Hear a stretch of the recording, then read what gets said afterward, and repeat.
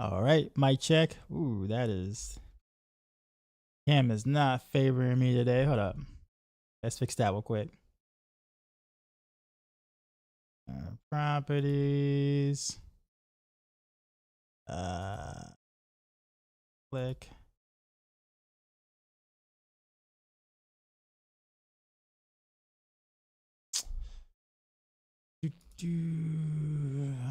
Off. 5. Then this thing here. That. Apply. Reactivate.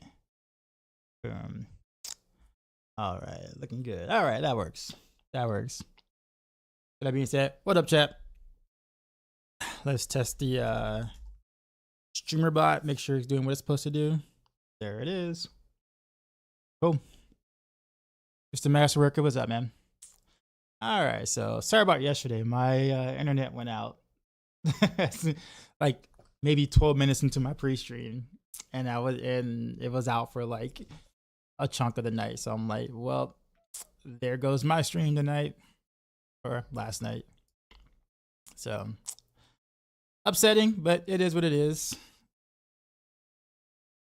We are going to continue to use Raina Arcs to farm for other rogue builds. I think the one I want to do first is Heartseeker. So I'm actively chasing parts for Heartseeker. I did say I was gonna do rapid fire next, but I seemingly have a lot of fans of Heartseeker, so I figured let's get that out next. Video guide and stuff. Seems like the Raina Arcs video guide is doing pretty well. It's actually a little concerned about putting it out there just because, you know, it's a whole different approach, you know, than the whole beast fall boosting, even though I explained all of it. But it seems to be received pretty well overall. We did a thing.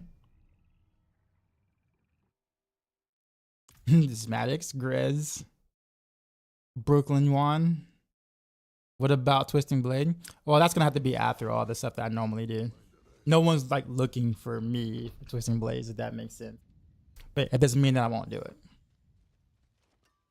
I do need to make a planner though. I did say I was gonna do that, so you're right about that.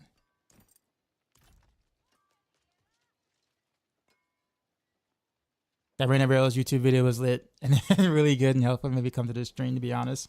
But thanks, man. I like I said, the concerning part about the way that I went, like, so the concerning part about Raina Arcs is that it's just overly complicated this season for like no reason almost.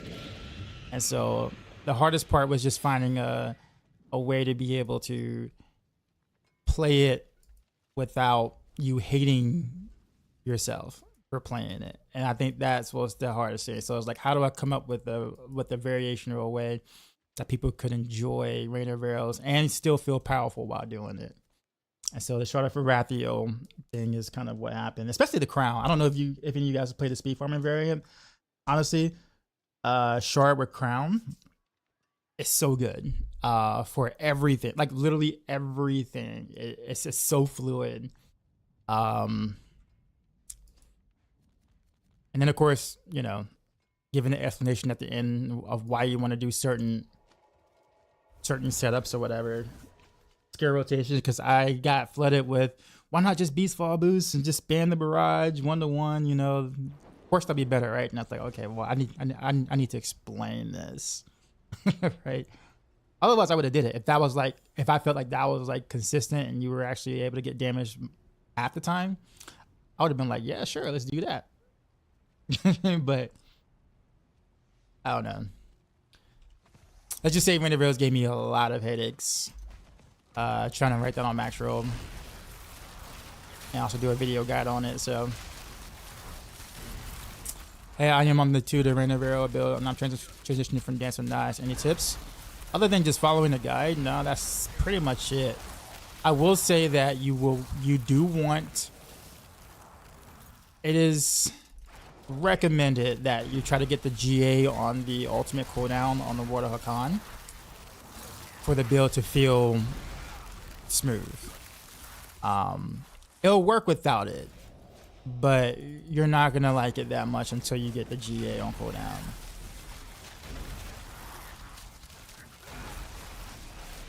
Rocking the speed build, average 4 minutes and one chance with it. Yeah, dude, it's so like yeah. So the thing I really like about the speed build part of it is that Crown works better on the pit bosses, like significantly better on the pit bosses. You don't get to a certain point where like you're like destroying the rift, right? Like you're destroying the run, and then you get to a pit boss with no ads, and since Kyle the Nameless does no damage on bosses with no ads, right? It just becomes annoying to fight like half of those bosses, whereas Crown doesn't care. Crown's like, bro, you're gonna get a 75% damage buff regardless of the pit boss you fight, and that's made farming really smooth for Raina Arcs.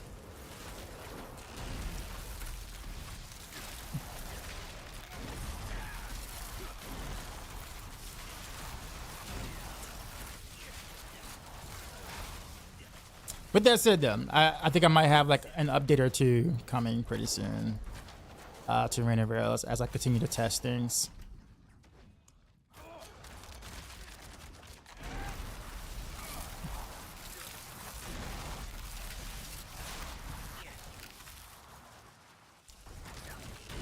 Would a triple GA Sky Hunter without crit GA be better than a 2 GA Sky Hunter with step and crit? Depends on the unique affix. How high is the unique damage on it? Generally speaking, I wouldn't use a Sky Hunter without GA crit. In terms of like if it's a GA, like the crit is like by far, I think in my opinion, the most important.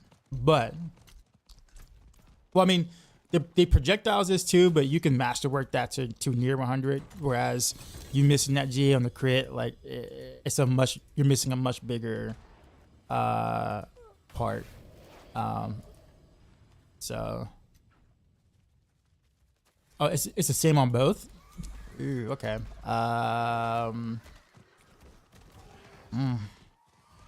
I'd probably still go with the crit, to be honest.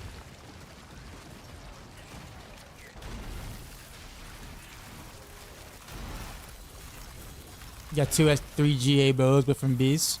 Which bows are there? Are they the Wind Force or Eagle Horn? Pisha.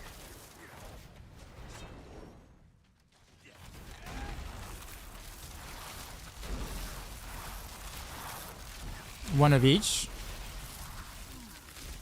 Are you looking to give away the Wind Force, maybe? Or actually, what does the Wind Force look like, if you don't mind me asking? I got to make a Barrage build pretty soon, so. And I want to do the close quarters combat variation. I think that's actually stronger than I think we realize, but someone's got to do it, so I guess might as well be me.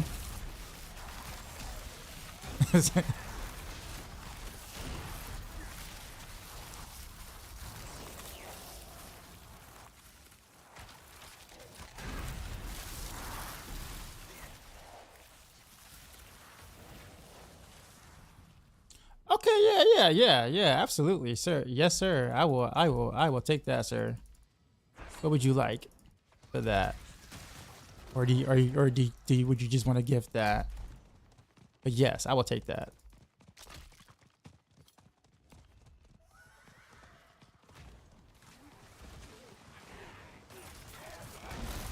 Carry your bar through horse. I don't know if I'm gonna be doing any horse yet anytime soon. I need to farm whatchamacallits. I will do horse, don't get me wrong, just not yet. Oh sweet. Alright, Peachy.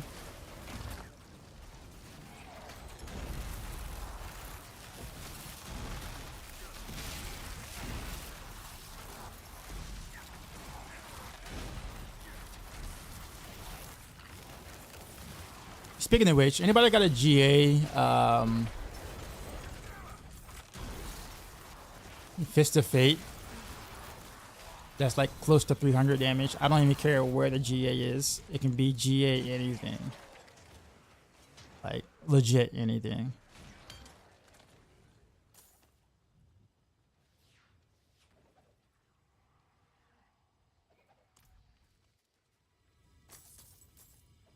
You have a 290 think it's attack speed. Are you willing to give that up? I mean, I'll give you a little coinage for it.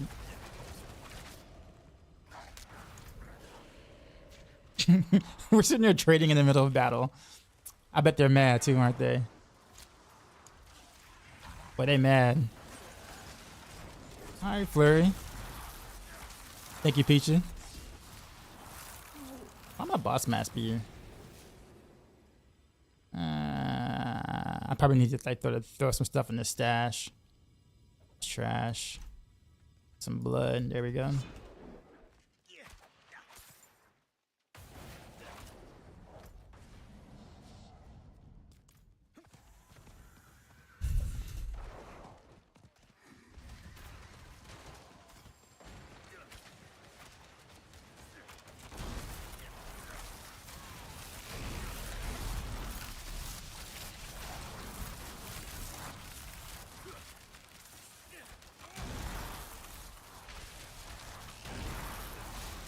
Let's go have to get this glyph to 45 for now, and then do, okay. Yeah, cool. Well then, you know, later on we can do that. Let's do rings. I need some rings.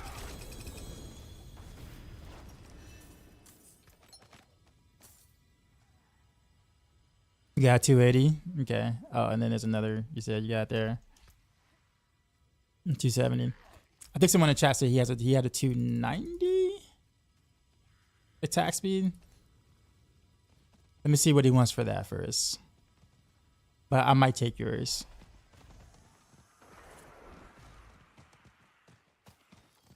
Yeah. Wait, this is a unique over here? I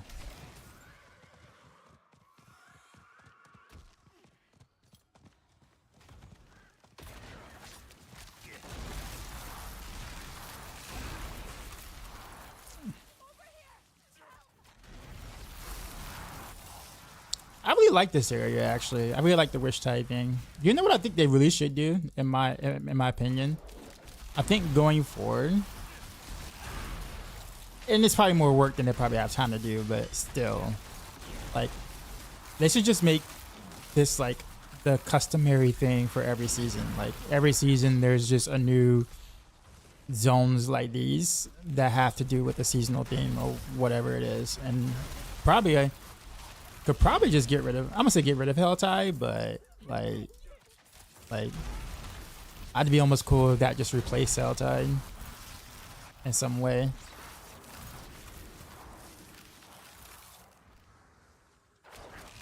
I don't know.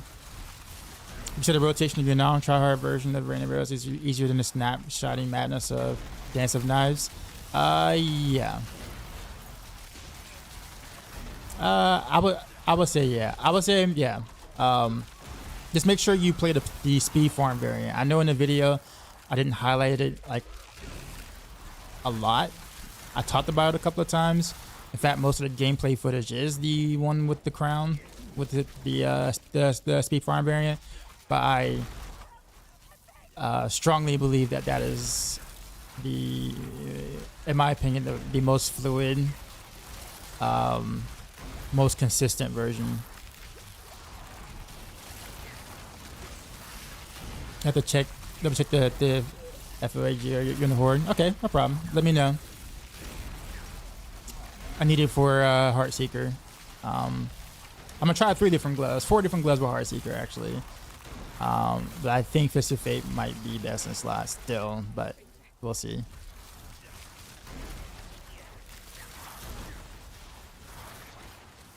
But the GA doesn't matter on it at the end of the day. But the type of GA that just doesn't matter.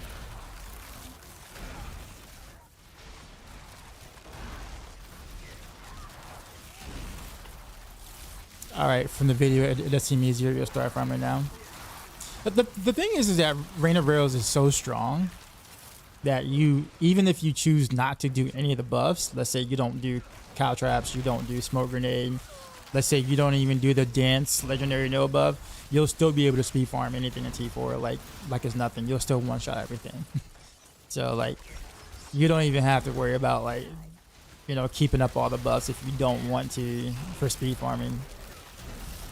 Whereas with Dance of Knives, you kind of have to snapshot at least a few things.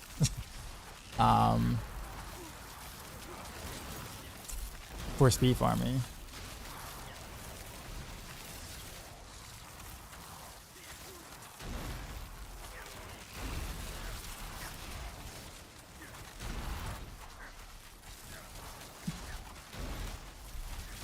It's 2025 and I'm still lagging when you join me.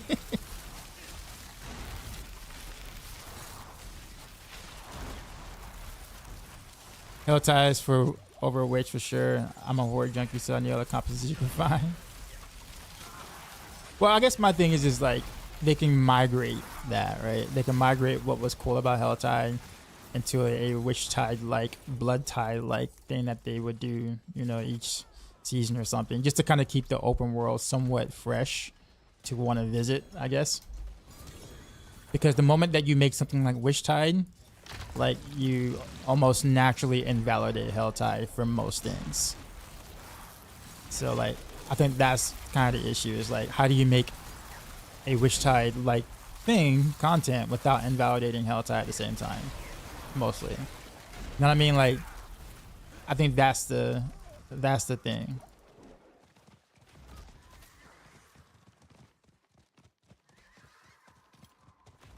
You have any idea why they retired the Profane Mind Cage? Nope.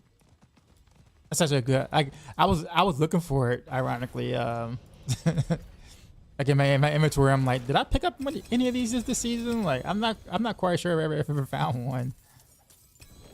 But I was looking. Yeah, I don't know what they did. What they did with it and why. In my opinion, I think that should have stayed, but.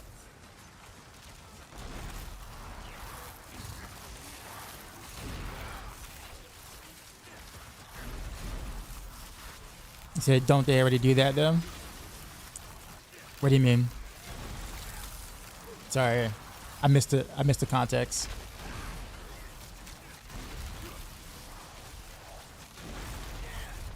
This one got GA accept the passive bonus from the World of Con. The game is telling you to switch to Raina Rails. World of Con is like, the one thing I will say that I really like about Raina Rails is the fact that you don't have to worry about trying to find a very good amulet. Like World of Con is way easier to find a good version of than like a regular legendary amulet, like with the right passives. It's like infinitely easier.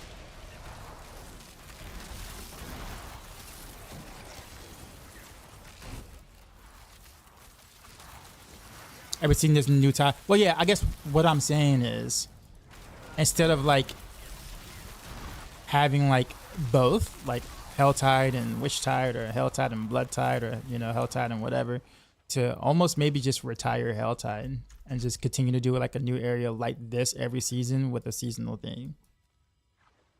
Cause like, and then maybe like migrate some of the things that are good about Helltide into whatever the seasonal tide is, I guess.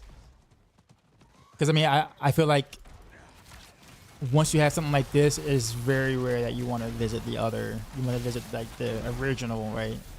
Which is, you know, Helltide. I remember when I played Blood Tide in season 2, I never did Helltide. I was reading your guide, just curious, how does Heartseeker deal AoE without victimize? So Heartseeker in that build, close quarters combat, hits 4 things at a time. So it hits 4 enemies at a time. But you also have Shadow Clone that does the same thing. So every time you shoot, so one shot is 8 hits, meaning that you can hit 8 different targets one shot. And you're attacking really, really fast. Like if you hit the 11 frame breakpoint, you're attacking 5 times a second. So you're clearing really easily.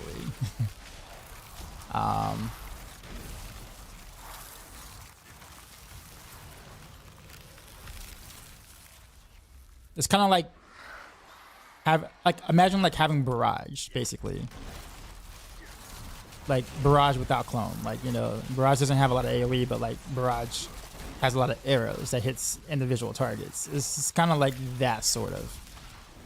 What causes it to hit 4? Well, for one, the fundamental passive. It ricochets to an additional target. That's 2 hits. Then you also have the double, the chance to for marksman, or sorry, chance for Heartseeker to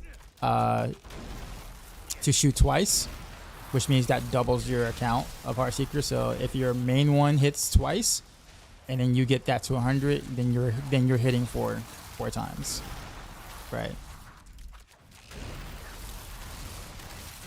I'm gonna be doing that pretty soon, so you'll see. It may or may not be tonight, just depending on how fast I get the stuff.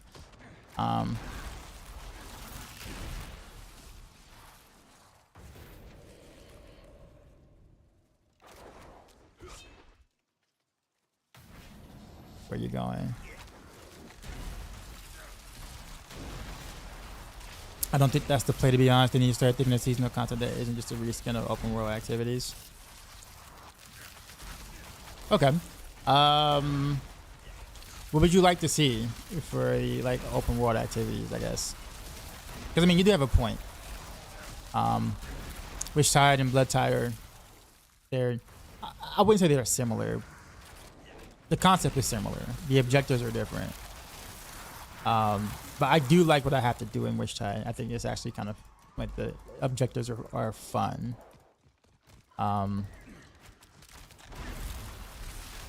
But what would you like to see?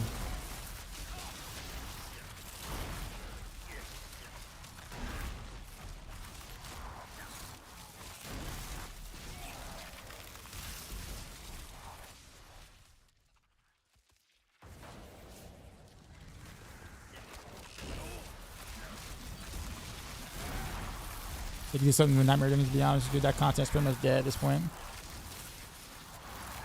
Well, I mean, for altars, they're still pretty good for this season, right? Because they'll be gone next season. But for masterworking materials, they're still best in slot, or best content for it. But in terms of like, you know, things to do in Nightmare Dungeons, I agree with you on that.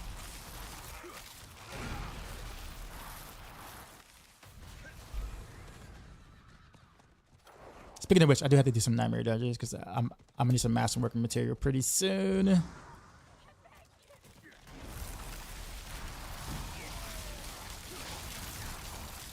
But Dawn Tracker, whenever you're out of the Horde, let me know.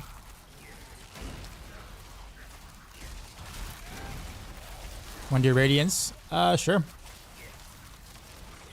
What is Radiance again? Is that masterworking mass, or is that boss materials?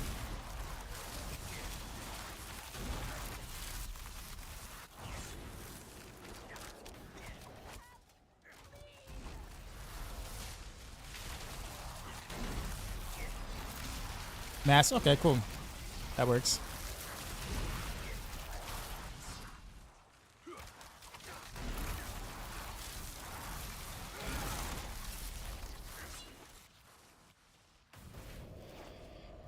But yeah, I am semi-excited about putting together Heartseeker though. It was a lot of fun on PTR when I had like really crappy gear. Like, it was pretty awful gear.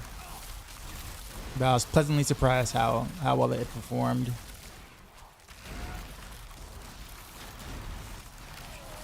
Didn't have any of the good like witch powers for it either.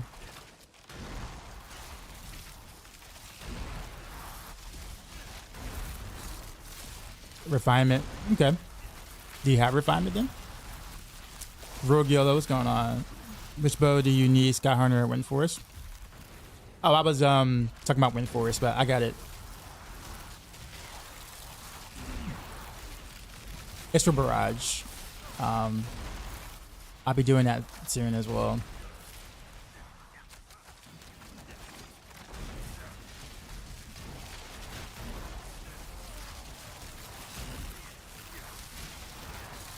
Just gotta farm new range and dagger for those new tempers.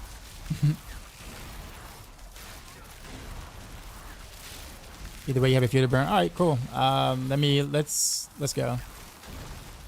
Oh wait, there's a whatchamacallit spawning. Let me see. This dude has a head real quick.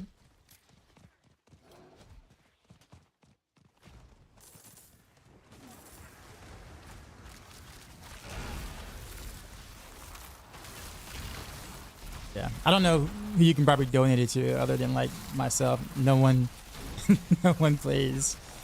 I don't think I see anyone really playing Barrage for one. At least, and if they are, they're not playing like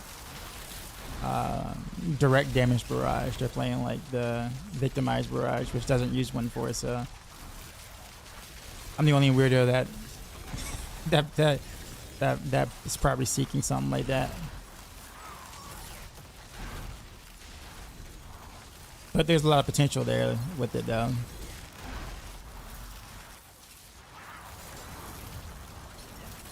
Okay, I don't think he dropped a head. Did he drop a head, or did he have a head? I don't know. I know there's a new concurrent. All right.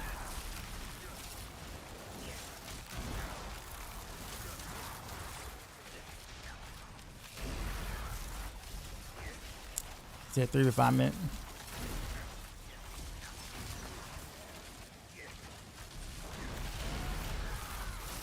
Mr. Master Worker, yeah, that's fine. You can. Malvin Fresh, what's going on? How am I doing today? Much better than yesterday. I got my internet pooped out like 12 minutes into my pre-stream, and I was like, oh, you gotta be kidding me. Apparently they were doing maintenance for like 5 hours. I'm like, great time to be doing maintenance. That's my ISP for you, man.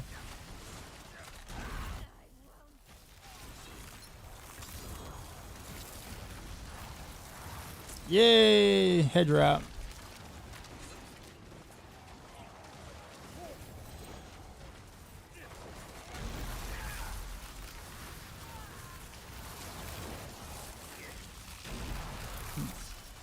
You got head too? Nice.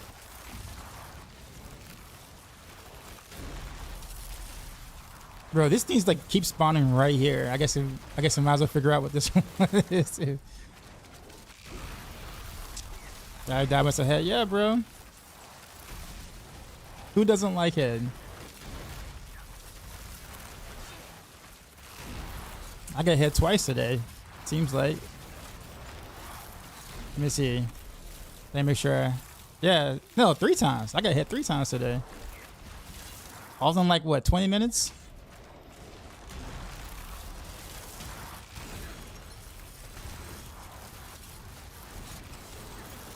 I mean, if you want, if you want to learn how to do it, you know, let me know. I can teach you.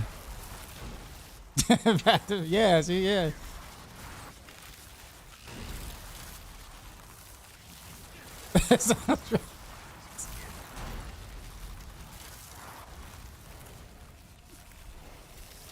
I mean, they all came on to me, man.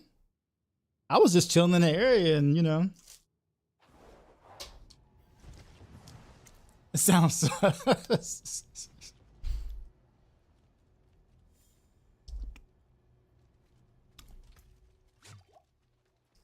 see.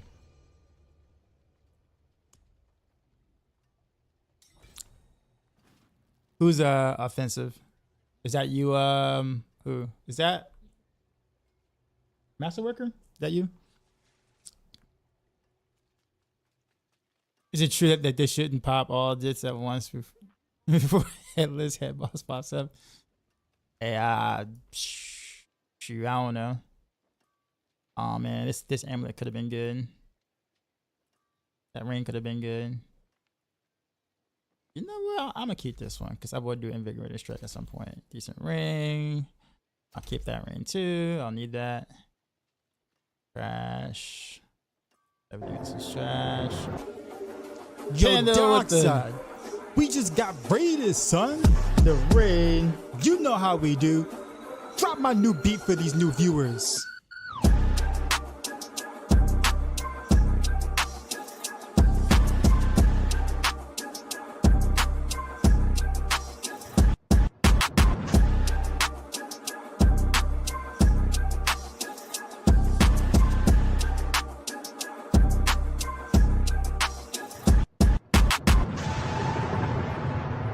Sheezy, out.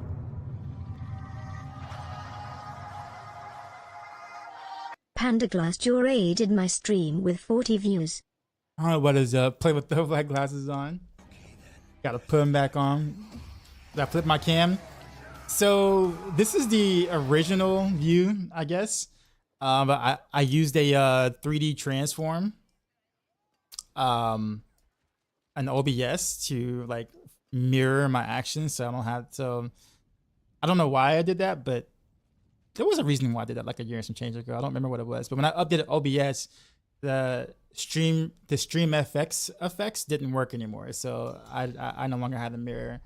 But I'm so used to doing the dance the way that I do it that it's kind of hard to invert it now to make it match. That's easy now, so yeah. So I gotta practice doing it backwards. Yeah. Stupid OBS update.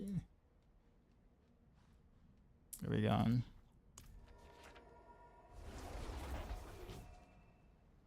So is this Styra? Thank you for the guys having a lot of fun, Raina Arcs. Nice. Love to hear that. I think I was telling my stream chat earlier when I was first making that guide on Maxroll, I was like scared to death because I was just like, how am I gonna make this fun? Because it's so convoluted, man. Fun and consistent. I think that's the two things I was looking for.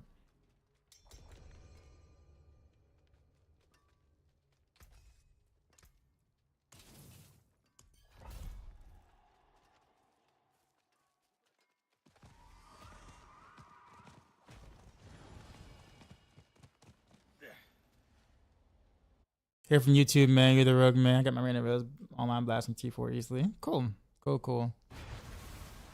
Like I said, man, I love to hear that. That was, like I said, I think Raina Arcs was like the hardest build I had to ever like put together for the masses, I guess, and make it make sense, and also make people want to actually play it. I remember being in the Maxroll meeting with the others, and I was like trying to discuss with Woody Joe, Mippy, and DZ, and I was just like, I'm not quite sure which route I should go with this, because yeah, I spent a lot of time like thinking about it and like how do I make up the damage bonus, or how do I make up missing a sword, right? I think that was kind of the biggest thing for me. Is like, wow, you put the Shard of Arathio, that means you're missing like all the sword benefits or whatever. So it's like, how do I make up that? Impetus is a really good one because that's like 30% like damage right there. And also you don't have to run beast swap boost, so you gain an aspect on your boots back. So I'm like, okay, this can work. And then when I threw in the Crown of Lucian for speed farming, I was like, yo, this is it. This is it. Like 3-to-1 ratio. Pit bosses are no longer like, annoying because you don't have to worry about like your helmet doing no damage on a pit boss with no ads while you're speed farming. I was like, yo, this is it. This is it. This feels good. This feels good. But convincing the masses that this works well was like the challenge, right? I was like, how do I make sure people understand that, yeah, it seems like a weird option, but it works. It works, so.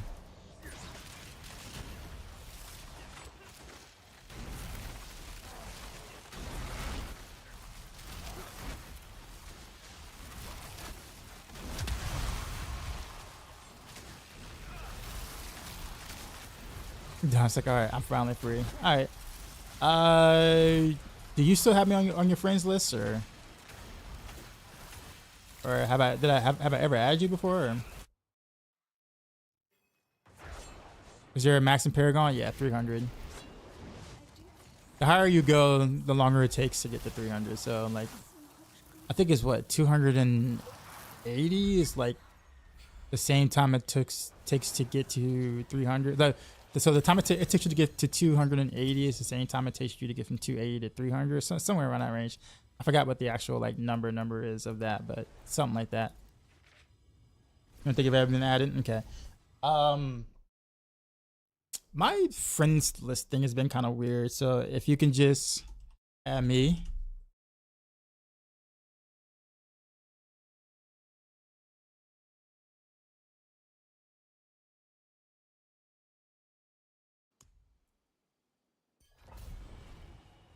Yeah, it's a grind, and the thing is that like, I think it's in theory it's an okay grind. Like it does make you, it incentivizes you to want to play longer because you want to get the 300 Paragon. But the problem is that Paragons kind of suck right now.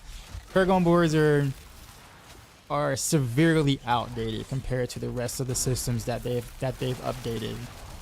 And so like once you get to a certain Paragon and you have everything you actually need for a build, everything else is just fluff. Like you're just going back to like main stat again. It's kind of what you're filling up at that point. So it's like, sure, grinding 300 is one thing. It's like, hey, that's neat, I guess, but why when it doesn't affect my build at all for the next 60 Paragons? You know, it's just like, so cool. All right, thanks Don. You know what I mean? So like, I think the concept is there, you know, sure, but you got to make it a little more interesting in terms of what you can unlock on your character, you know, by having more Paragon, or you know, something more, you know, I don't know.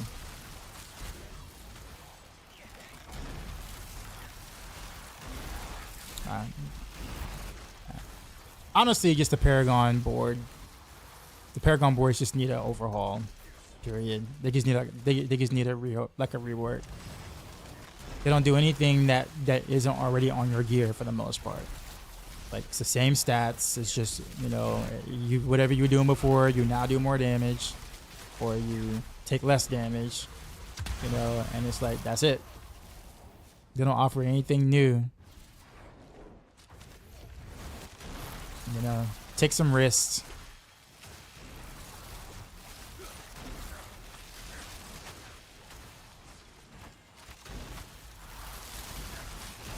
In fact, what they could do, honestly, here's an idea, here's a thought, and maybe it's just me, but what they could do is scale back all this freaking power creep that kind of makes us invalidate T4 so easily or whatever, and then give it back to us via Paragon in a sense.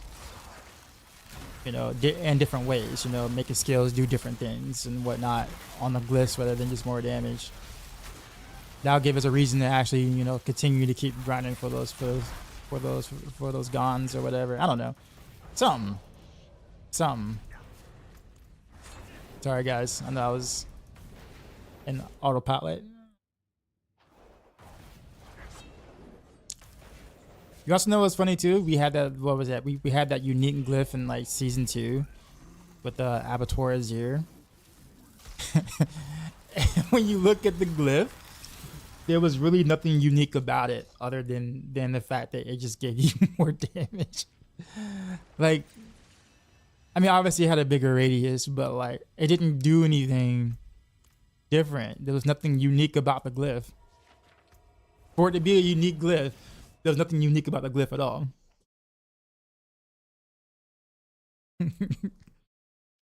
What am I running in Undercity?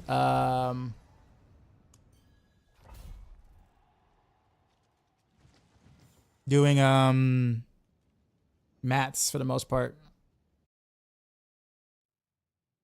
Not mat. Sorry. Masterworker mats, not boss mats.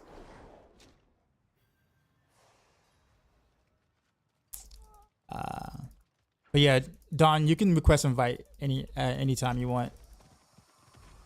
While I'm doing this. What happened last night? My ISP decided to, you know, not want to work.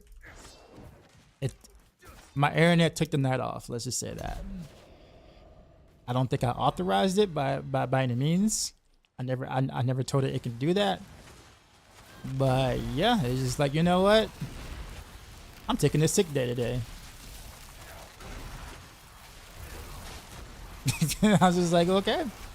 And it happened like 12 minutes during, like, into my pre-stream. It was just like, really? You couldn't have at least taken your sick day before I started my pre-stream? Like, so it didn't look like I just abandoned everybody. But it took a 5-hour nap apparently, so. Oh, my fault. I'm an idiot. There we go. I forgot to.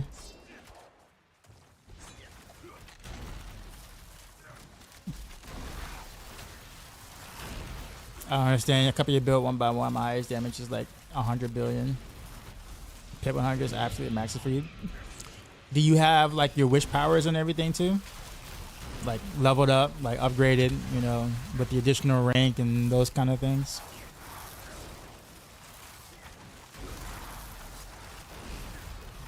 Yeah, you could totally go above 100 easily. Most people I know, including myself, were farming 110s with it. I was doing 110s with the gear you saw in the video, which was kind of mediocre. I was like only 8 out of 12 masterworked on most places. I wasn't even res cap, even with the Yin's boots or whatever. Like I was pretty bare bones.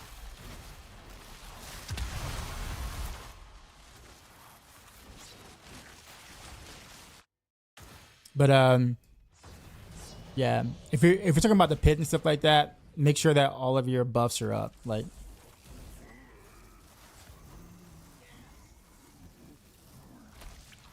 it's not in the same build you put together for Raina Arcs season. I'm sure of it. It is Saint them after all.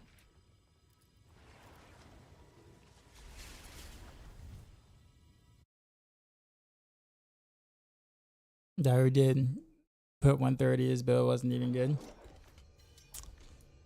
Yeah, I mean 130 isn't really that high for Raina Arcs.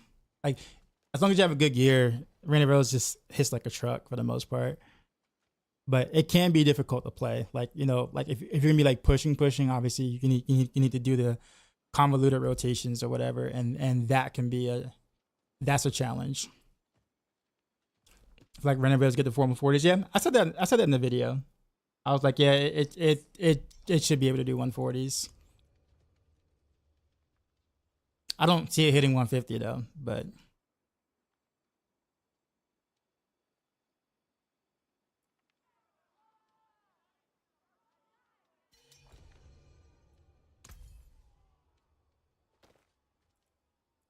like it would have gotten 150 had it not been for like the ultimate aspect nerfs and the little bit of nerf to the rank 5 Raina Arcs or whatever.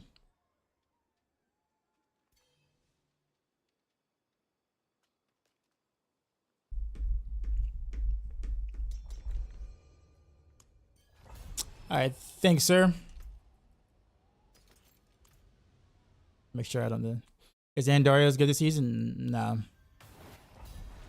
Nope. Andariel's is pretty much dead. They killed it with the ICD for the most part, amongst some other things too, but it's mainly the ICD.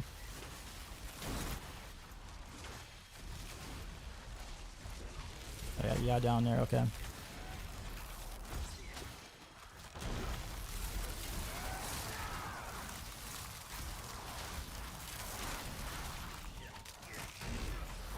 So sad. You said your favorites are Andor. Yeah. Honestly, the thing too, not only that, but I mean, technically speaking, victimize is literally it's literally the exact same thing as Andariel's, just without the poison tick. It's just like victimize is just a direct damage Andariel's. So like when you think about it now with the way that it is, why go Andariel's when you just can go victimize, I guess. At the end of the day, since it's built practically the same thing, the exact same way. But yeah, I didn't like what they did with the changes to Andariel. I'm sorry, not Andariel, but Well, that too, but I don't like the changes they did to victimize in general when they decided to make it purely proc based.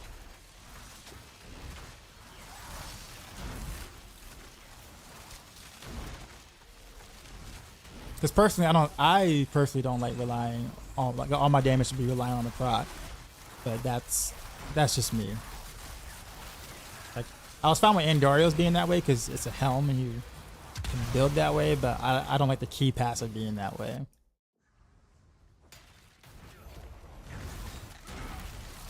What's the usage of the fourth skill now in this build? What's my fourth skill? Can you?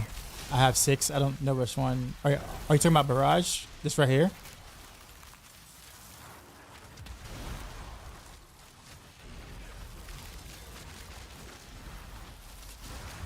This right here? The number 4?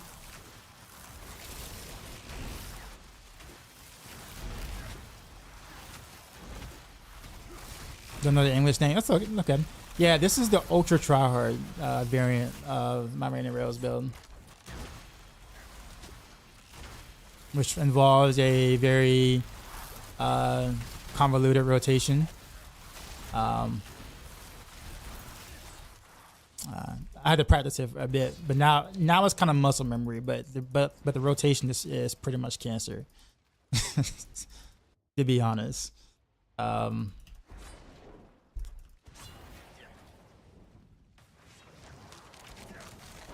I don't recommend this for like most people. Like, it's just really not worth for, well, all content outside of like maybe your extreme pushes, which 99.99999% of players will not do. So, is it a combination with consume all energy? In a sense, yeah. Consume energy as well as grant a stack of precision at the same time, but you have to use it right after Raina Rails and not before to get the most benefit of it. So it's basically like after you cast Raina Rails, you got Barrage once, then Heartseeker twice, then Dark Shroud to proc Dance, or whatever you want to use, Concealment, whatever, Smoke Grenade, whatever. And then Raina Rails, rinse and repeat every single time. Why do I keep going back to town like this instead of just leaving the whatchamacallit?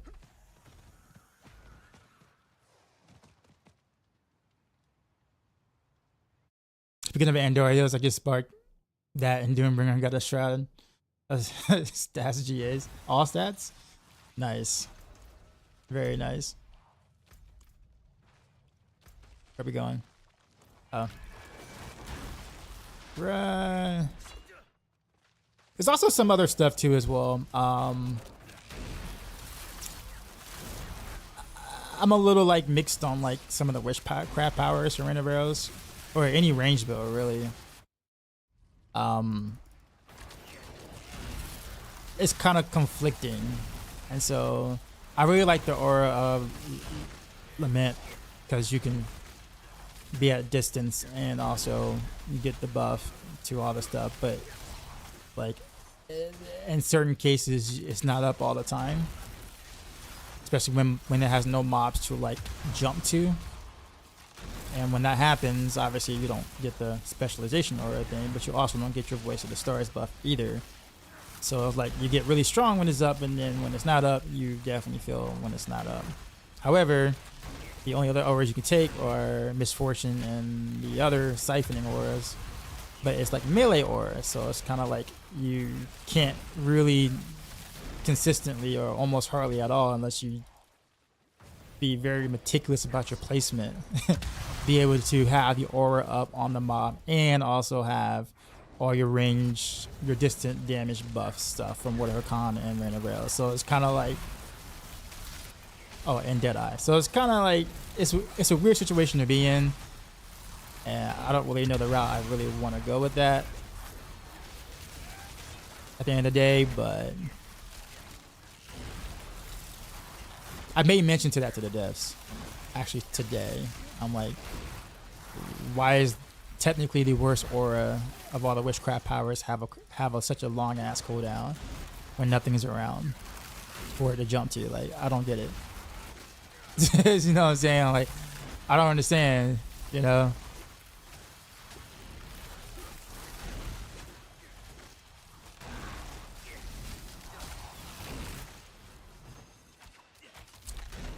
Did you hate season 6? Because you seem much happier than you were back then. I didn't like the season theme. Sorry guys, I know I'm killing stuff. Here we go. Rare. I for the most part, I was pretty okay with the expansion, but I hated the season theme.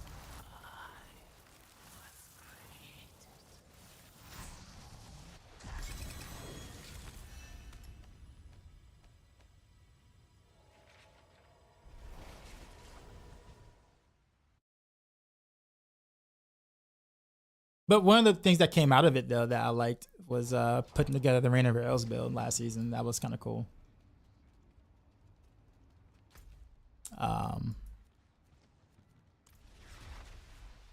Spiritborn destroyed it, yeah. Now it's Necro's turn, right? Apparently. I wonder what their stance is going to be on that.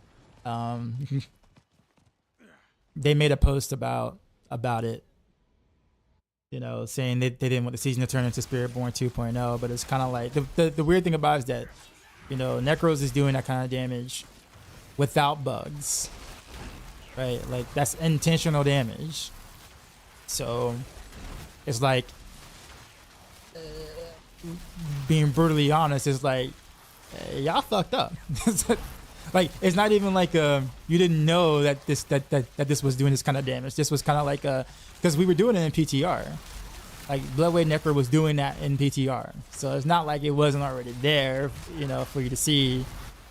It's just nothing was. I guess no one, you know, y'all didn't get around to do anything about it, and was like, you know what, we'll leave it as it is, and. You know what I'm saying? Like this isn't like oh crap, we didn't foresee this bug being in the game, which is understandable. Bugs happen, I guess, right? But when the damage is intentional, and it was shown in the PTR as intentional, it makes it hard to be like, man, like bro, like what y'all doing, man? Come on, like, who's the Necro guy on the team? You know, like, you know, what's he doing? Did he not play Bloodwave? You know, when he saw other people playing Bloodwave, or I don't know, just like, so like, I don't know, it just that just feels awkward and awful at the same time. Like, it's like, y'all let this pass. I have a hard time believing y'all didn't know, because it was all over the internet on PTR. Y'all knew. In fact, y'all knew how strong Raina Arcs was, which is why y'all actually nerfed it a little bit.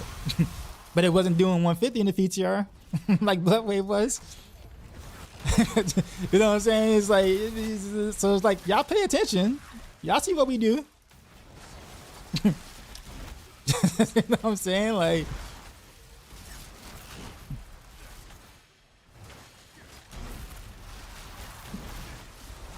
I said Mr. Greater Aura with crap because I never counted in shrines. As you sound like it. That's fair. And I said Mr. Strata Floss Death. I don't know how much of the difference it makes. Strata Floss Death is definitely a powerful item. So yeah. Yeah. If everything else is just road, it could just be a rotation. Like, if you're looking for like the big numbers, obviously you're gonna have to sit there and like proc your dance. Legendary node, you're gonna have to, you know, cow trap, smoke grenade the area right before Raina Arcs hits. So you have to make sure all that is happening at the exact right times if you want to see those big numbers. So far, I think the highest number I've hit so far with my slightly better than mediocre gear at the moment is like 1.9 trillion. So.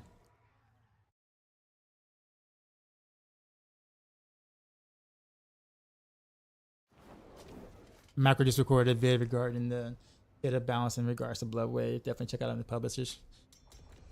Yeah. So the thing is that we actually talked about it amongst each other in the Discord. There's been heavy talks about it. Macro seems to be very initially kind of emotional about like not messing with it, right? Because it was really, and like intentional, it's not bugged and stuff like that. So that was like 4 days ago, roughly 3 or 4 days ago. So I don't know if his opinion has changed since then, but I will totally check out that video.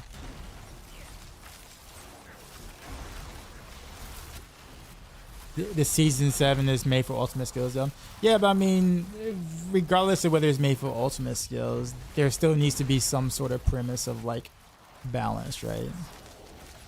Why does one ultimate skill get to be way better than everybody else's ultimate skill? Etc.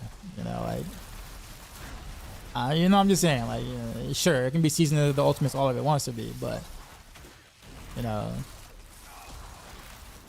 kind of, but like I don't think people realize like how big of a power difference it is between like a build that can do a 150 per se and the build that can do like a 130. Like it's 20 tiers, doesn't sound like a lot, but the amount of damage you have to do to go from 130 to 150 is insane, right?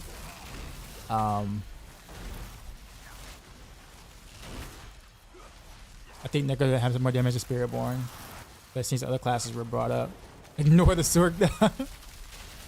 Yeah, but I mean, Necro is the strongest class right now. Yeah, so yeah, it's definitely stronger than Spiritborn, which is why I thought it was kind of really weird. Right. That the devs in the live stream said that if they feel like Spiritborn is still the strongest class, and we're just like everybody in Maxroll is just kind of like. Is it? Is it though? Like, I don't know. We don't know about that unless there's something y'all know that we don't know. But testing in the PTR, that was not the case. That was not the case. I said Spiritborn wasn't doing all right. I'm just saying like them saying Spiritborn is the strongest class going into season 7. Yeah, no. What's the best time to switch to this build? When you have the 3 unique pieces necessary. I have it all listed out in my guide if you want to check it out. ! Build. Is the build you're running right now reflected in the Maxroll build variants? Yep. It is the Ultra Tryhard. I always play Ultra Tryhard no matter what. I just don't always post the Ultra Tryhard variant, but in this case scenario, it makes sense to do so because there's many different ways to really approach Rain of Arrows. So most of them kind of just leads to similar results. Most, but yeah.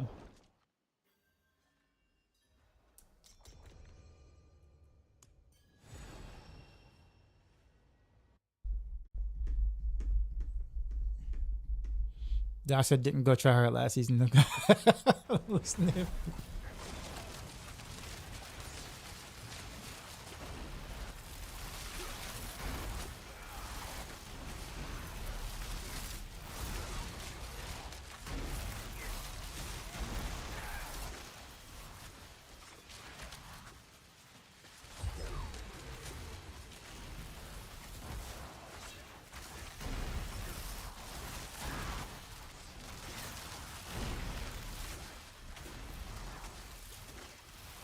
In Druid Science class or Necro? Well, Druid was doing some things because it had a huge bug related to his Cataclysm build. Without that bug, Necro is strongest. So.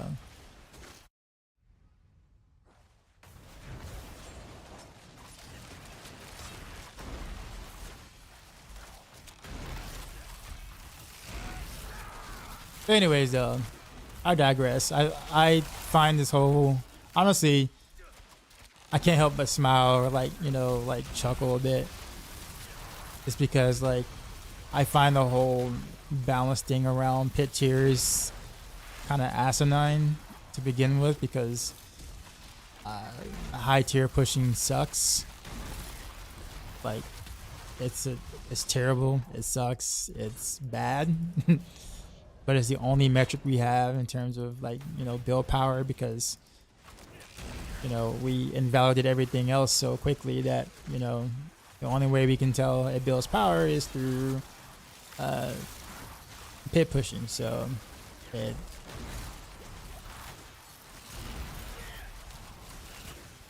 it just is. Looks like you smoke Ray from Barrage. Have you seen my guide 7 out? My Maxroll guide and or my video guide? Because I okay, so if you've seen the guide, then you have seen this. Then if you look at the ultra tryhard, smoke grenade is not in there. So if you watch the video, same ordeal. Now I am using a different aura for the witch power, but that's me testing out stuff via the stream title. But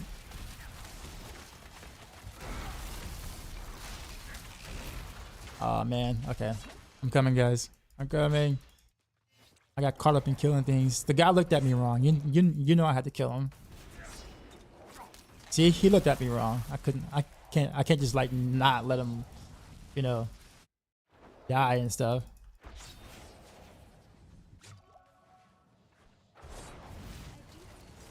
It only sucks if you're not on the meta character though, right?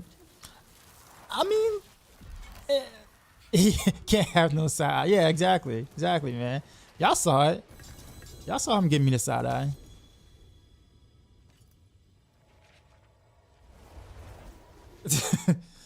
Nah, man, you're good. But so here's my thought, and I say this quite often for those who've been around my stream before. So y'all, those who are here all the time, y'all know what I'm getting ready to say. But honestly, like, since there is no realistic competition in this game, there is no leaderboards. There is no, there's action RPGs are designed or by design meant to be a mostly casual affair. The idea that like one class is doing 150s, another class is doing 140s or whatever, or even just between builds, like I just don't care. I think I want balance, don't get me wrong, yes, but I think at the end of the day, you know, if you're not going to sit there and spend your entire weekend fishing for Spirit Caller to say, yay, I did it, right? Then like most builds are viable in the game, right? Most builds destroy T4. Most builds can level up their glyphs just fine. Anything B tier plus can sit there and get you everything you need to do in the game, right? So until there's an actual realistic competitive thing in this game, I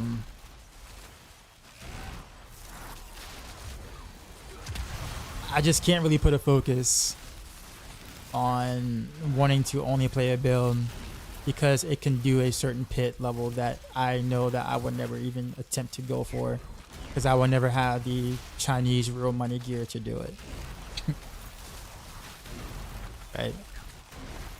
So often do I get, you know, which build should I play, right?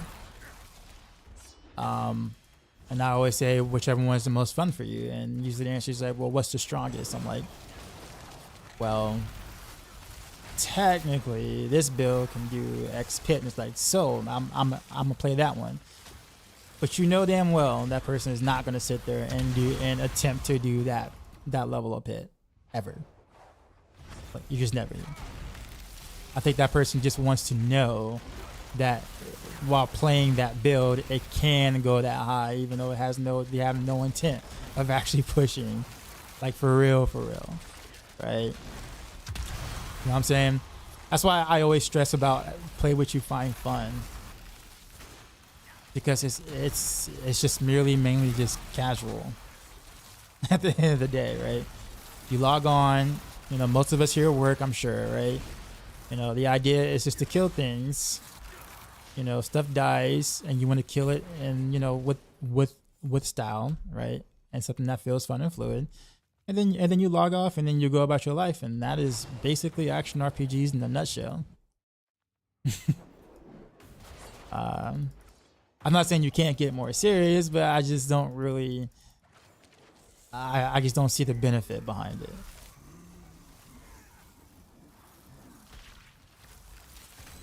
You know what I'm saying? So while Blood Wave, so I say this to say this, right?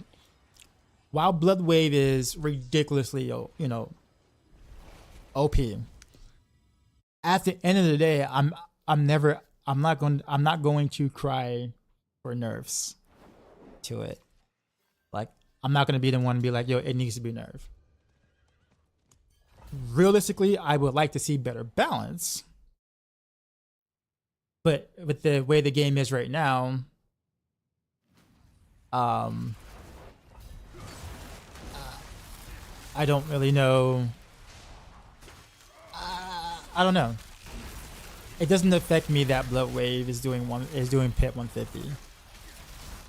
Right? Like, I'm on road. My Raina Rails build, or whatever builds I play this season, which would be like 7 different road builds. My build doesn't all of a sudden no longer fun to play because Blood Wave is doing a thing. Right? Like, I just bought me a new Mazda, right? Like 3 months ago. I got me a 24 Mazda 3. Preferred, all black. It's kind of sweet, right? But if my friend pulls up in a jet, I'm not mad. Right? I'm happy for him. He has his jet. And it's way faster than my Mazda 3. But I'm not going to be like, oh man, my Mazda 3 is no longer fun because he has a jet. Right? Like, I mean, would I like a jet? Well, yeah, sure. I'm not going to say no to a jet. I mean, someone gives me a jet, hell yeah, I'll take a jet. But I'm really not about to sit there and be like, you know, complain to like the government or people, or write a big Reddit blog post about why it's unfair that with my teacher salary I can only afford a Mazda 3 while my friend who's a billionaire is riding around in a jet. Like, I'm not about to do that. I'm just not. Like, I chose the career I did, right? I understand, you know, what my financial limits are, right? And within my means, I got me a Mazda 3 and I'm having a blast. So for those who like are getting what I'm saying, like, you see what I'm saying? I feel like you can have fun with the game as long as you don't put forth so much emphasis about what other people are doing, or even what other classes are doing per se. Now, it's different if you can't do the thing. Like, if your class cannot level glyphs, or your class cannot do T4, your class cannot do Wish Tide, then we got a problem. At that point, that's a problem because you cannot access important content in the game with your class. That is a problem, right? That's a major problem, right? That's like saying, you know, again, you know, I got my Mazda 3 and it can't, you know, I can't run errands, you know, I can't drive on the highway with my Mazda. Then that's a problem, right? Then my friend with this jet who's flying over the earth, right? Then I'd be a little upset because I'm just trying to drive on the highway and I can't even do the basic necessities, right? That's a problem. Right? But I mean, but at the moment with I think Sork is pretty much the one I think that can probably really have the right to really complain, because some builds struggle to level glyphs this season. I think they have the most right to complain. But outside of that, man, in my opinion, just pick a class, pick some builds you find fun to play, you know, and let it be that way. Can't even go down the highway, this asshole blow you off the road. You know what I'm saying? I guess that's just my thought. That's why, like, when I play the game, you know, you never see me worry about what the other classes are doing. You never see me watching or, like, you know, wondering what pit clear this particular class build is doing. Like, it has zero effect on me. Because I guarantee you, whether Bloodwave did a 150 or it did a 130, I guarantee you what I'm doing right now does not change. Am I still doing the very thing you see me doing right now? Yes. Hell, if Bloodwave did somehow unlock pit 300 and cleared it, does it change my gameplay on Rain of Arrows? No, not one bit. Is it ludicrous? Yes. Should it get looked at? Oh, absolutely, at some point. Am I mad about it? Nah.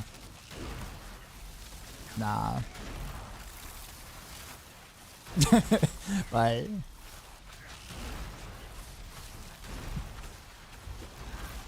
you didn't go with the Honda Civic reference this time. I know, right?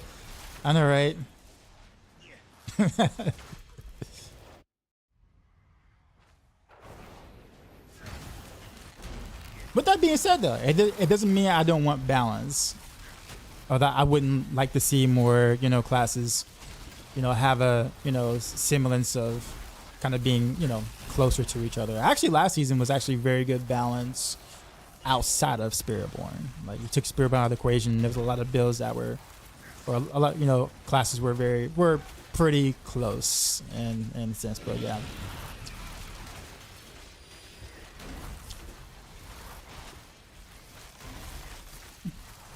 Exactly, people out here acting like their life choices is what make them where they are.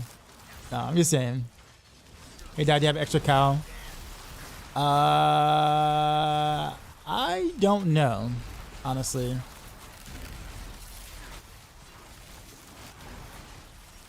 I can check my stash for you. Can't put rims in the jet though. Are you sure? Are you sure we can't put rims in the jet? It's got that one landing, like that one landing thing, right? Yeah, the wheel. You could totally put rims on that. Put some spinners on that, man. What you talking about? You can totally put rims on that. What you talking about?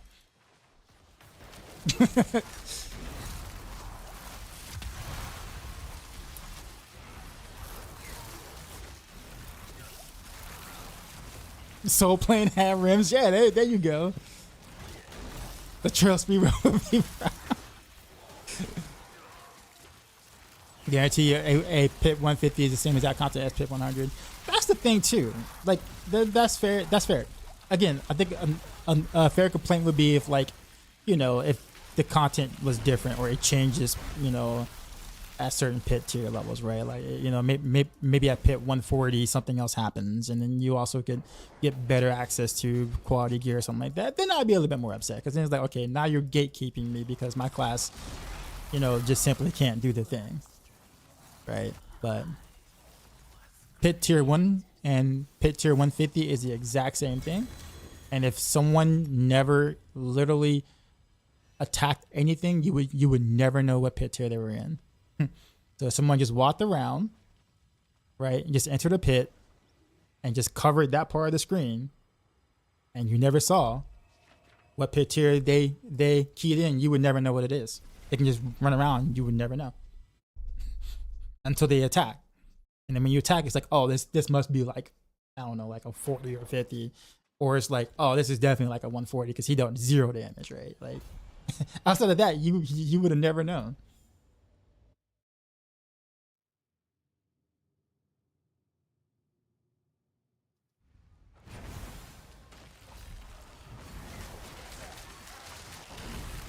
You gotta make a rod builder, fix it now. This could have been OP, best chest broken, real.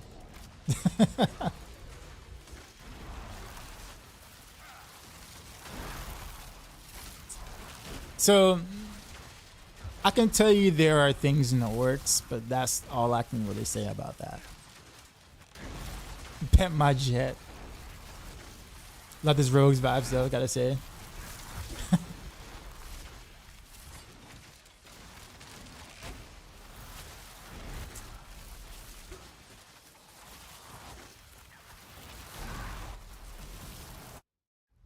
Someone mentioned something about PoE 2 earlier. Yeah. How am I having fun with this now after I'm playing PoE 2? I'm like, yeah. I'm enjoying the season for what it is. I'm gonna be honest with you, like probably in about 2 weeks after I play all the builds I want. Well, 2.5, 3 weeks maybe, because I got a lot of builds that I really want to play. So after I build all of them, make videos on most of them, I guess, maybe. Pretty much that's gonna be it for me.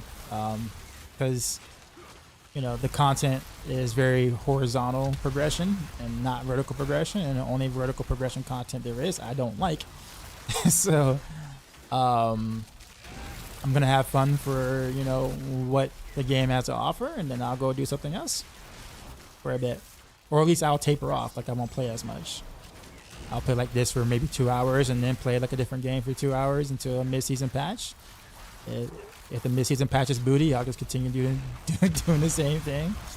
And then when Monster Hunter Wilds come out, I'll just blast that, And then when PoE 2 gets some updates that changes like the classes I like and stuff like that, or even add an additional class or whatever, I'll play that, right? But I enjoy both games for what they are. They're incredibly different from each other, and that makes me want to play both of them. Because it's like I blast one for a while and it's like, all right, I think I had enough, right? And then new content for other game comes out, then it's like, okay, cool, now this feels fresh because they're so different.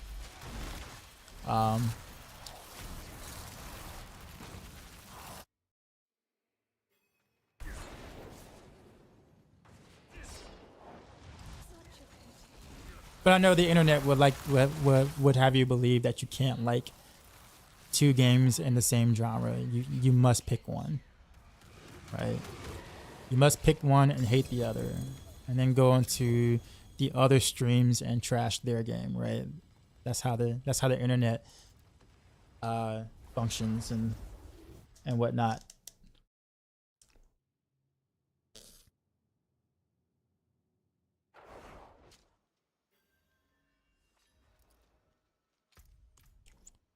Dang, Peacha, how many of these you got?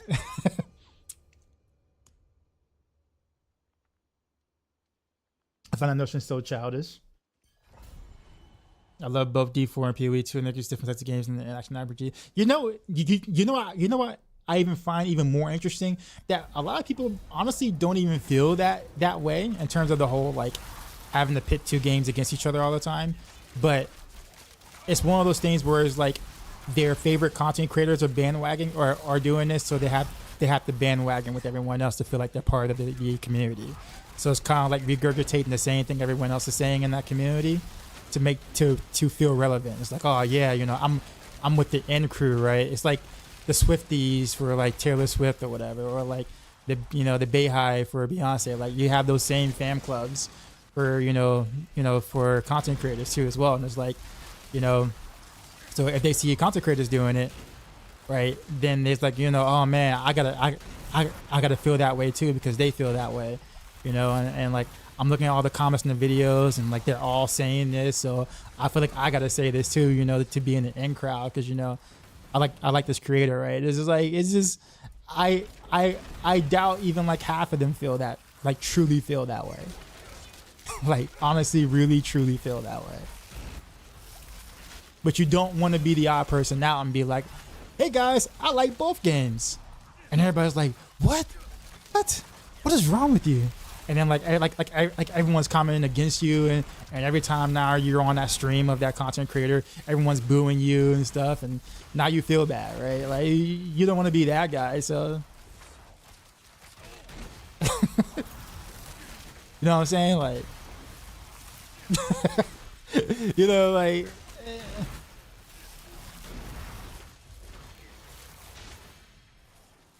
so I mean, but that's what it is. That's the reality. You know what I'm saying?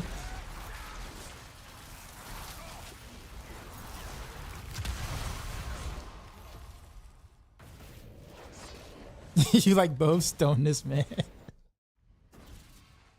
Either that or they never tried one and refused to because what everyone else says on the internet. That's also another true thing.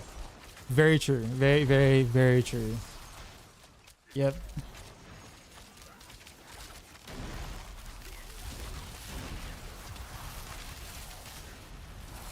Can you explain what you mean by vertical and horizontal progression? Yeah, sure. So, in most MMOs as well as action RPGs, and I guess you can kind of relate it to fighting games too, but it doesn't really apply really to fighting games like that most of the time. But horizontal progression is basically like in Diablo 4 is basically farming. You know, being able to, you know, do a particular content that allows you to quickly be able to obtain the things that you want, that you can rinse and repeat over and over, right? So it's not really meant to be challenging per se, but it's meant to be like basically fodder. Enemies just getting thrown at you, you kill them, you know, everything blows up and like, you know, blood everywhere, you know, that kind of stuff. Like you do that a lot to be able to get the gear, to get stuff, to get your character stronger, like that. That's horizontal progression because you're getting better gear and stuff like that, but the content you're playing isn't getting harder. You're just using that content to get stuff. Vertical progression is when you have something to strive for in terms of difficulty or in terms of like longevity with the gear that you already have, right? So once you get the gear, what do you do, right? That is what I would consider vertical progression in this game. So in this game, you farm and you try to get your gear. Well, what do you do after you do that? Well, there's pit, right? Like the higher level pits, and that's it. Because all the other content is technically just farming. Because nothing scales. There's nothing to scale. Like for instance, like Path of Exile does a really good job of vertical progression. Because most of a good chunk of their content scales. No matter what you do, they're scaling. There's a tree, there's a passive tree, you know, to, you know, make things a little harder or more difficult and stuff like that. There's always something more vertical, like, you know, to like achieve in a sense, right? Whereas Diablo 4 and even Diablo 3, in a sense, you know, you only got one thing. And in this game, that one thing is barely even done by like not even 1% of the community, right? So, however, I will say this, like technically speaking, T1 to T4 difficulty is supposed to be vertical progression, and technically it is, right? But if you play the game a lot and you know what you're doing, you go through that vertical progression so quickly that you're practically done with that vertical progression in like a day or two, maybe 3, just depending, you know, whether you chose to kind of like, you know, take it easy or whatnot. But like, so, but here's the thing with that too, humans, is that while we, what up, what?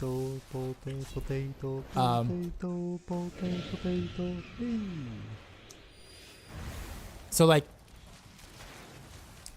the thing is that we always, like, when we're in streams and, you know, content creators, videos, or communities, you know, that of, you know, people who do give, you know, builds and guides and stuff,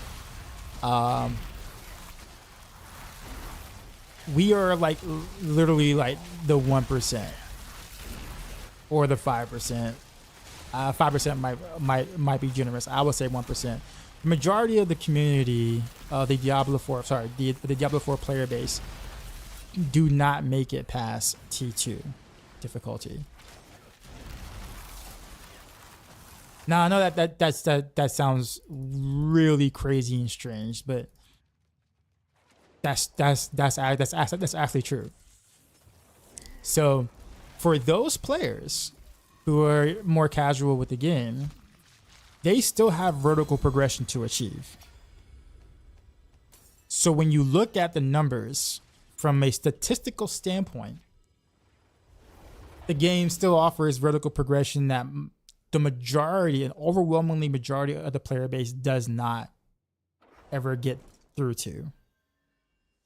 So the ones who are complaining about not having anything to do or, you know, any vertical progression are the literally 1% that gets to T4 in like a day or so. Which is most of us here, right? And you don't really hear their, you know, the more casual players, you know, opinion on things because they're not the ones posting on Twitter or Reddit. They're the ones just casually playing in the game like maybe 3 hours a week or so. Like they're not caring about build guides or video guides or you know, Twitch streams or whatnot. Like they're in the game. Like, and it's also quite crazy to see how many people actually still play the game throughout the season. Like, you know, most of us are kind of like done within like, you know, maybe 3 weeks to a month if we're lucky to get that much time out of it, right? I mean, there's still lots of people playing on the last day of the season that are definitely your more casual, you know, player base. So I won't say there's like a disconnect, but I think the thing is that when it comes to the content that Blizzard adds and what they do and what they don't do, it's kind of interesting because when you look at it from a business standpoint, not that I like this, I don't necessarily agree with it, but when you look at it from a business standpoint, if the numbers show that, you know, 90-something% of your player base don't get past T2, right? Then statistically, your game has enough content for them to chew through since they're still playing throughout the season. Statistically, quote unquote, right? I'm not saying that like we think that way. I'm just saying statistically, that's the case. So if you're a company, do you spend more money, or sorry, allocate more money to the developers and tell them to develop more harder content for vertical progression for the 1% of people who are playing your game? Now, don't get me wrong. This 1% is a very loud 1% on the internet, like all over Twitter, all over Reddit. You know, many D4 bad videos, etc. Right? Like, we are a very loud, extremely loud 1%. But if the numbers show that, you know, that we're mostly irrelevant, then it's like, you see what I'm saying? Again, I'm not saying I agree. I think you can offer content for both, right? You know, if, you know, the more casual player base don't reach T3 or T4, then just make T3, T4 way harder. Why not? Then they'll never get past T1, T2 anyways. Not that it's a bad thing. I'm just saying, like, if that's where they're at, then making T3, T4 way harder and with some real vertical progression won't affect those guys, and it will make the 1% happy or happier. Maybe not completely happy, but happier. But that's kind of where we're at. You know what I'm saying? I think that's kind of where we're at.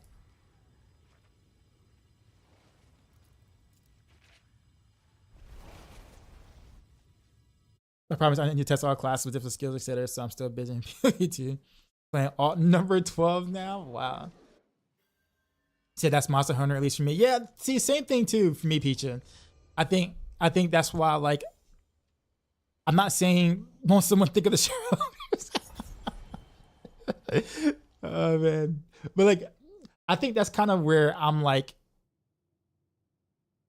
that's kind of where I'm at right now, right? Where it's like, the game has some good ideas and there's just lots of potentials for things to be, you know, like better, like, well, way better. And is this a try hard build on Maxroll? Yes, this is try hard.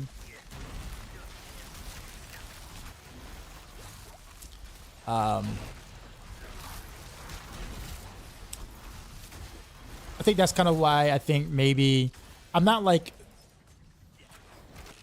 burnt out on action RPGs, but I have to kind of wonder for myself, like myself as an individual, like, you know, do I really fit the genre? You know, like I'm more about the combat than I am about the loot, personally. And I want to see more vertical progression for me to chew on. And, you know, it's just,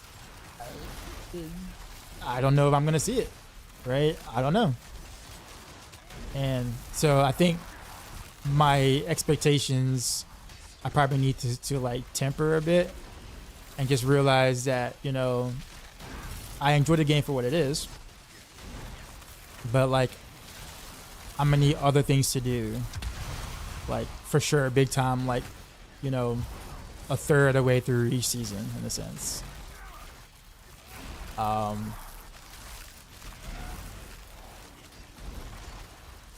I do want to play something that satisfies that hunger of like challenging vertical progression, and that's why I think Monster Hunter Wilds is going to like be that. Initially, I was thinking myself, you know, maybe Path of Exile too, and I will play that too as well. Don't get me wrong, but I guess part of me wants something that's not as gear heavy related, because I mean at some point, even in PoE 2 or even the original PoE, like you get to one-shotting everything, and then like most of the challenge is mostly kind of gone unless you like super ultra juice something, but then it's only just a matter of time before you get gear good enough to be able to one-shot the ultra juiced, you know, super juice maps or whatever, and then you're kind of at the square one where like the combat loop is not as engaging as it once was in the campaign. Like the campaign, in my opinion, was I think I enjoyed the campaign the first time through the most, because it was like everything was hard. Like every trash mob was like dangerous. So I was like, you know, the dude with like one arm trying to shoot his bow and arrow from like 50 feet from across the screen, like he was hard. Like you know, he was challenging, right?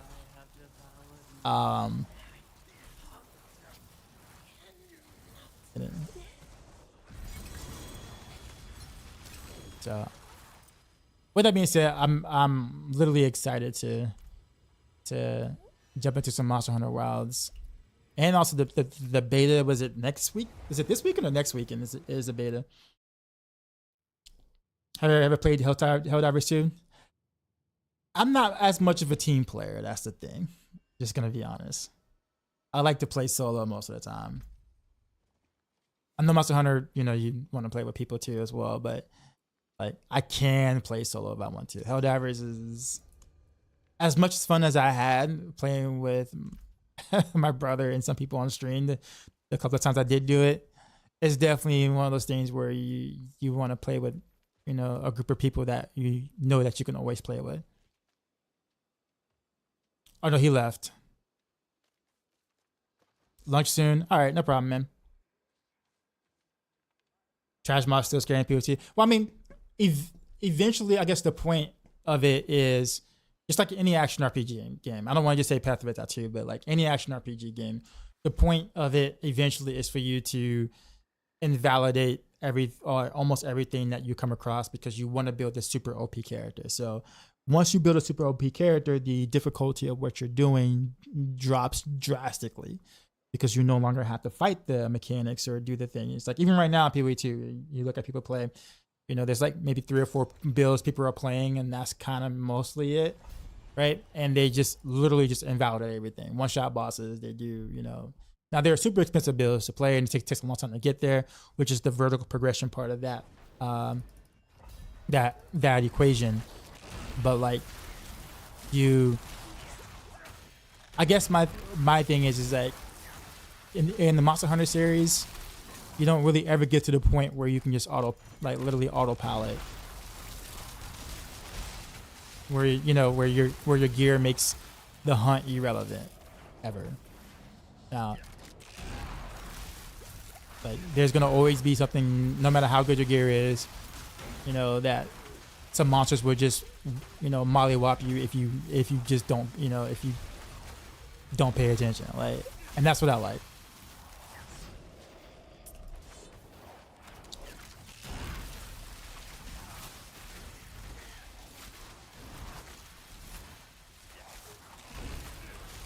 And again, I'm not crapping on the action RPG genre itself. I just think that for me, you know, I need something else as well when I want to feel like I want to apply a skill and have that skill matter in some way. Right?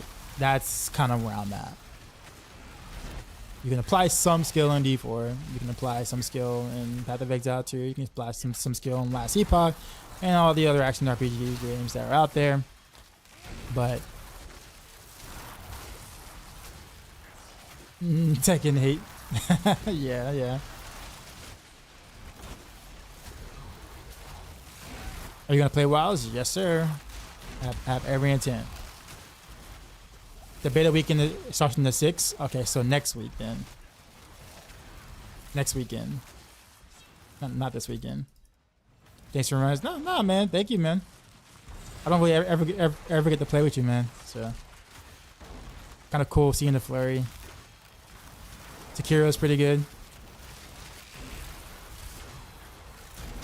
What pit level did you say the average player clears?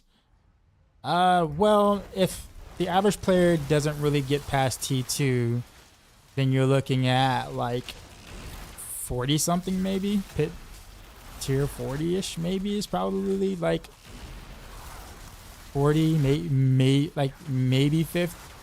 Probably not even 50 because if I'm not getting to tier 3, yeah. So like, yeah, 40 is just like the average. Heartseeker's playable, yeah. I'm actually building towards that now.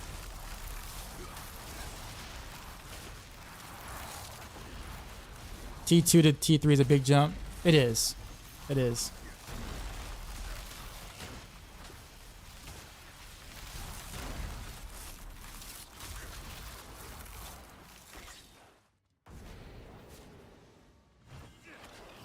Those Divine and Hour videos neglect to say that they spent hours juicing that stone. Yeah, that too.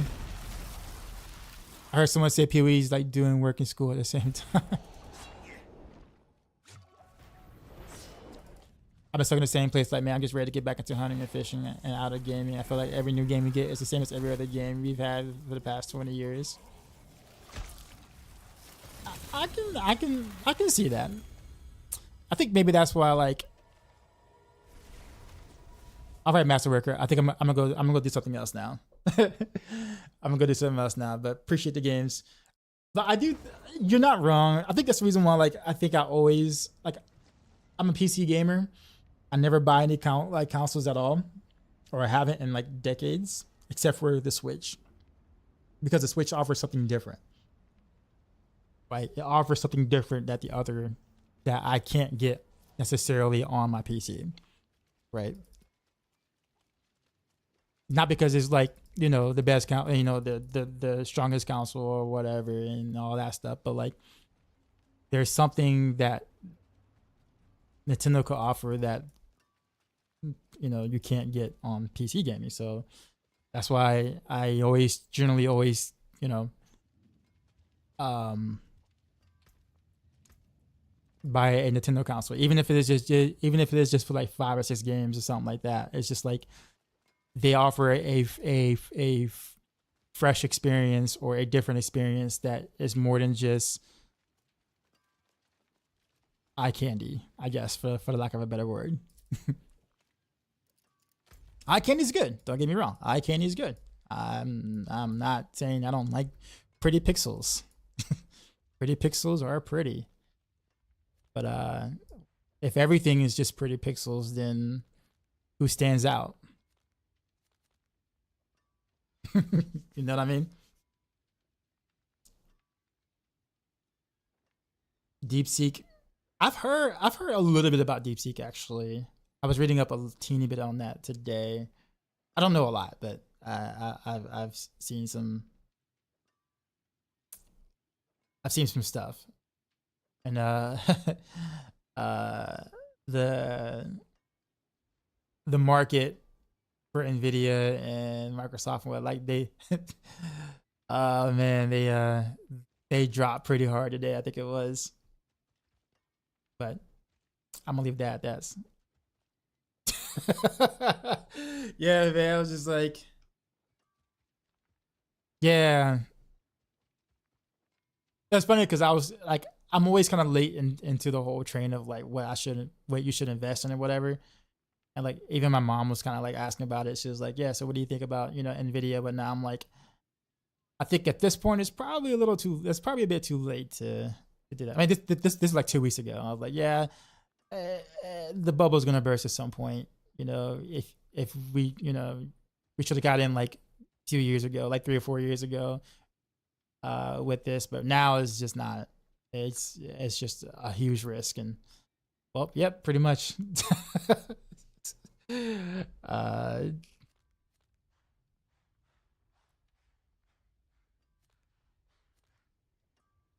At this point, you just gotta wait to see what the Chinese come out with in tech or anything. At this point, it's kind of like if something is really good and it's like, and China hasn't gotten onto it yet, you just gotta wait.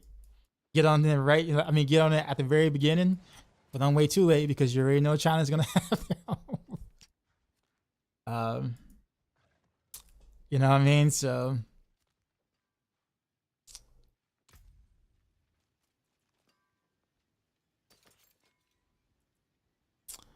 Gosh, why I keep getting all these like GA Dex percent with nothing else on it? Like nothing, not even like a okay passive or something. Jeez. All right, let's see what we can do. Let's see what we can do with building this thing. I think we can maybe get something going. Maybe. Is that even worth it? Nah. Do I even have a decent shard? Like, for this? Something inside me is saying no.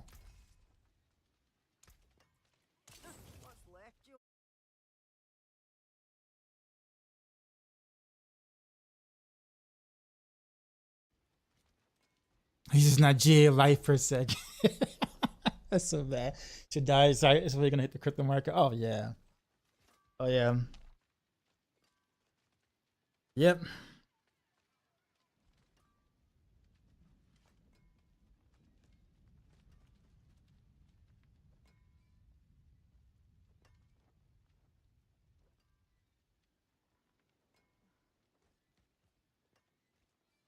I could do T4 world content, but not T4 bosses, so I stuck the T3 basically.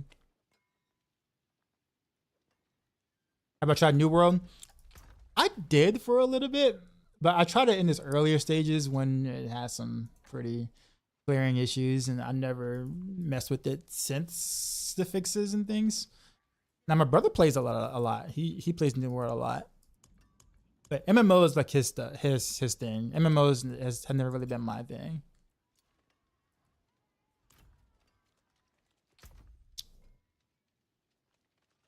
All right, what do I need? Let me pull up my planner.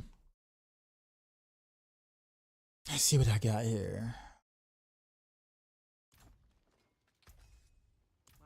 So let me check my armory real quick. Let's save over the tryhard.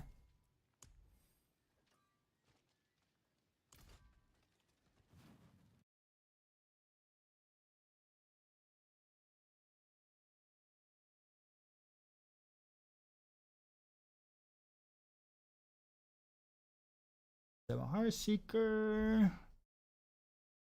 What do I need? Wait a minute, what? Regular glove. Did I really do that?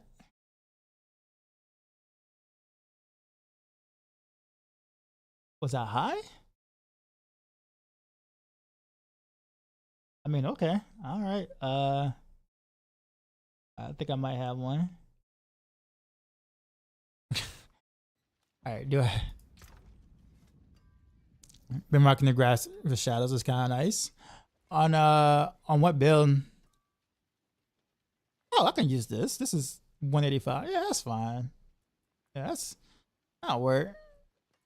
I was worried I didn't have a good enough grasp. Or Shriver out there. Oh, who was it? Who was in the chat that was asking me about a Kyle the Nameless? I totally forgot. I don't know if he's still here or not, but I feel bad now because I totally forgot. Like I legit forgot. He's probably not here anymore. He's probably like, man, fuck this guy, man. He sure is gonna look for me, and he ain't even look. Which is true. I really didn't even look. I just forgot. I feel bad.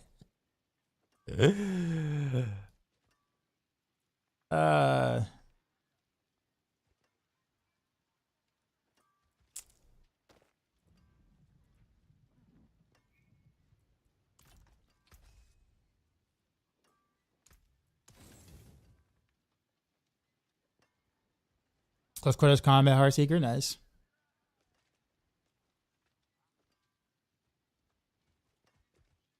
How far are you though?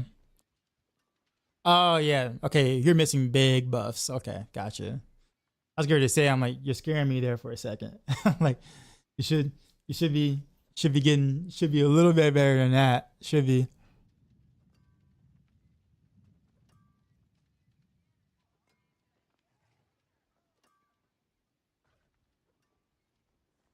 Okay, do I even have a bow?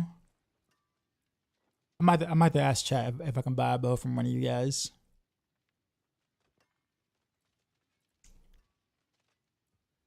Anybody got a GA Dex bow by chance? Just GA Dex. I don't need it have to be GA like vulnerable or crit or anything like that. Just Dex. Regular bow with GA Dex on it.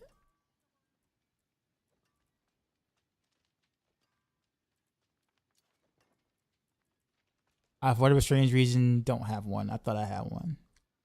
I have a GA Dex crossbow, but bow would be more fun. Do you need much more than an amulet Sky Hunter to delete weird bosses with Raina Arcs? Nope.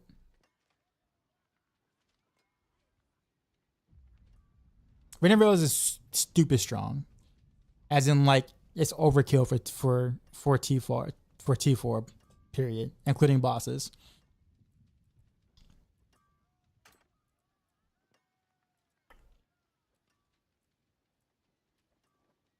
Okay, do I have any daggers? Let's see where my dagger is at. Okay, there's a dagger here. Oof.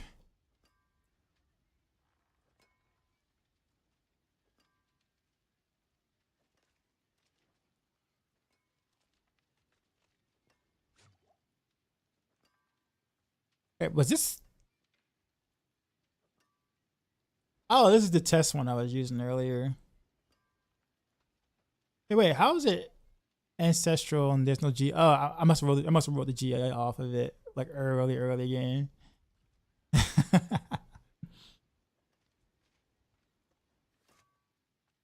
You have a GA Dex bow if you're on softcore? Sure.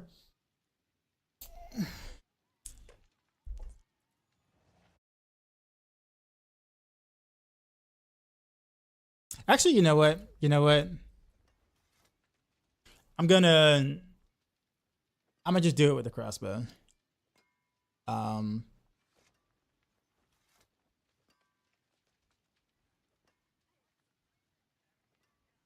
Yeah, I'm gonna just do it with the crossbow.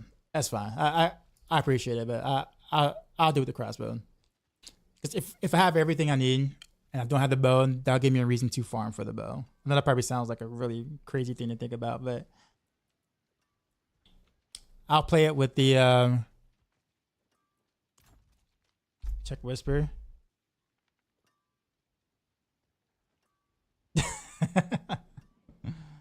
Yeah, GA Dex. Product of the runs? Oh, nice.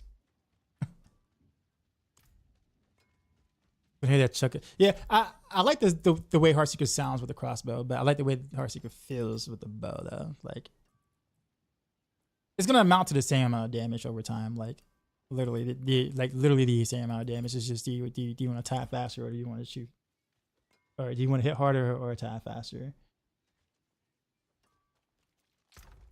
Let's look at boots. What do I want on boots? Movement speed, dex, and armor. Okay. Let's see what I got.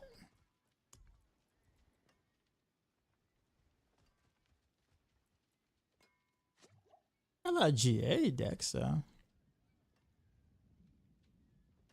Bro, what's with me rolling off my whatchamacallit? Load up my GAs on the Ancestrals. Well, I was down bad early in the season, man. Must not be getting anything.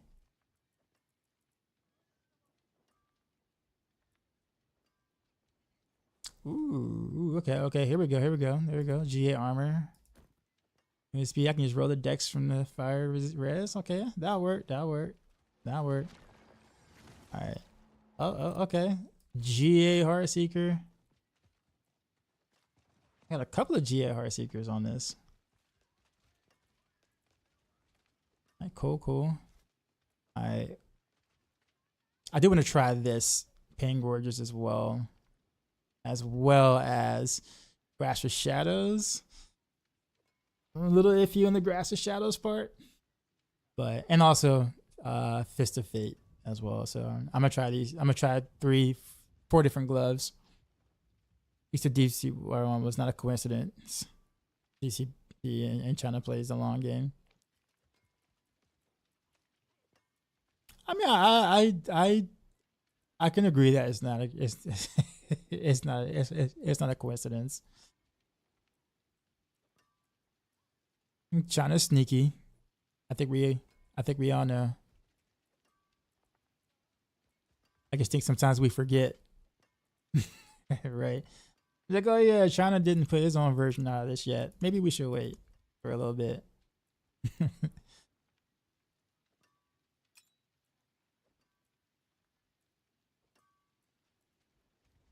Ooh, okay. Maybe one of those is actually kind of okay.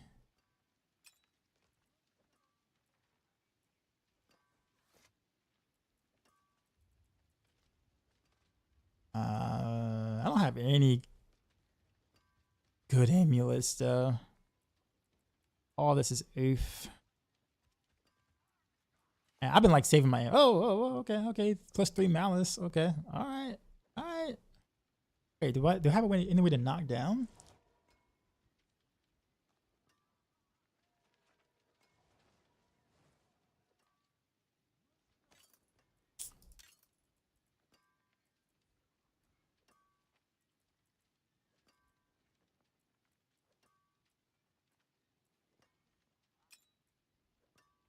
Okay. Well, I think I got most of the gear pieces I need here.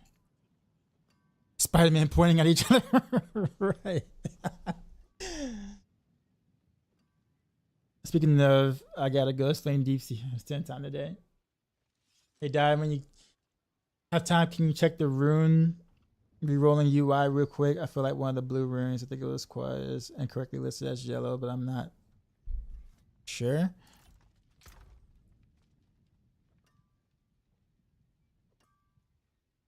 You said the rune rerolling.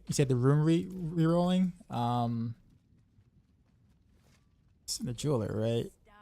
You mean like rune crafting?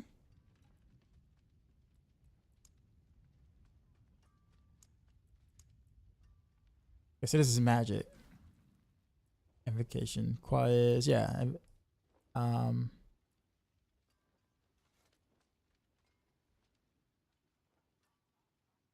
So it should be rare. Wow. So that, right? So it's supposed to be blue, is what you're saying?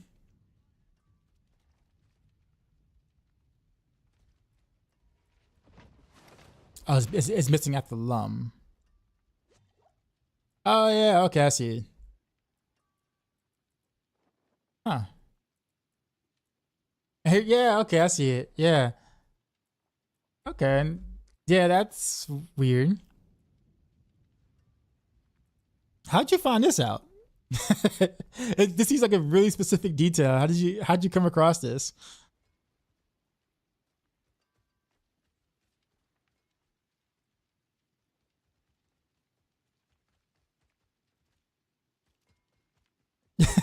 I honestly would have never found that. I had like 12 extra was in inventory. Okay. I was like, what? I was like, I would have, yeah, I would have never found that. All right, guys. All right, let's see what my materials look like real quick. What we got? Okay, we got 45K. Okay, that works. That works. So, temper time.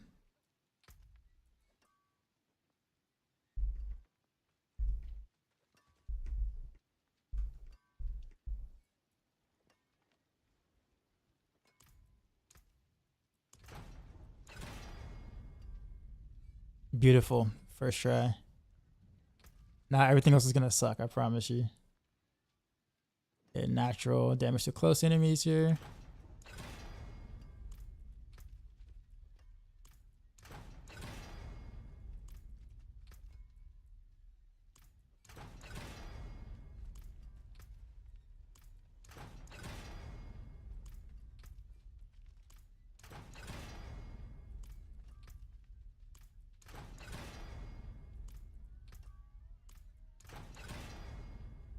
Dang, dude.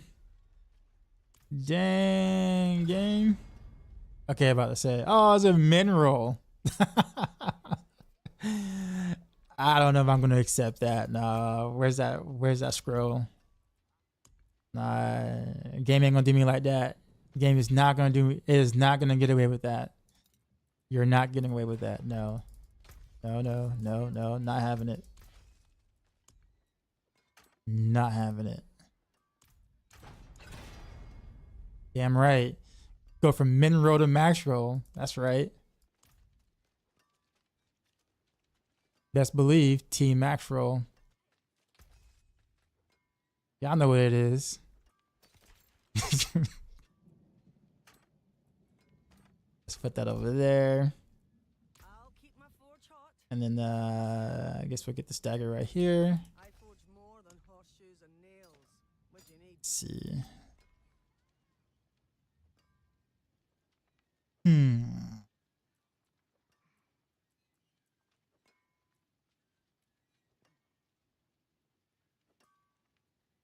Kind of want to do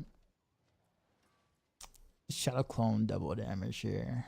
I think that's kind of what I already have. Where is it though?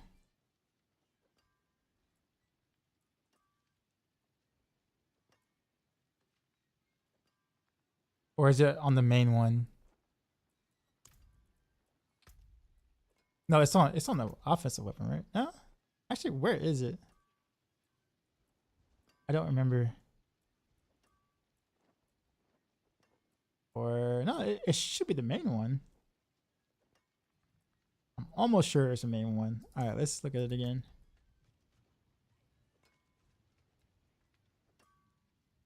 There it is. Okay, agile armor augments. It's really is.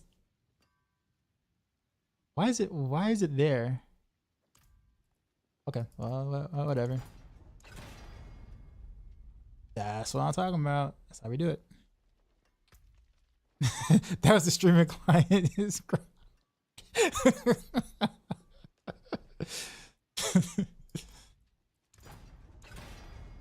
They give it out once per season, man.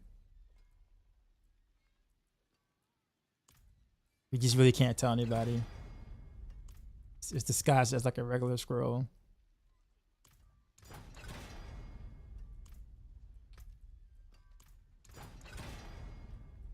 Jesus Christ, come on.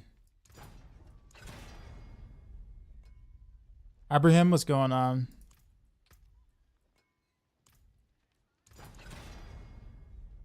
Dude. I already know. Yeah, I know.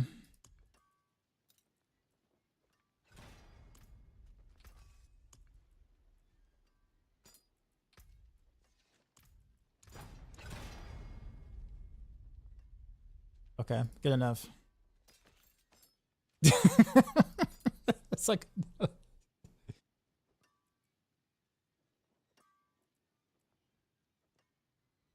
okay, so I have here. We can just roll a twisting blaze off of that, but we'll just temper it.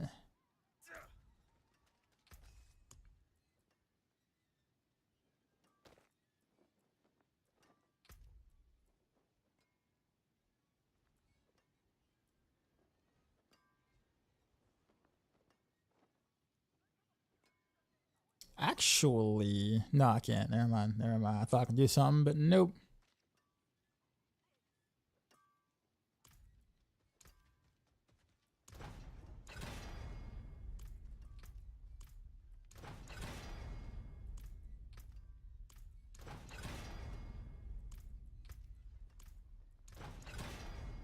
A bit of my tempering form. I'm about to do close quarters combat Heartseeker.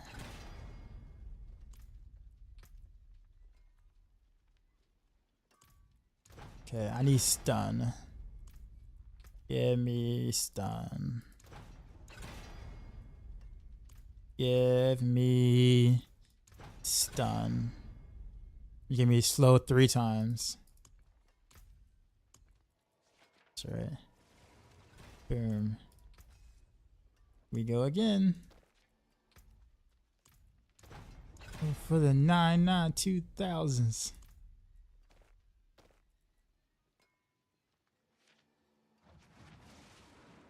They didn't make it so you can't temper the same thing 5 times in a row. I for sure have had that multiple times. Thanks for the Heartseeker guy. I just clicked enough, get a switch over, having a lot of fun learning the build. Yep, I'm actually about to play the build today on stream.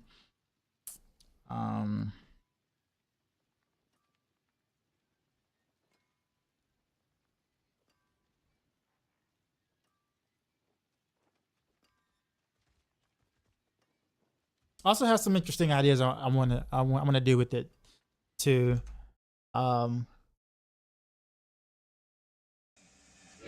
You back that thing up, girl. Who was you playing with? Girl, you look good. You better back that thing up. I think I mentioned this before. This song is one of the very few songs in hip hop where like I feel like the edited version is actually better than like the regular version.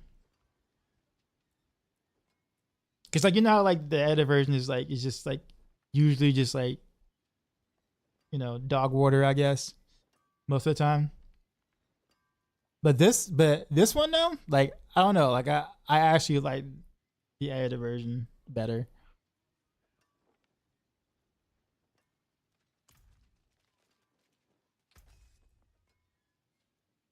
Like the unedited version doesn't really add anything to it.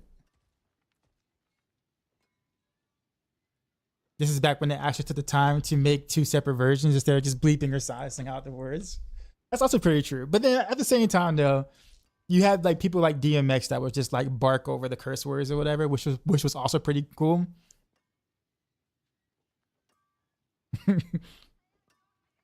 Like,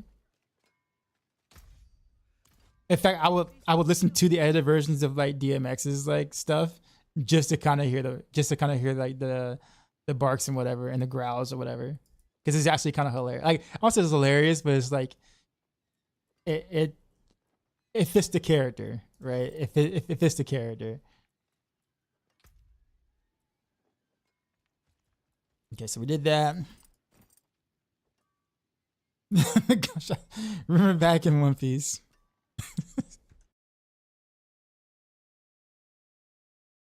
21. So total armor and barrier generation is what we want here.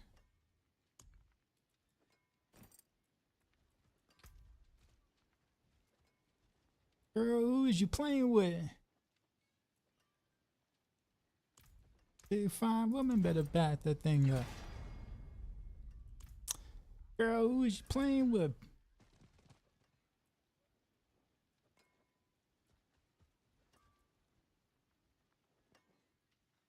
It's funny. This is like Wayne's worst verse lyrically, I think. Not that he was trying to be lyrically like that, but like when you listen to hit this on this, you just like the vibes are there, right? But then when you hear Wayne in the future, like past this point, you're just like, this is what he did on this song. You know what I mean?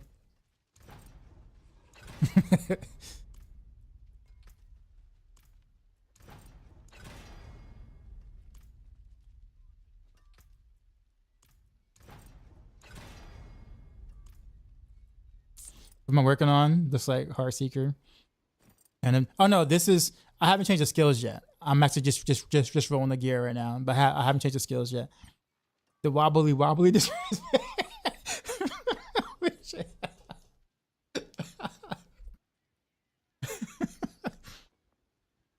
before he did psychedelics. Okay. All right, so that's that tempered. All right, what's next? Boots. I need movement speed and barrage in. So let's go with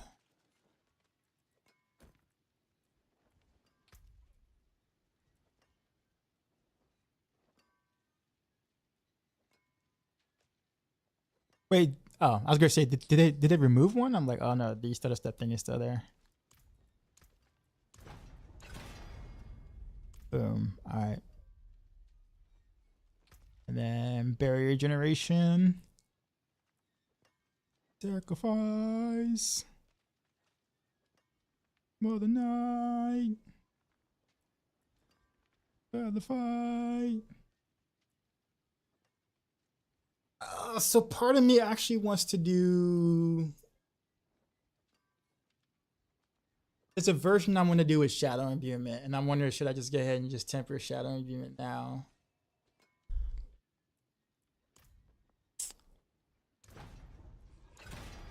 I can always change it later.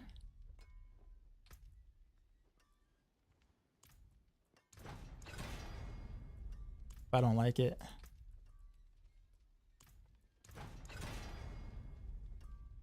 Really? One cast? I don't know. Should I keep going?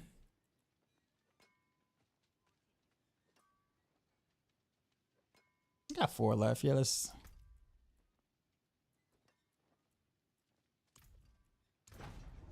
We're going for it. And we win. We did it. I've tried the armory yet. Yeah. I have 2 different Renavero loadouts. I got the tryhard and then the ultra speed farm one.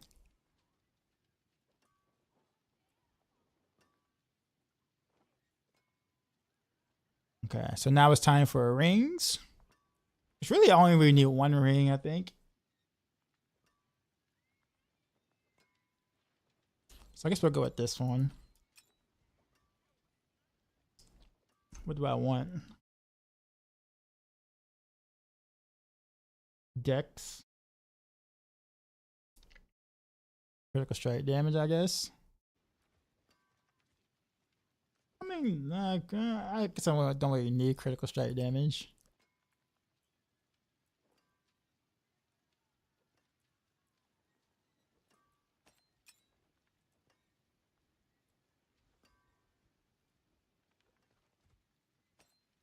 Whatever. We'll use this ring instead. So what are my tempers? Close damage and shadow clone cooldown reduction. Cool. All right. So there we go. Close damage. What we doing?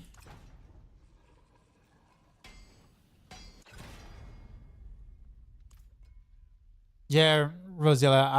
I at the moment I am not trusting that.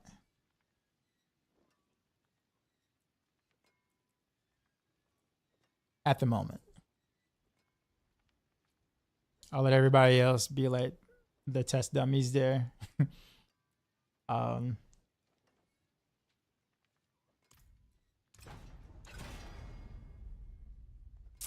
17%. Whatever, it's fine.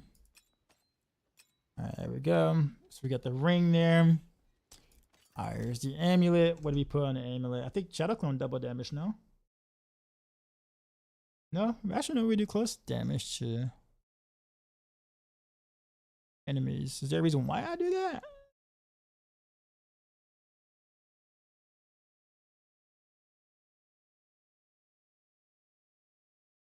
Wait a minute. Why did I do that? Hold on. Let me check my Paragon board.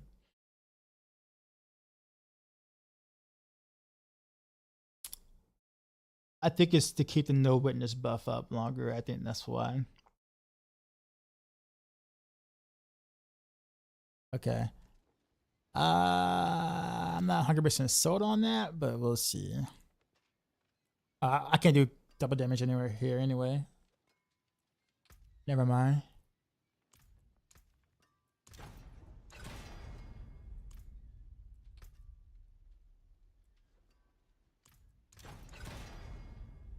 Because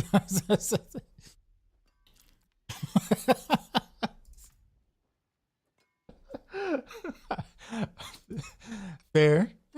That's fair. Alright, innovation.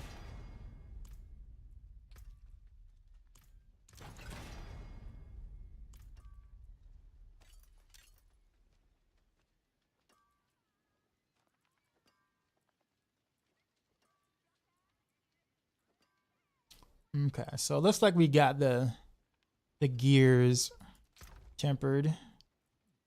Put that sword back. That ring back. These rings back.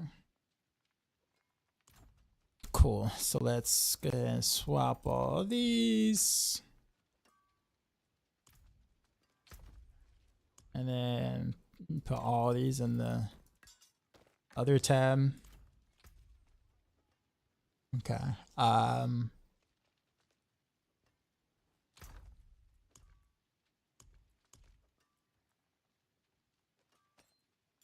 Starless Skies. Swap that for here. All right, so now we need to re-roll stuff in the gear.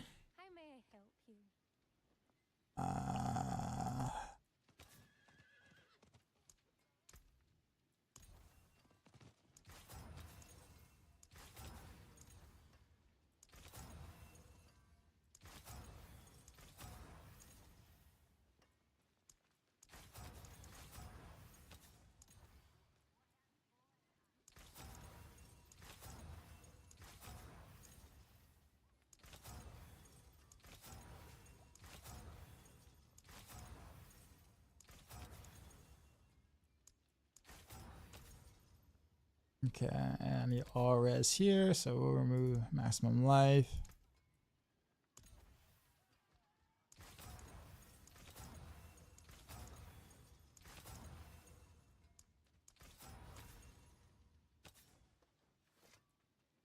Dexterity.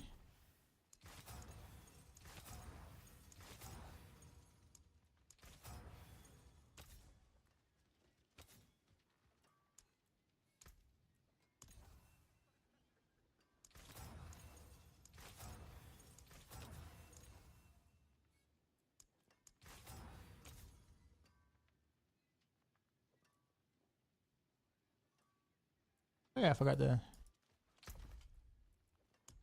throw that in here.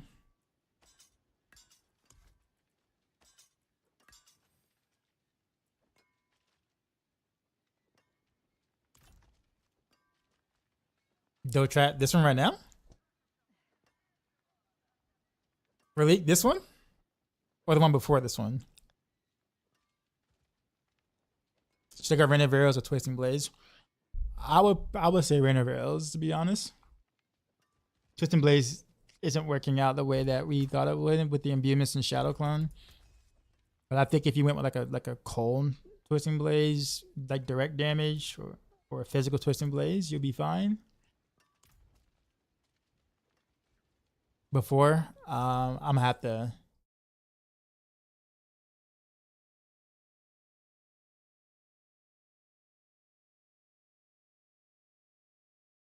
Oh, I Am Here by Funky DL. Funky DL has a lot of like kind of old school like track hits or whatever. I have a lot of songs from him. Yeah. I Am Here. There you go.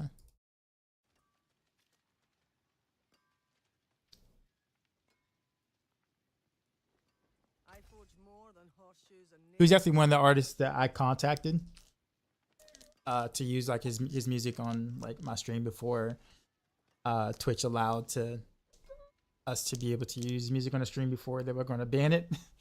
And then Twitch made a deal with them or people or whatever labels to, as long as the music doesn't save to the VODs, then it's okay, kind of thing.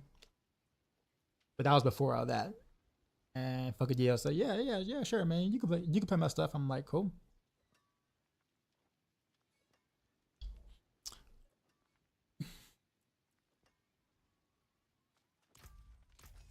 How does Death Trap compare? I gave it a quick try earlier. Seen the damage registers was very lacking, but maybe a gear and glitch were just bad. You mean how does Death Trap compare to what exactly? I'm gonna tell you like this right now. Like there's something about Rain of Arrows that is just, I mean, it's obviously stronger than all the rogue builds, but you're just it's one of those things where like I don't know, the devastation of Rain of Arrows is just hard. It's just hard to compare to. Now, of course, if you're just farming T4 or whatever, or you know, 70s, 80s, you know, pit or whatever, then literally you can pretty much go with any build. Rain of Arrows really shines on like the higher speed pits or whatever, but yeah, there's something about like one Rain of Arrow just clearing the entire screen. And then you're just like, wow, okay, that is something. The devastation to my wrist, yeah, there is that too. I try to make a simplified version ish of it.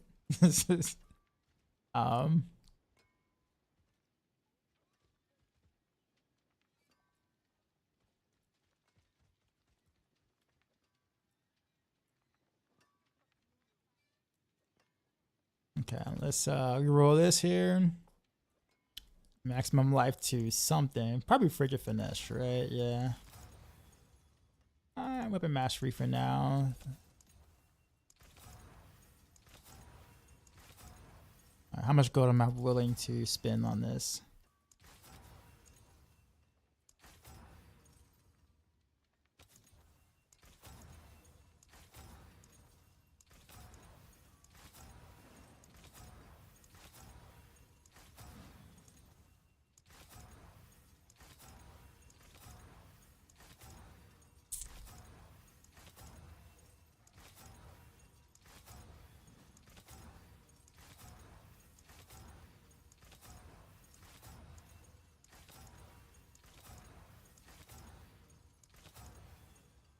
+1 Frigid Finesse. It's still better than +2 weapon mastery, but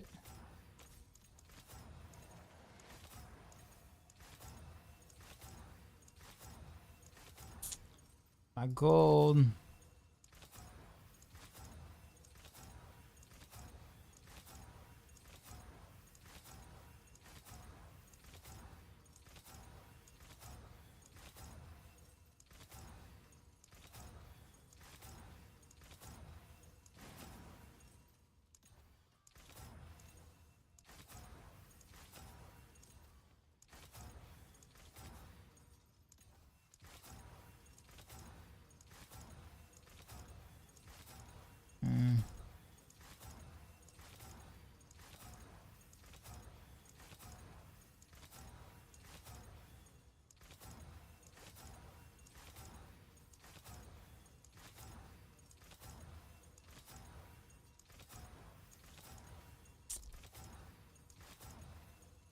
Yeah, my goal is taking a hit.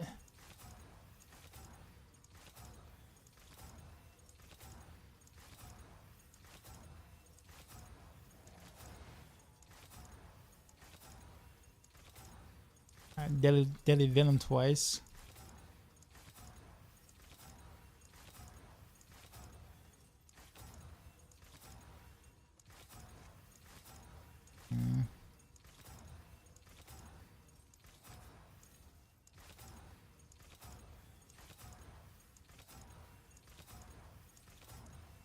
Alright. If I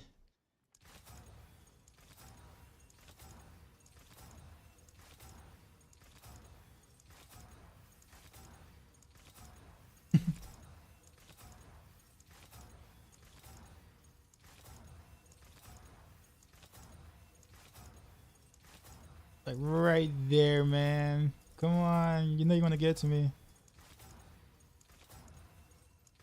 If I get below 1 billion, I'm gonna stop. That's like 500 million basically on rerolls.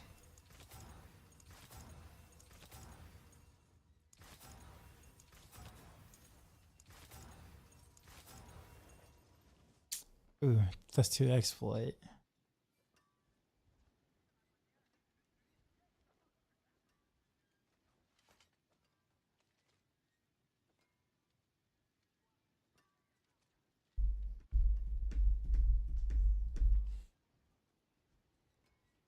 I mean, that's probably better than +1 for Frigid Finesse.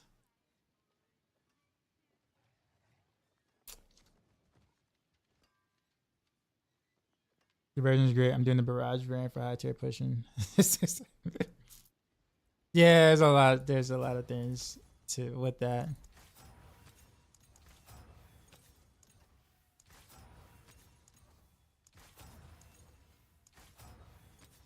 I did say I was gonna stop, right? I did say I was gonna stop, right? I did say I was gonna stop, right? I did say I was going to stop, right? I did say I was gonna stop. Why can't I stop?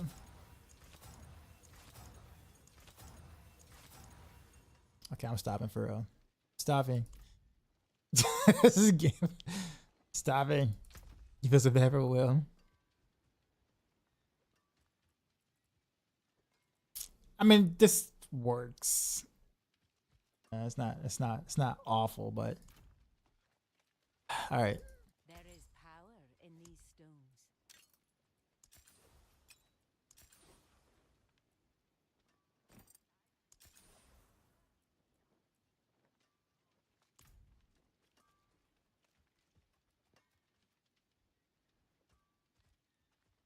Okay, what do I need to do now? Was it aspects now?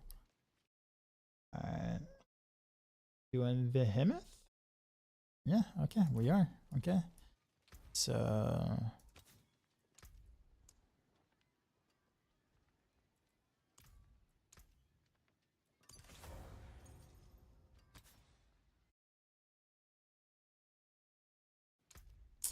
frostbitten.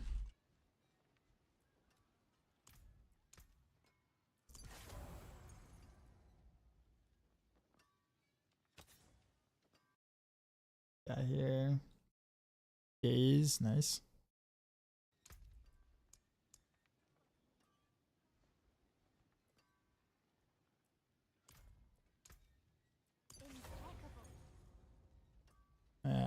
I know Moonrise is here. Moonrise. Adaptability.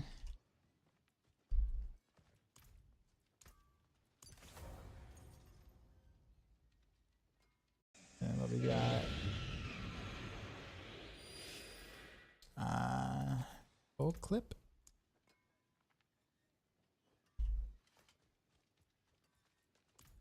Clip. And conceded.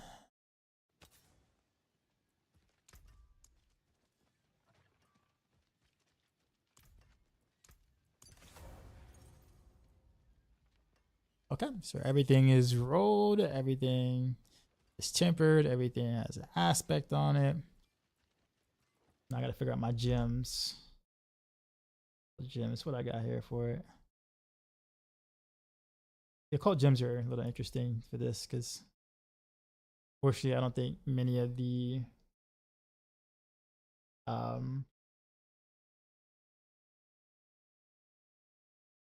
wish powers are that great for basic builds, but like you can't take advantage of per. Actually, you know what?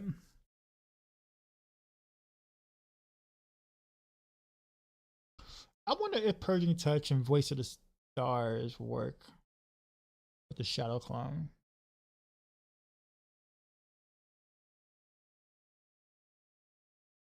Technically, it should, right?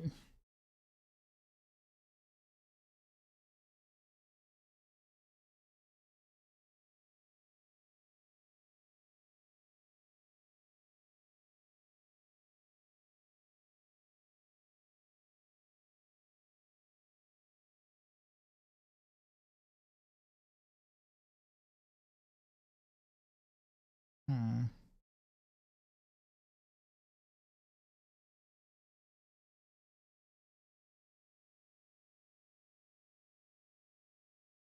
And the creature's summon size and damage seems to be pretty nice.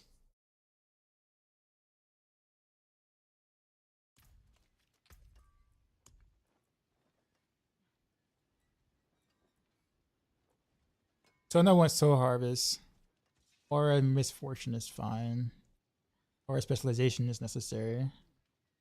So it's really these two. I can proc Vulnerable on my own, but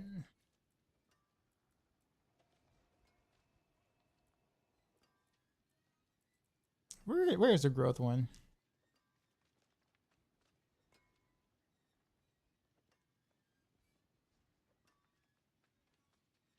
You know what? Actually, yeah, you might be onto something. But I guess wouldn't Voice of the Stars and Purging Touch be a bigger bonus though? But I guess you can just do this and not need to do Voice of the Stars then. Hold on. Is it, hey, did you build Raina Arcs the same way as last season? No, can't. You can't really do it that way, unfortunately. Quite a few things have changed to make that not be a thing.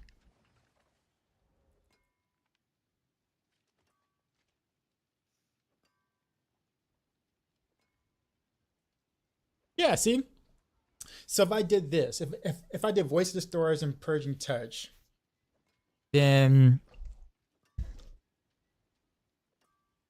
Shadow Clone should get the 10% increased damage as well as the Purging Touch buff. I guess you can do both, right? Can I just do both? Can I find a way? Well, I can't do both without missing Soul Harvest, though. Unless I get rid of Aura Specialization.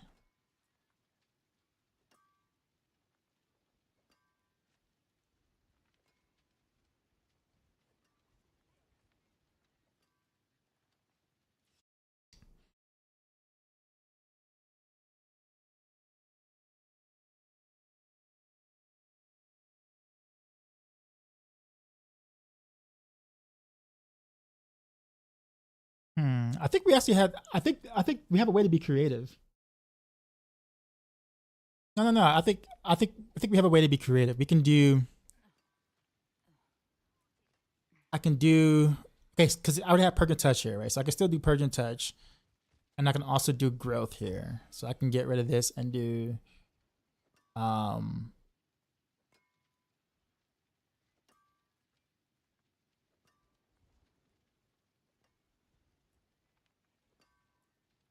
Yeah, I can do Growth.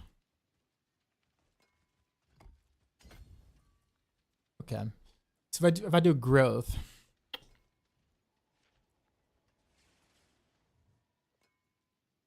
and it's still Purging Touch, but with Voice of the Stars.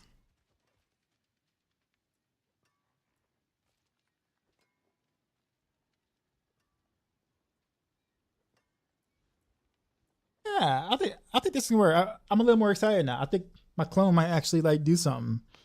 Like, I mean, it was doing something before, but like I think it might actually like you know, like actually like do something, something.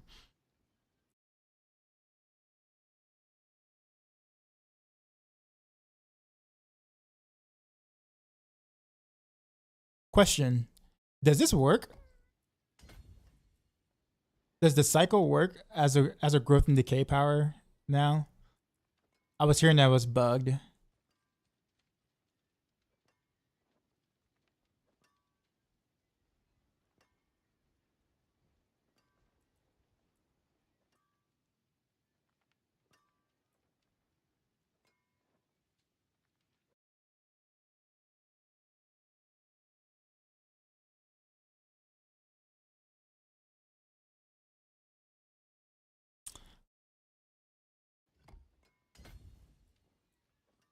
I can't do Piranha.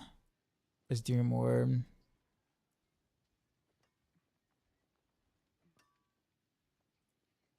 Yeah. I'll be changing around the witch powers on the Maxroll guy, by the way. Because like, I mean, I know more about them now than I did when I was making them. Obviously, because it's impossible to test them all live when things don't work the way they're supposed to work. You know what I mean? So, yeah.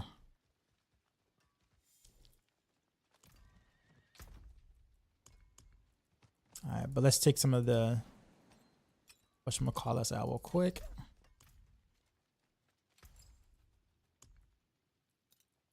Fashion this into something exquisite. Wow. Okay.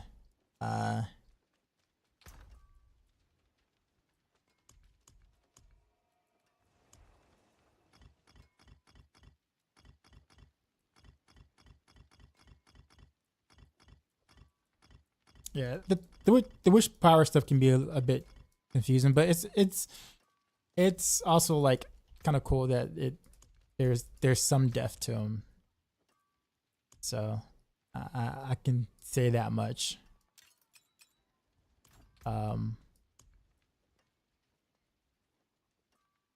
Okay, so my growth and decay powers are 35% more potent. I do want that.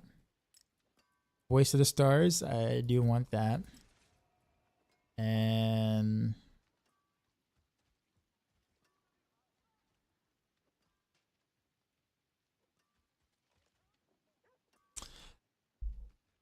I think honestly I can probably just keep these powers.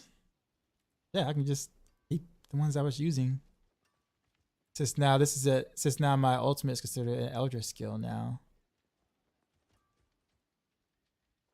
So Wicked Pack makes sense, actually. Yeah, okay. So I guess I'll try this first, so I'm not like trying to level up something I don't really need.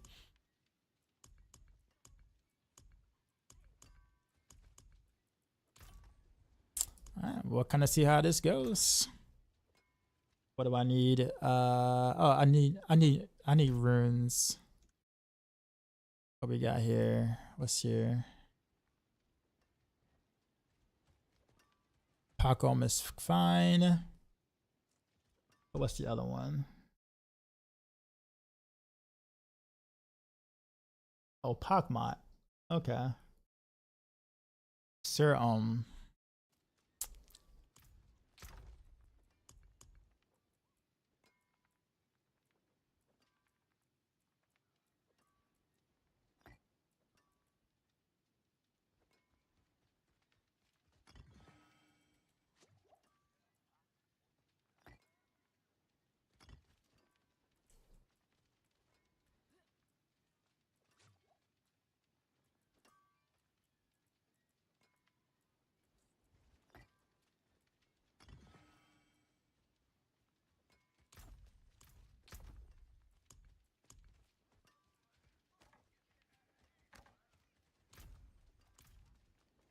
Finest jewels in Sanctuary. I really should like upgrade my gems to like max at some point. I still got these pleb gems on.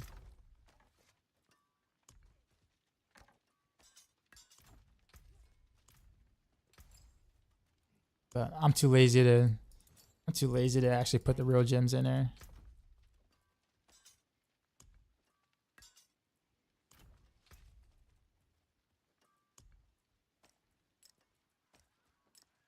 Okay. Then I need ultimate stuff, so put that there. I'm about to craft another one. Yeah.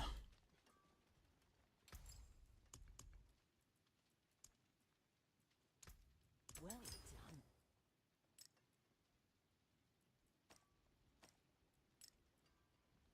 done. Okay.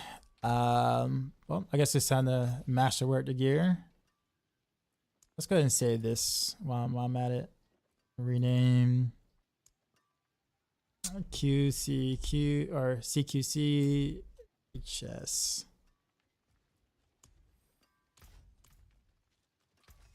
As the shadow clones that get spawned with the Grasp of Shadow gloves count as ultimate damage or your base damage. Should, yeah. Yeah. And I'm capped. Look at that. Look at me doing something. Oh, well, never mind. It's the instance that did that. I'm cheating. I'm cheating. Alright. I'll masterwork.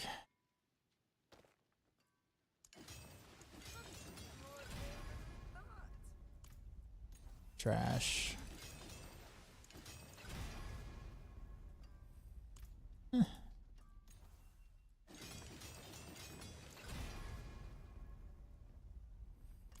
Okay. I'll take that. We'll go all out. I got the mats. That works. That works.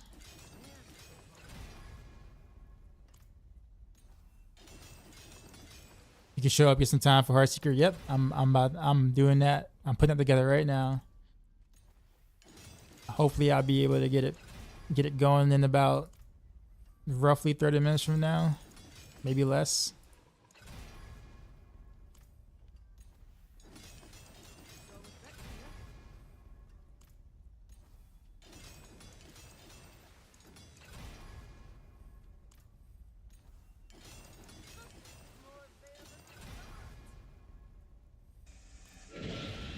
Appreciate the follow.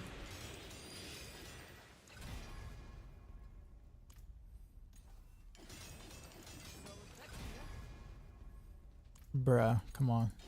Roll on Heartseeker, bruh. Roll on Heartseeker. Quit with the barrier generation. I was twisting blades compared to Raina Arcs and turned to raw power. Not close.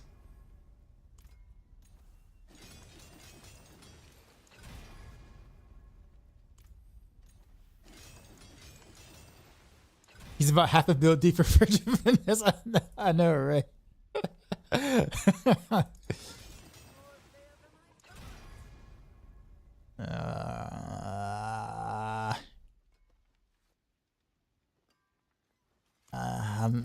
I'm just go for it. Jeez, really? Oof. That's fine. Whatever. Whatever for now. We'll go back and re-roll that a different day.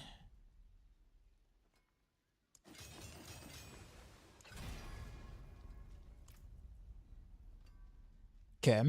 I'll leave that at that. That's fine. I'm not even going to go to 3 on that. Dexterity? Nah, I'm with the whatchamacallit.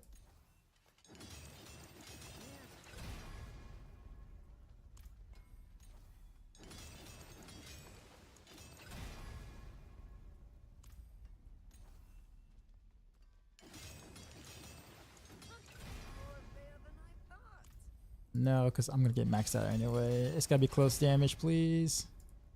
At least one roll in the close damage.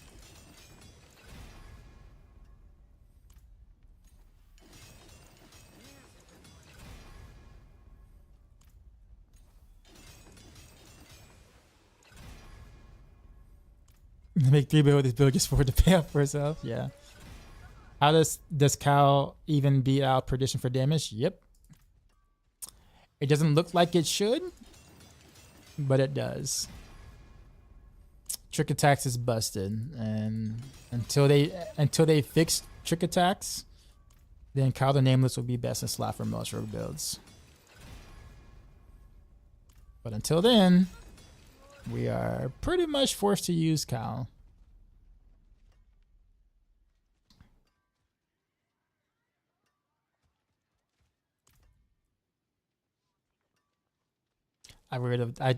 It's a useless roll to roll on projectiles, honestly. 'Cause I'm already at 100% without it. Whatever, I'll leave it there in that way. We'll leave it. But it looks pretty.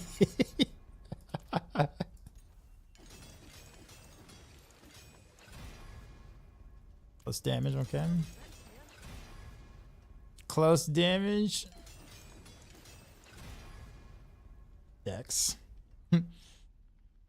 Actually, wouldn't have mind if this would have rolled more so on the chance for Shadow Clone to deal double damage. I probably would have wanted that, maybe.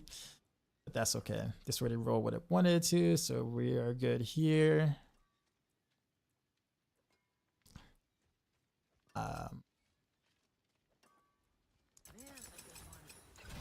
Yeah, I'm about to break my mats, like, for real. Mass and gold. Plus damage. Dexterity. We'll send it.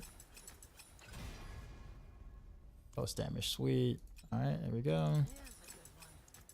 Only 1 attack speed. Thank you. Poor skills, boo. Whatever, go broke. Double strike chance. Alright. Exploit. Dex. Please go ahead. Dex. Okay. I'm okay with that. That's fine. Alright, everything's masterworked. Got all the runes, skills, or that stuff. Now it's time to slot the skills and the Paragon board. How do we want to do this? Because I gotta fit in Shadow Imbuement somewhere as a testing thing. So let's respect.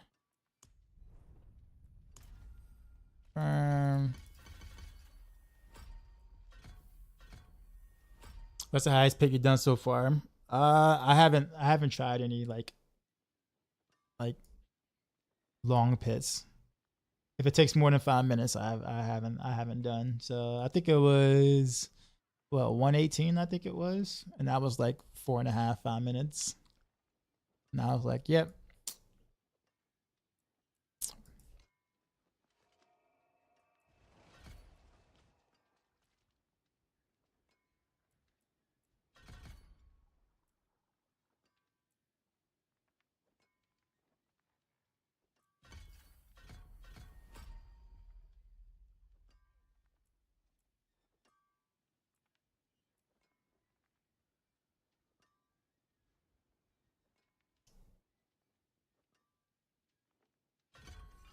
I guess we'll keep dash.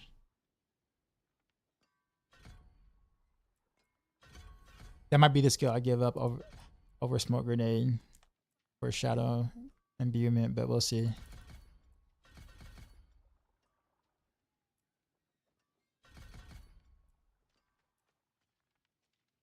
You said 117 in about 10 minutes. I had a really good pit boss at the end though. It was it was Spirit Caller.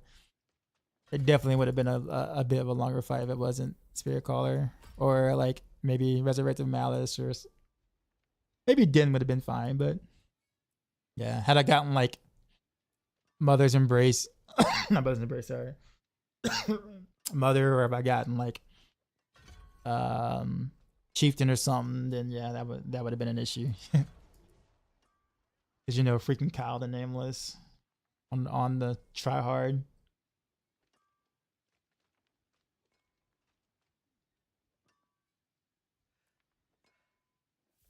Okay, let's put that there.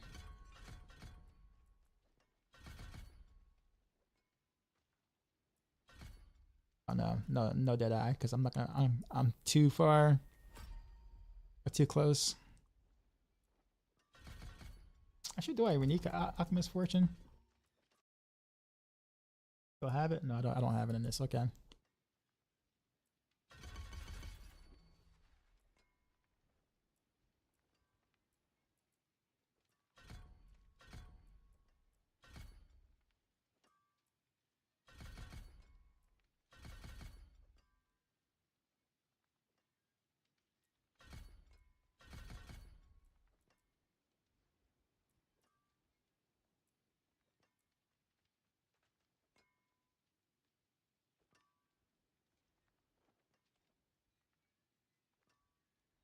So I didn't have impetus with this, but I might, since I have like a lot of extra points for some strange reason.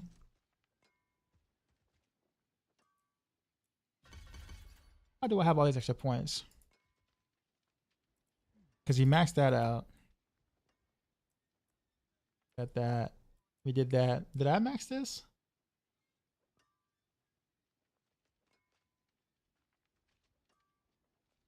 I know I didn't take this yet. I will at some point, but not now. Let's go ahead and max out the Dark Shroud.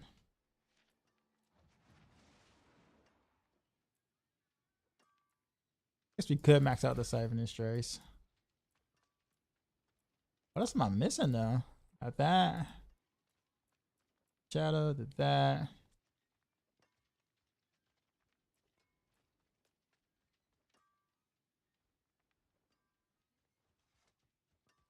I wonder if the poison aura should trigger this, right?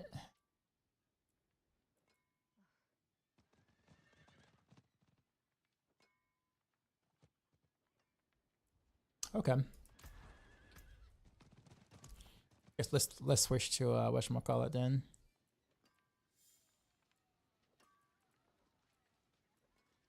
Or of siphoning.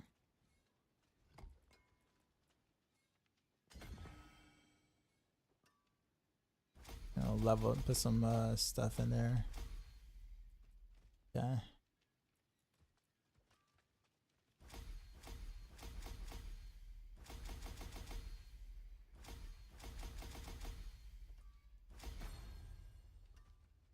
Wow, I spent all my whatchamacallit on that. New build. Doing Heartseeker. What's the best restless rot method in your opinion? Definitely Wish Tide. The pirate things or whatever. But they disabled that because there's something it was crashing people's games or whatever. So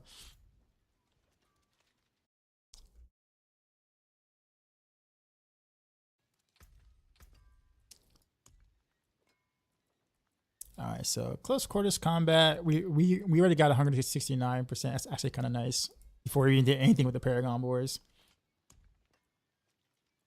All right, it's time to refund on.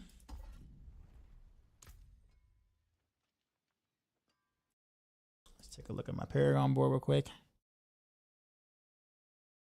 I remember this Paragon board. It's literally just one big tower. I remember this.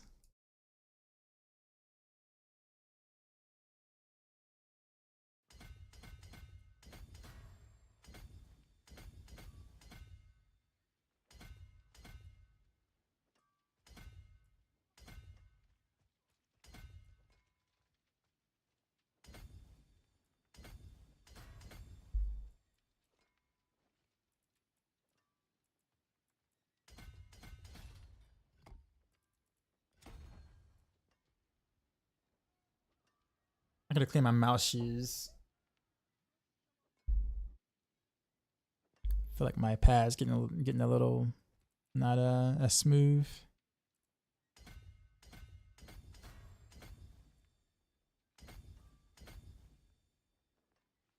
Take this. We go out this way. No witness.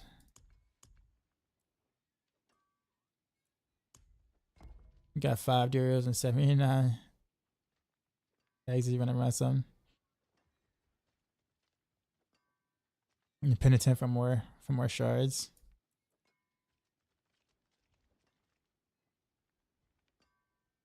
What's the best way to farm gem fragments? Well, the gem fragments drop from elites, so wherever you can kill elites or find the most elites and kill them is where would be the best method. So honestly, just more Witch Tide. Nightmare dungeons aren't bad either for them.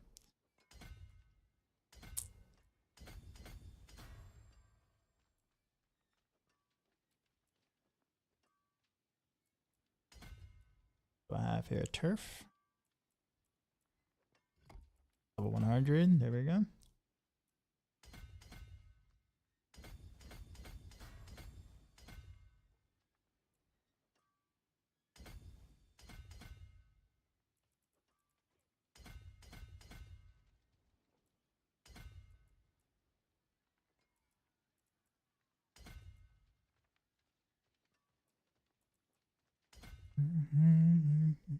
Stream don't mean it's factual. Tell him, Michael Jackson. Tell him.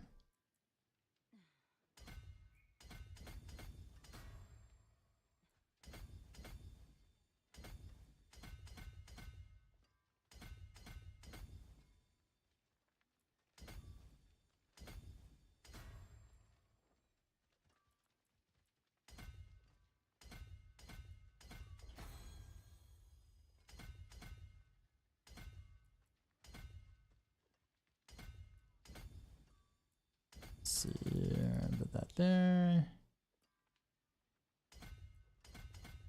And we go north again.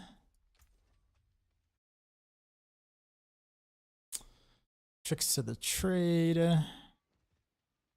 What build am I expecting it to now? We're gonna do some Heartseeker.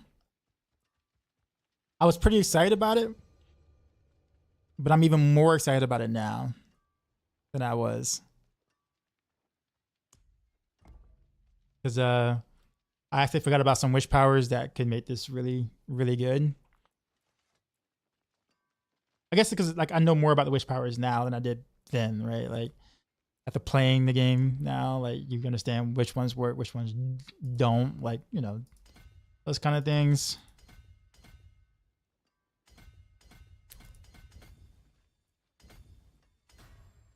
So now it's like I'm excited to see like how good this like the clone is going to do in this setup, because it's all direct damage, so it should like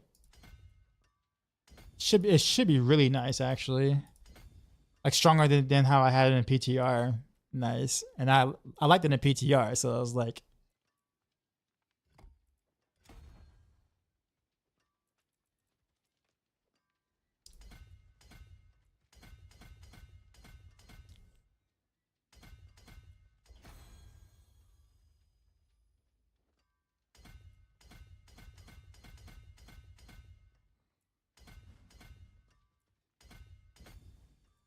like the play style. I do too. Like Heartseeker would never be like Rogue's best build. It wasn't that case in season 4, even though it was like the most played. Pin shot was technically better, but no one liked pin shot, so it was kind of like, okay, we'll just do Heartseeker, right? But it's always still there. Like it's always still like a good build. It's just not like meta. But it's always fun. It always does what you need it to do. You know, those kind of things. Do you have a Heartseeker build without the sword? No, the sword is kind of what makes it. I mean, that sword is so much damage.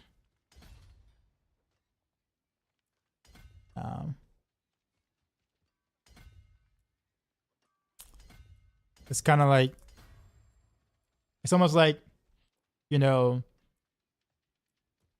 buying a Honda Civic Type R without the turbo. You know what I mean? Like, okay, yeah, you can, but I mean, you're kind of missing the point,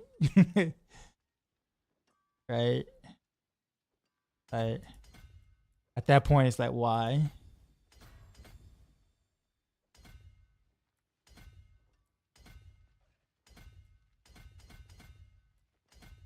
Worst things human do. Just said about my Honda Civic references.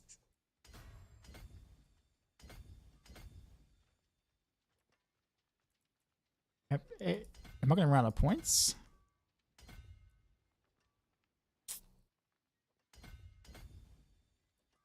What up, Marina? Sorry, I saw your invite. I'm actually making. I'm putting together a new build, or well, rather Heartseeker at the moment. So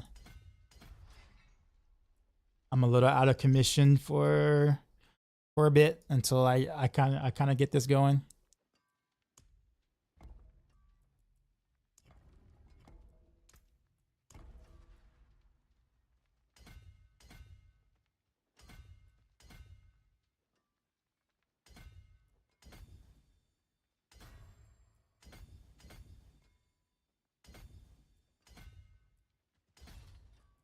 And then Canny. Yeah, Canny.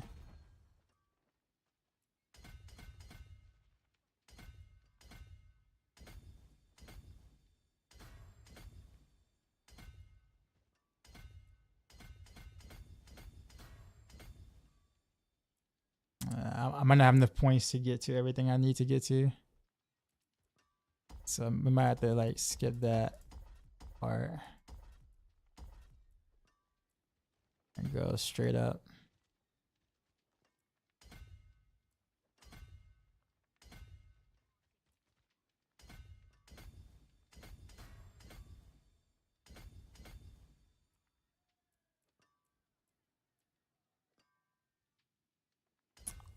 I should have enough.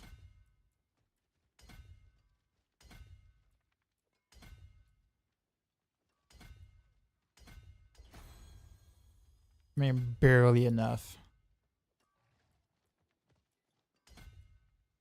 5, 4, 3, 2, 1, 0. Barely. Literally down to the last point.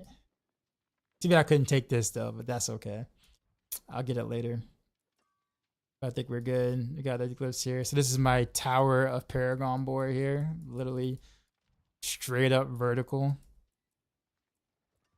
Control. Earth. Devious. Headhunter. Annie. Check. Control. Earth. Devious. Headhunter. Canny. Alright. Alright, well, looks like our Paragon board is there.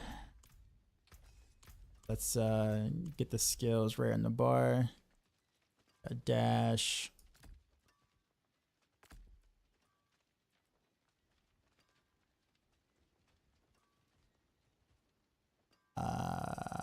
Shadow Clone. Heartseeker. There we go. I might actually get rid of dash for a smoke grenade, but I think for speed farming that's not necessary. No point in adding an extra animation for no reason for speed farming.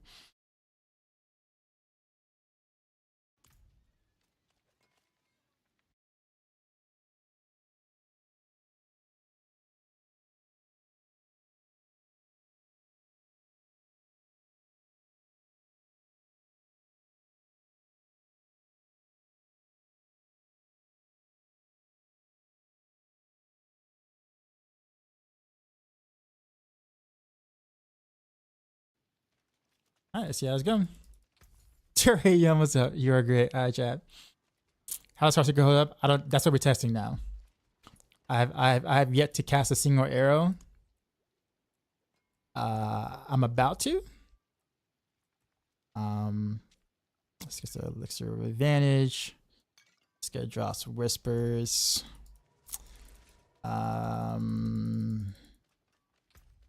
Just making sure I'm not missing anything. Okay, let's save over this again, make sure.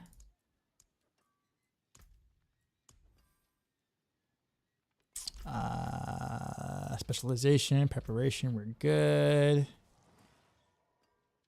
Mercenary shouldn't have to change. Runes are fine. I wonder if I even need Mott, if I can go Vex instead, but we'll think about that later. Stuff. Days, Frostbitten, Ultimate Cast. Alright.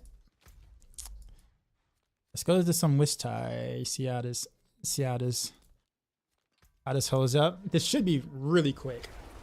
This should feel really good. Great video, Raina Arcs. Thanks, man. Heartseeker gear about the skyrocket in price. Who knows, man? Yeah, I'm actually experimenting with some slightly different wish powers, so I don't know if they actually work the way that they're supposed to on this, so we're about to find out, but in theory it should. But again, you know, theory. So that's a really big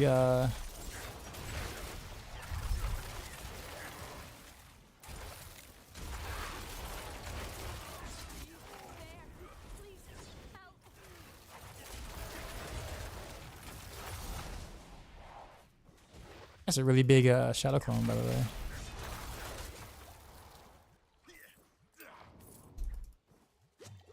Oh, why do I have all these things?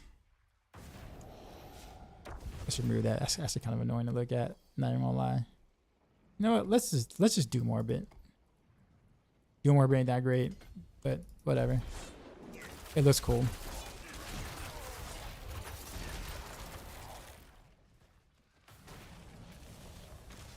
Let's see.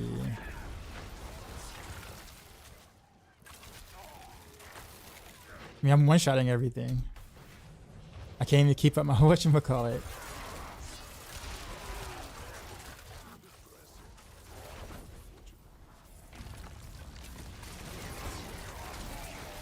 Sure, it's not the size of it that matters, right?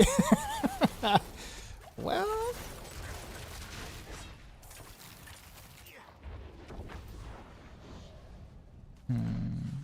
Yeah, I'm actually having a hard time. Well, not a hard time, but my resource management is a little tough here because stuff is dying so fast.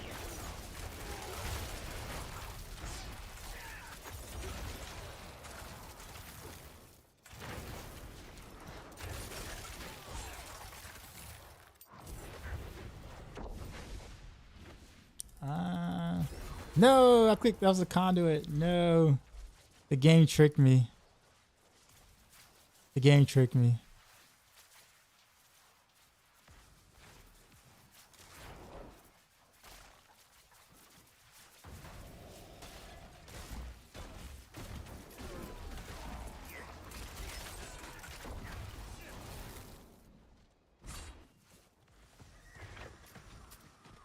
Do you know if this goes to retempering tradable? I don't think so.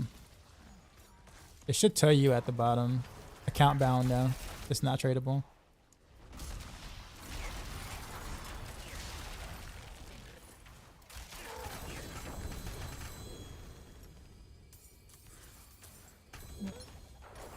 That's sad. Not a single GA.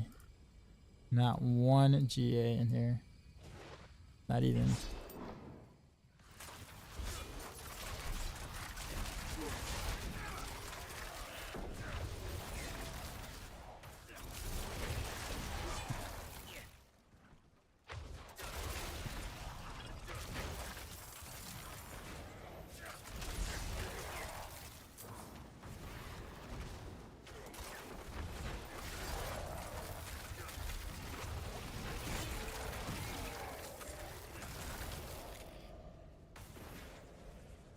Oh, okay, that's it. Okay.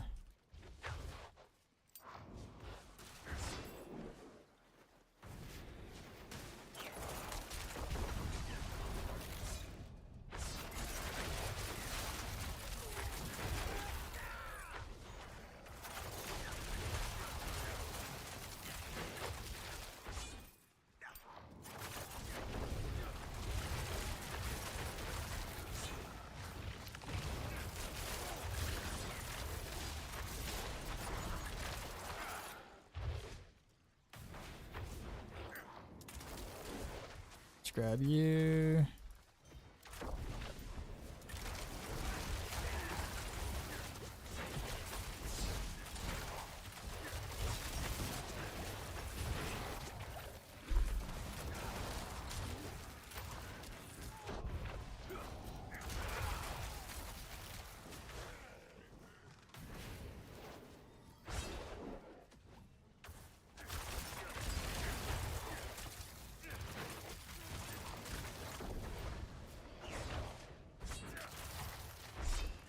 I'm trying to find things to kill. I'm really trying to.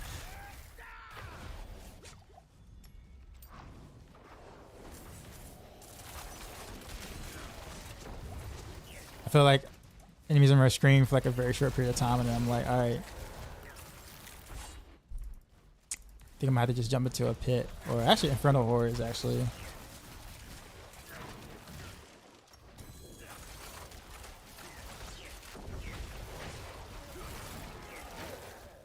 I got a billion here and there.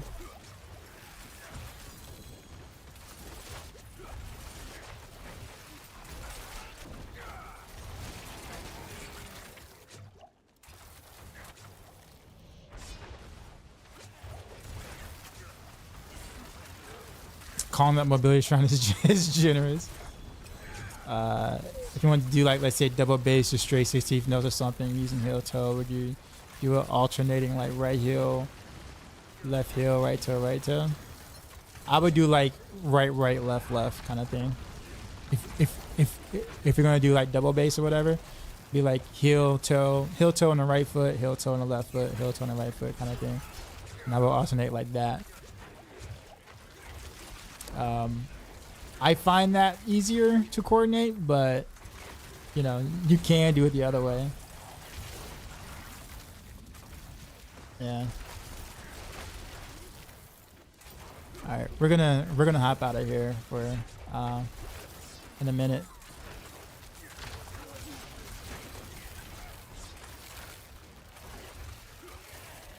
I'm just curious to see what this whether this guy whether this thing gets head or not.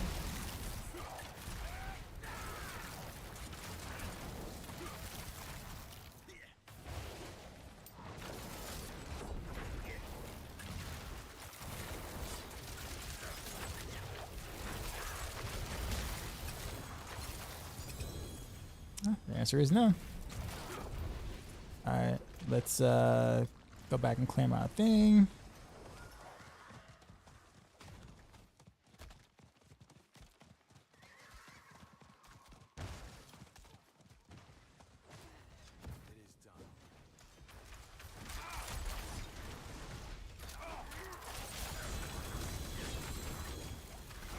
Okay, we got a dagger. Boot. You know what the good news is too as well? It's very easy to switch from this to Barrage because they use most of the same gearing. Also, don't forget to remind me I have to try different gloves. So this is glove 1 out of 4 that I want to do. So it's gonna be a minute me swapping out gloves, seeing how I feel.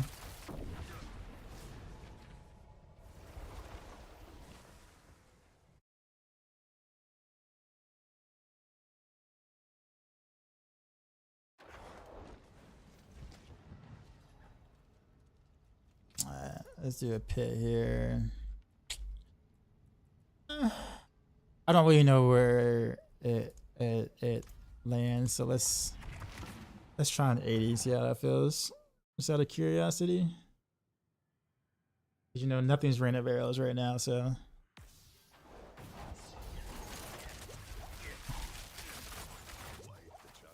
Oh, whoops, I forgot my clone.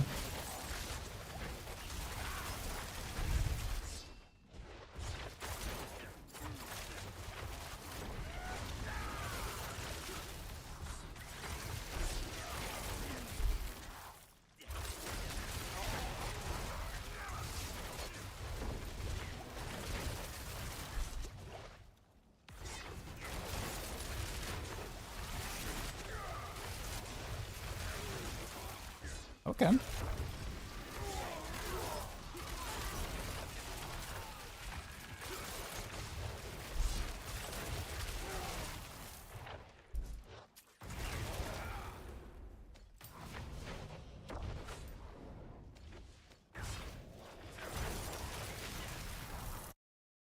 Anything you change at this point is just placebo.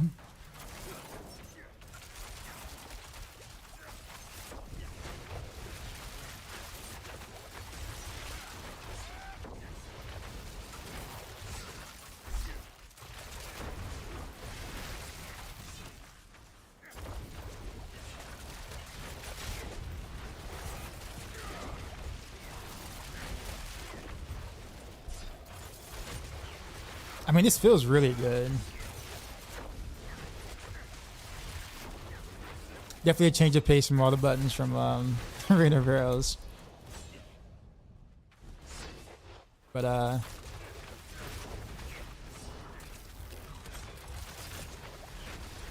mean, literally just, absolutely just. I'm bad. I'm bad this game. I'm bad at this game. Why do you guys even watch me play this thing?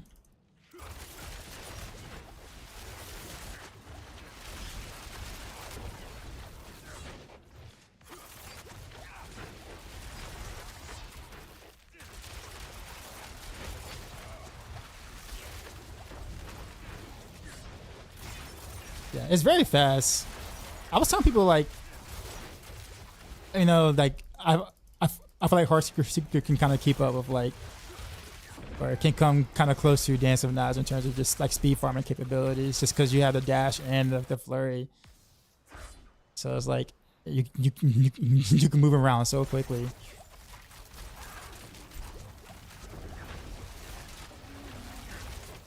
Woo! Okay. Okay. Respect. Okay. I respect that boss kill. No ads. Respect. I throw some respect on it. I gotta throw some respect on this Heartseeker a little bit. Just a little bit. Just a teeny bit. It wasn't bad. That was an 80. We'll go 10 tiers. It's probably gonna be a bit more rough. We'll see. Let's see how that feels. I was wondering why I didn't use Behemoth from the starter. Actually, I don't know. It might be an oversight. Oh no.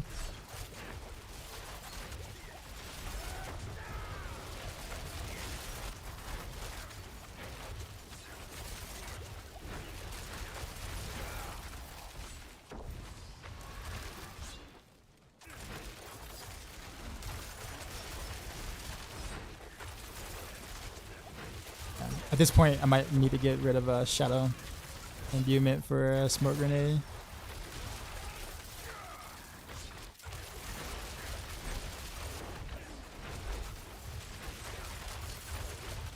No, freaking armor dudes, messing up my vibe.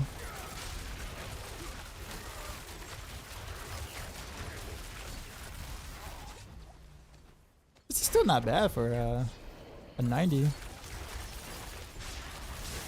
As long as I don't like crowd control him too early, or the armor dude doesn't show up.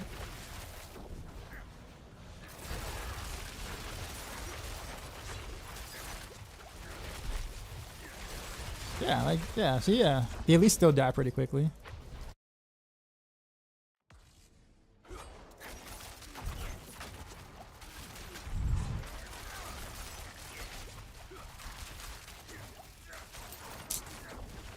I had to dance around the explosions, otherwise they'd have been dead.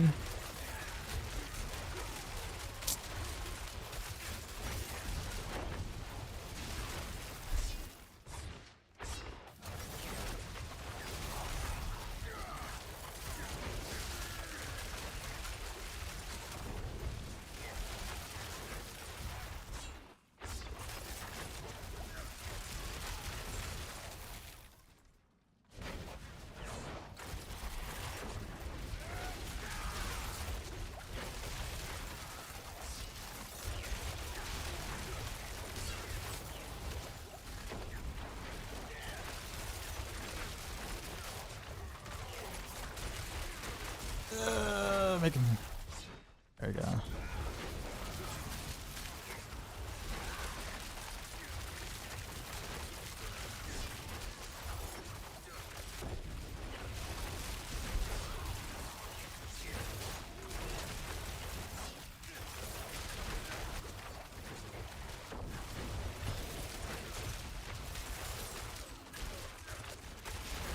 There we go.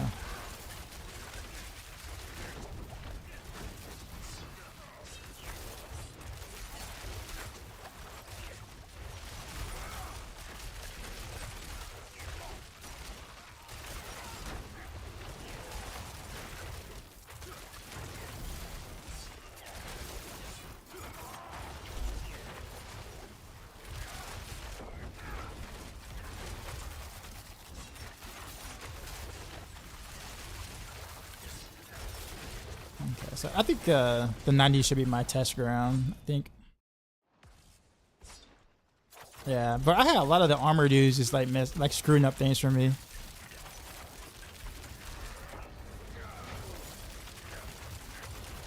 Uh-oh.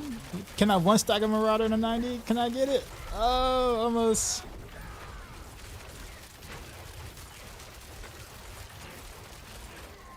Close. Single target damage is quite nice. Has to be expected, I guess, kind of, but.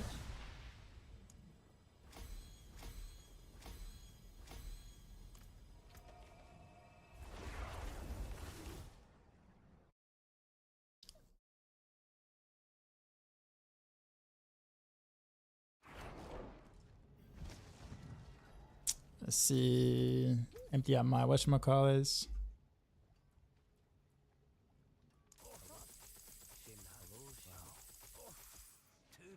Good to see yours ran with grass now. I'm thinking about it.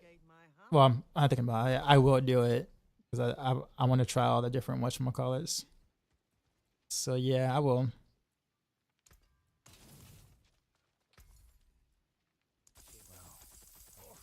Well, how am I rocking? Kyla Nameless.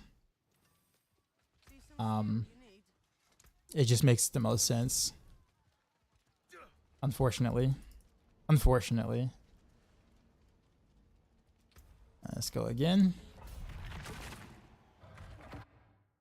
I had to get a test. Yeah, I do. What would your rotation be for a tournament boss? I mean, you just throw down the cow trap and then spam Heartseeker. And the boss dies in like 2 seconds, 3 seconds maybe.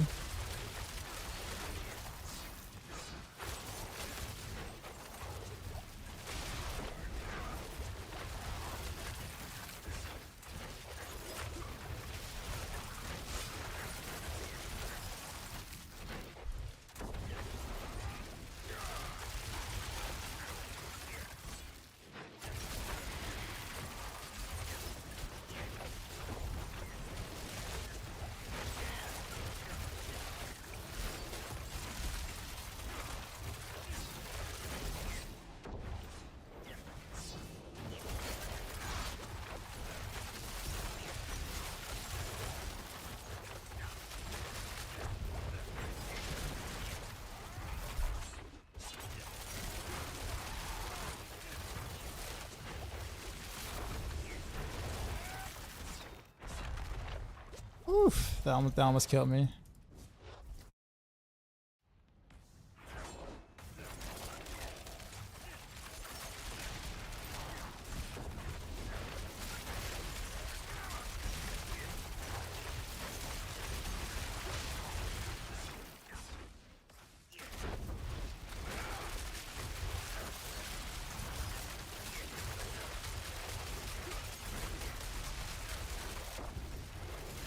No, you got him.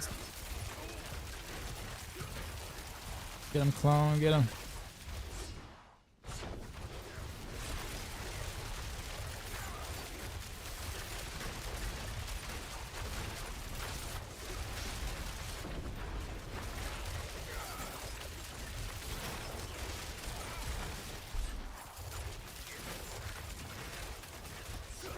Bro, where you going? Where you going? Get back here.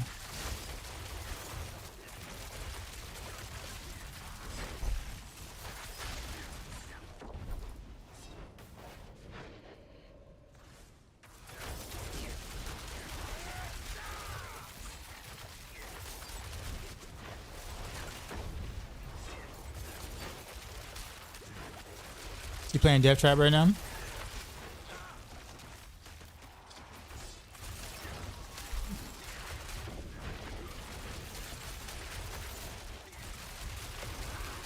There's a freaking armor thing in there. I can't get him. There he is. But now they're all like cropping. They're all immune.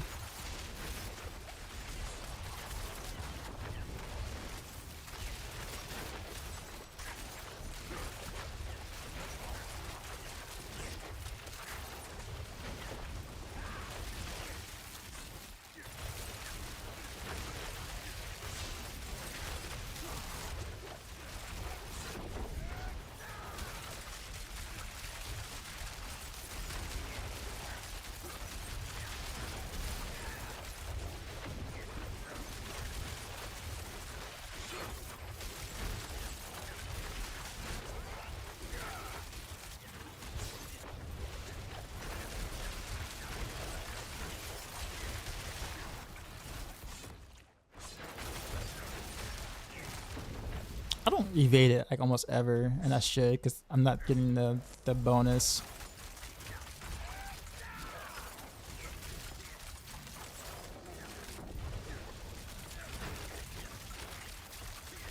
Come on, one stagger. Yes.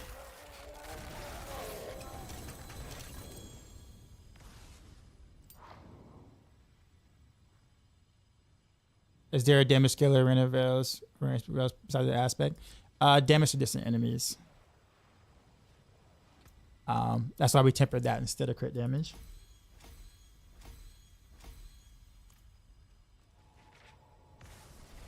So Rainbow is still the strongest then? Well, yeah, I mean, we knew that.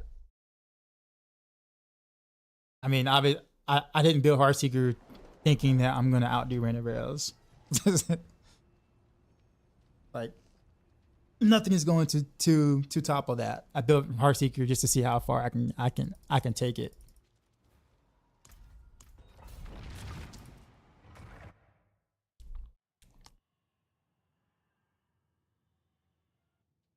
Whoever gonna be playing this season, I burnt out a Spiritborn, Druid, and Sork, and my wife is playing Necro, so it's tough between Barb and Rogue. I mean, you can't go wrong with either one of them, honestly. They both have fun builds. I would say Barbs are probably... I would say Barbs probably have cooler builds right now. Leap Quick is like really, really awesome. I'm not gonna lie. But I'm a Rogue main diehard, so I'm gonna play Rogue no matter what.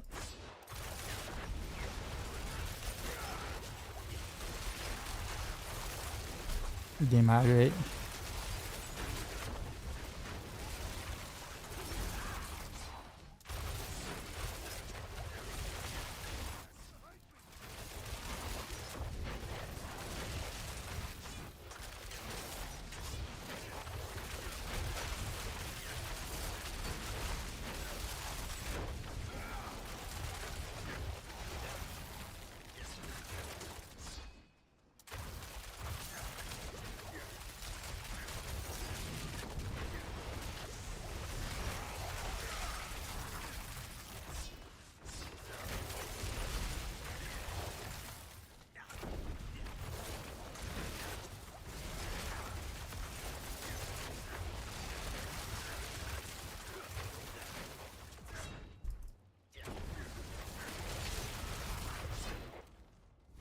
Diablo name for this build I'm currently running. It's a Maxroll build.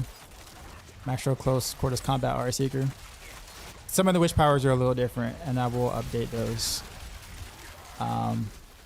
But it's mostly the Maxroll close quarters combat Heartseeker.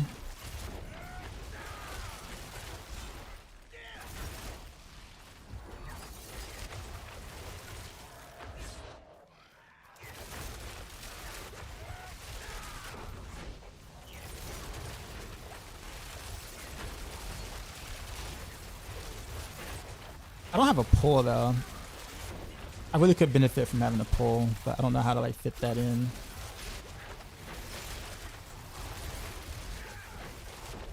Like I fit it in the planner, like the Maxroll guy, but since I took a different witch power from my clone to do more damage, I sacrificed the pull for it.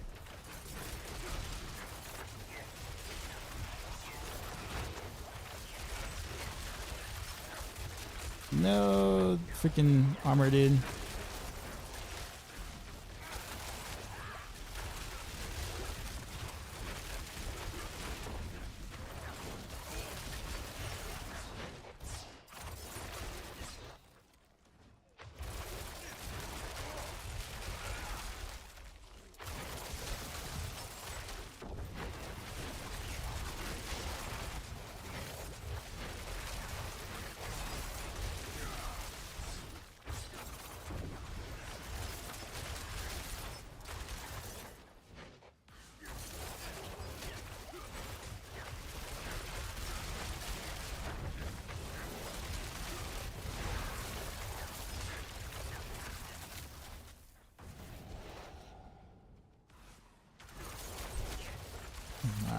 Armor dudes.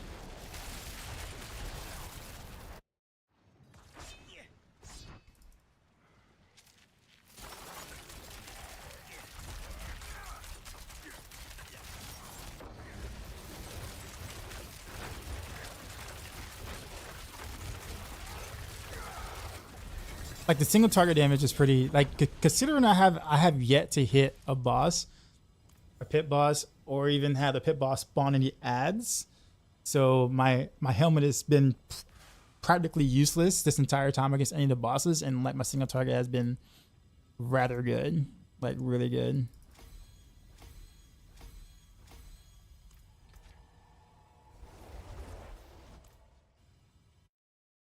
All right, let's take a look at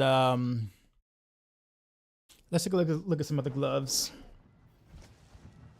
Got a hydrate in there.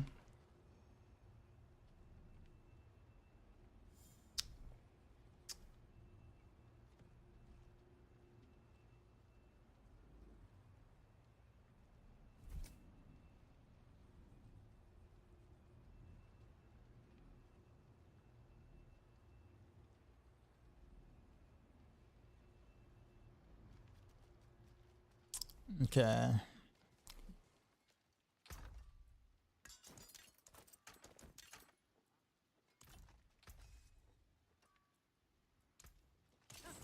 Let's see. I don't have any more masterworker materials for the other to masterwork the other gloves. Now that I think about it.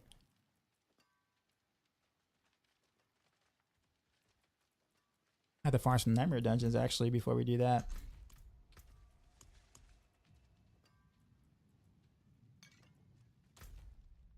That's fine. So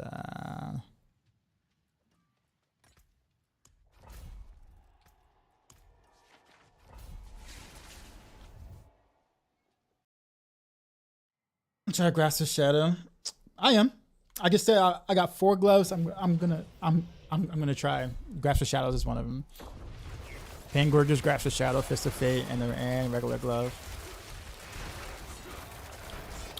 I having a hard time believing Grasp the Shadows will win out, but we'll see. At least from my testing in the PTR, that wasn't the case.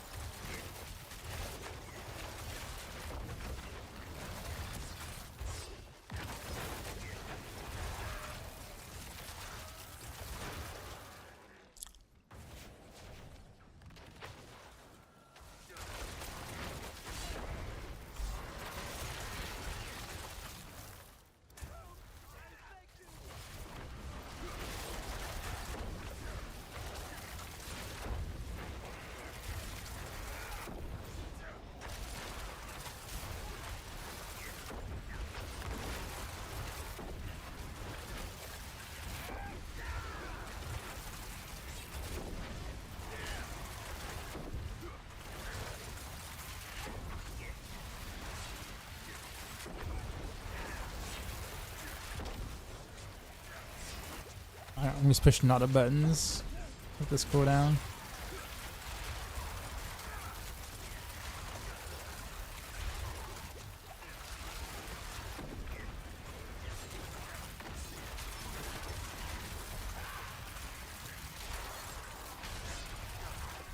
Oh, these waves are getting decimated. 20 waves, 21 waves, 22 waves, 23 waves.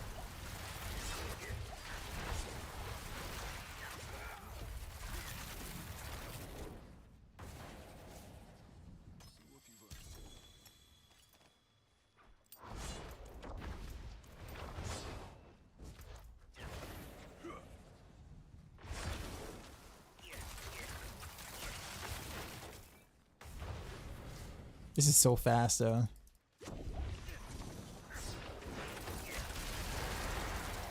Also, the shadow imbuement is like a nice touch. Although I might switch to like smoke grenade for like the higher pits.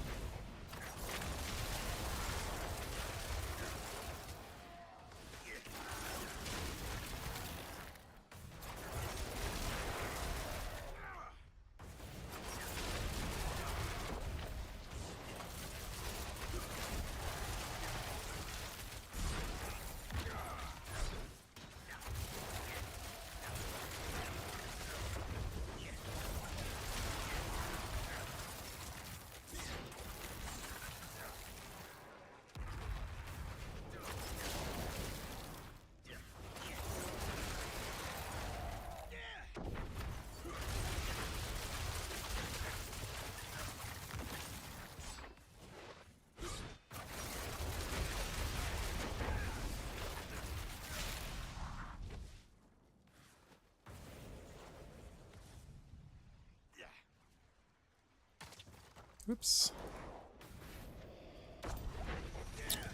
Should probably change my stream title actually too. Now that I have to get it online.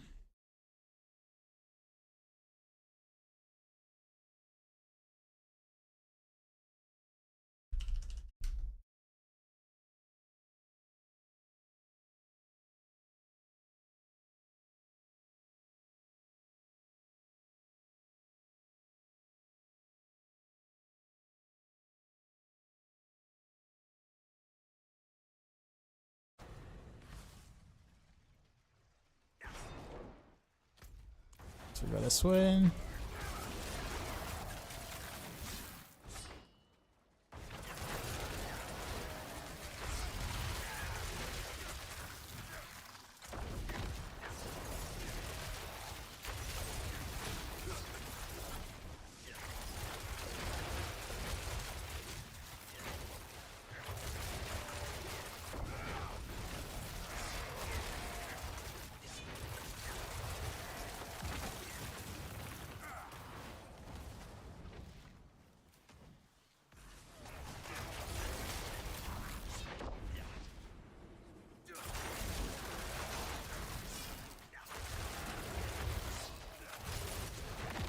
Yeah, I gotta farm masterwork and mats right now for so I can masterwork the other gloves to test.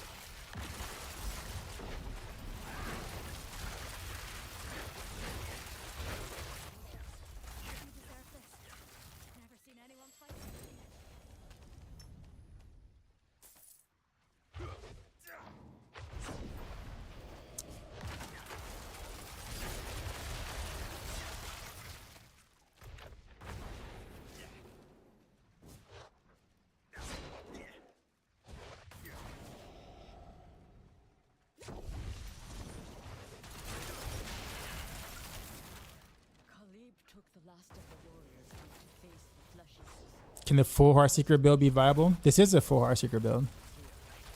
Flurry doesn't do any damage at all. It literally is just to help me teleport. That's all. Teleport, spreads from shadow imbuement for the cool looking explosions, and also 12% more multiplicative. That is it.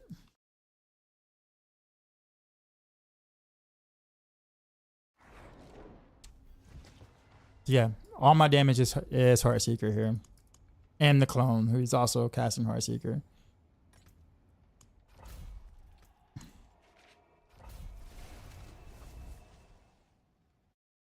Give me some of it. I forget to evade as well. Yeah.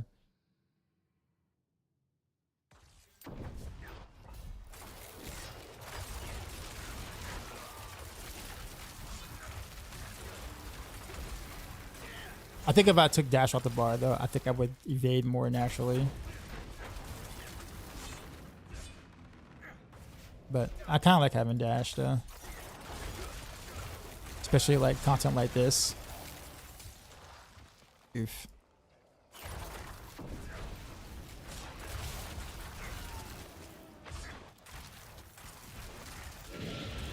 Appreciate the follow.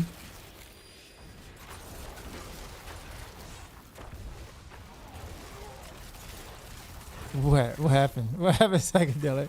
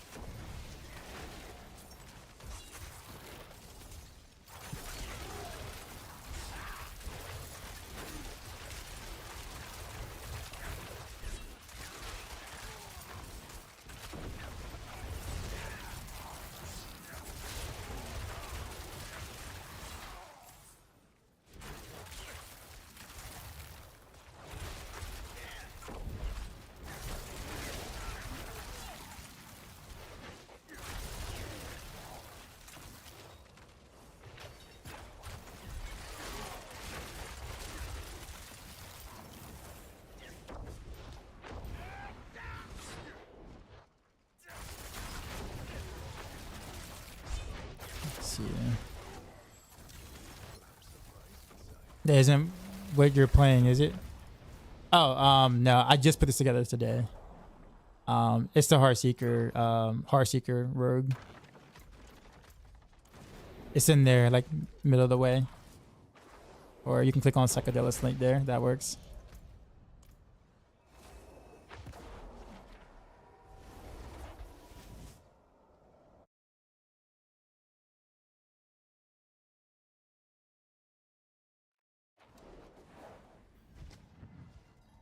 Yeah, how much material did I get from that? From those two? Only 4K ish. Let me see if I got any things. I'm gonna call from the mercenary report. What we got?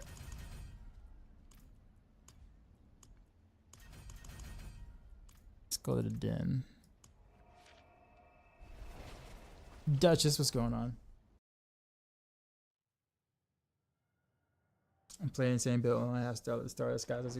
It's okay. I mean, build still functions without. But yes, Shroud is awesome.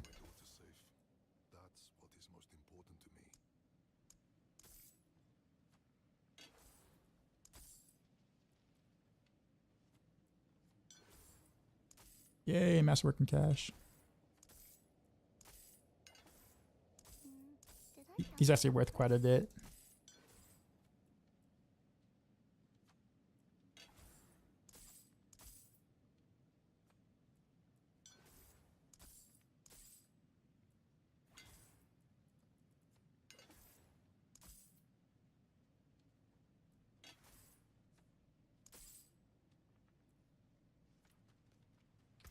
Favorite road build, Heartseeker.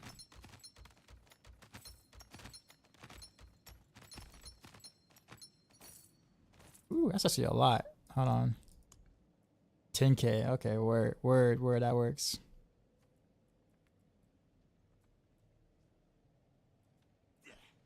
That works. I think that should be enough for me to... Well, probably not, actually, now that I think about it. You know what?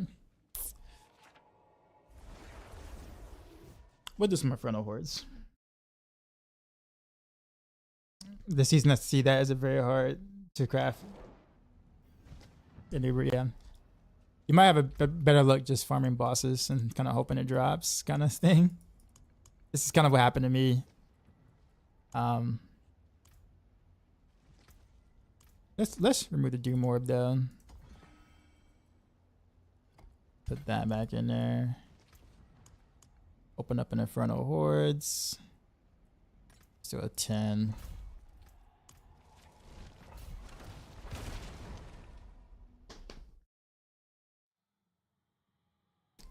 I like having my arrows find you. Who wouldn't? Yo, this is very fun though.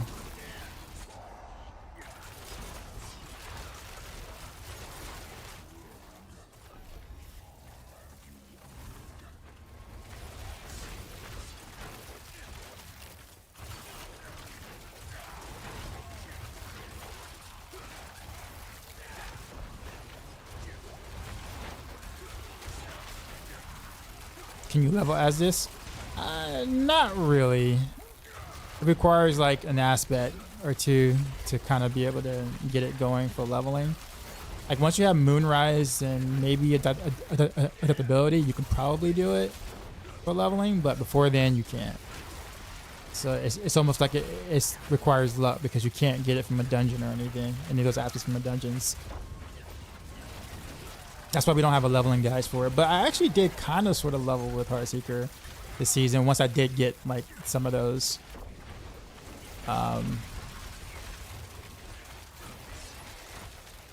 So I might try to see if I can kind of put together a leveling guide that might can transition into that pretty smoothly, but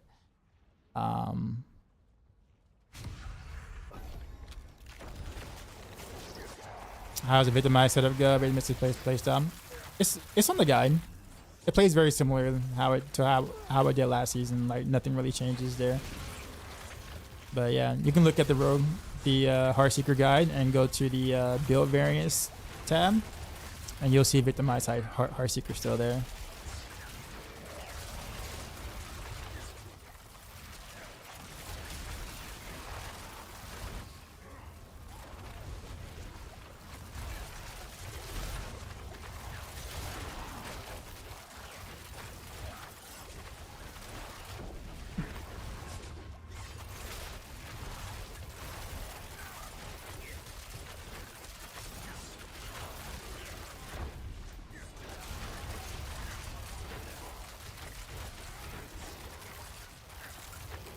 How much less damage than the Vita setup? Well, so the thing is that like a lot of the wish powers don't really benefit victimize as a key passive as much this season. So like, it's not that that victimize is bad. It's just that it didn't like going victimize route doesn't really feel any better than it did last season much at all. It's like kind of similar, I guess. That's kind of the thing. So, like it's like a little stronger than it was last season with the Victimize route, but direct damage in general, especially with the clone, has gotten some pretty significant buffs. Especially with the wish powers, which is why I built it to be close quarters or whatnot. Now, don't get me wrong, like I like playing range too. Like I'm definitely a range guy, but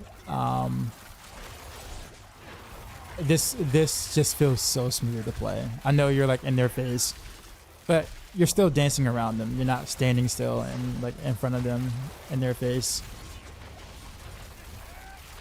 But I get the whole idea of wanting to play a range out. Trust me. I am a range rogue or a range player at heart in general.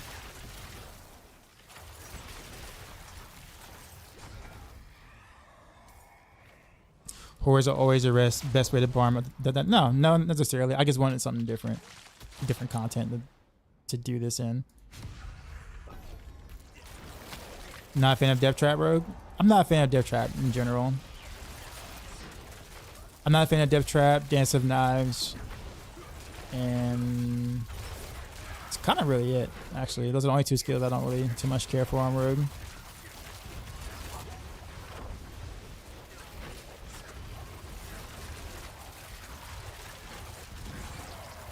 And not only that, but I think I'm going to play things that other people aren't playing. People are, you've seen Woody play Death Trap.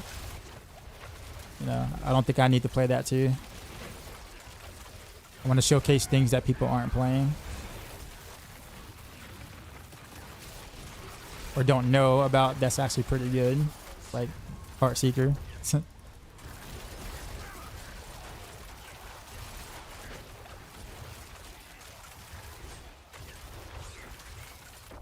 Is better raining arrows? No.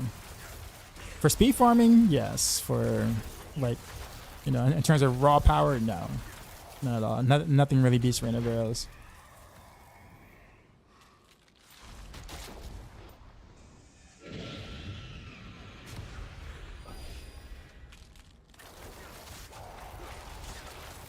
I have problems with season. My game crashes so much when I'm porting.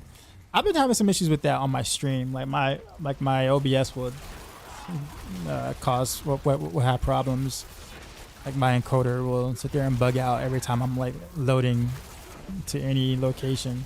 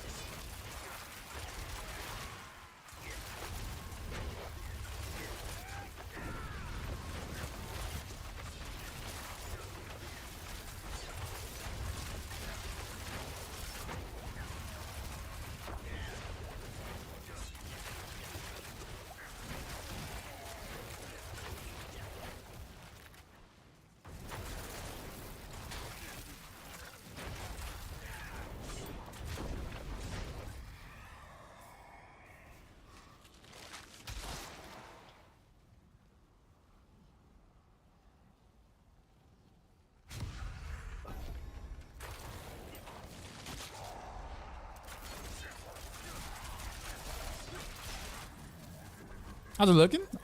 Pretty good. Like, honestly, a little better than I expected. I haven't tried all the different gloves yet, though. There's 4 different gloves I wanna try. And right now, I'm on the regular glove with an aspect.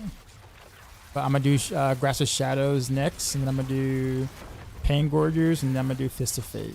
So I don't know which of the 4 gloves do I feel would be a best fit for this. So.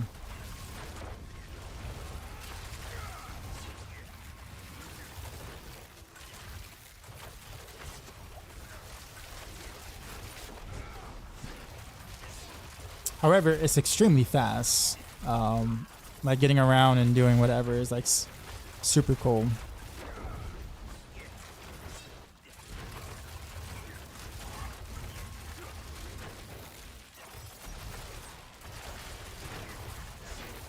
It's got really good clearing potential considering that it's a kind of a single target-ish type skill, but the clone is actually pulling its weight, which is actually like kind of cool.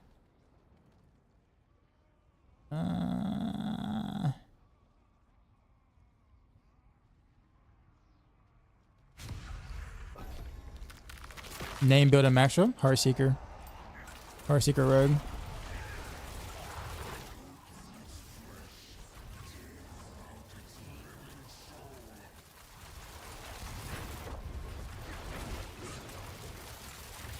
How have a clear Heartseeker? I just put this together like an hour ago. And you guys know my channel by now. I don't push pits. I find them worthless. But I've been speed farming 90s though with this so far. So, and the pit bosses actually go down relatively quick by comparison versus like the mobs during the rift. So its single target is actually very good. So there's potential for it to like do pretty well in the higher tier pits, because the boss may not take you as long relative to like the mobs during.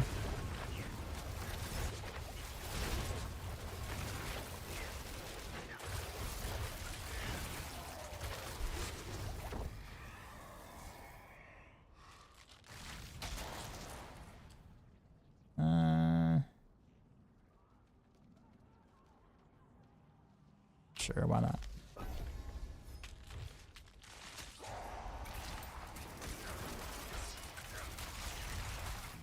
Oof, that hurt.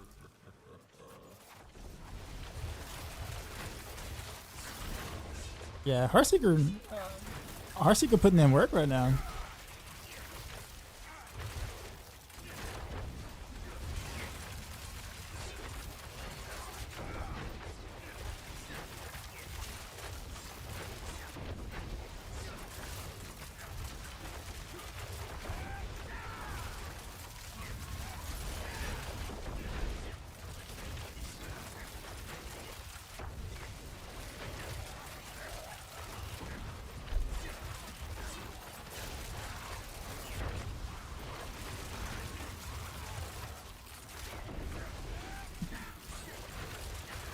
I should focus on my opinion on the Inferno Horrors, in your opinion, way better game. Well, I agree 10,000%, man. Inferno Horrors is way cooler, way more fun to play. I wish there was a vertical progression for Inferno Horrors.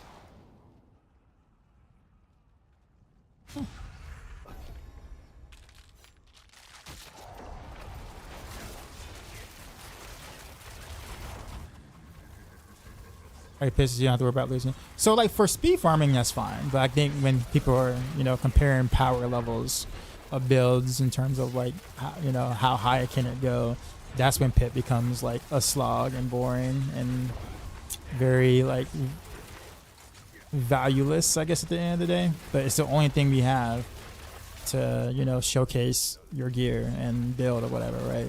Like to know what the power of your build actually is. So I know why, you know, pit is used as, you know, the metric. It's because it's the only metric we got. But if you remember back in season 5 when Inferno Horrors first came out, or when Inferno Horrors was new, and it was actually challenging for a lot of builds to do T8, people were using Inferno Horrors for the metric instead of pits at the time, right? And like that was way cooler in my opinion. But then season 6 and obviously season 7, they didn't do any scaling with it, and it's like that's a creator on release was a different bit. Yeah, true. I actually didn't mind how much damage it dealt. What I did mind is that he could do that one attack off screen and you couldn't see it. So it was like there was no reacting to his damage. That's the issue I had with them. It wasn't the fact that like he hit as hard as he did. It was the fact that you couldn't see it off screen or in the middle of a bunch of packs. So there was no counterplay or reaction to his moves. But if there was more of an indicator or something, like a little red indicator on the ground or whatever, before he does the move or whatever, and you have time to get out the way, then it's like, oh, okay, cool. You know, that's fine. If I get hit by it, then that's my fault, right? But that wasn't the case, right?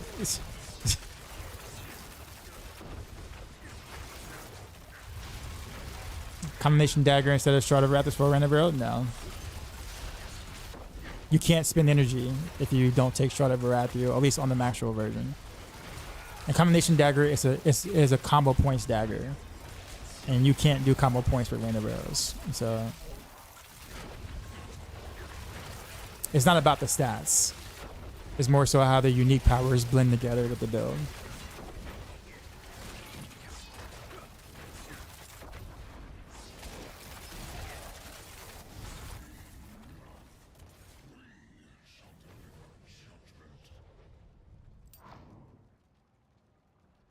Yeah, I mean, well, the Shroud of Raptor has basic attack speed on it too. Like, you see that 67.5%. So, Rapid Fire guy set in stone. No, I'm gonna need to revisit it a little bit. Clone is kind of acting wonky in terms of the trajectory and stuff. So I might need to take another whack at it when I get there.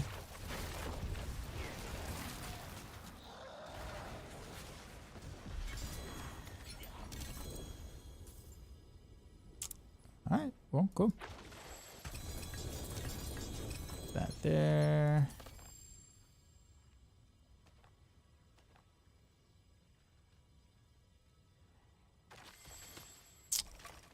What are you playing right now, though, Pee-wee? Am I following the Maxroll Heartseeker guide, or did I do a few changes? It's mostly the same. There are some witch powers that are a little different, just because I'm toying around with things. And I did shadow imbuement instead of smoke grenade, more so for the fun factor. But that's really about it. Was on pitch shot and there's a pain, sure, yeah. Are you using close quarters combat because it's strong, or is victimize just weak? Victimize doesn't really scale well with the witch powers this season. So like it just kind of just falls behind in general. I'm actually thinking about changing the Barrage guy from being victimized to the close quarters combat version, but I don't want to do that yet until I actually test. So that's why I haven't touched it in the big way yet. But when I actually get around to it, which I will pretty soon, because actually the Barrage, close quarters combat Barrage is built almost very similar to Heartseeker close quarters combat. So it's just a matter of changing a couple of pieces around, and then all of a sudden I'm playing Barrage variant with Wind Force. So I'll know very soon. All right, so let's take a look at some other gloves now. Which one we're gonna do? Let's start with Grasp of Shadows. I think people are probably the most interested in that. All right, let's see what you do, sir. See how you perform. Whoops. Ooh. No, I'm not gonna get like all too crazy with the tempers here. Oh, well, I guess that's fine.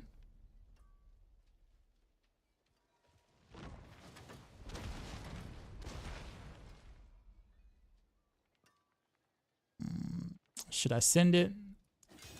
Whatever, we'll do it. Ultimate damage, yeah. Whatever. We'll just leave that at that.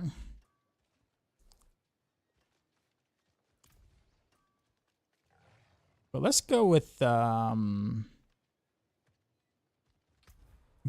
instead of Conceited here, though. If I'm gonna do that, I'll just move that here. May your road be filled with wonders.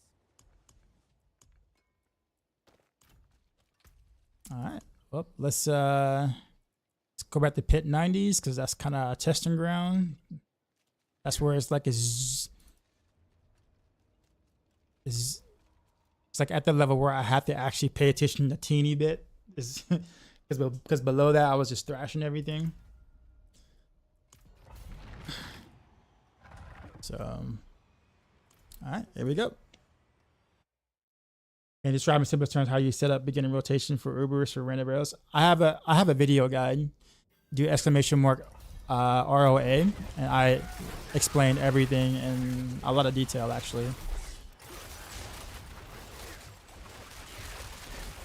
A lot of detail.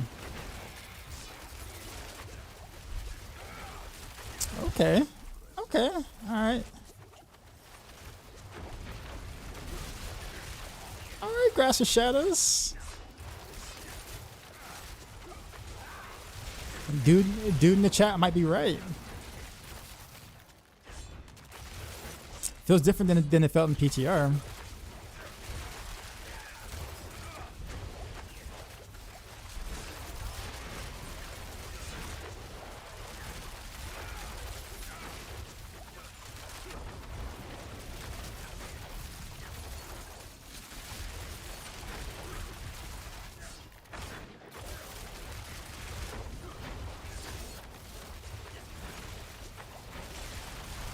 Yeah, okay. Alright. Okay.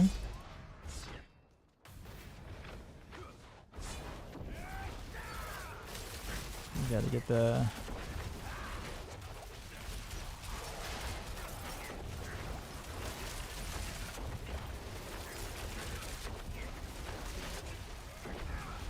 What builds were I playing in PoE2? I made up one. I made up one myself. It was like a Toxic Rain,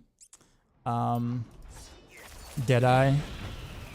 So poison Deadeye, but it was like based on hit. It was like a physical hit, poison Deadeye. That makes sense. I was solo self-found as well. It was fun. I had fun. I didn't really like the other builds, honestly, on Ranger, surprisingly. I don't know, everything kind of felt pretty vanilla, like, you know, things I can get from any other action RPG, but Toxic Growth was like the thing that really stood out for me as different. So I built into that.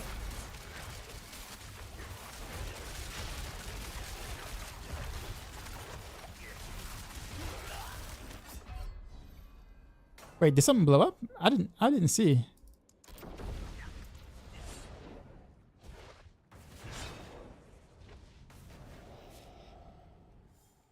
What in the world?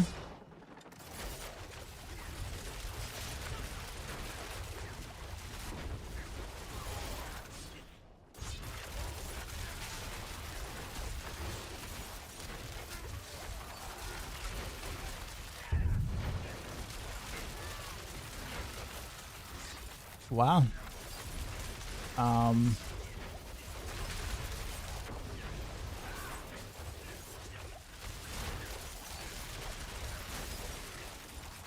Then Grasp of Shadows might, well, so far was definitely better than a regular glove.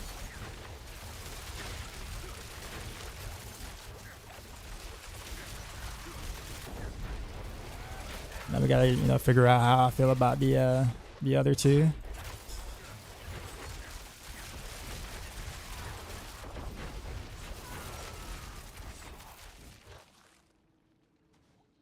I think it's a combo because of grass and growth. I don't even know if the other clone... Actually, yeah, the other clone does get the growth. Double Hero Deadeye with HOA gloves and lightning arrow is very fun. I couldn't really ever get into lightning arrow. Like it felt like lightning arrow, cold arrow, like anything else on Deadeye felt very like, ooh, that was good. That felt good. That felt good. All right, Grasp of Shadows it is so far. Definitely better than regular glove. Nah, I don't know. Like most of the arrow, like most of the ranger skills, like felt the same animation wise, but just a different element. Like lightning felt exactly the same as cold, which felt exactly the same as gas arrow in terms of the animation. It's just a different color and the element effect. And I just felt even the flask kind of like that. It's like the flask, same thing. The cold flask, poison flask, like they're all like it feels the same, just a different tint of a color. I'm not saying that they don't do what they need to do and they can be strong, but like I'm more of a mechanical type player. Like it has to feel and look like it's doing the thing per se. And I didn't really feel that way outside of Toxic Growth. When that exploded and the animation that flipped in the air, like all that was really, really cool. Like I'm gonna need more than the fact that it deals a lot of damage for like a dopamine hit for myself, I think. And I know I'm like a rarity and I'm like the weirdo here, but I just couldn't get behind the other ranger skills. I am waiting for Huntress though. I think I like Huntress a lot. Can you make Heartseeker a core skill? No, I wish you could. I totally wish you could. If there's a way to do it, man, then we can use Witching Hour and some other stuff.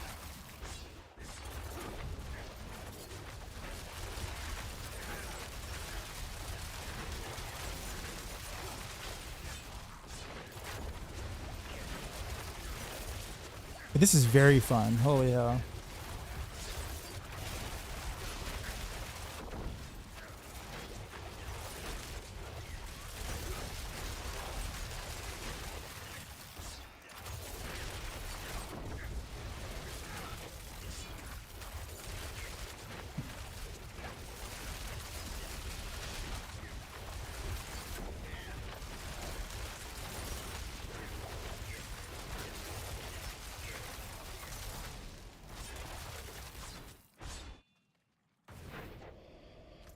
Oh, where am I going?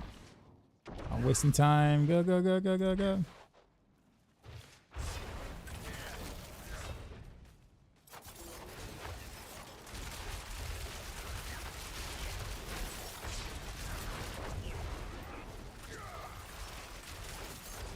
Whoops.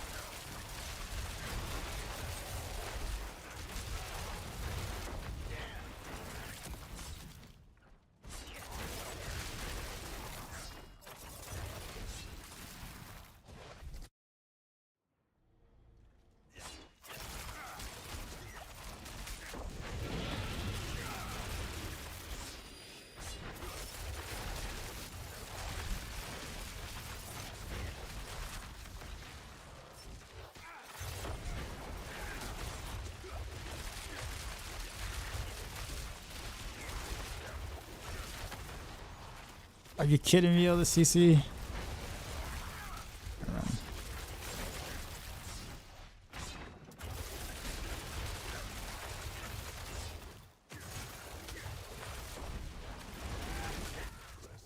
I actually wonder if I should even bother with Starless Skies, to be honest with you, and maybe just go with the regular ring instead.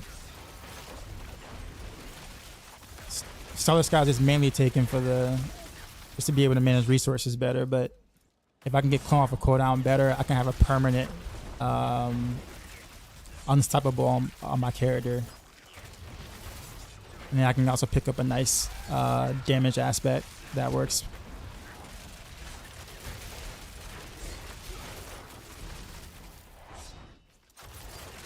So I guess I'll try that too. I'll try throwing a regular ring. Because I have a powerful aspect I'm not using. Like I also have conceded, which is 30%. So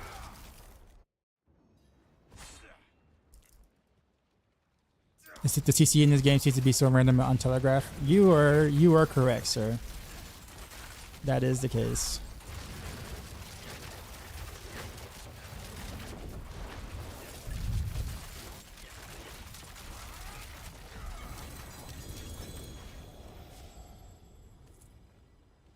Retribution, not conceded, because conceded is I don't have to worry about CCing them to get damage, so that's a lot better for the pit guardian. Heartseeker's not a range build anymore. I mean, you can do victimize if you want. You can. It's just not as strong. Like the witch powers don't do much for victimized builds in general.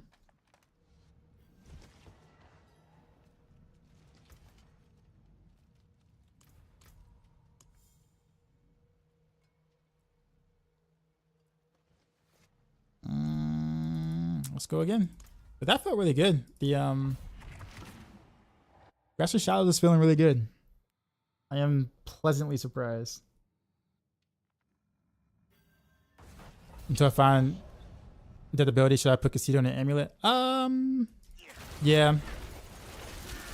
It's more consistent. If you can fit both, sure, but if you have to choose one between one and the other, go with conceded.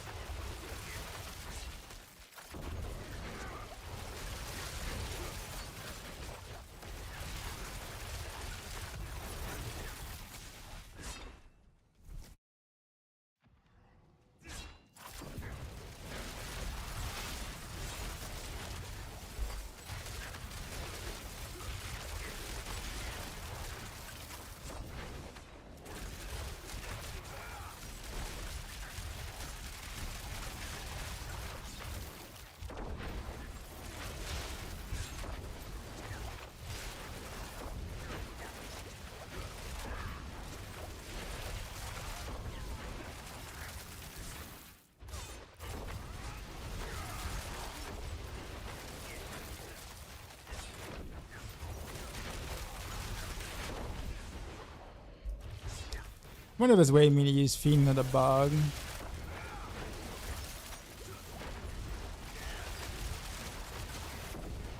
Probably not, but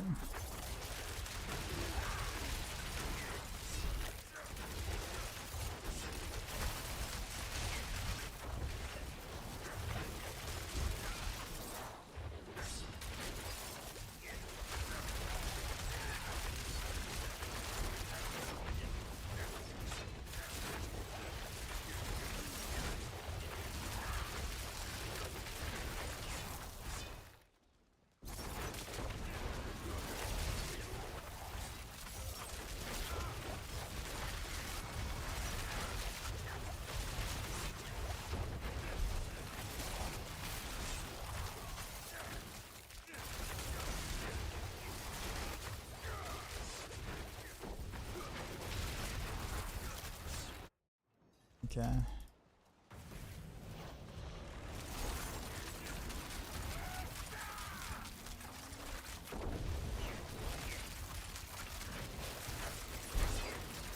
Oh, that's right. I don't have a stun.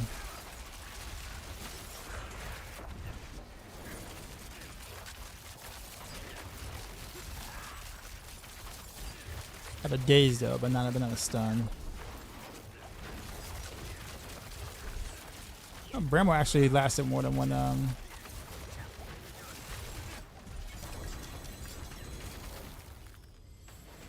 one stagger.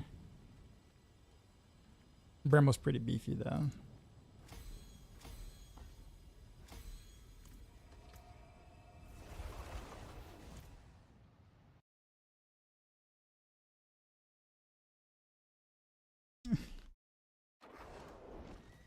I say sucks is that you get stuck around those defensive dudes and messing the rotation.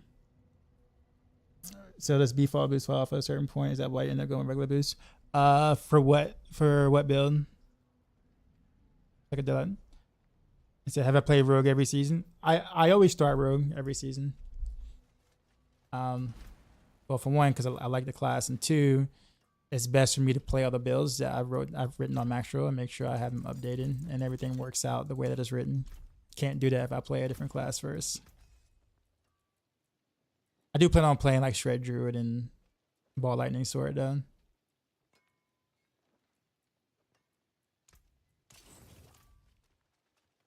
Heartseeker. Oh no. So the Beast Wall boost is only there for those who have energy issues. That's it. That is literally the only reason why it's there.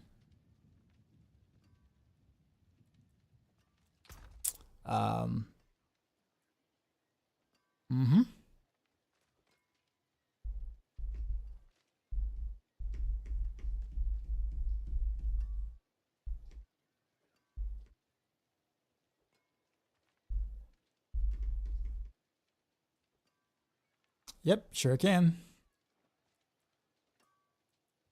Get the vroom vroom back. Okay, let's see.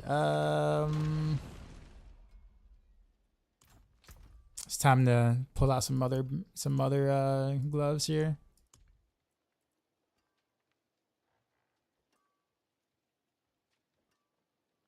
Let's go Pain Gorgers.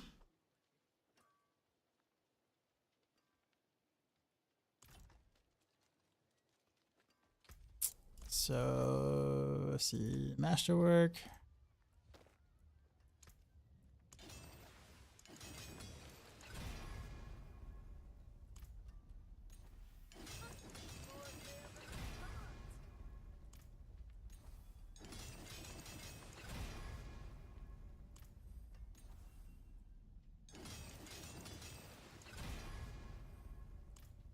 Oof. Stop it. Stop. Ugh. Everything but basic attack. There you go. Whatever. Going for it. Cool down. Sag. Alright.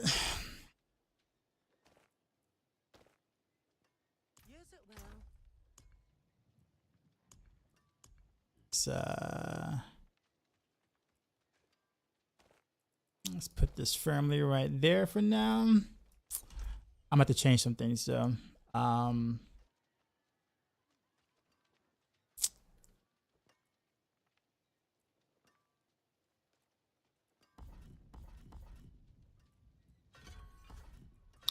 Gotta go poison smoke grenade for this.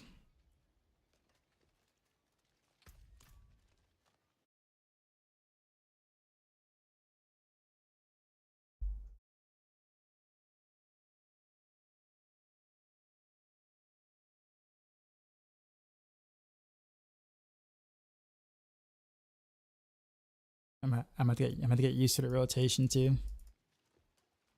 I'm gonna try Rogue. I've only played Barb and D4. Barb is doing really well this season though. How did I find Grasp? I don't remember. It drops off of boss. Is it Beast?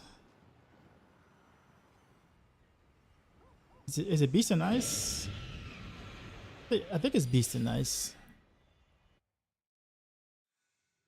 Any idea when this game has to be playable? No idea. No idea. When a single person is playing this game, I will let you know.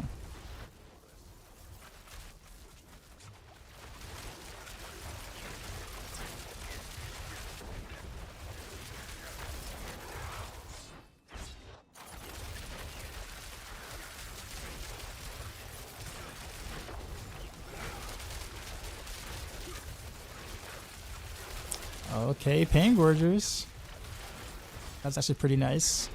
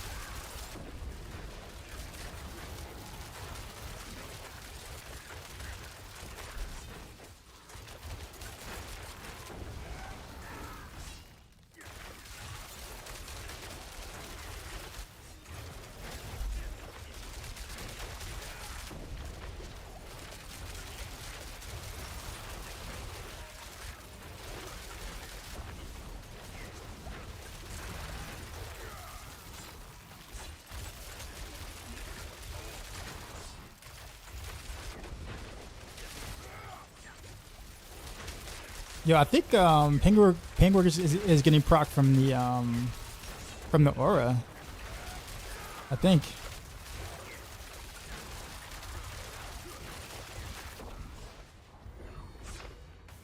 I think so.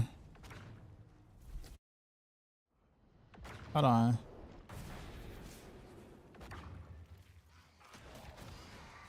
Okay.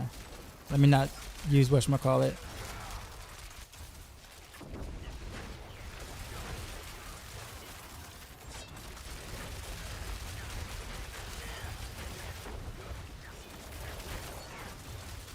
I think it is getting prop from the aura. I'm seeing a lot of white numbers.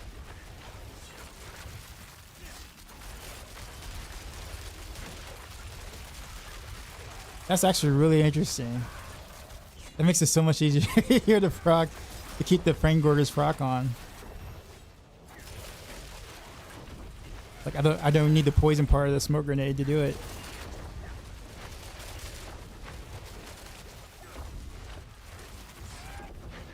That's interesting. How do I find him? I'm sorry. So far, the Grasp Showers has been the best so far. Although this is my first run with Pain Gorgers, and Pain Gorgers is actually doing fairly well too.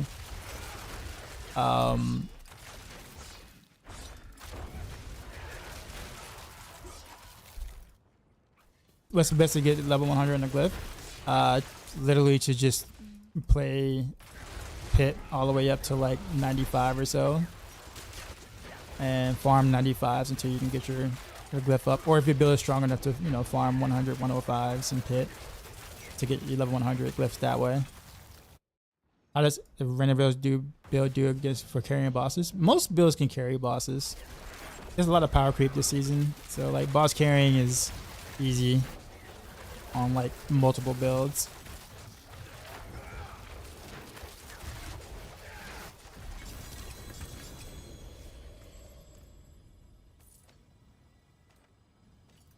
I mean, Raina Rose would just one-shot it, basically. Come on, you can do better than that. Boo.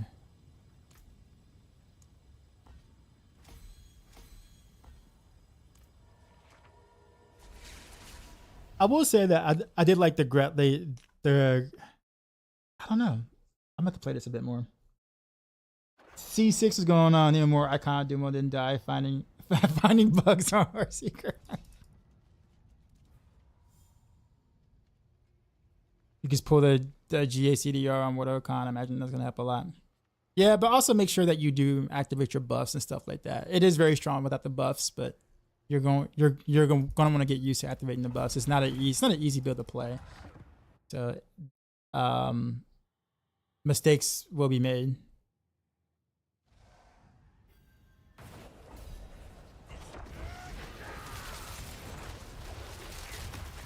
But yeah, so the Poison Aura procs Pain Gorgers.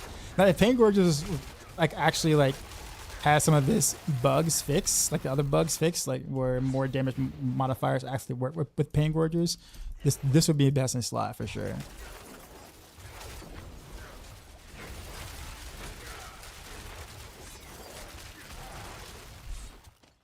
But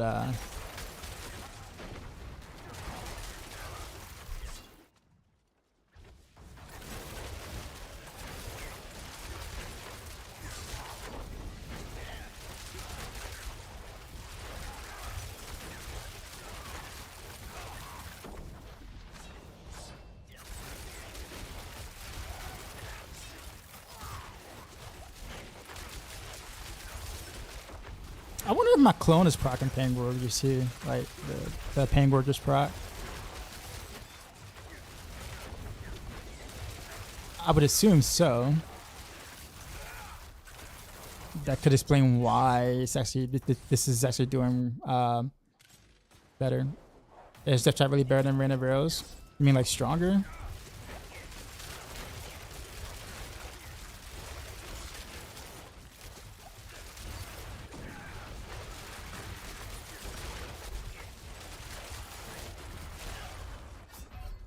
I just sat there. I figured I could tank it.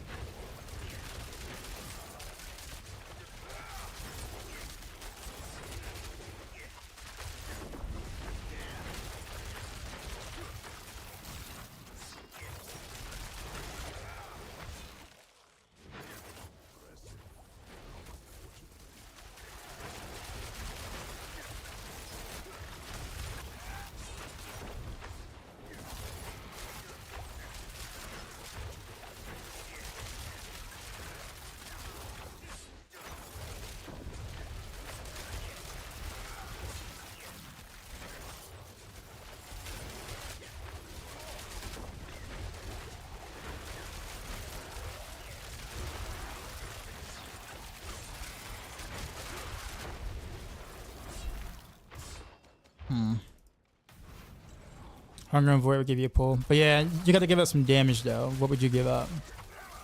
Would be the question. Because like literally everything on your bar is like everything, all your wish powers are damaged in some way.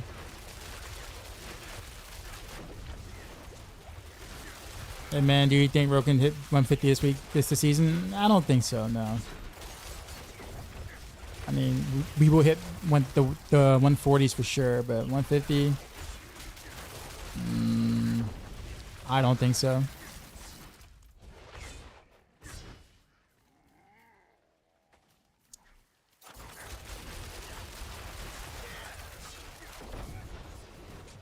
Yeah, but it's hilarious that Pangorg is actually being procced by the Witchfire. That is so wild.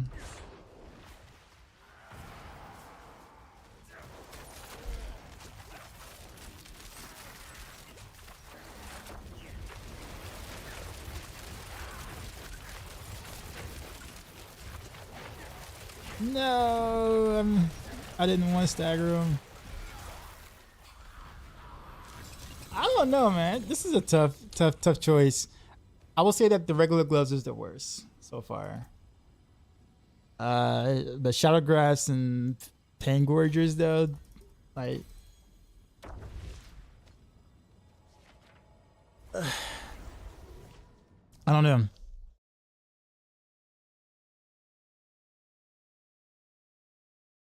Because I think the clone is actually also proccing the Pangorgers. Like actually like getting the benefit from Pangorgers too in terms of the proc is concerned. So like that's why I like my AoEs like looking rather good, despite the fact that, you know, the proc itself is only like doing like millions, like, you know, 18, 20, 22 millions, but you're attacking often. Which is why it feels the way it does, or why it looks the way it does.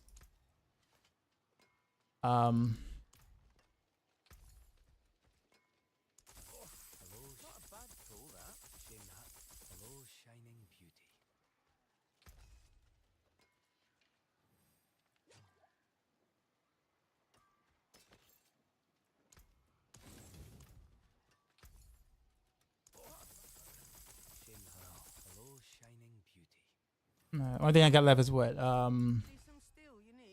What is it? Fist of Fate?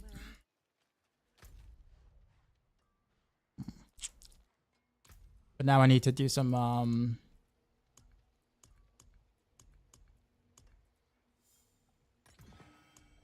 I need some mats for my Fist of Fate, so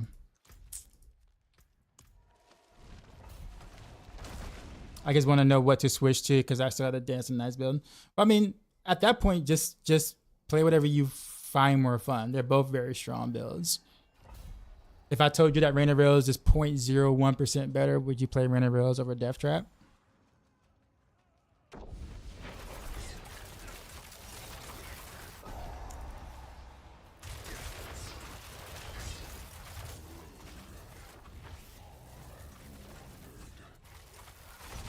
But the playstyles are vastly different. That's why I find that to be more important. Which playstyle do you think you're going to like to play?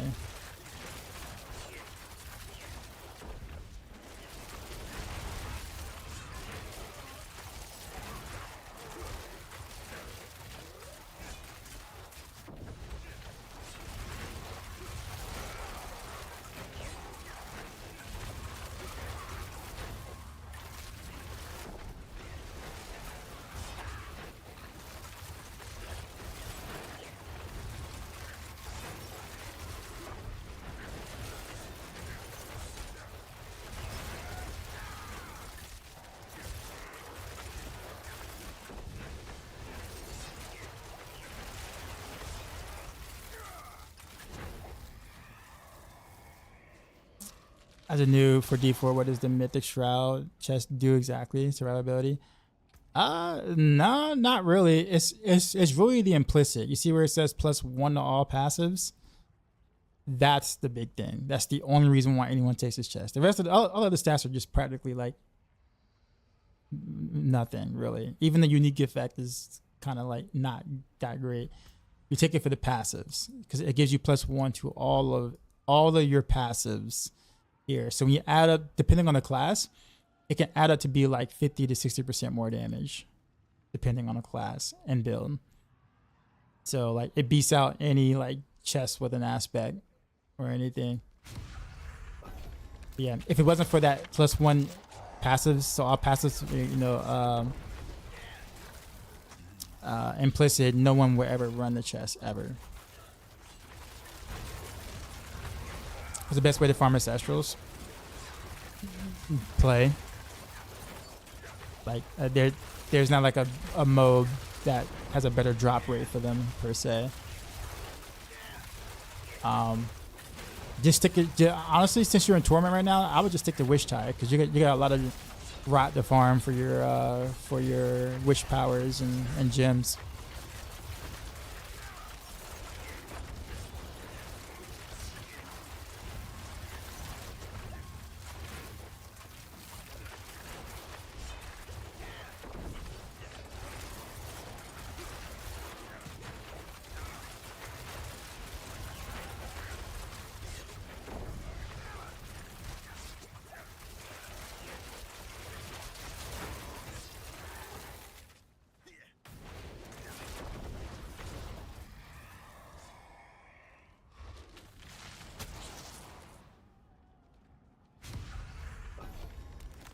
I used that for your throw bar last season.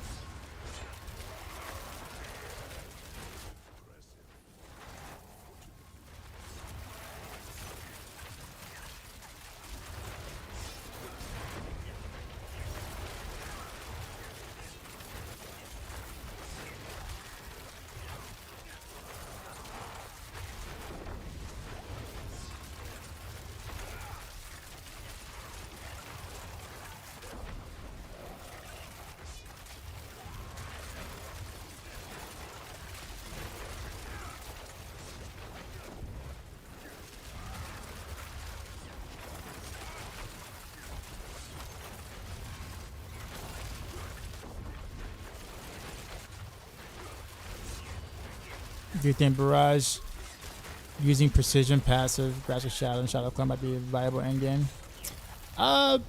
Precision right now is just really not, unless you're doing combo points or a rain of arrows. Precision is actually in the bad spot for anything else.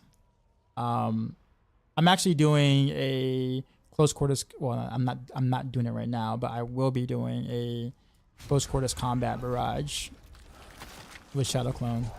That's gonna actually do really well. So I'm actually excited to do that.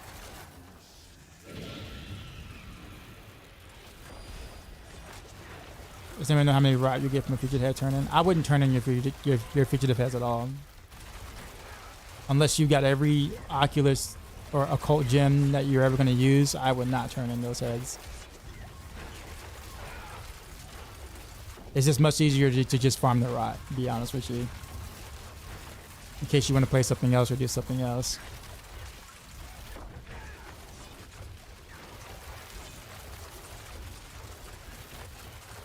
Yeah, see, so the problem with precision right now is that you no longer get 2 stacks when you crit. So now it's always they did lower from 4 to 3, but you no longer get 2 stacks from critting. So what it was before with Precision Barrage, you know, or Infinite Span Precision Barrage, is that every 3rd barrage would get Precision proc. But now, since you can't crit, since the crit doesn't give you a stack anymore, it's not every 4th barrage gets the Precision proc, and that's off. That feels awful. It may not seem like it's that big of a deal to go from like every 3 to every 4 getting it, but it really is.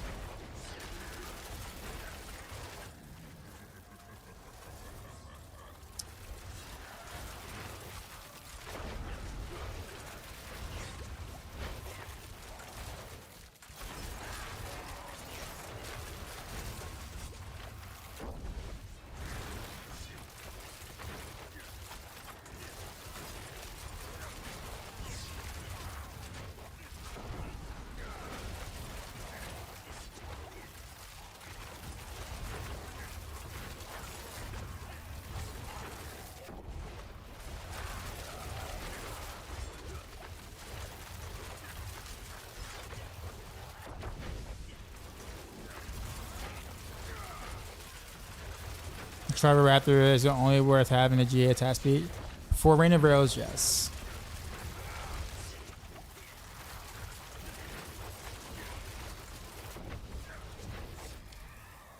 Bro, my I'm not getting any good boons, man, at all.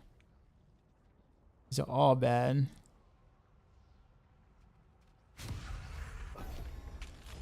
I was trying to get some more masterwork than that.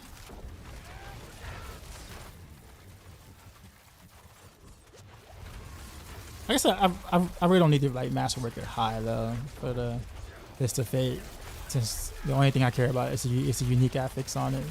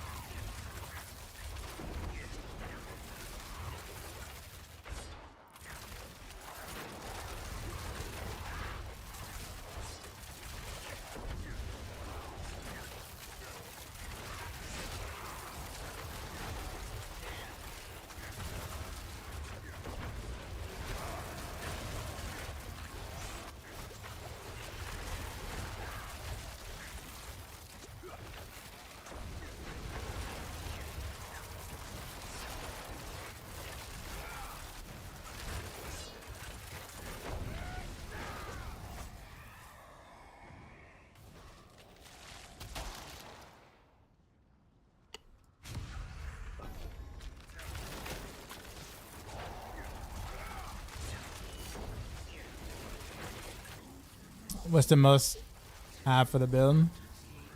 Shard of Arathiel. I would probably say Starless Skies if you're on the safe side. It's kind of really it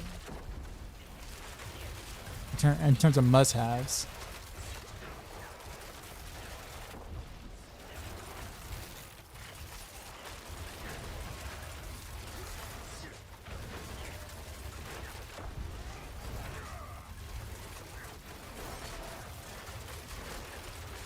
Now, if you don't have a Starless Skies, you can always just run Beastfall Boots for the energy trick or whatever.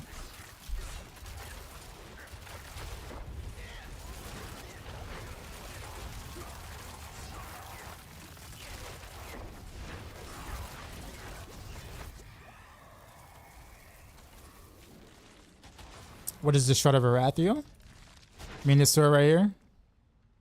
The one that we also use on the Renerail's Maxroll guide.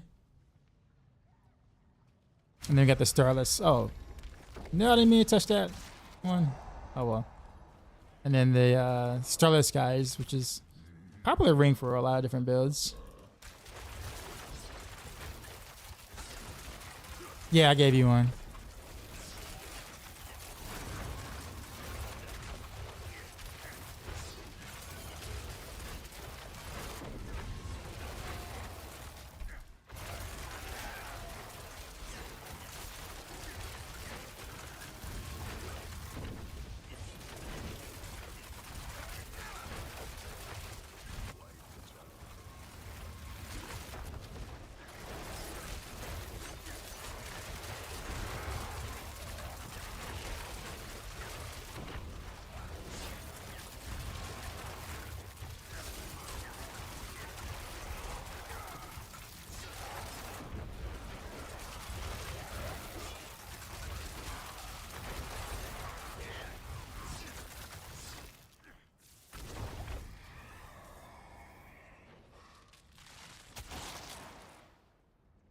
Oh, finally the first good boon, or decent boonish.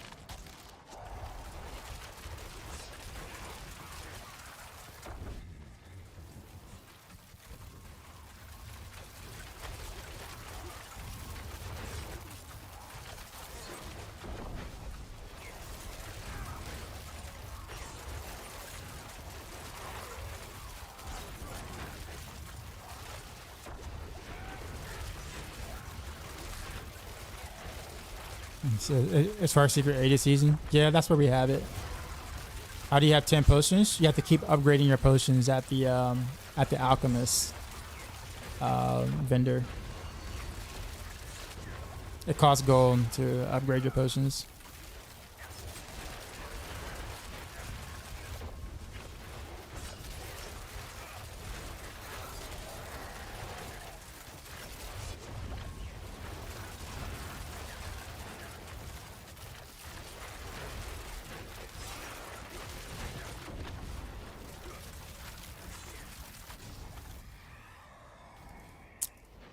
Well, yeah, that's true. It's Serpent. It's also yeah level progression. That's true. Forgot about that. Hey, does this build have good clear? Yeah. Yeah. I have no problems like clearing big waves.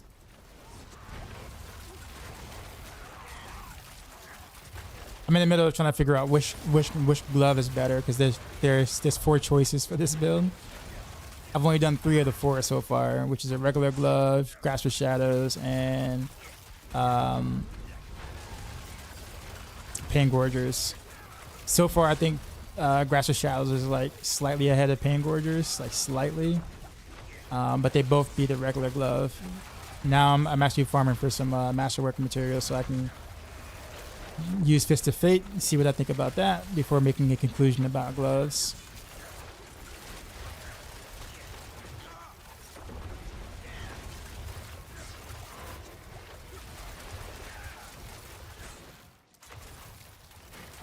Bro, I had like no good boons at all. Like, jeez. Last time I did this, it was like almost 1,000 by this point.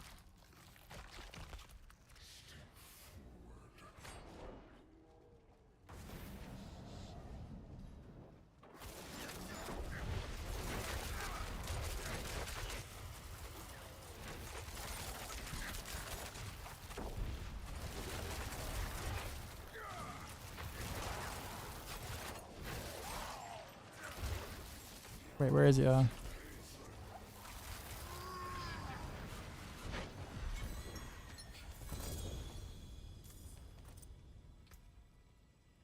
Ooh, well, GA on the shadow resistance, but whatever. 15%, I'll take.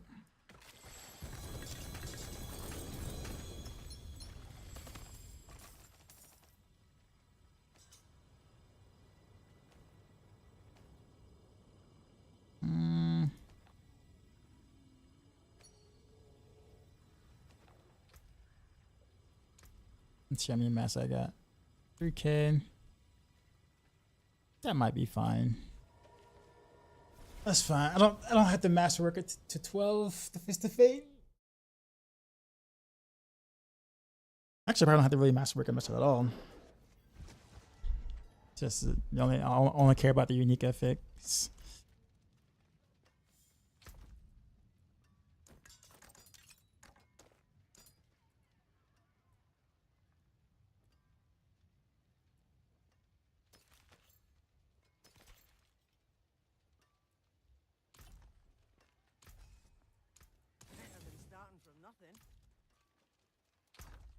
Where's the Fist of Fate glove at now? Gonna try the 4th glove.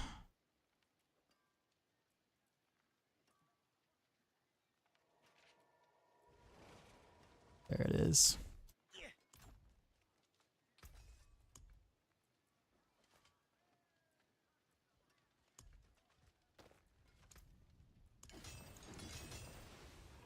Stone Mage was up.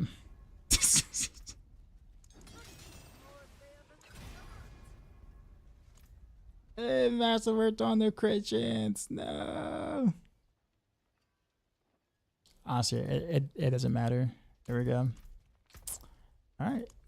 Fist of Fate time.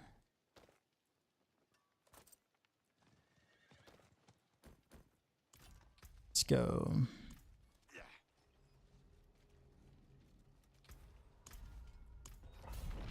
Doing all right? Yeah. Having fun with Heartseeker. Doing pretty well. Been playing Dancing Knives.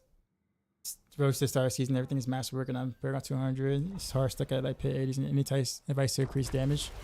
What build are you following, by the way? Or whose build guy, I guess, are you following?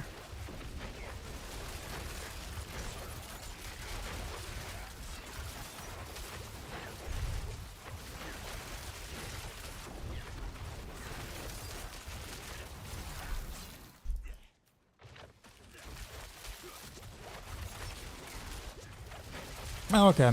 Well, then you should be fine.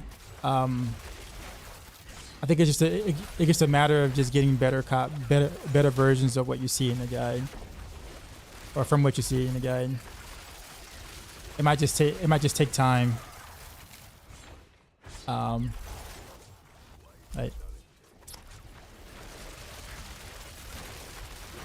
Like masterworking. Take a look at your stats again. Take a look at the aspects in terms of like the aspect rolls. Did they roll low? Those kind of things. What level are your glyphs? Glyph levels are relatively important, especially ones that scale with your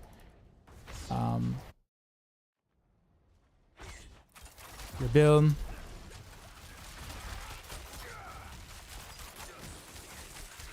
Ah, freaking armor dudes.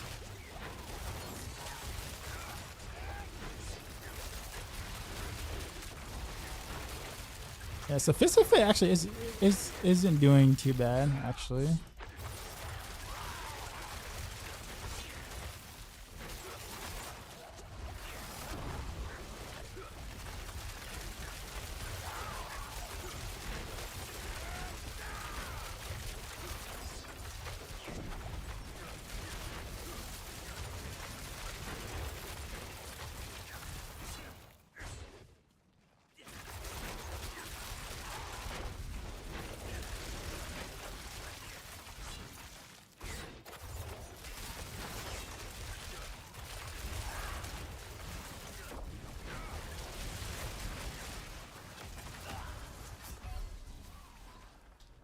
That hurt.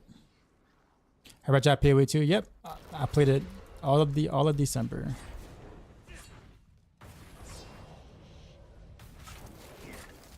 What is the easiest in-game rogue build? Definitely not Raina Arcs. I would say Dance of Knives or Heartseeker would be the two easier builds to run.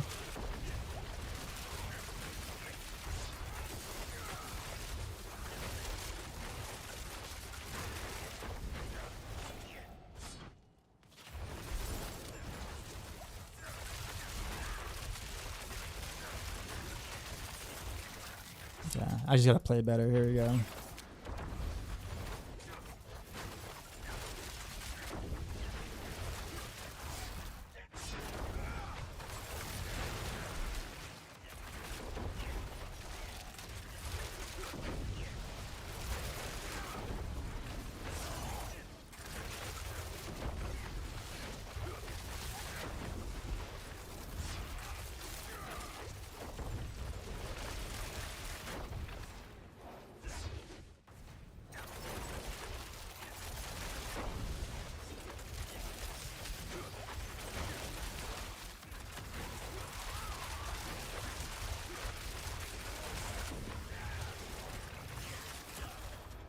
Dude, what am I doing?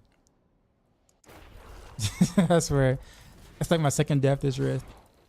Actually, with my resistance is like making sure I'm not. No, I am cap. It just hurts.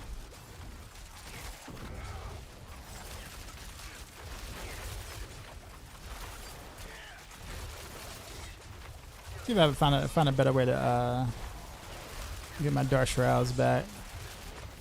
Change out the rune for that.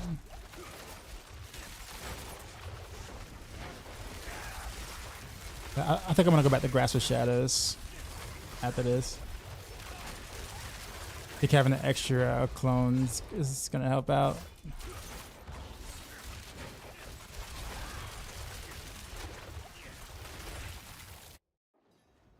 Have you seen some other rogues playing Death Trap? Yep, I have.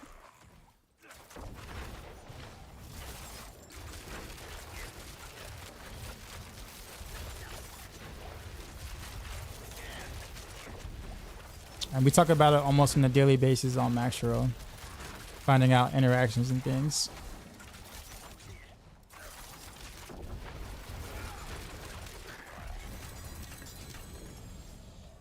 Nah, I think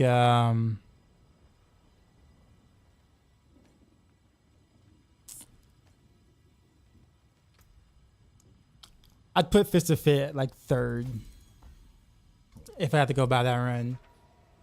I put so like Regular Glove is last place, Fist of Fate third. Kind of close between Pain Gorges and Shadow Grasp. But I think I kind of just like the idea of Shadow Grasp better. It's because, you know, we never get to use a glove ever, so maybe I might be a little biased, to be fair.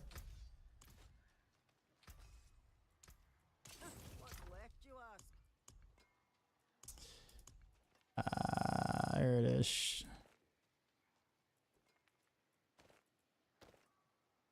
Also, let's get a better activating rune for Mott.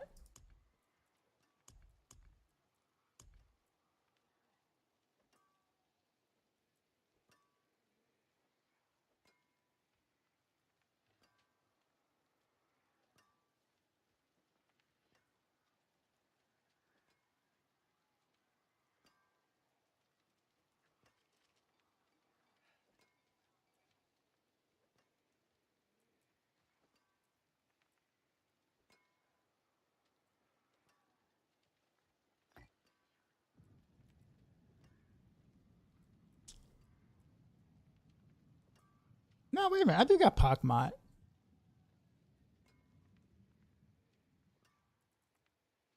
That should be fine, sir. And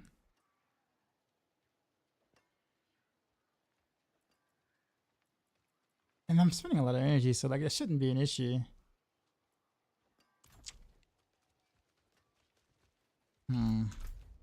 Let's go to the other shot real quick. Want to play Twisting Blades like back in the old days, but it's not like looking that sharp with the bugs. Yeah,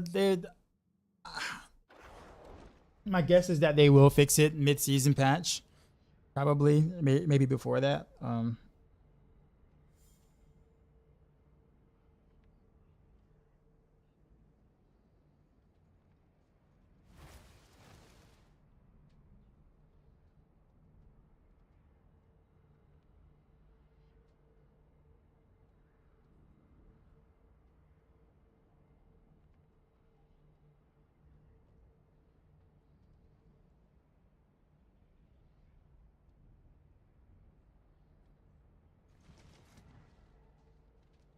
Like replying to comments on the video.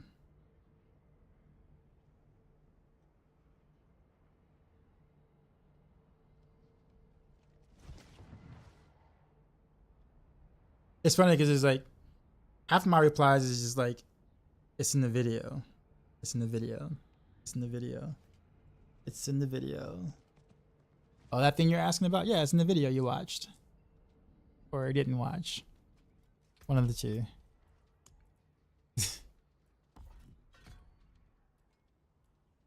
We're gonna be dumping on D3 season this weekend. I don't know. I'm debating. I kind of want to, but also gotta. I still got quite a bit to do. We'll see. Sal, what's going on? He said, yeah, because you don't have a dancing knives guy. I don't like dancing knives. I'm sorry. I just don't. Yo, what? No wonder. Oh, that is bad. That is horrible. Okay. That explains why I don't have any like dark shrouds. Oof, that is horrible. Okay. I'm glad I did that. Alright, let's figure out a better activator.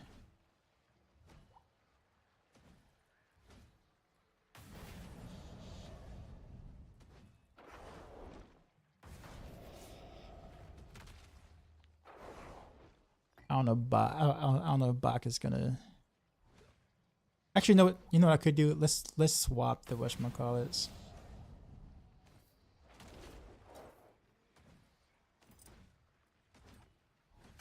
So I have where Seer Ohm. Let's do Pac.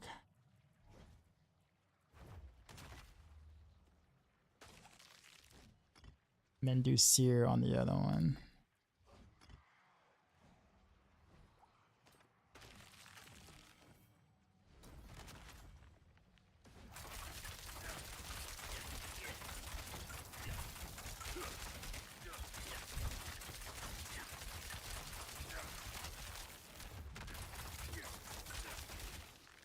That seems to be better.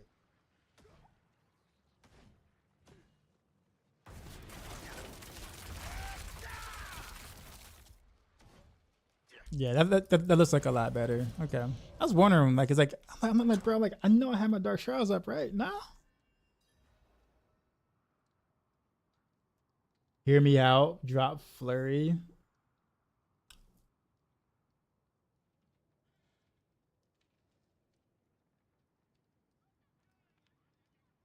Take Vex for more damage. Flurry, I mean, Flurry is kind of what makes it fun. That's how you get around so fast.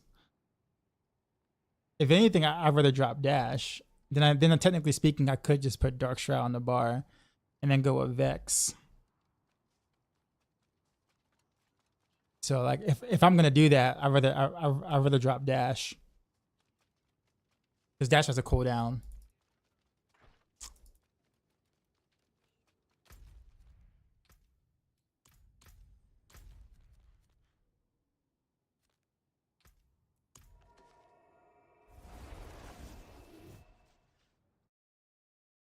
But I do like Vex though.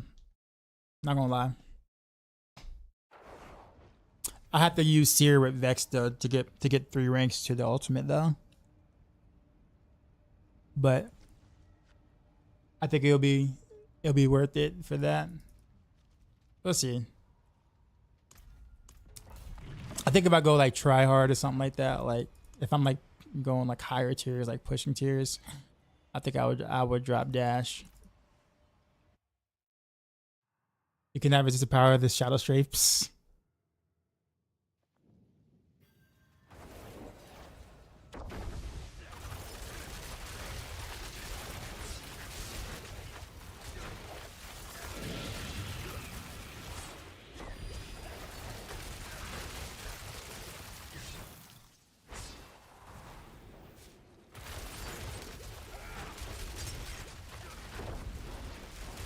Freaking whatchamacallit, there we go.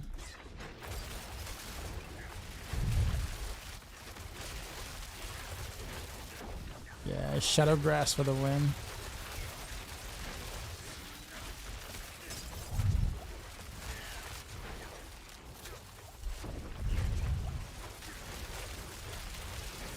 Definitely Shadow Grass.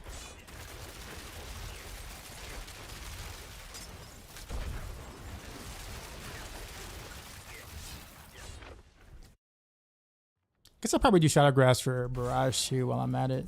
When I do my Barrage close quarters combat thing.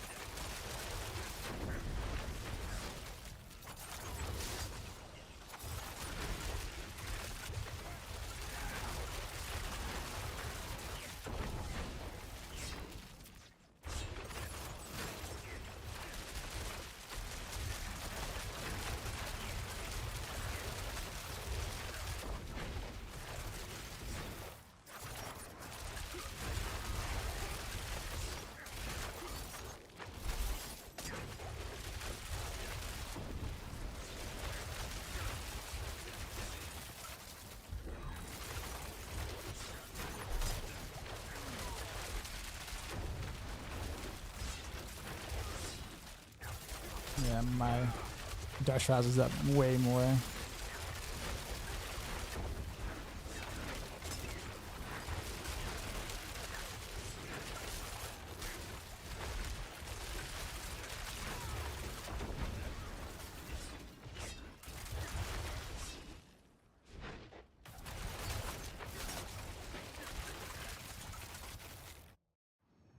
Black Thomas Shelby.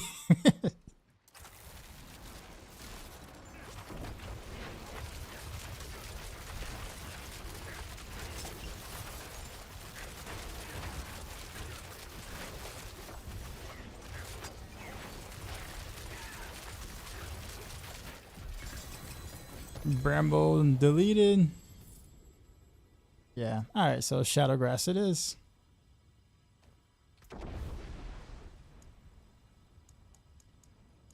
Guess I really don't know what else to really like level up now. I guess maybe some physical ones. Chip. Is this your tweaked Heartseeker build from Maxroll? Yep. Sure is.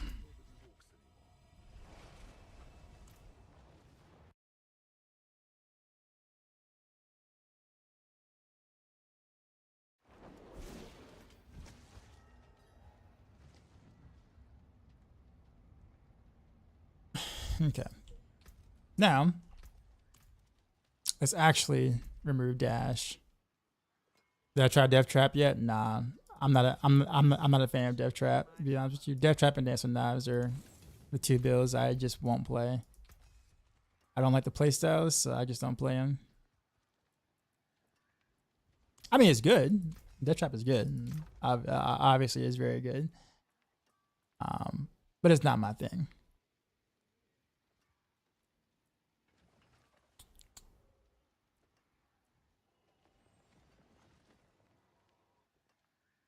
Okay, so I'm have to go Cervex.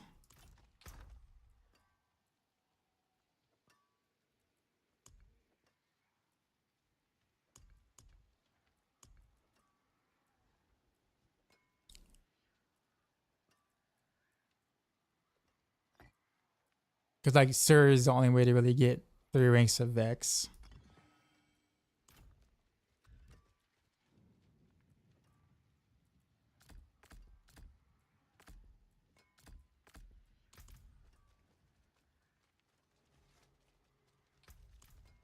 I'm gonna get used to that button layout then. I'll almost always have my whatchamacallit on 1. I wonder if I can just put Flurry on 1. I'm used to having a right click. This is gonna feel super weird. I guess we'll try it.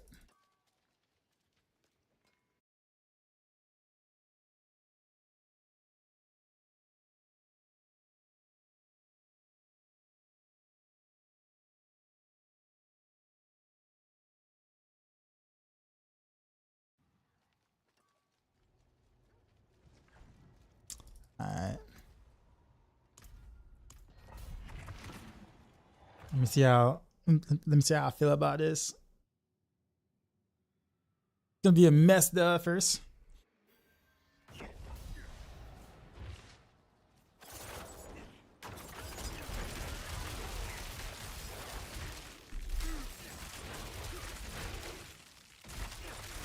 Wait, why did my character stop?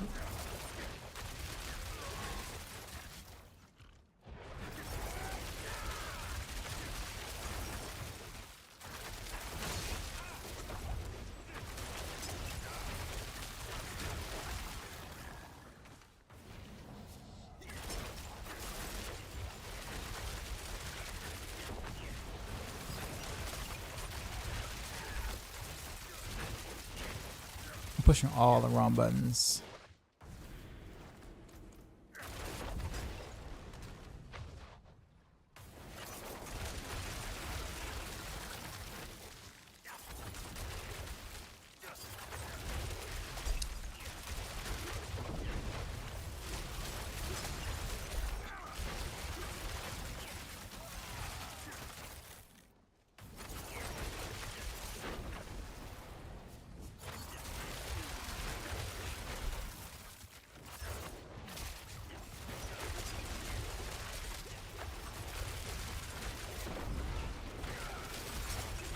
Okay, yeah, I like this button layout better.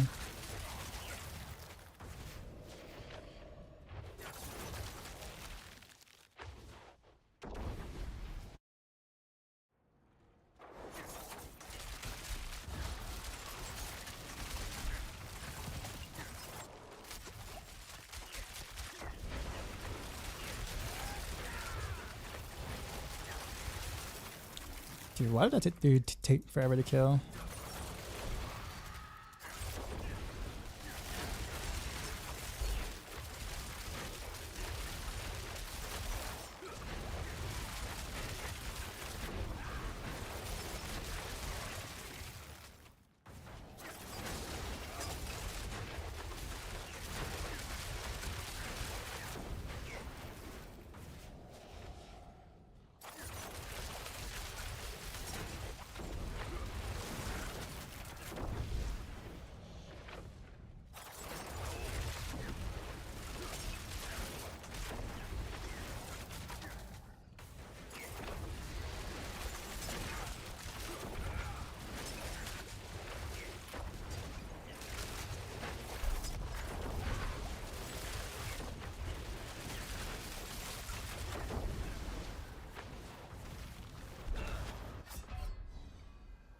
I thought I had dashed.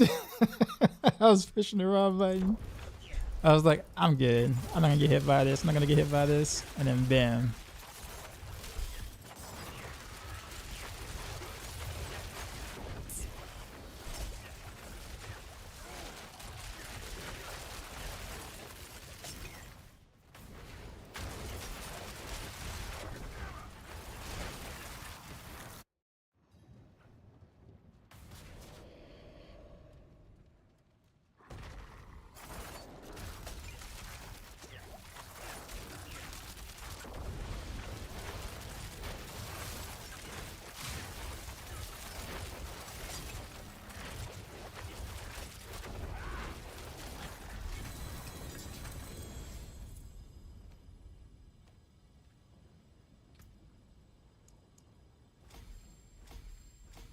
Push the Desert Knives after I found out TB was bugged, but I don't think the playstyle is for me either. Definitely a good build though. Yeah, sometimes it really is about just finding what you know, what works for you, what vibes with you. A lot of builds kind of pretty much invalidate T4 as it is. At this point, you're just kind of going, well, you know, what do I want to do? Oh, I actually still have points.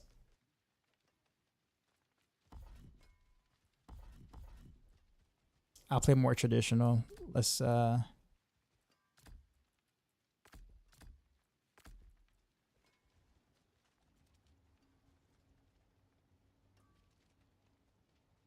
is gonna feel a bit weird, but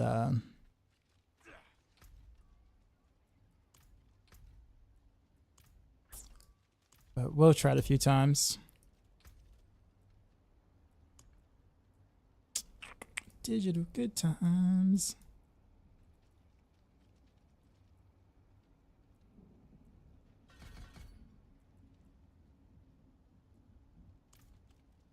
I wonder if I should try to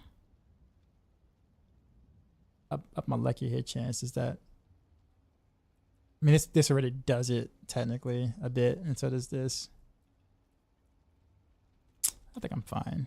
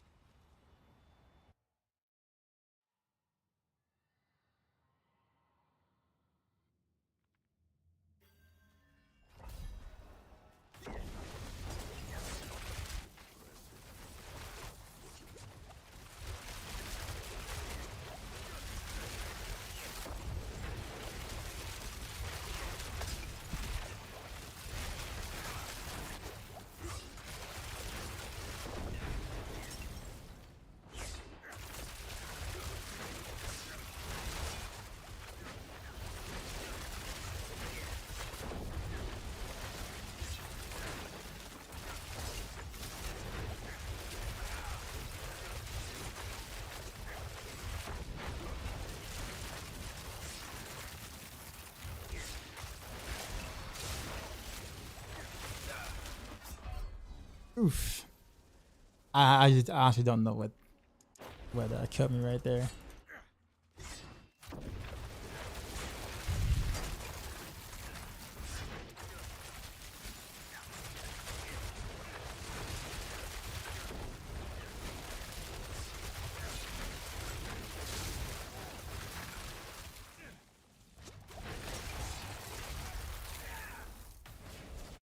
If I had tried Frost Jeff's chest, what tiers might be better than the regular legendary?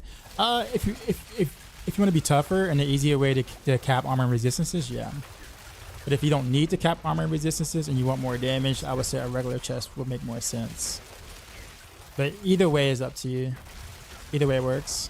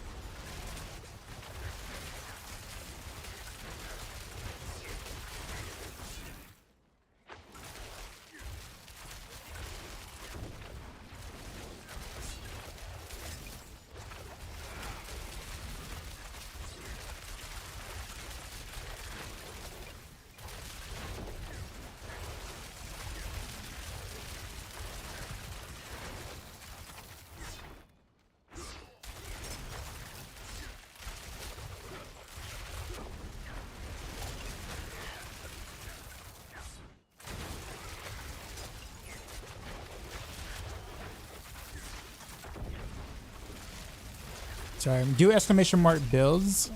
I haven't like updated the build link because I put this together today.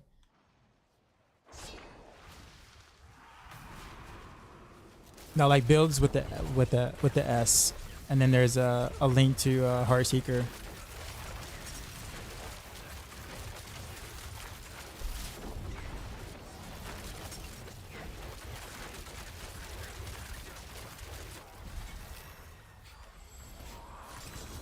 Is Raina Arcs working with 2 attack speed caps or just get sheet to 100?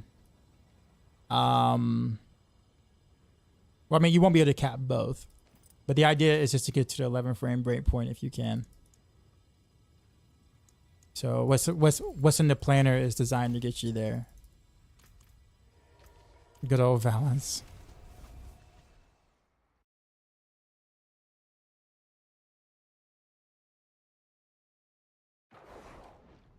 I don't know. I don't like just relying on dash. But Vex is kind of nice though, not gonna lie. But I do feel like I'm less mobile, so like I might kill faster, but I'm not getting through as quickly.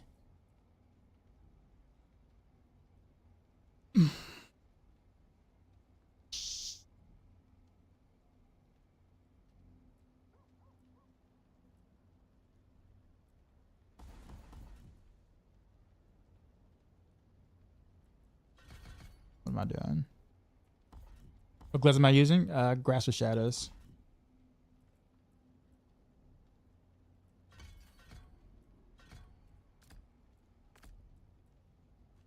Let me see if I can get used to this.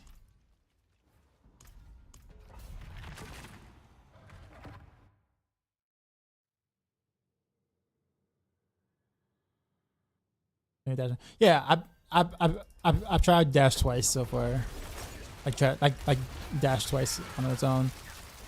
Like just something about like not having to wait in case my cooldown doesn't reset, which is why I really like Flurry. Not only that, but like with close quarters combat, the buff you have to hit something. So like let's say you dash and you don't hit anything, then you don't proc the buff for your close quarters combat, the other part of it, and that's kind of where it gets a little tricky. Whereas with Flurry, you can't even teleport unless you actually hit something. So you're always guaranteed to get it no matter what. There is no missing. But it is just preference though. I mean, either way it works. I'd probably recommend dash though, just because it'll be easier for people to like, you know, manage. I just like the upkeep of Flurry better. Almost like shadow step ish. It's like a shadow step, but not.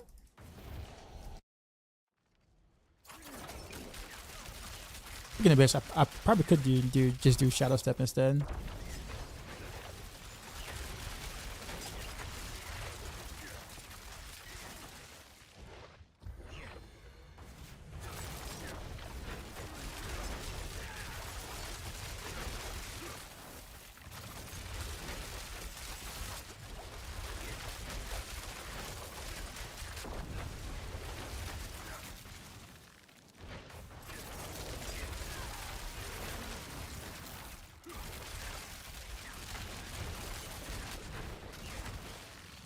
Oh no.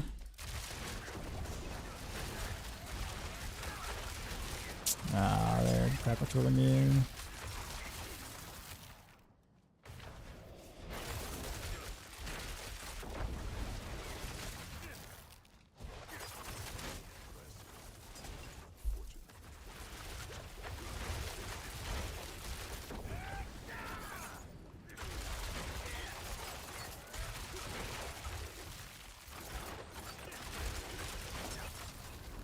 Also, too, Flurry spends energy, so it also helps get the clone down faster.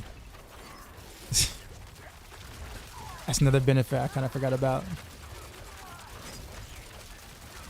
Not that it's like a major thing, but it's kind of nice to have. Nice. One rotation. Mother's Judgment. I will take.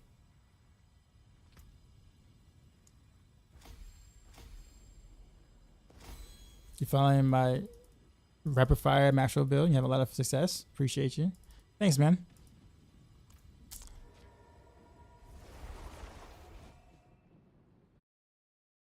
Is Vex bugging some way? My shotgun just straight up just doesn't do any damage at all when it's equipped. I don't know if Vex will just all of a sudden not make you do any damage. I don't know. Like, I don't know about that.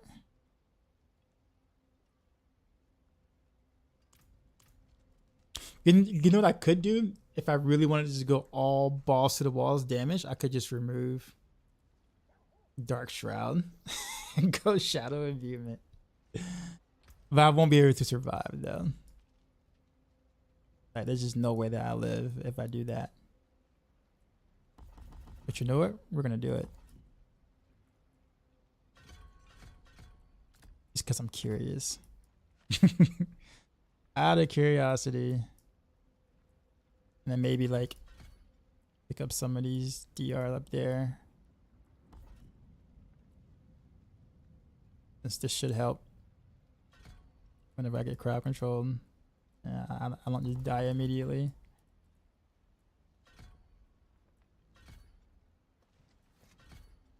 All right, so this is the YOLO setup.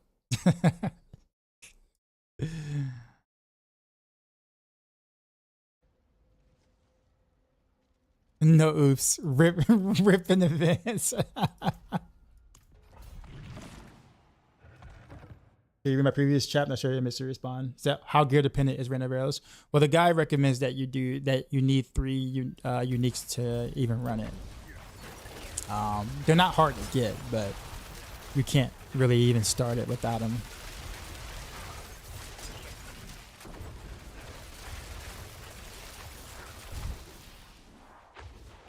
Let's switch these two.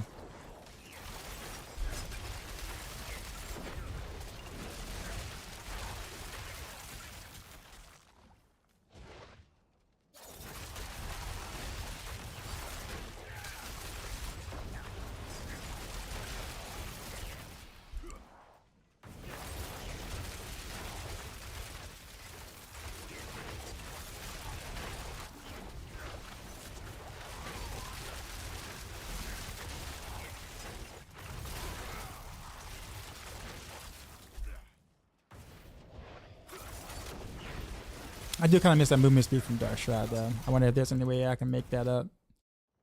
Maybe changing the aura.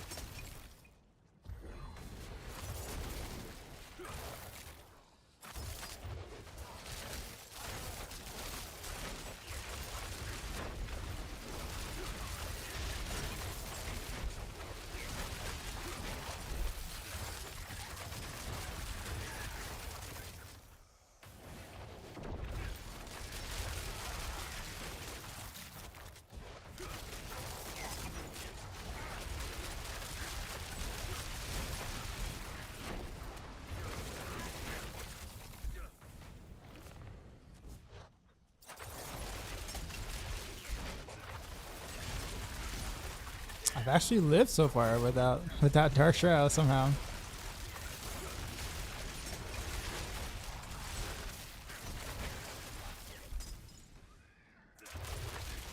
I don't let my movement speed without it though, so I'm about to figure something else out.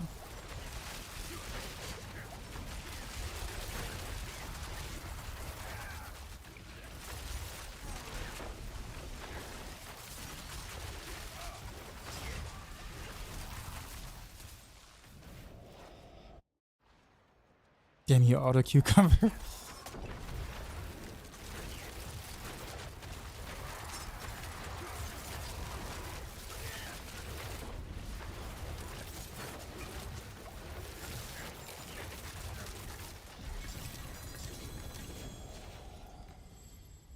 Looking good though.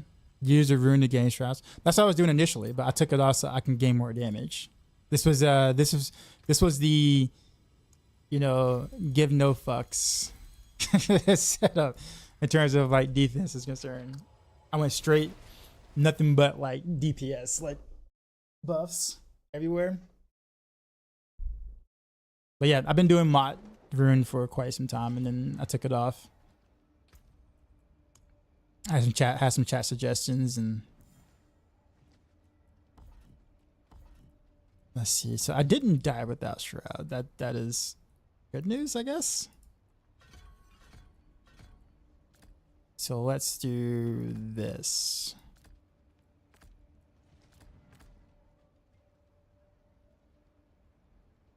So I can get all of my stuff I want.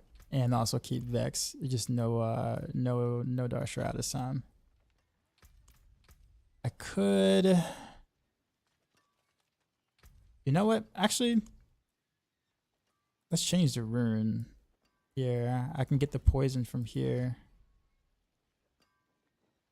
which means I can switch the aura. We can go with Misfortune instead.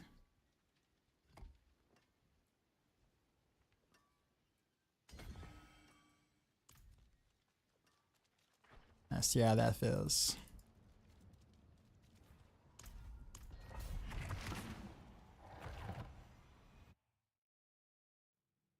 Because use a Dark Shroud aspect. Yeah, but the idea is to not lose damage. There's many ways to get Dark Shroud. I'm aware. But the idea is to not... is to do it in a sense of where I don't lose damage.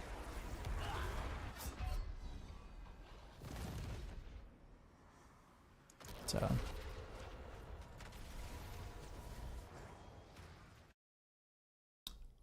I forgot something.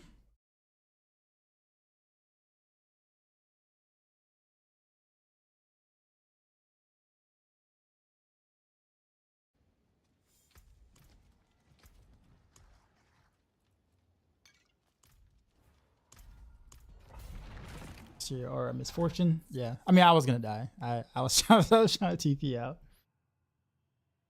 Fedehun, what's going on?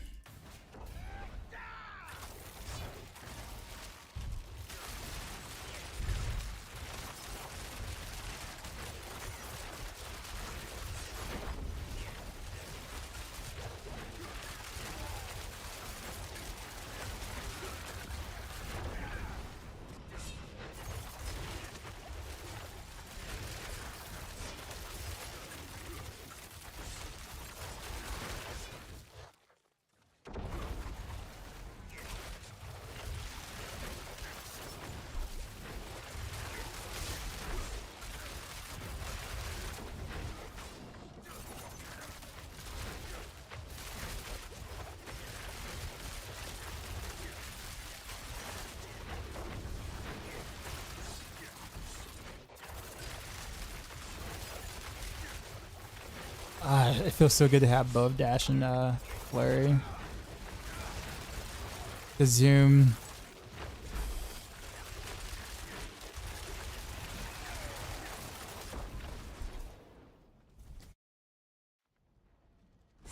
Nothing can take up your bar without you taking damage.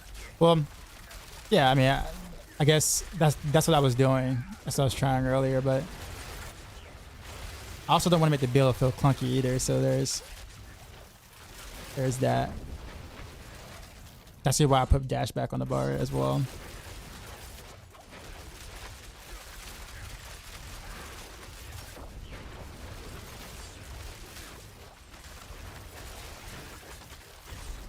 It's like so mobile when you have both. And you can get around almost any situation.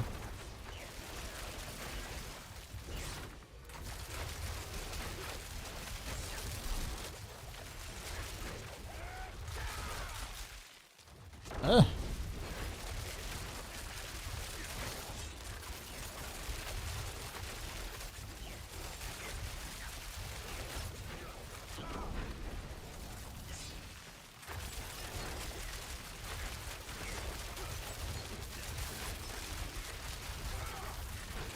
But Vex is very good though, so I was like, I do want to keep that. Vex is actually better than Ohm, so like, I probably should recommend that anyways. For the one that has our Shroud.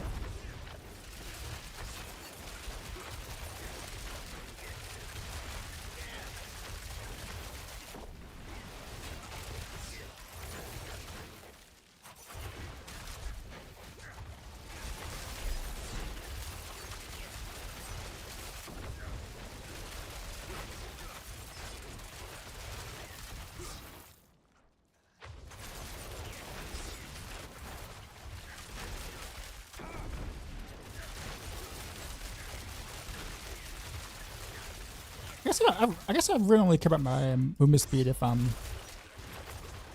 using dash and flurry. So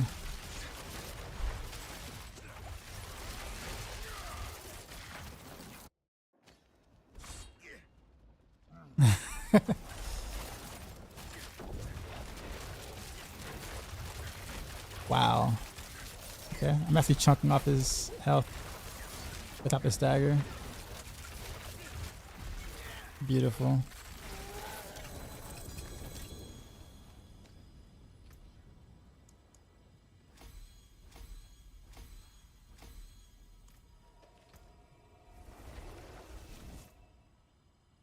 I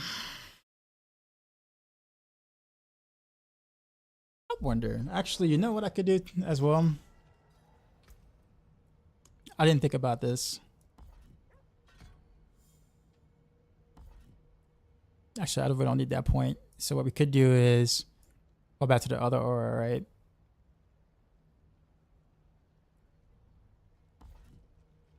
Not really all that crazy about this. What I can do is get some damage reduction while they're poisoned. So we could do that.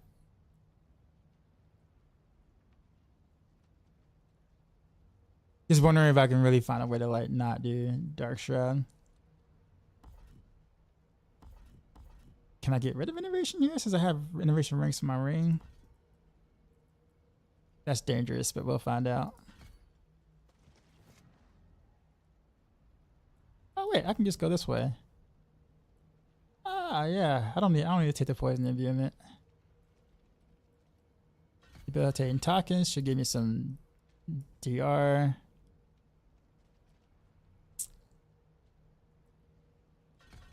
Damage reduction or damage reduction for that there, and then we can just throw the last one here. See how I feel about that. We're like fine tuning now.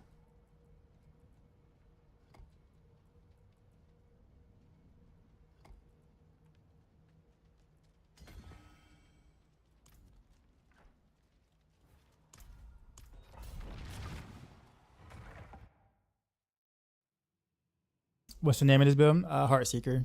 It's actually technically my Heartseeker build from Maxroll.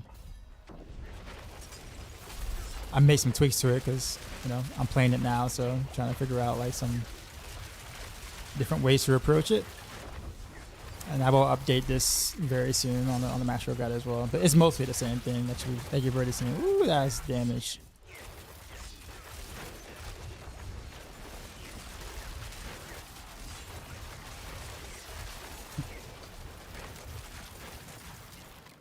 Beautiful.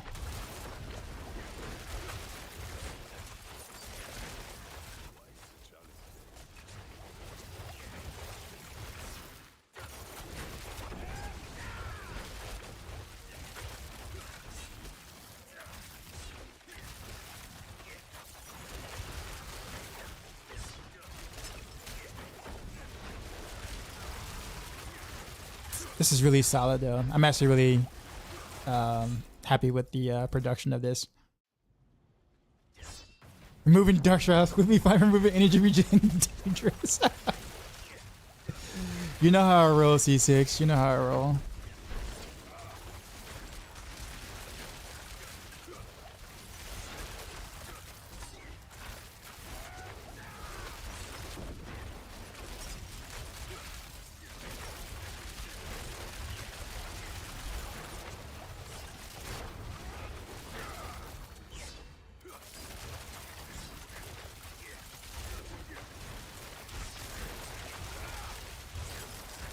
Yo, this is so fast.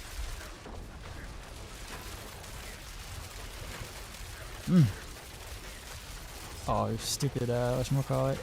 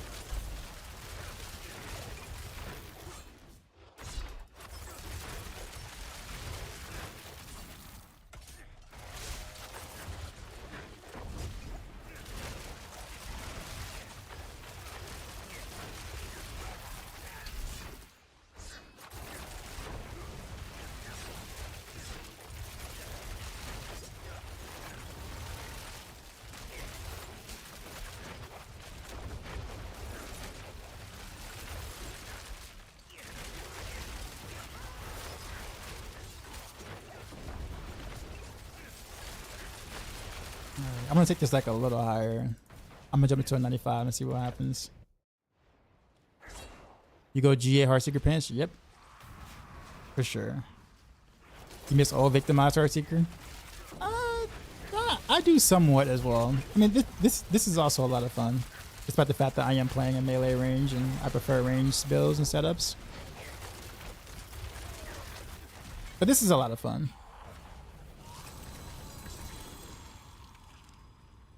It's because it's very nimble. I can kind of like weave in and out, and I'm like dancing around the mobs rather than like standing on top and just like sitting there. So I guess I don't mind being that close when I'm that nimble. Wrong button. What's a good row build for D4 noobs? I would say the non-snapshot Dance of Knives.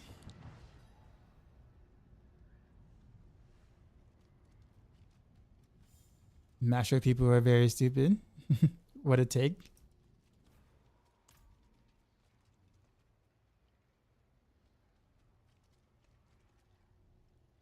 Let's see. You're not using a peg for right? Nah. Well,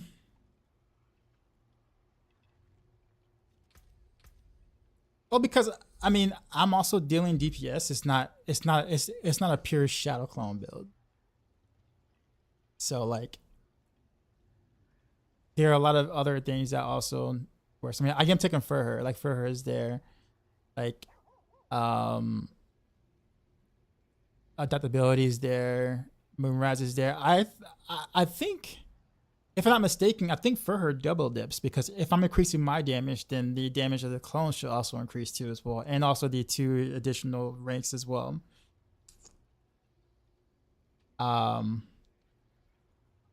So I actually think this is better than for her, but I don't have anywhere else to put for her though. Like where I don't know where I would put it. It's definitely not stronger than Moonrise. Definitely not stronger than that ability for the clone and myself. Only thing I can think of is replace Cold Clip, but that you can't really do that because that is that's a big portion of the how you get your Frigid Finesse and stuff. So, I was trying to get plus to Frigid Finesse here, but it didn't roll that way. That way, unfortunately. Currently using Shadow Clone, Flurry, using Flurry and me. On damage seems good enough. Yeah, I'm just saying like it. I mean, I don't know. I guess in this setup, I don't know what you would trade out that would be better. That would be like, what's the best part of the farm for GA gear? Any place that drops a ton of gear. For on boot? No. Really?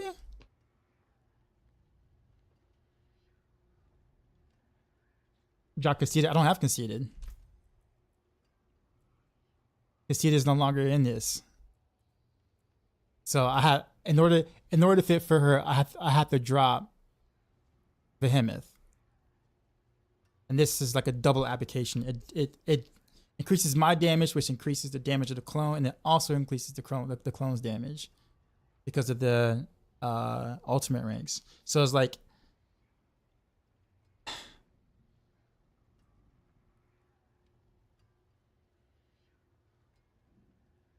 that's the thing.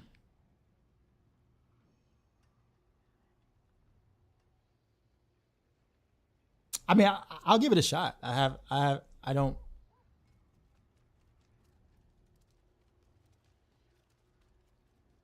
Because it doesn't use damage versus his poison enemies temp. What are you talking about? I'm so confused. Which one do I play?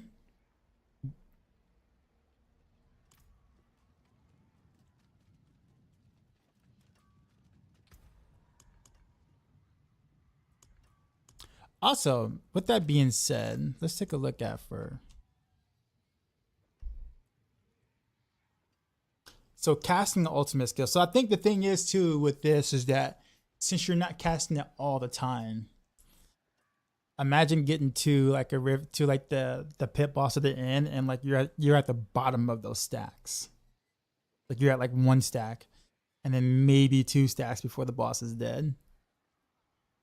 So like it's great at the top end, don't get me wrong. It's very strong at the top end, but like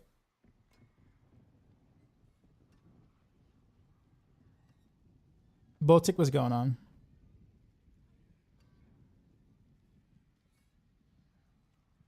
I hate that all these sparse and can't cut the mythic because leg runes are so rare. They mess it up, but they mess it, you melt everything.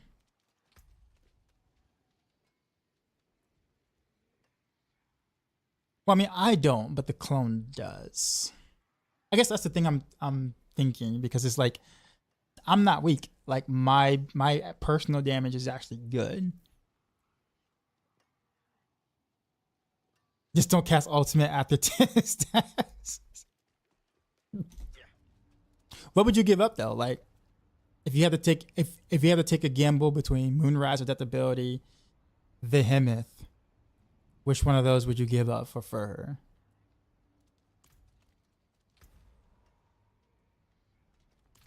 I mean, you can technically attempt to do it without Cold Clip, but that's very dangerous.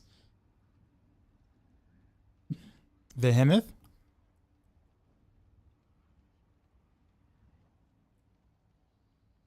What's your thought on attack power numbers this season? They seem really inaccurate.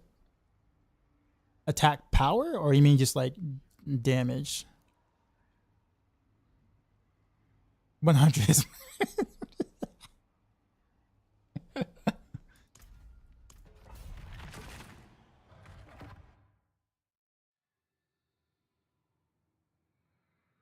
Do I have an extra counter dagger? I do not.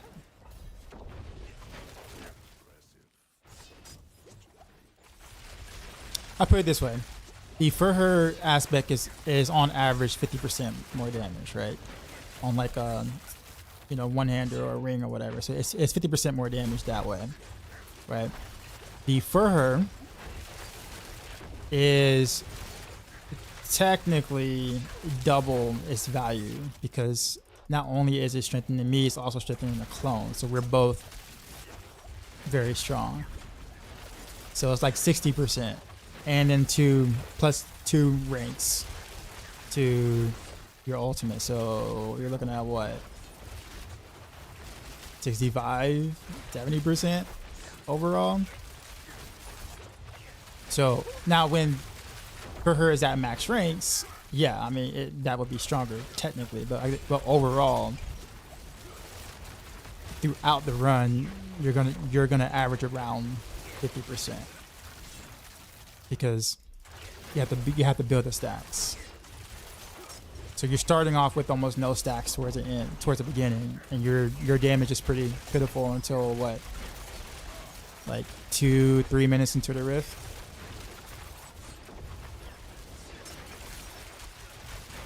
So I mean, I get it. If I had an extra slot, I would.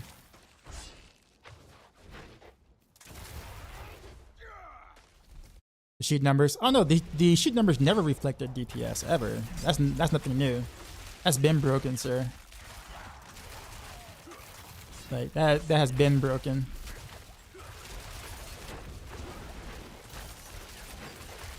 Ah, come on. There we go.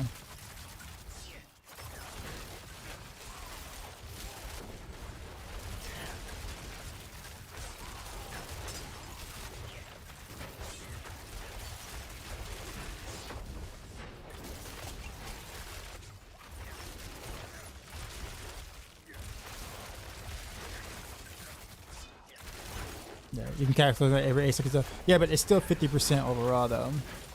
What makes you? Why do you feel that the 50% is better than like 65 to 70% more damage? Is my question. So 50% overall more damage versus a 60% that's consistent.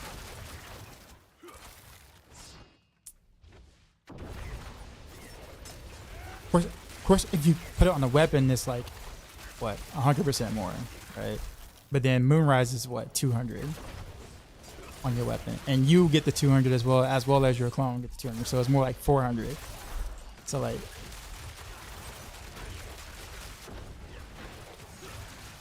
I'm not saying I won't give it a shot. I just don't see the math there.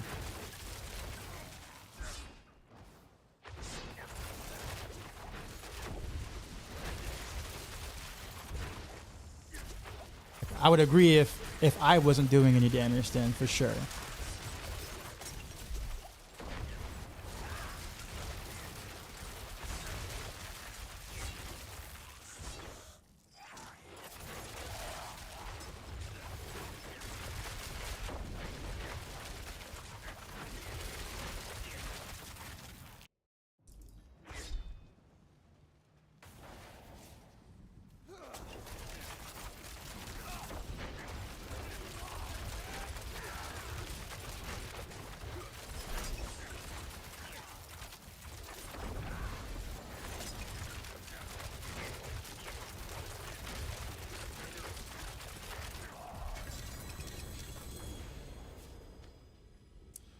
So far, I've actually been doing better without Dark Shroud, actually, in terms of surviving.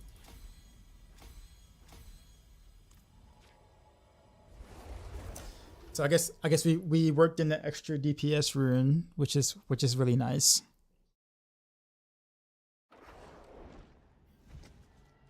All right, we're gonna hop it up to 95 real quick though. Greetings. Stolen Vigor and Amulet. Stolen Vigor.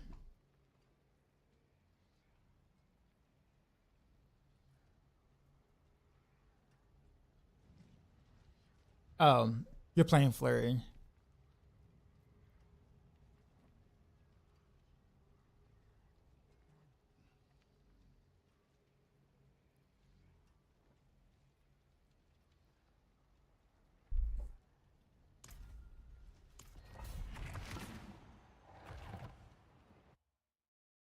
Hmm.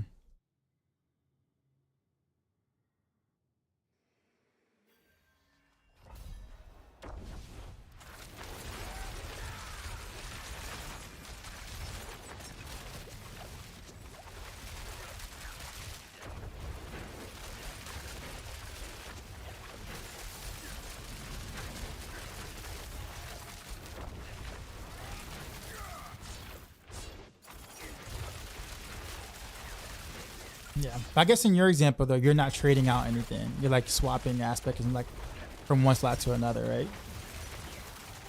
So you're not losing anything because you're already using both.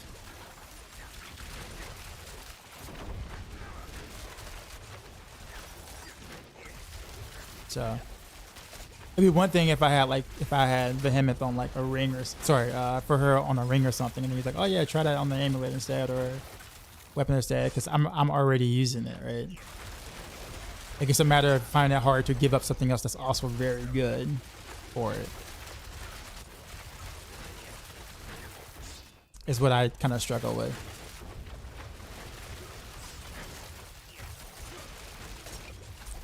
There's also other aspects I really want to use too, but there's just not enough room for them all.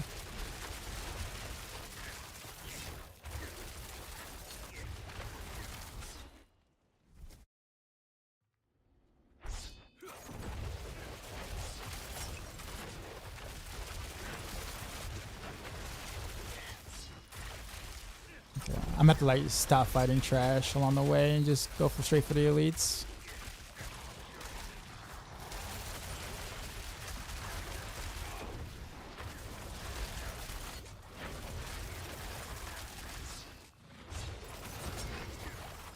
I'll take care of these damage aura ones though.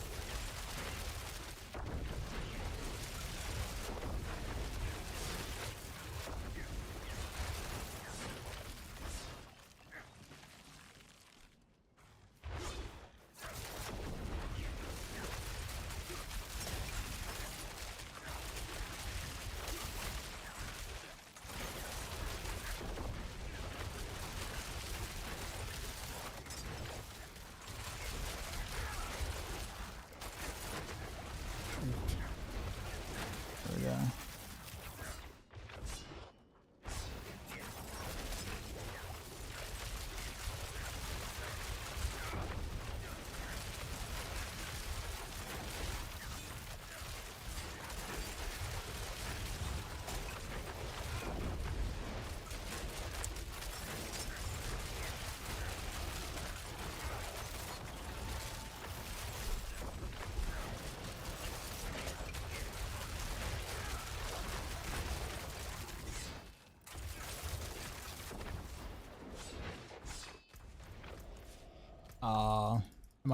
I'm at the mobs.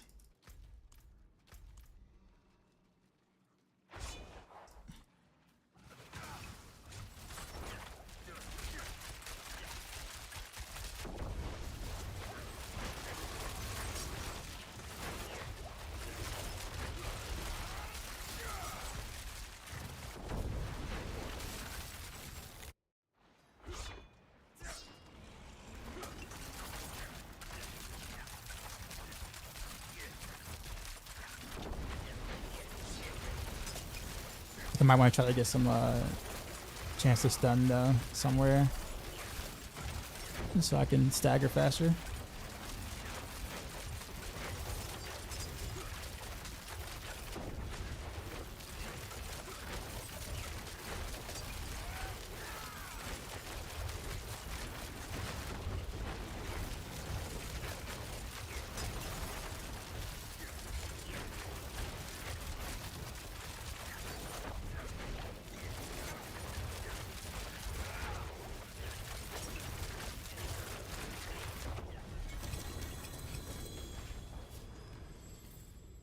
2 staggers is not bad. Kind of what I expected.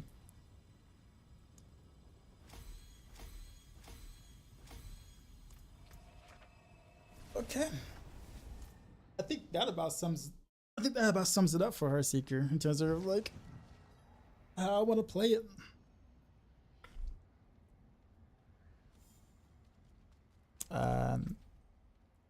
I have not died since I dropped Dark Shroud, which has been quite funny.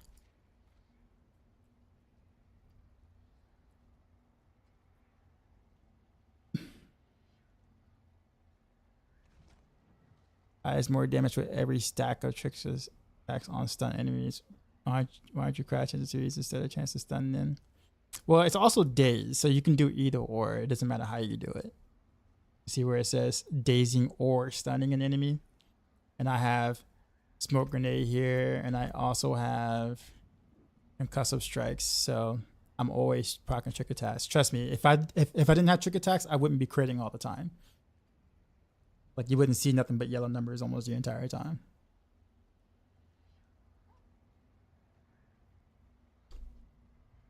But I do want to do either a chance to stun or a chance to freeze on a boot though. I was messing around with some shadow and beam and stuff just for fun. But I do think I want to go to something else, whatever. Freezing also counts for stun or dazing? No, it doesn't. It has to literally be that thing. Bright aura. See some steel you need.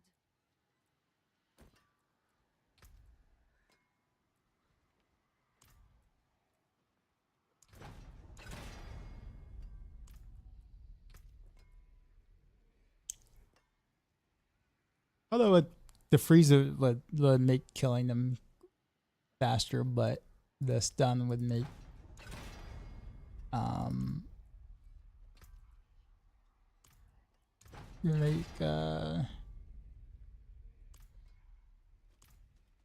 stagger quicker. I'm also using the icy flurry build. Well, this isn't a flurry build. This is a Heartseeker build. I'm just using flurry to move around quickly.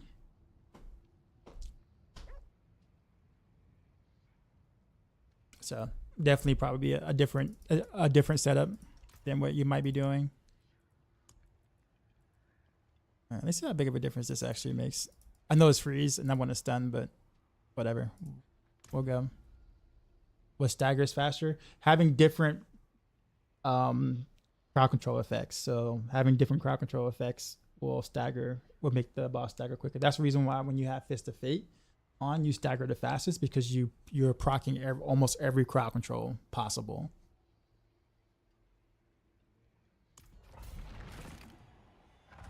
Other people buy multiples of the legendary rooms because they probably want to craft a mythic, and some mythic requires multiple of some room.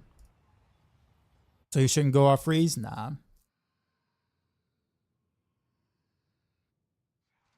Usually one is enough. And then you want to like get some other ones.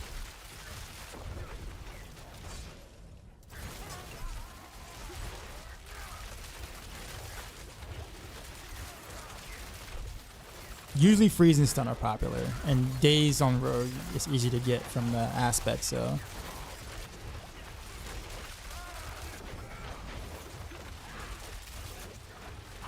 I'm freezing like. Does the aura have a lucky hit chance?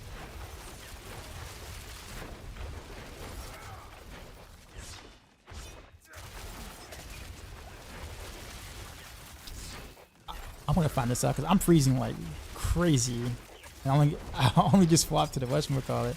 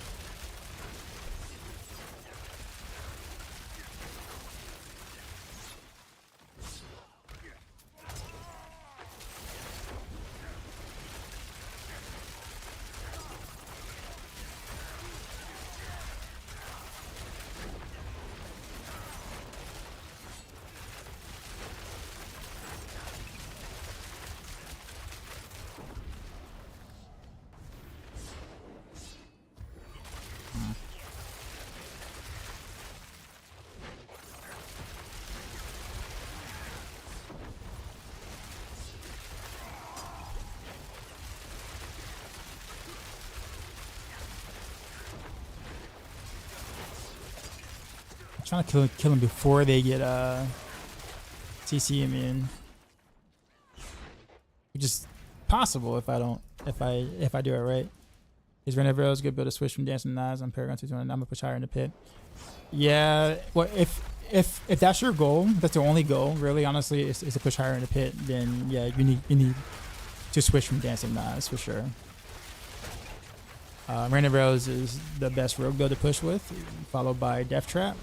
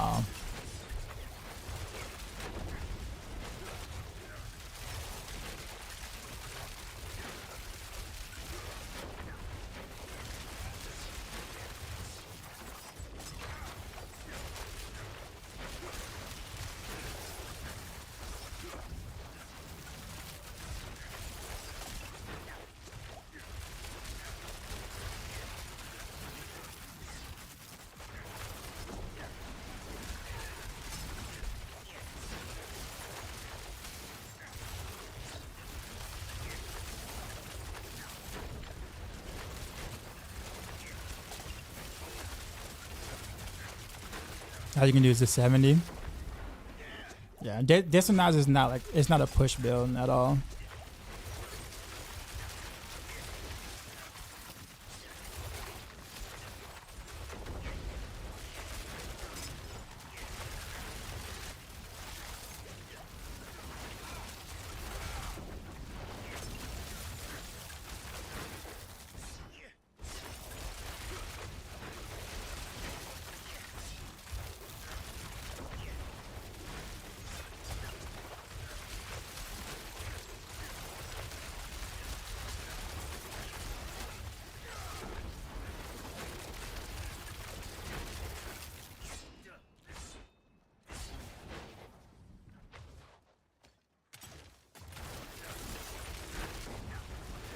I wish I had Frigid Finesse on my amulet though. That would help the situation so much more.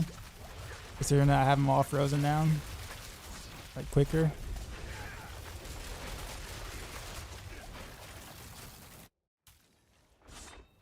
Is there any scenario where it'd be better than Raina Arcs? Speed farming, leveling.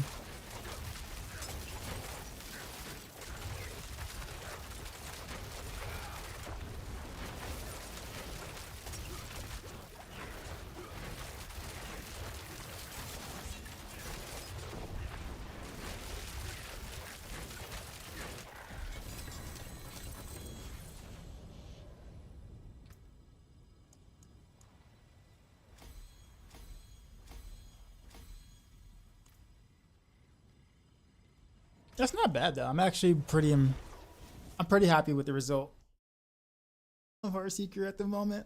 I think it's actually doing nice. It's a true aim. It's a good aim. It's a true game grind. Yeah, that's the thing I don't miss with Raina Arcs. You know, what are kind of so easy by comparison.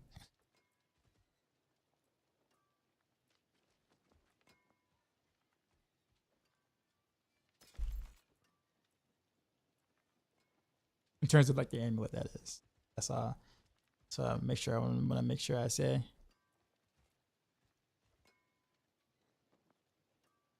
I heard Icing Beam is the weakest out of the three. Not really.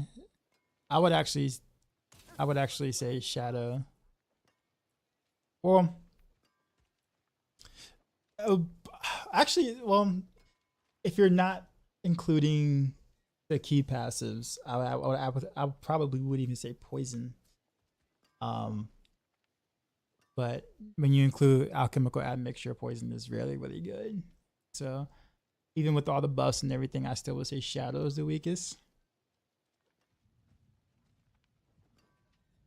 Cold Imbuement gives you a pretty huge damage buff. It's pretty massive. I got room too as well. I can gain like 2. I can gain like 4 more ranks. The basic, and then get something better here. I really wish I can get something else. Freaking.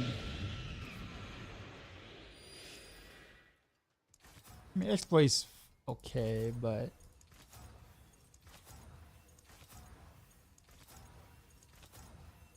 I'm gonna kill my goal trying to get this.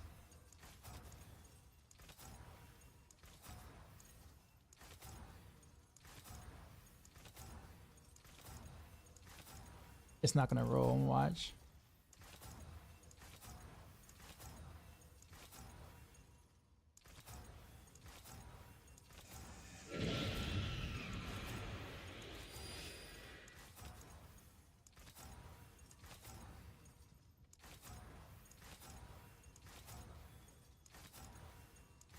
Watching all my gold drain.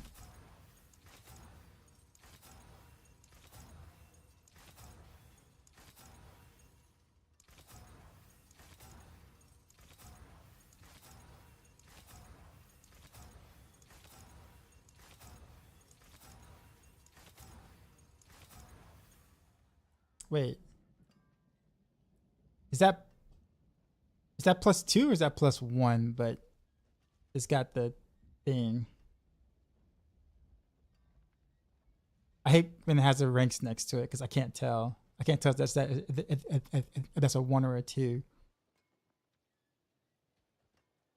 That's a 1.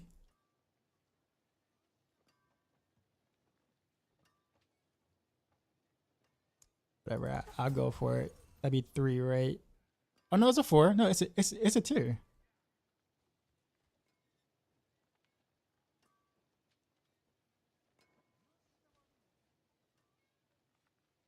If it was a 1, then it would be 3. Because I only have 1 masterwork on it. So yeah. Okay, well then that works. Yeah, because my exploit was 2. Yeah, my exploit was 2, and it ended up being 4. So so that okay. Granted, obviously, I would much rather have a GA for finesse, but hey, you know this is something.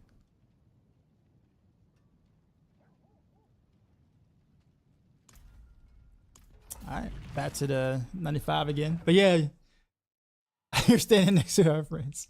What's up? Oh, my friends are right next to you in the game. Oh, I didn't see you. I'm sorry.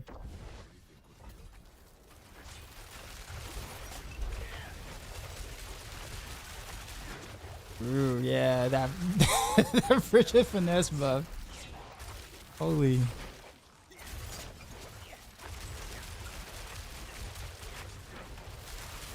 Just don't.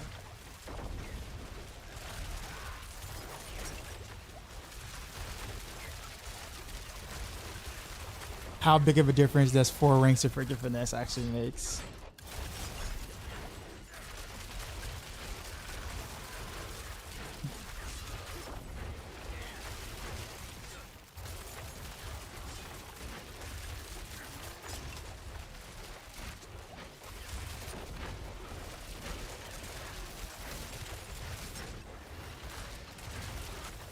No, he's immune.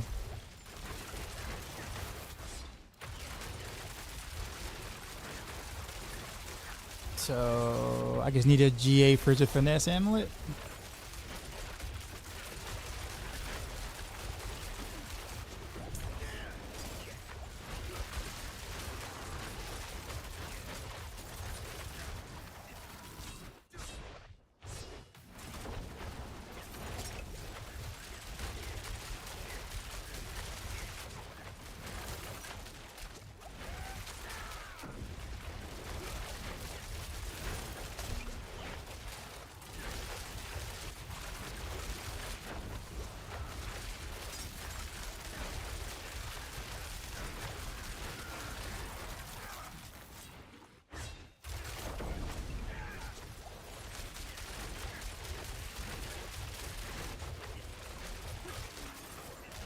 They're all against the wall, so my Heartseekers are not like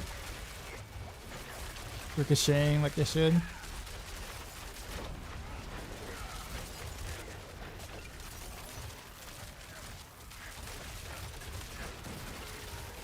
The good thing is that I can use this amulet from my close quarters combat barrage build too, so like the exact amulet without having to change anything.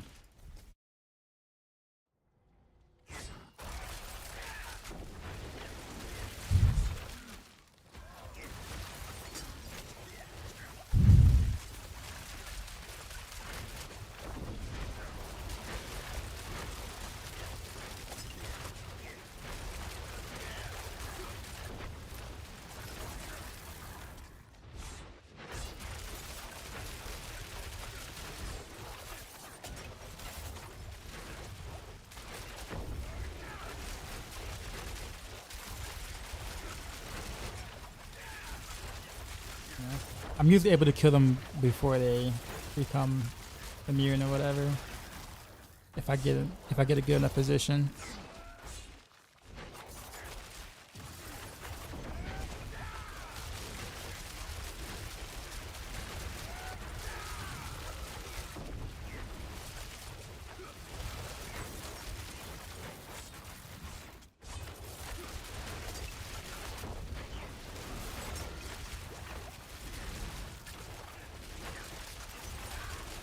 Clones do get trick attacks, right?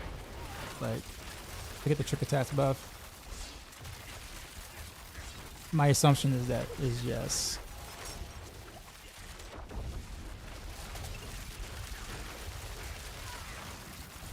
But this is way more smooth with the ranks of Frigid Finesse, holy.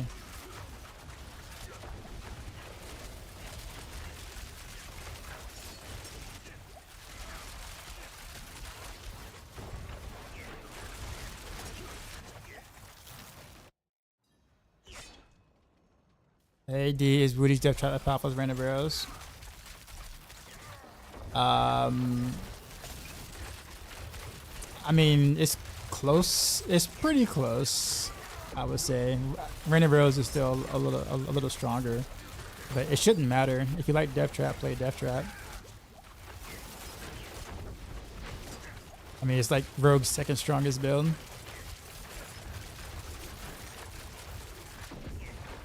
It doesn't need to be the absolute strongest for you to play it, for you to demolish everything. Like if you saw him play it and you like what you saw, then be like, all right, I'm playing it.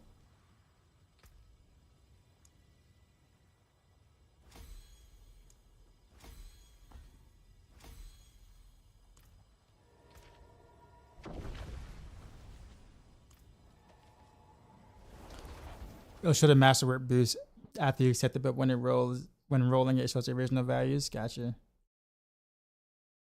You like to play Raina Arcs? Well then play Raina Arcs. Oh, you don't have the sword. I gotcha.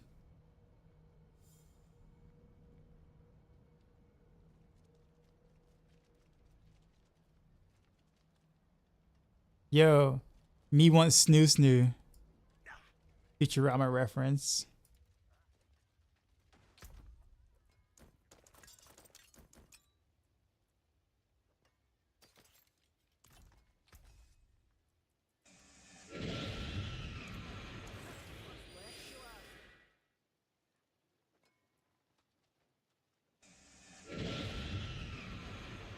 Appreciate the follows. Do what plays best, play what you want to play, what makes it fun for you.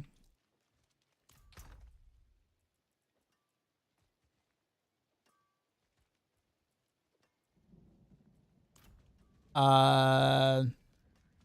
Iru Kanji? Is it Iru Kanji? Did I say that right?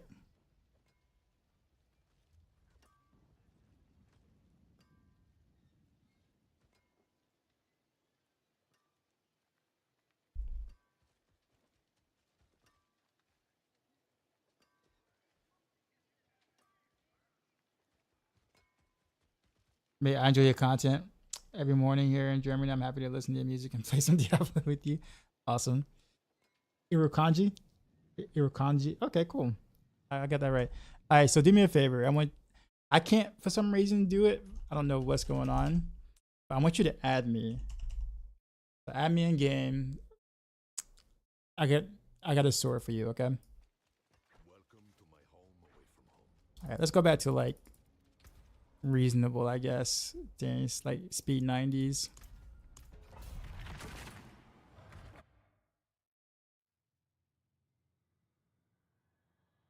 I mean, that wasn't bad. That's like maybe like 4 minutes ish or whatever. But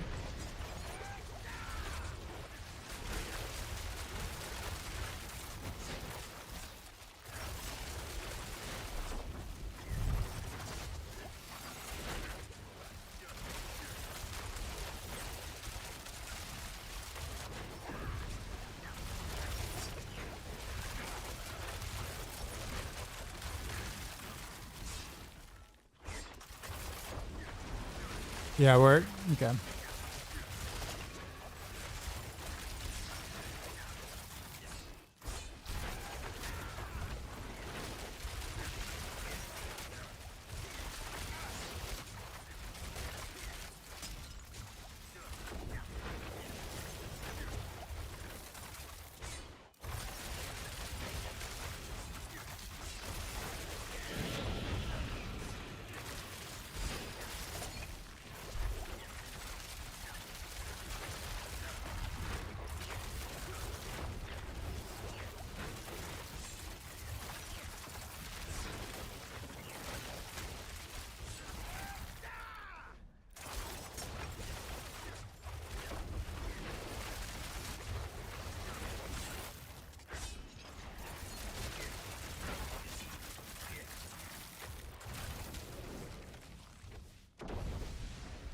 What's been the most fun build for you so far since launch? I've only been able to play 2 so far. Because you know the which powers kind of take a little while to gear up and stuff.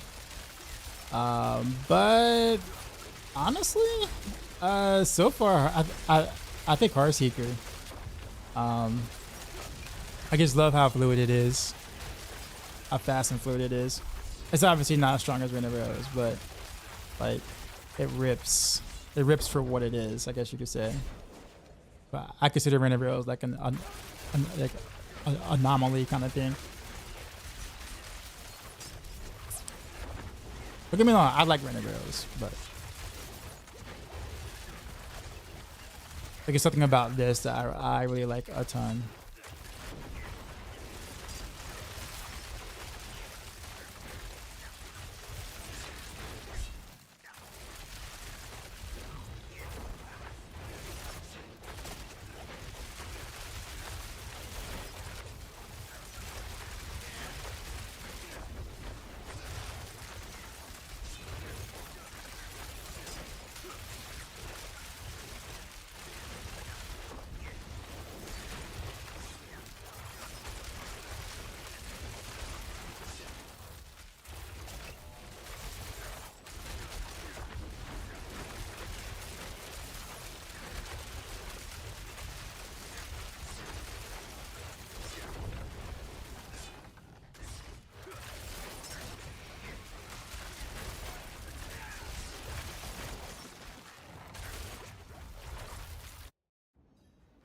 What aspect you dropped into 2 equipment gloves?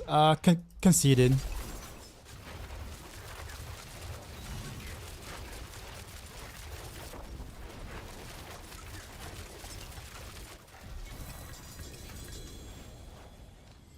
Would we try clone Flurry? I probably will.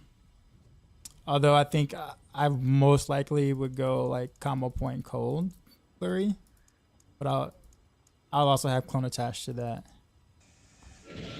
Only because I haven't done combo point Flurry in like a while. I'm like, that's actually pretty strong. But people would normally not find that as much fun because you're not spamming Flurry. You have to, you know, do the combo points and stuff. And not everybody likes that kind of stuff.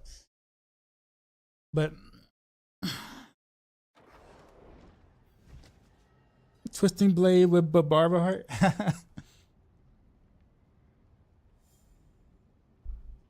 I'm scared to bring my GA. Bridget Finesse. How good is it? I'm curious.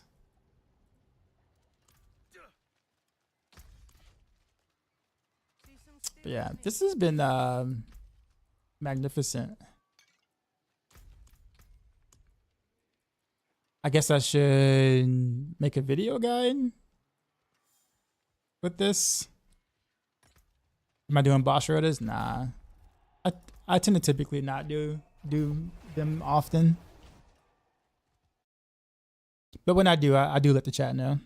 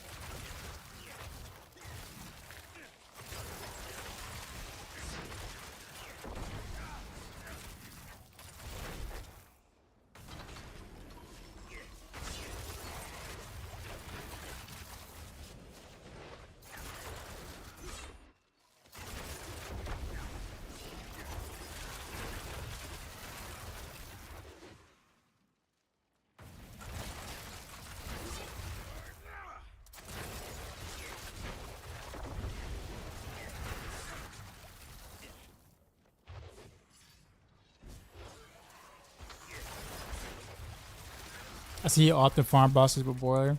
Well, that's definitely not often. We've done it once this season. Actually, yeah, just once.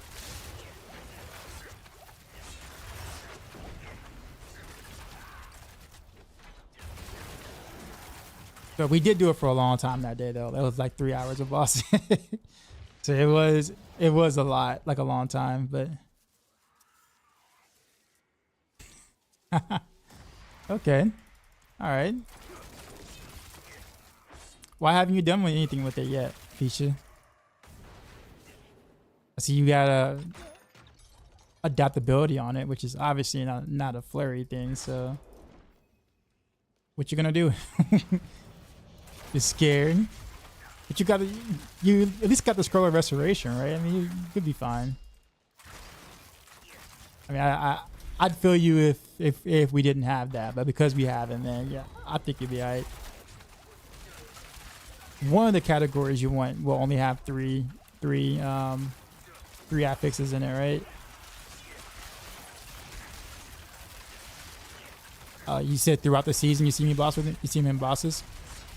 That's the thing. Like I think last season we bossed maybe twice, maybe 3 times out of like 3.5 month time frame. So I don't know if I would consider that often. Maybe.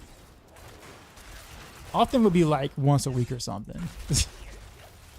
Or maybe once every couple of days or so. But like twice or 3 times in the entire season. Now it could just be perspective, right? Maybe the times you came on to watch, the few times you might have done so, you might have caught me with him. But you know, that's just timing, right? Yeah, I hardly ever really do boss rotas, honestly, just because they're boring. They really are. And it's also like terrible for like content. Like people are literally watching people one shot a boss for hours on end. Like you're not getting anything from that.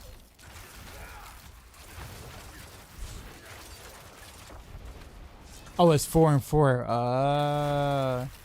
Okay. I see. Okay. Fair.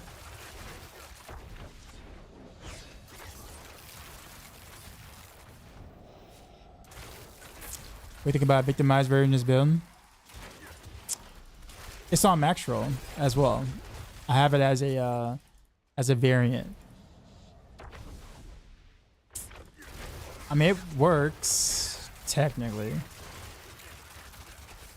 I think the close quarters combat is better, but I mean, it works.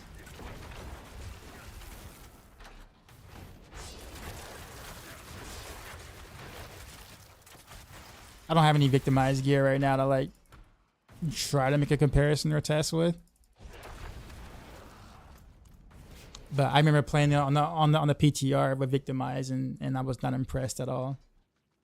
Like not at all.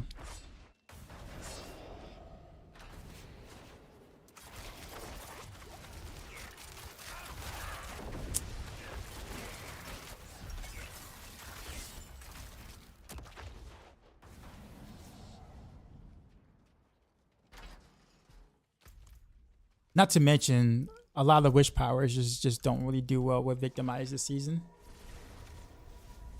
Grass confirmed best in slot. I think so.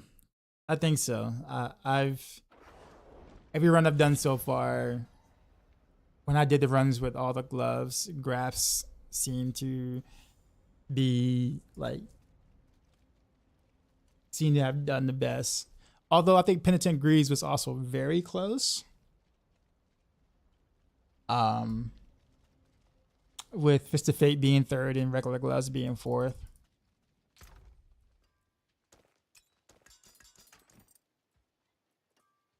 I mean, we can play around with it some more now that I like put, you know, I got it to this point.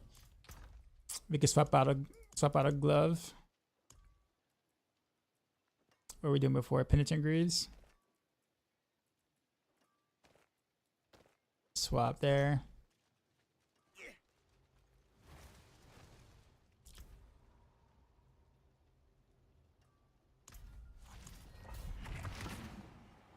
Penitent Greaves is interesting because it's like the poison aura, the siphoning aura actually procs Penitent Greaves, which is funny. Like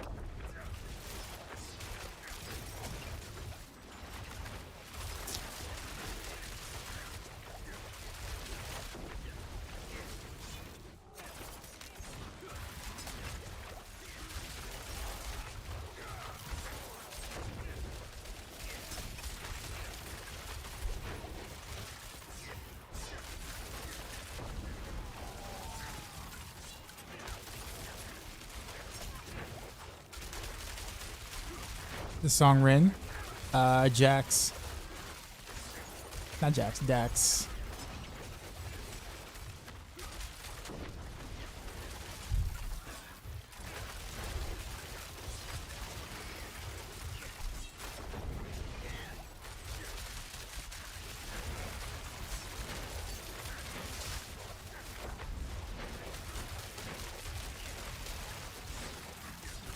Yeah, see, Pain Degrees also feels really good.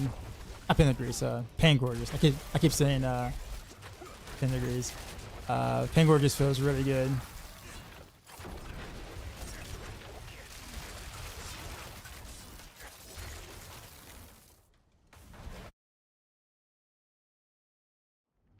You saw the 3 GA Cal 39% asking for 25 billion? Jeez. I'm over here broke. Trying to roll an amulet.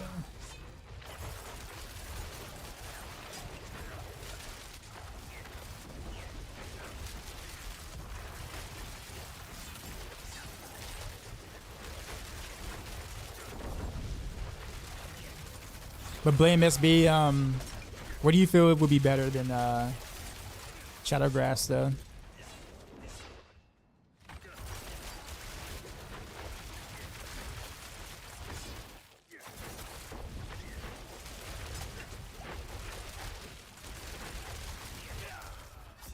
Oh, that hurt. Was that lightning? I bet that was lightning.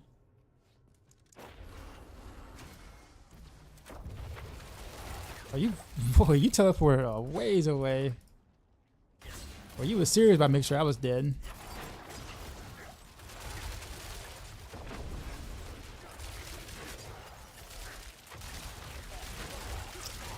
I'm like I said, like I think, I mean, Penitent Degrees has a strong case. Not Penitent Degrees. Pain Gorgeous. That's a strong case, man. Like, I mean, I reckon with both.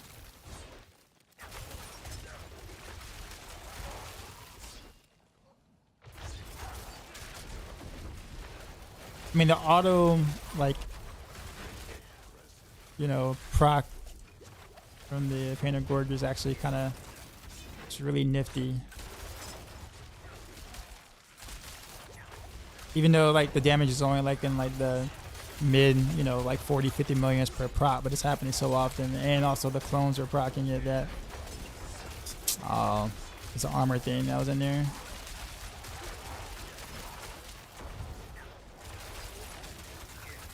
$100 billion is like $30 right now. They've been duping gold. Not surprised.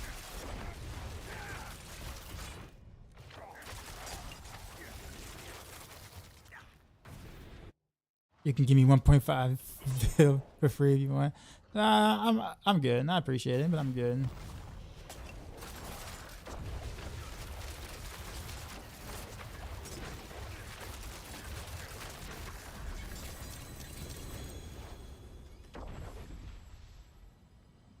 I keep forgetting to spin my whatchamacallits.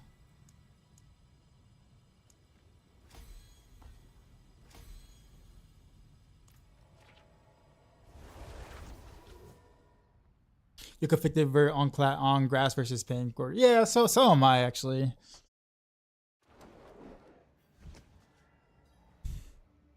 I don't have anything to do. Heartseeker kind of seems kind of mid now. I don't feel that way. What makes you feel that way? Is it because you see like other builds do like way higher pits? Is that what makes another build mid? If anything, I think Heartseeker's balanced.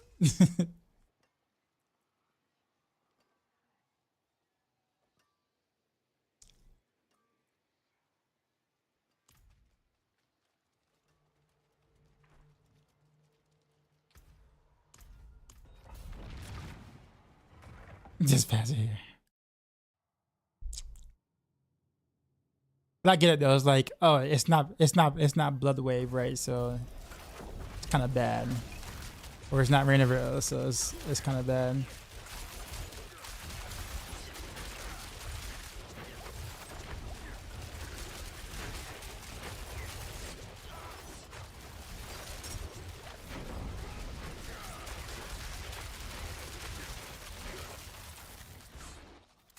But when you look at it from that perspective, sure, I can see that.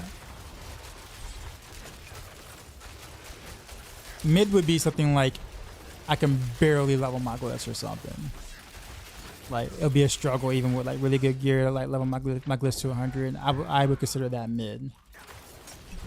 Not what the other builds are doing per se, but what I'm.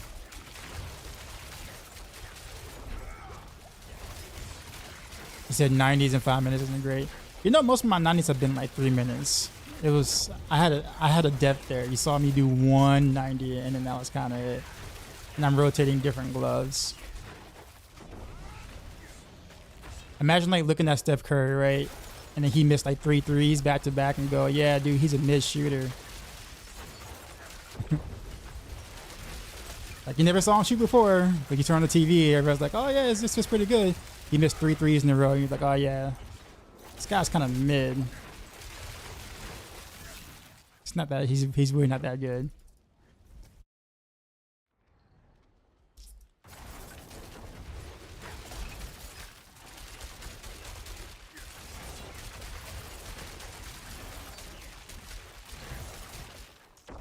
I do think grass still.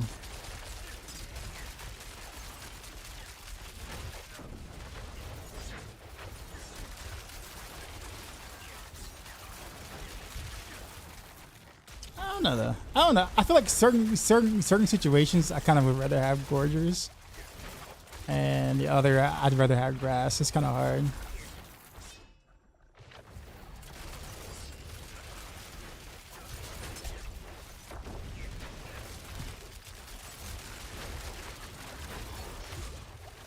I said the 3 minutes is still not great compared to other classes doing like 1 to 125 is about 130. 2 minutes. Well, yeah. I mean, if you compare it against the best in the game, no, it's not great. That's like saying all cars are bad because they're not Lamborghinis. If it's not a Lamborghini or a Ferrari, then like all cars are mid. They're bad. Like that's legit what you're saying. Since you don't watch basketball, I figured you understand that reference. You know what Lamborghini is, right? And the Ferrari, all those things, a Porsche. Imagine saying all cars are bad because they're not that. You're comparing them against the best builds in the game, right? Of course, they're not going to like live up to snuff. We all know that. we know that going into, right?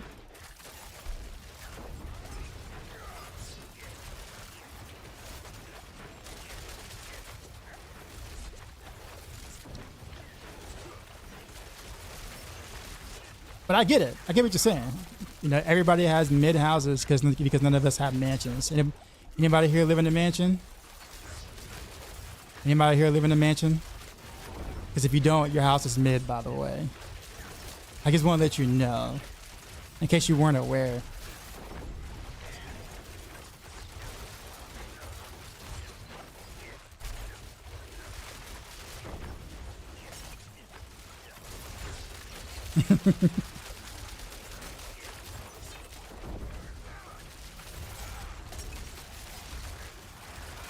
Yeah, I'm gonna go back to Grasp of Shadows, actually. If you live in the mansion, I hope you at least subscribe. Well, I don't know. If they live in the mansion, you know, they're probably really good with their finances, so they know not to waste a subscriber on a scrub content creator like myself. Probably a good decision.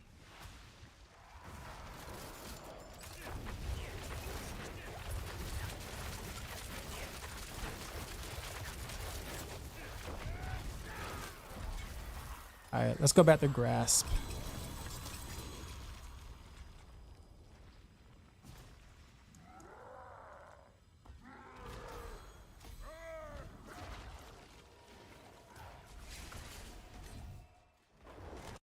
Do we know a pointed finger occult gem works with Grass Clone? It might, but then there are also some other, like, I think all the occult gems I have right now actually do buff the clone and myself. Well, the clone and, well, I guess both.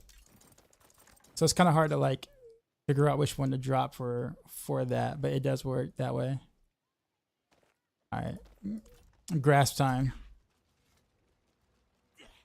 Okay, do I need Master Release? I'm good. I mean, I'll put it this way: if I take everything, then I would have no reason to play, because I would have everything actually.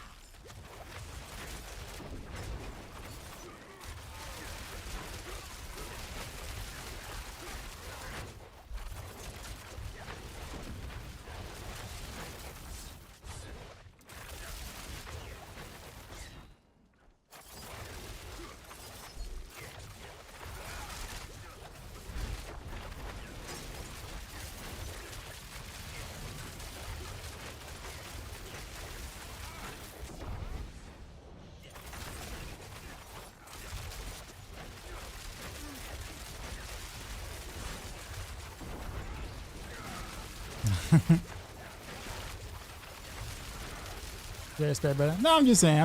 I guess I'm just saying. Just putting into context here. That's all.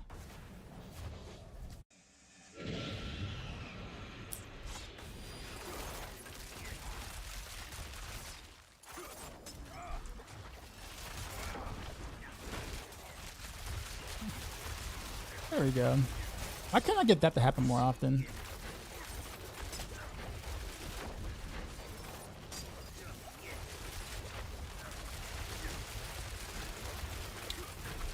I should also skip more trash too while I'm at it.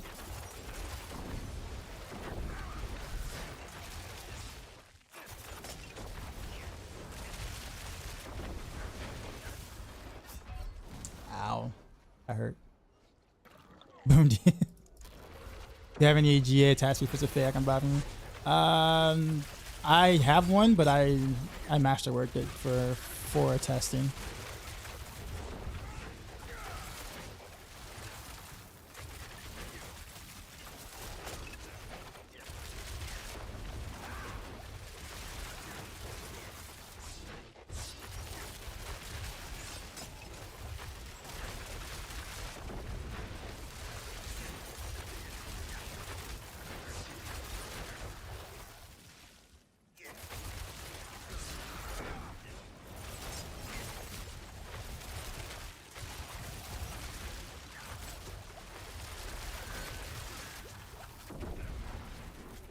I see you, Pichu. Give me a sec.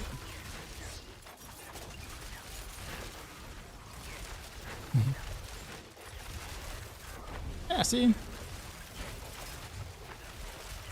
I wonder if I'm on like if I'm like CCing him like too quickly. Because there are times where I like 3 or 4 shot him and then that's it. Uh-oh. Uh-oh. Uh-oh. The game says no. RB Parker, what's up?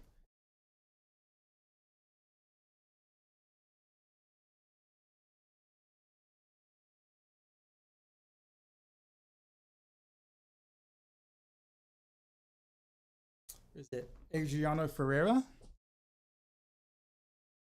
Is that how I say it? It looks like I caught the loading screen of death.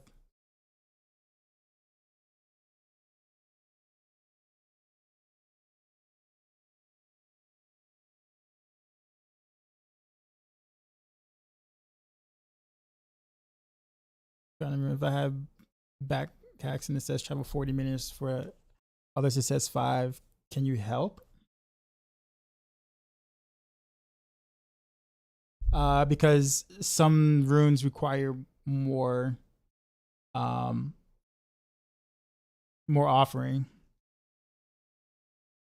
Oh, sorry. So not the runes. Sorry. So yes, some runes require more offering. That's what it is. So not all runes require the same amount of offering. So some runes are really like greedy. That's what it means. Well, it looks like Diablo was like, nah, you don't get to fight the pit boss.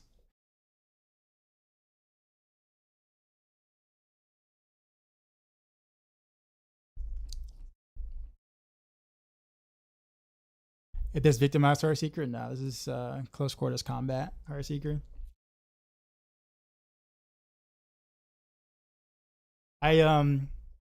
I'm still in game, it says. That's weird. Yeah. I mean, I don't really know if I have any victimized gear to even like make a comparison, really, to be honest. I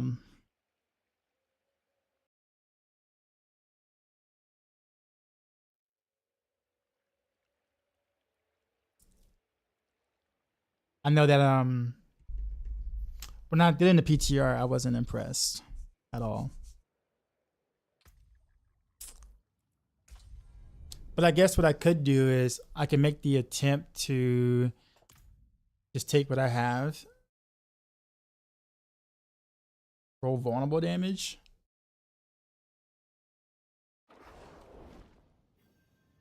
Run with exploit, change out the Paragon board a little bit, and just kind of see what happens. Or maybe I can probably keep the same Paragon board. And just run whatchamacallit. Hey, okay. Yeah, that's nice. That's nice. Well, and you were worried. You were afraid.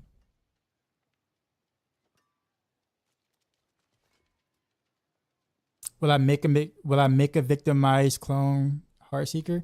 It's on Maxroll. So I already have that there. It's just under the variations tab. It's not the main tab. But I guess what I could do right now is, thank you. Oh, well, thanks, man. Thanks for the super chat. I appreciate you. The like button on that real quick. If it's gonna let me.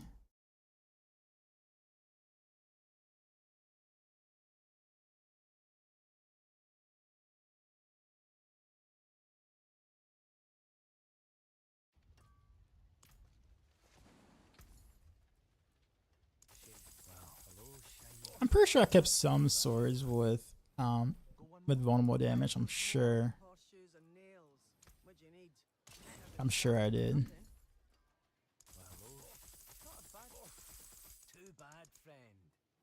I checked it, but it not. Oh, you made it. Okay. Yeah, I will. Yeah, give me a sec. Let me see what I have. I think I can probably put something together real quick. Like I should be able to tell whether it's good or not, even without having everything. I can be like, okay, I'm missing a few things, so we're talking about like you know 4 or 5 tiers or whatever. I can kind of play it like that.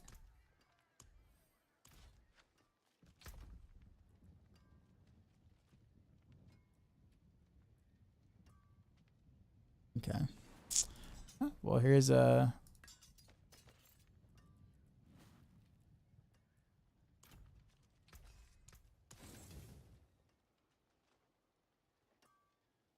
Okay. So I will need another bow. I have close damage on this. And I already used a whatchamacallit. I used Cronus Array, so I'm not even gonna touch that.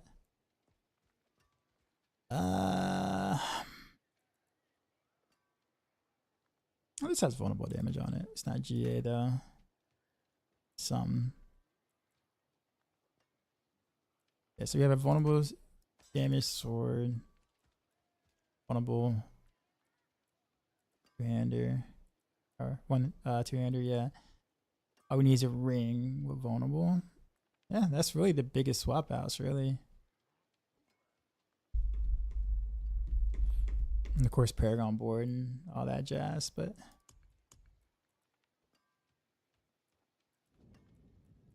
only thing is that like I don't even know if the Shadow Grass would be worth it.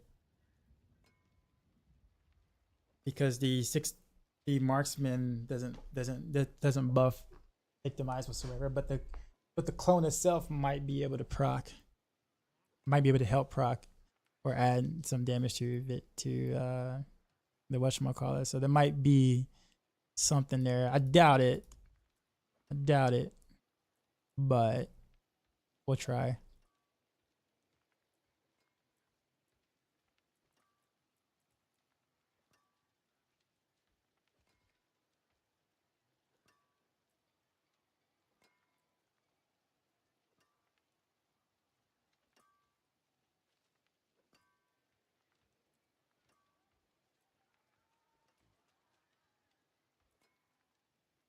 Oh, here's a vulnerable ring.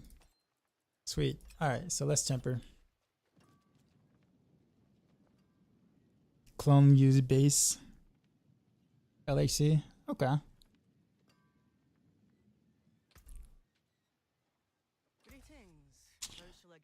right, we will see. Crap. I just realized something. I don't have a lot of masterwork of materials.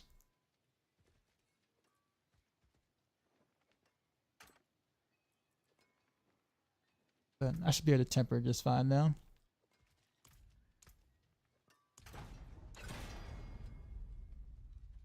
That works.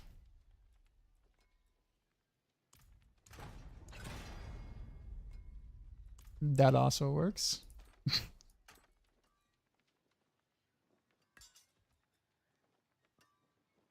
Okay, so clone dealing double damage doesn't matter. Because, you know.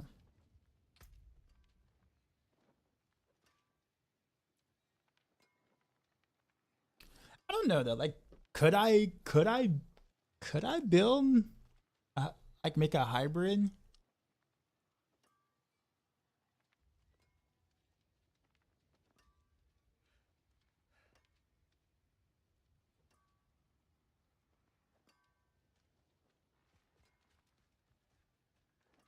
I wonder if I can build a hybrid.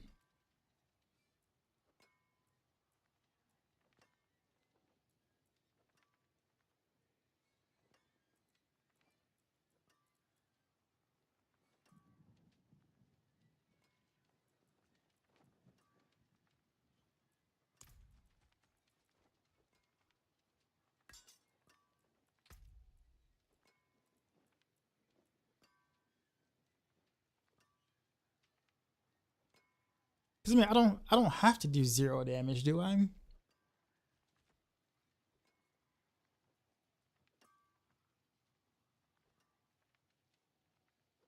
Oh, trust me, I've had some bad rolls earlier. Avanash earlier in the stream. Yeah, I guess let's try to build a hybrid and see what happens.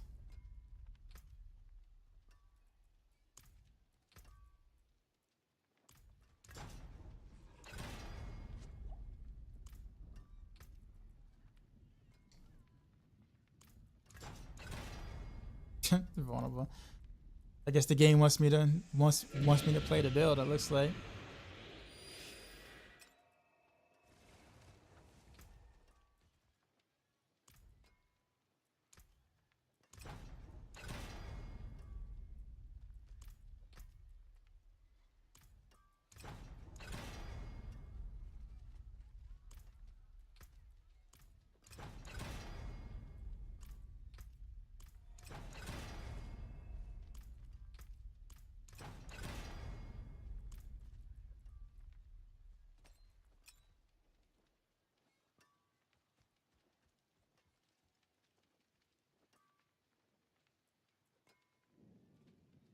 Oh, I'm missing one more. What is it? Invigoration.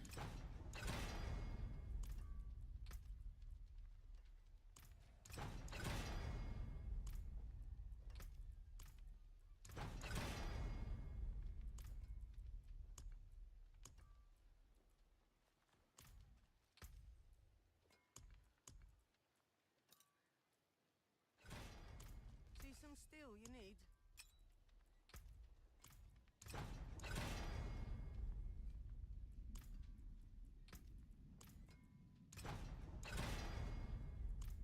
Bruh, come on. You've been nice to me all stream. Don't do this to me.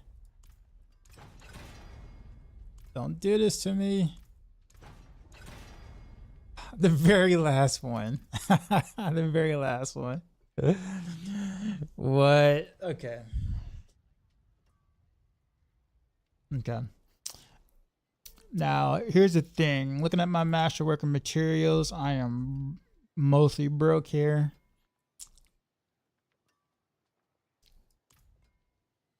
I'm about to do some nightmare dungeons first. So we'll save these 3.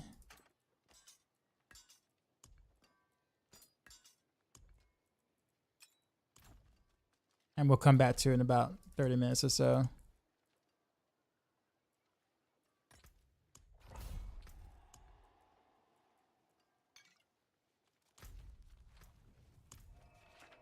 Did we farm a lot earlier? Yeah, we did. Or I spent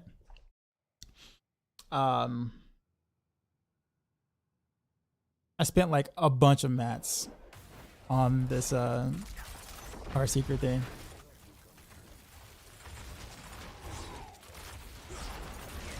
Like I literally did. I spent like almost all of it on Heartseeker.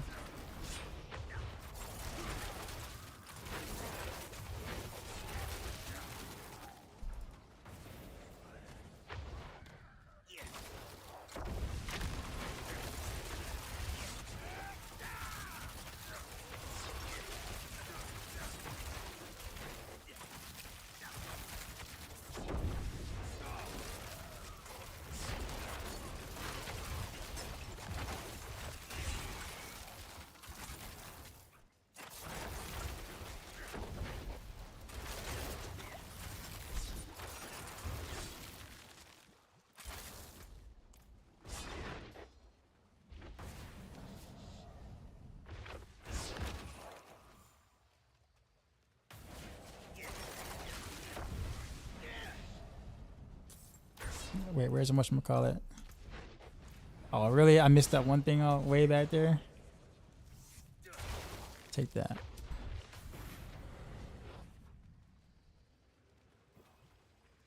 Grizzly Rage Abuser? What's up, man? Undercity wrote it for Masterwork is really good. Yeah, we did do a bunch of those.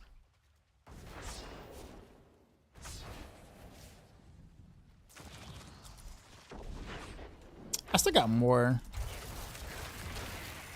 I don't think I used any of mine.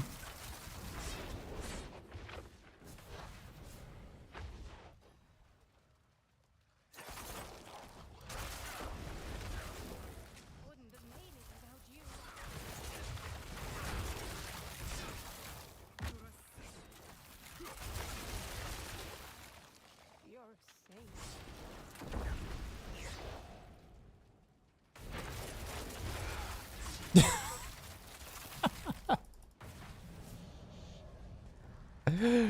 Fair.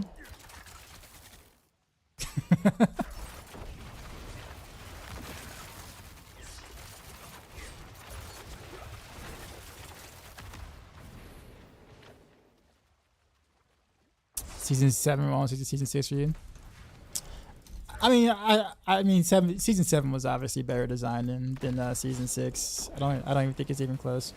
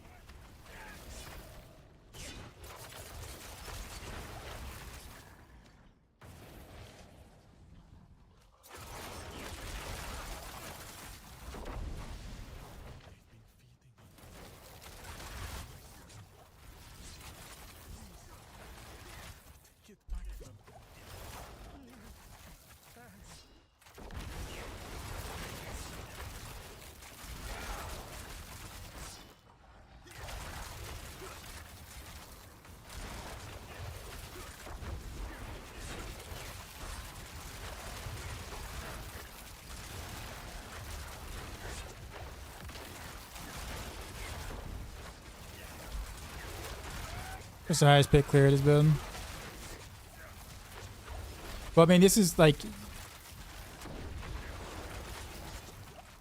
how do I describe it? This is more so like a speed farmer.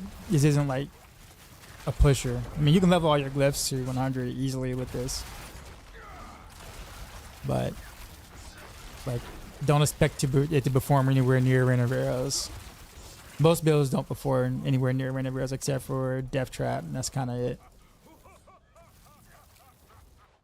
But I was doing speed 90s in around 3 minutes, which is it's nice.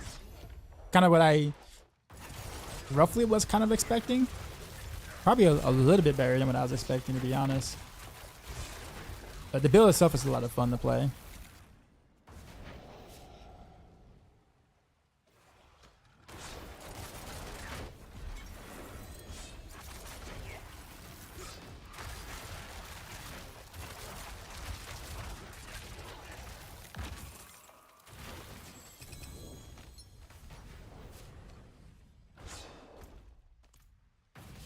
Is that it?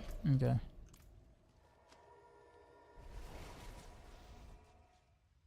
Came like a spirit boy.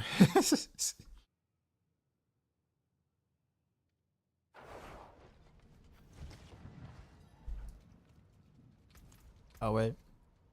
What was that? Dude, that's it.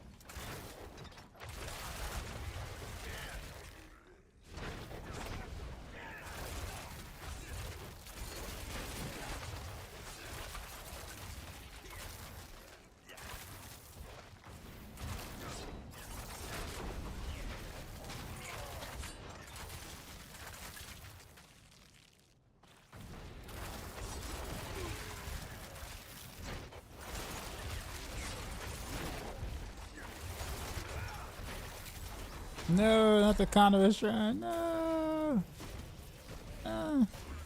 Except with Ignorant Runes, I've been crafting those. I can do those last night. Last 3 days, made 6 trillion. So I'm on trade and the price keep going up and up. There's a gold dupe going on. So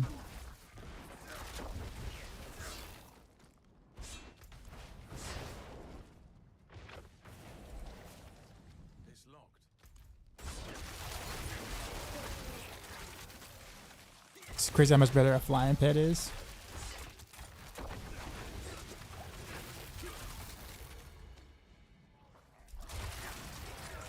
Actually, how do you get the flying pet, actually? Is that like a MTX type thing?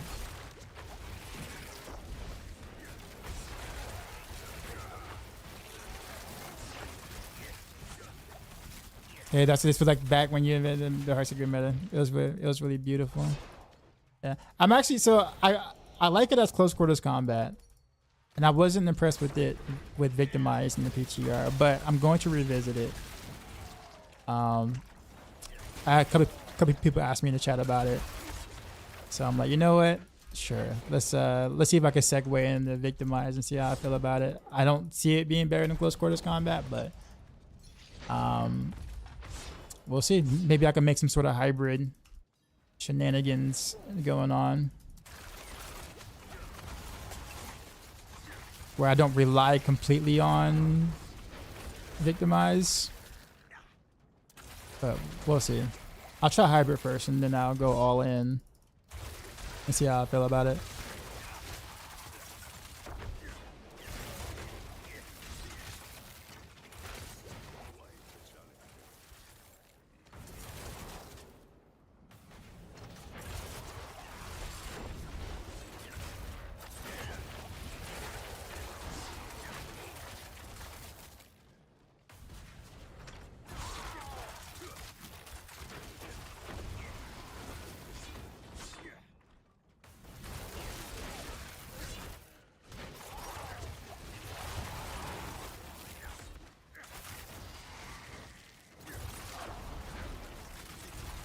The bird pass is my season journey. Is that like the paid battle pass or normal battle pass? Oh, you said season journey. I'm an idiot. Ignore me. I don't think I finished my season journey yet, so.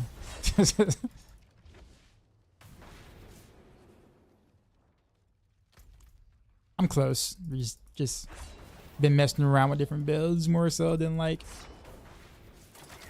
grinding it out like I should have been. Not bad.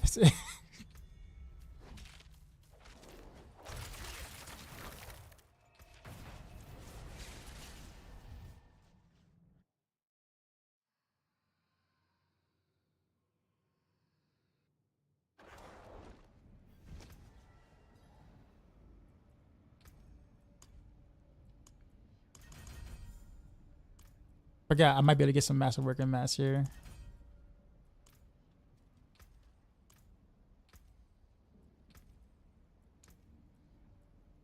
Let's go to the den real quick.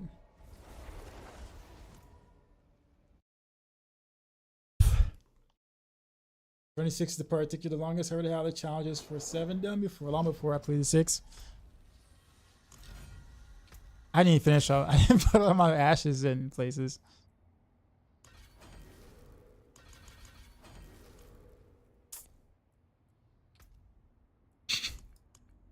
Oh, never mind then. Yeah, I got a while ago. I guess maybe not a while ago. I just gotta finish 3.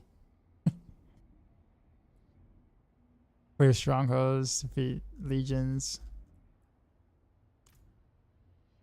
I'm just lazy. That's all that it is. There's no excuse for it. I'm just absolutely just lazy.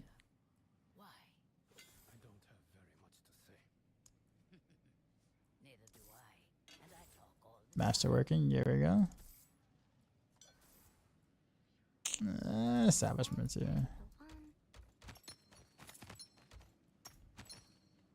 Okay, where's that put me?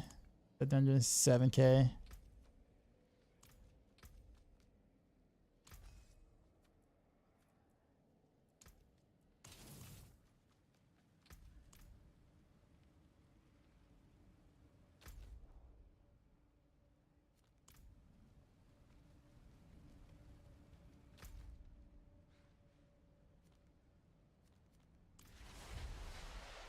You ever go to black screen when you TV the towns and your game just never loads? Yep, I actually had that happen today, but it wasn't the town, it was pit. Any loading screen it could happen with. I was getting ready to fight the pit boss and then boom. It is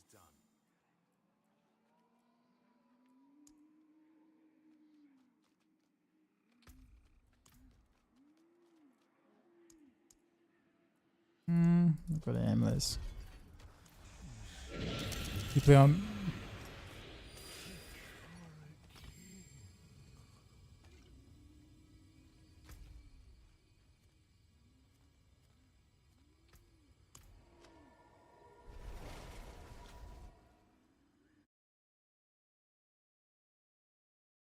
I see what he said. He in the stream. He's going to blast these three season 34. Well, he says he didn't know at first, but I don't know.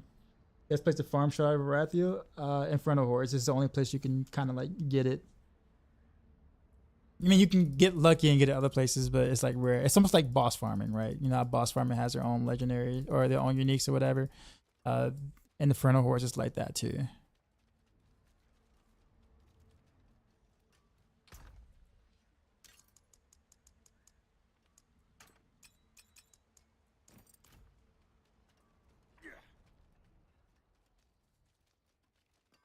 You look like you've seen battle.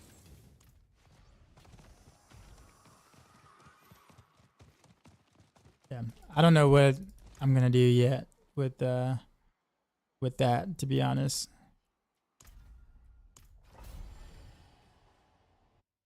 Just depends on like what I'm gonna do, or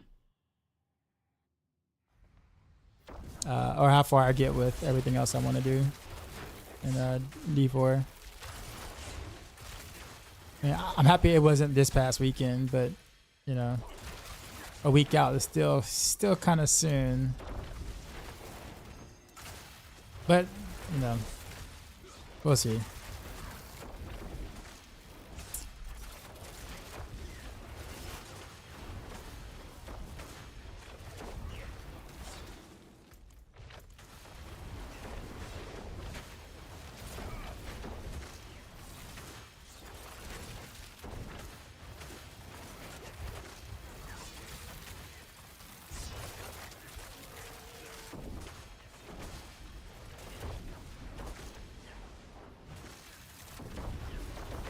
Going Impale Spin to win, which should be considerably stronger now because Impale got buffed after that season.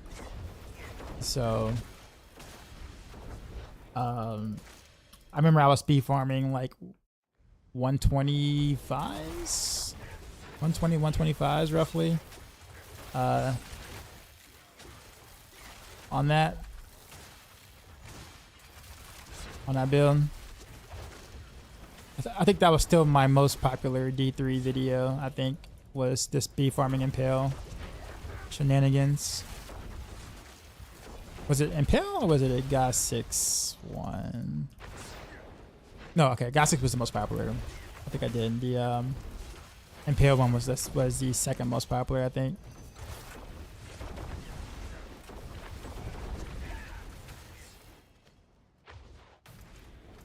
But yeah, I think with the buffs, like, and the altar, because the altar wasn't around at the time either. So you're looking at like speed 130s, like 130, 135 maybe, with like really good gear.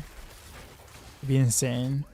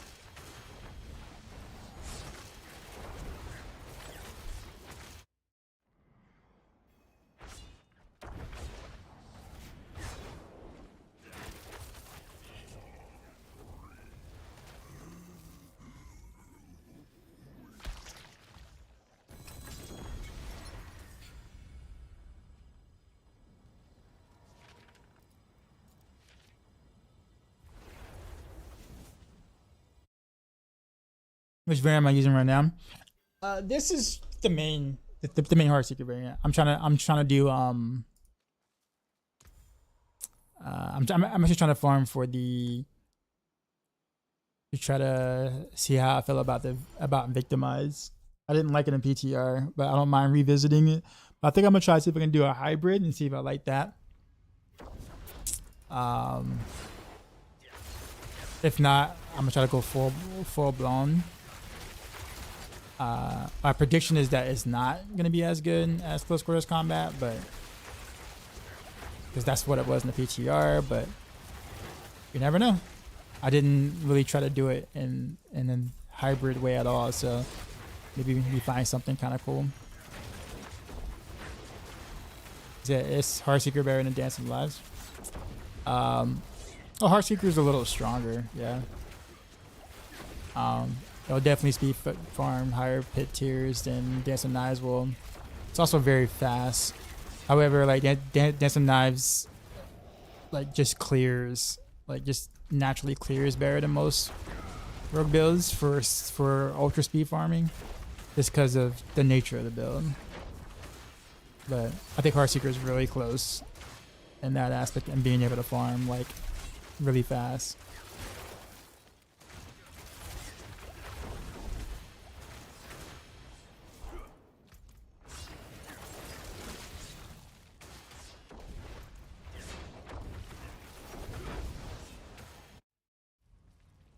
What I mean by hybrid? Meaning that instead of going full blown buffing victimize, I'm gonna actually still try to do damage too as well. Because usually with victimize, the whole idea is for you not to deal damage. So you're not building for yourself to deal damage. You're building for the proc of victimize to deal damage, and that's it. Because you want that to hit as hard as possible. Hybrid means that I still want to try to deal damage, but I want the victimized proc to also lend a hand and like do something too as well. So that's what I mean by hybrid.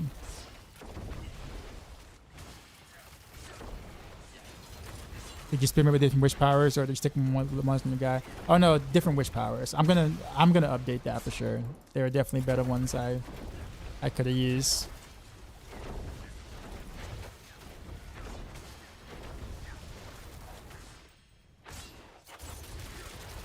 Moonrise and Death ability, yeah. And both of those usually you don't take in a victimized build at all, because they don't buff victimize.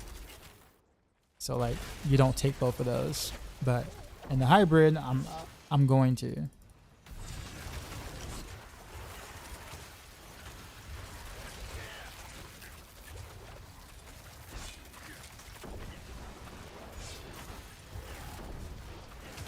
Because I really like the grasp of shadows, but like it just makes it sad because it's like the marksman stuff doesn't buff victimize. Like anything that buffs the skill damage itself rather than pure damage does not buff victimize at all. So, but I want to play with grasp of shadows because I'm thinking that the clone itself can also maybe like add some additional lucky hit proc for victimized procs or whatever. So it's like, well, if I'm gonna take it, I might as well try to deal damage with it too. Is my thought. Which build do I recommend for leveling? Dancing Knives, for sure.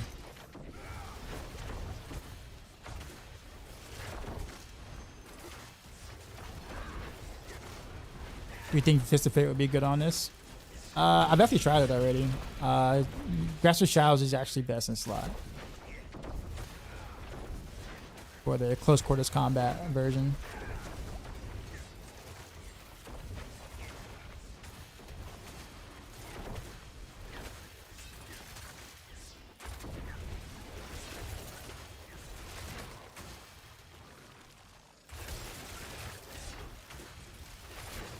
Yeah, I tried out 4. A regular glove, Fist of Fate, Bane Gorgers, and Shadow Grasp.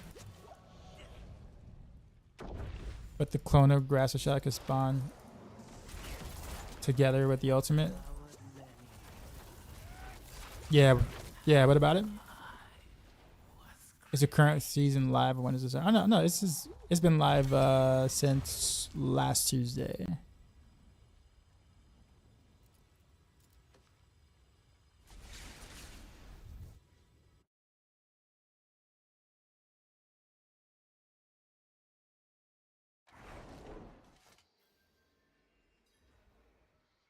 Clone of grass, a shadow. Spawn together with ultimate. Well, yeah, I have shadow clone and I have the glove. It's what I'm using right now. Oh no! So it was no, the D3 season was postponed for a week, not the D4 season. Are you gonna upgrade your Heartseeker Max? You said Heartseeker Maxroll? Nah, I'm gonna just leave the old version there. You know, so I control people. But the whole point of me playing all the different builds that I wrote is to make sure I play them and see if the things I wrote actually worked out or not, and then make adjustments from there.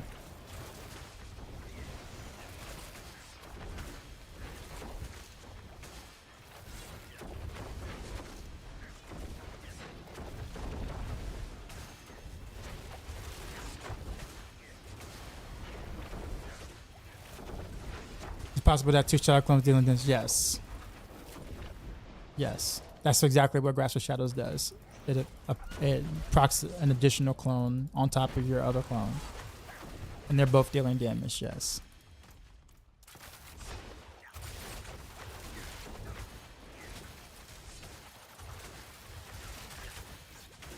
Yeah, but it is a proc though, so like they're not up all the time like the ultimate is, but they are out like a pretty decent amount.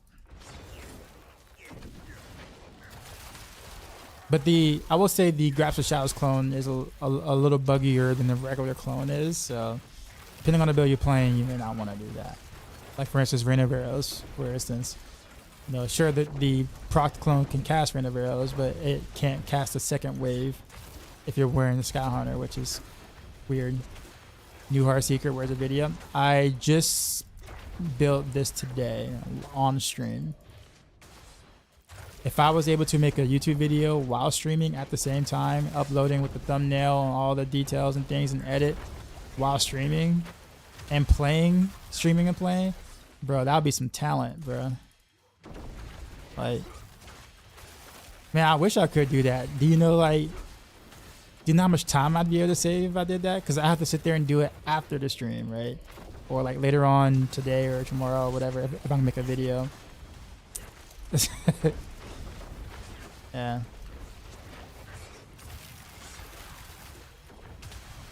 The only thing is that like I think when I do make the video, I think I'm gonna make it considerably shorter than the Raina Arcs one, because there isn't really much to like go over in terms of mechanics or whatever.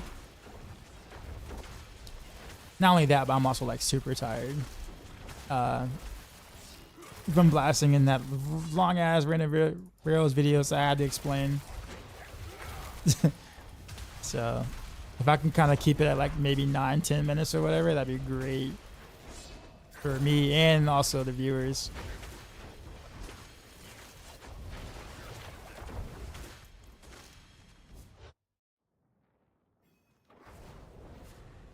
Maybe be close to Elon. Maybe do a podcast at the same time. While somebody else works my job for me. Like, wait a minute, how are you teaching at the school and you're here at the same time and you're doing that at the same time? There's no way. Something's off. Can't quite put my finger on it.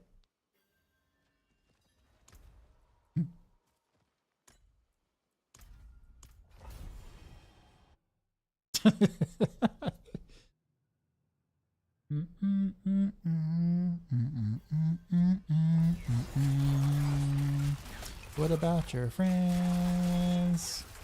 Be around.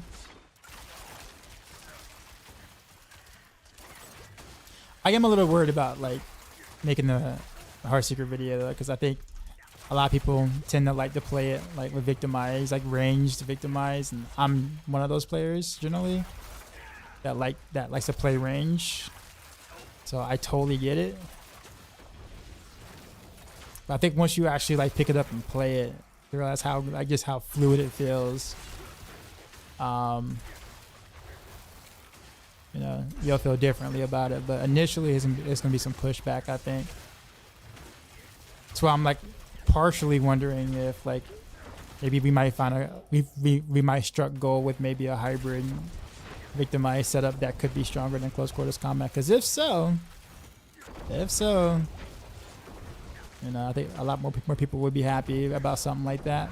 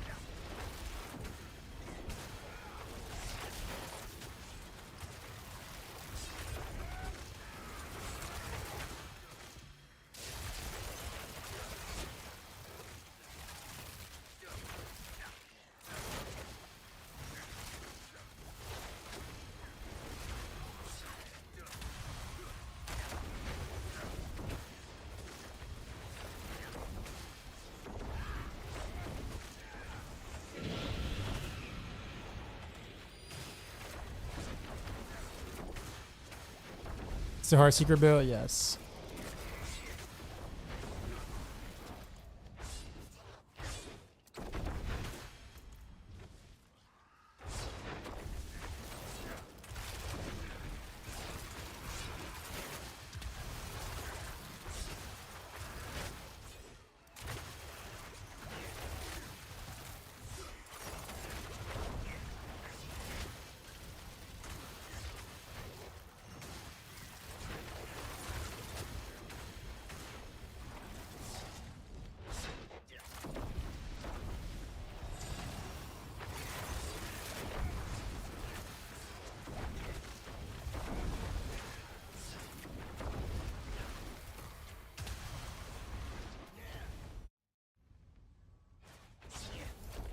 Let's see.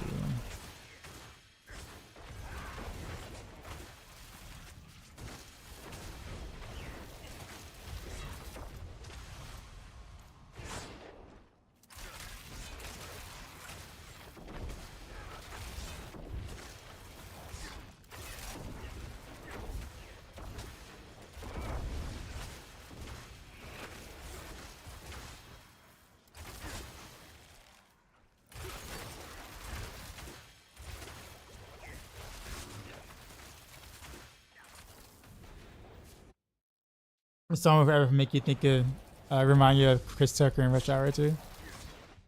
Yep. Yep.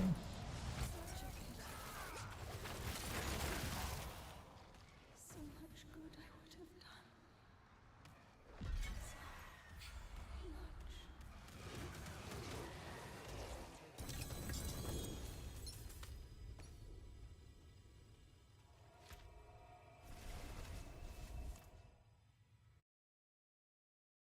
All right. Let's go ahead and Rob 2526 can do it. But only 2526, right? Rob 2527. I don't know. I don't know about that guy. But I heard some okay things about Rob 2528 though.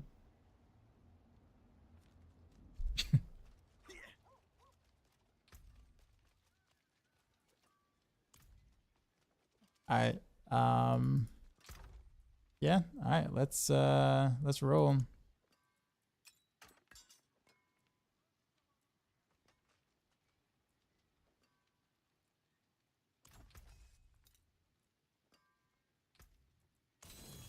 I guess I didn't want that sitting there. I forge more than horse. All right. So masterwork the my weapon first. Not be too greedy.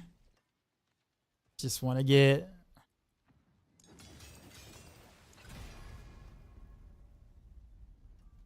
Okay, that's fine. That's not fine.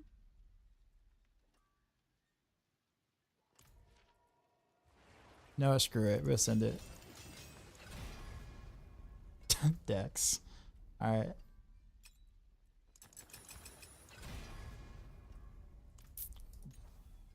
I gotta at least roll vulnerable on these though. Come on.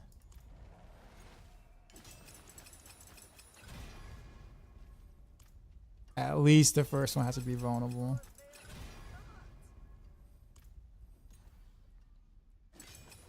Maybe, please. There we go. Alright, now let's go. I might not even full send it. You keep giving me that roll. Ah.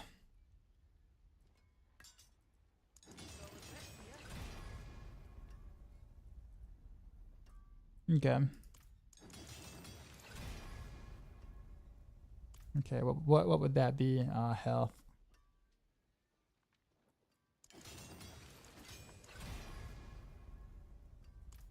Okay. All right, that's the best I'm gonna be able to do, guys. That's all. That's all we can do. That should be enough.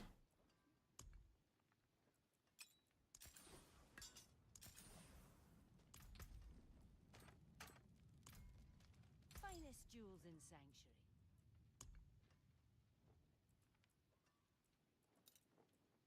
What's this? Paragon. Okay.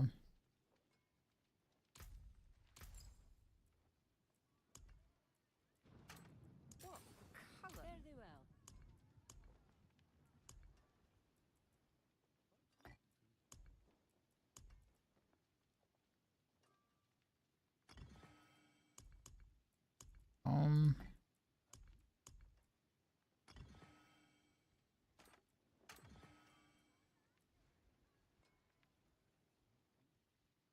Oh, the sword here.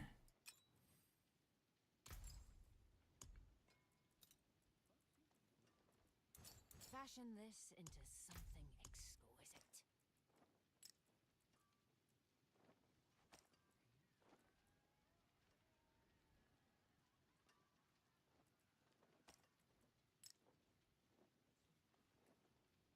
Okay.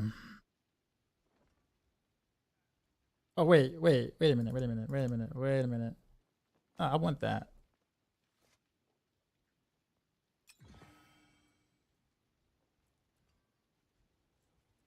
This is I want to trade out for.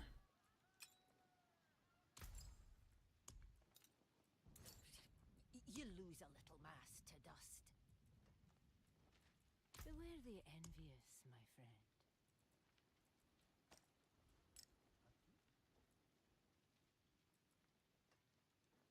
Okay. All right. So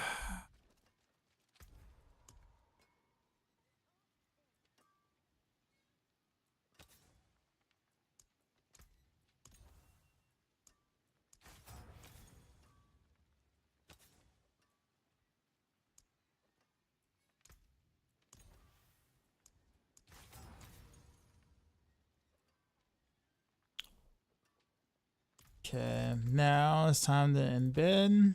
We'll go the hybrid route first. Rise.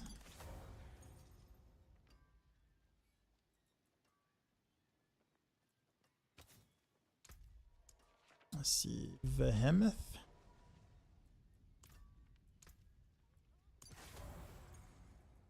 And then full clip, right?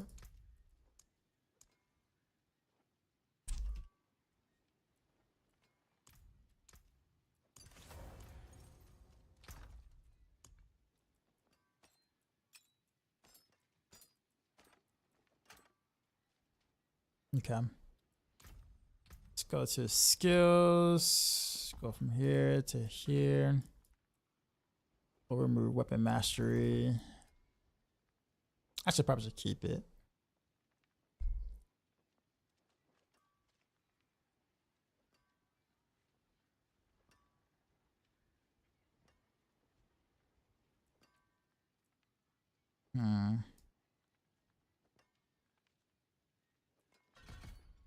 We're gonna put points there.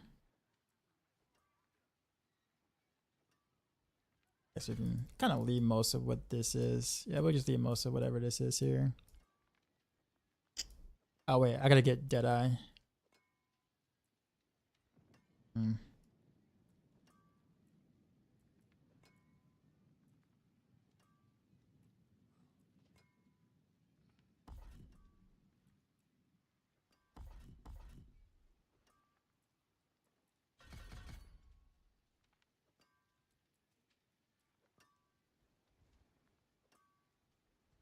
Okay.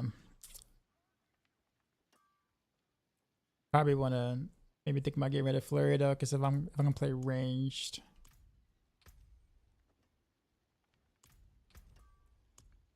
how much vulnerable damage do I have now? That's precision. Okay, not a lot. I'm gonna have to get that from my exploit glyph.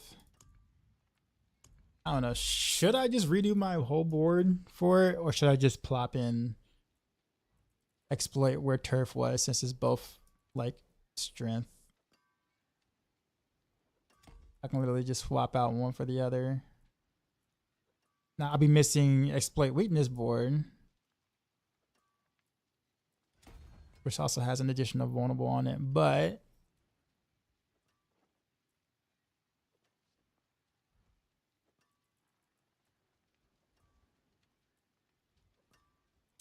I don't know how I feel about it. 'Cause I would just remove this board for exploit weakness.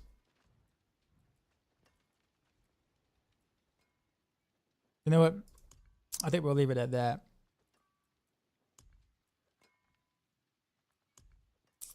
Am I try Death Trap yet? No, and I'm not going to. Tip to get above 1,000 armor: follow a guide. Just being honest.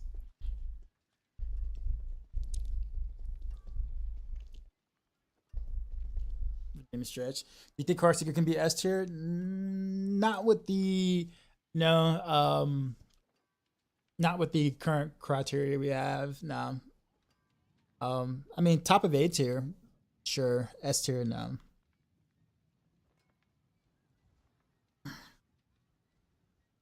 It's a great build. Just like our tiers are basically like in terms of end game is concerned. We do like have to look at the pit push part of things. As much as I can't stand it, it is what it is. And so when you look at pit push potential, it kind of sits in the A tier range, which isn't bad. It's not bad.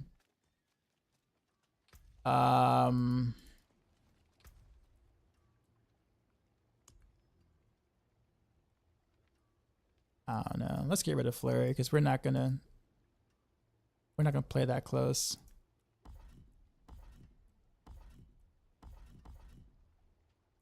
Or we shouldn't, I'll put it that way.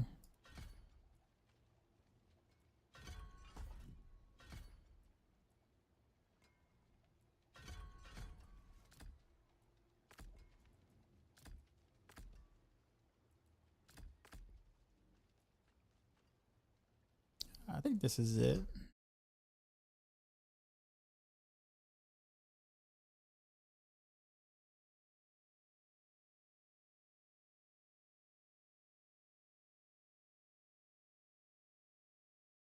All right, so I'm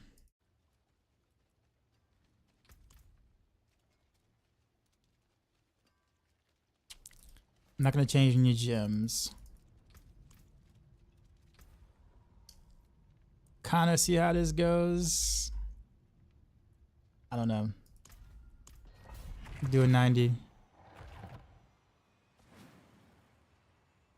The Ranger glyph. Why Ranger though? Nothing about Ranger really gives anything really to the build.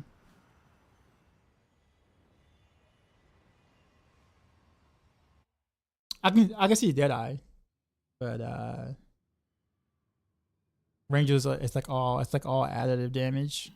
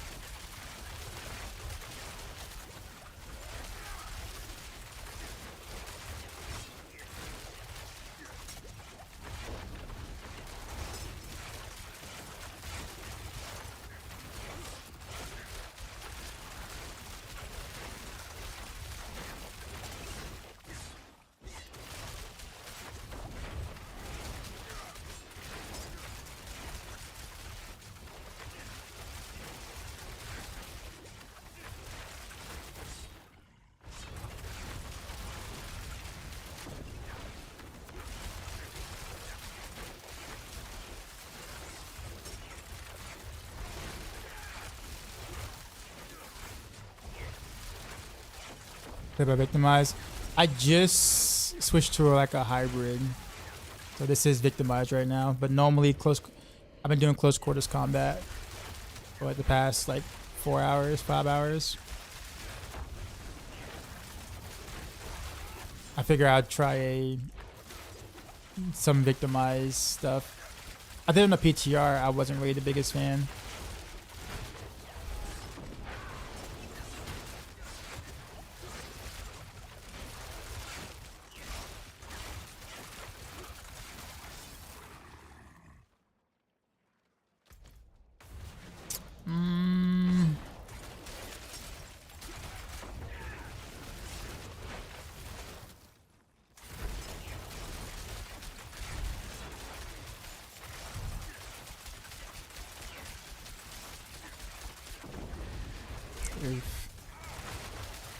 Come on, victimize procs, hit the whatchamacallit. There we go.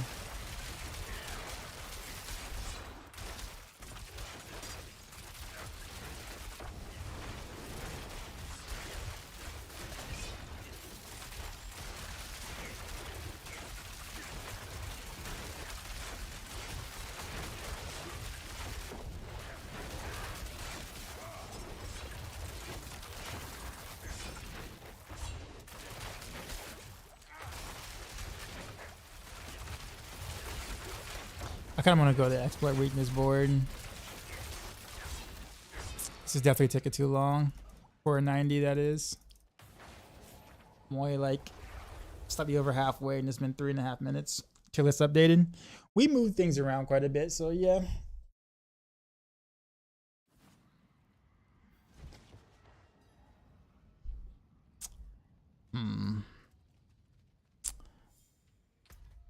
Alright, let's take a look at the Paragon board. I'm about to fit exploit weakness in there somewhere and get rid of this, because this board is mostly useless for what I'm doing now.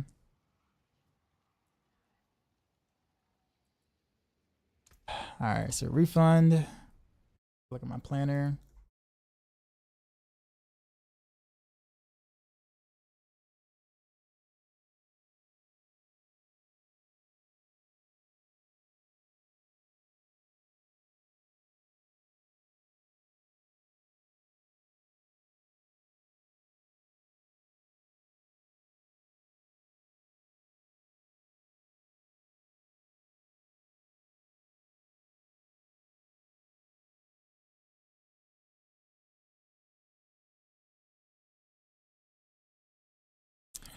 Okay.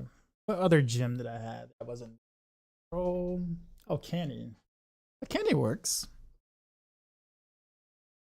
So this is candy versus diminish, I guess. I don't think I leveled diminish though.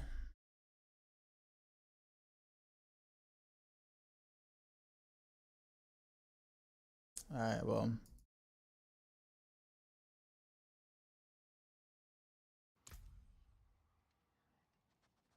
This is still with that exploit glyph. Oh no, I had the exploit glyph in there. I just didn't have the exploit weakness board.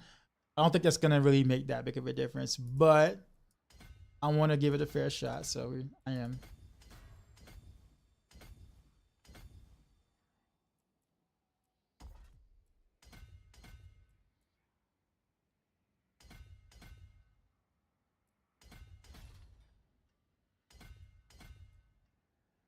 But yeah.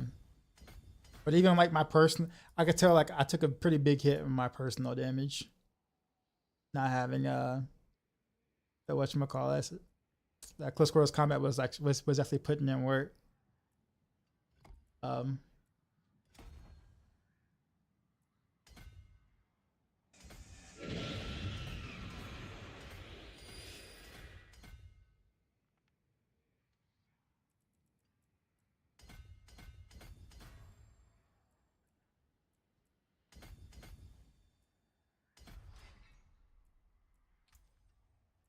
To exploit weakness.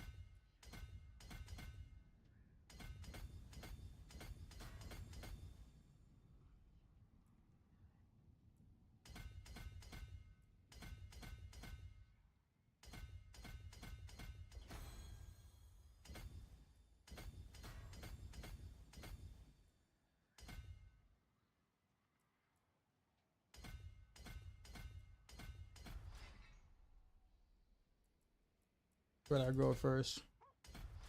This way, Eldritch Bounty. I have GA Heartseeker pants. I have them too. But I appreciate it. I actually got 2 pairs of them actually that dropped.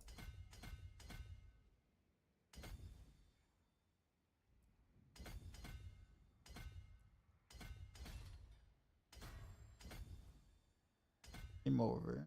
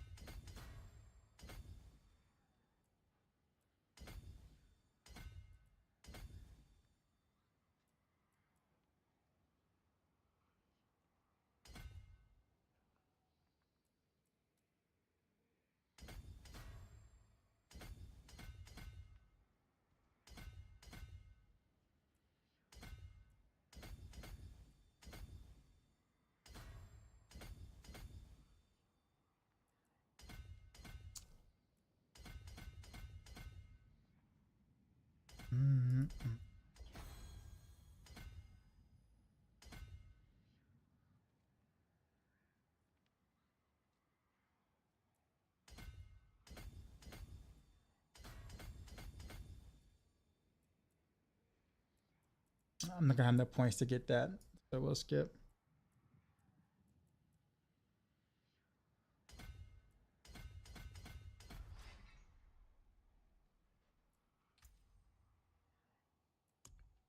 No witness.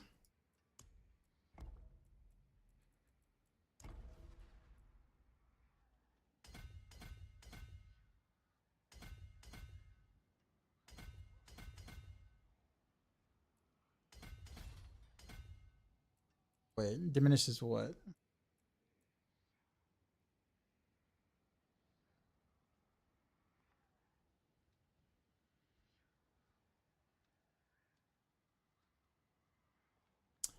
Strength. All right. We'll have to improvise here.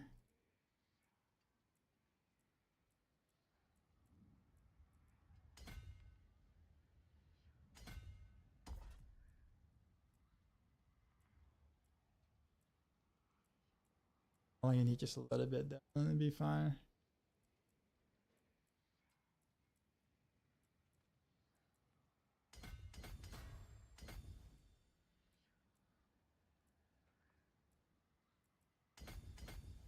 This is gonna be a convoluted board right here. Okay. 29, there we go. Now I just need to get out of here. Let's go this.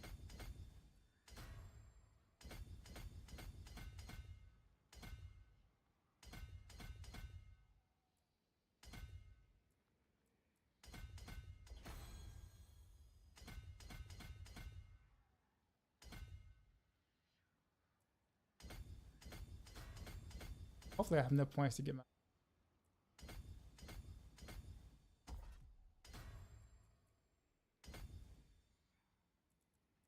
Should be able to.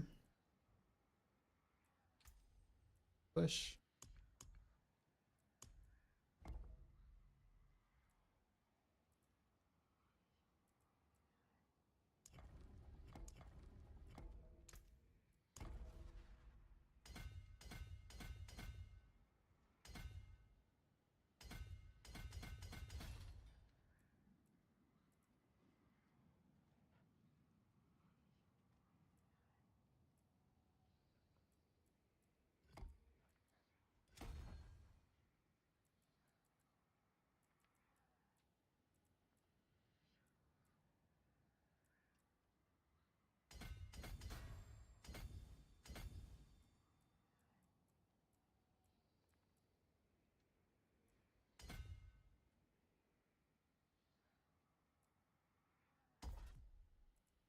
Yes, I got so far. Okay, I got enough decks.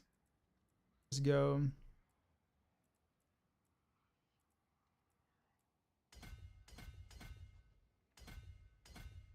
Just need to reach that. And then reach that.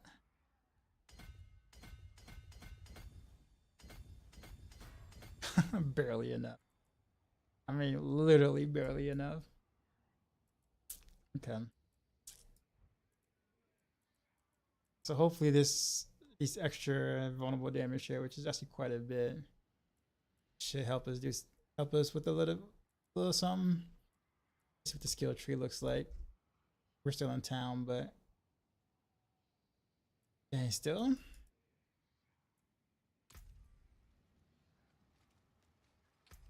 All right, well, let's go. I did say I want to go more vulnerable route, so or victimized route. So we're gonna have to go. A minute. I can't stun.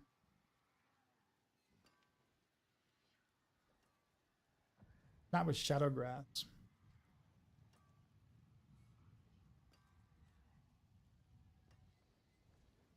I probably gonna have to go with Fist of Fate.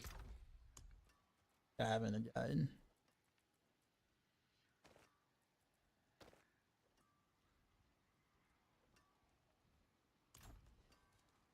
Sag, because that's missing a whatchamacallit, but that's okay. Retribution.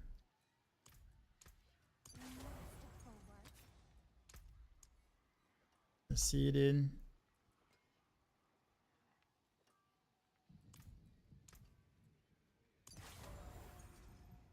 All right. This is now we're kind of in a mostly victimized setup here.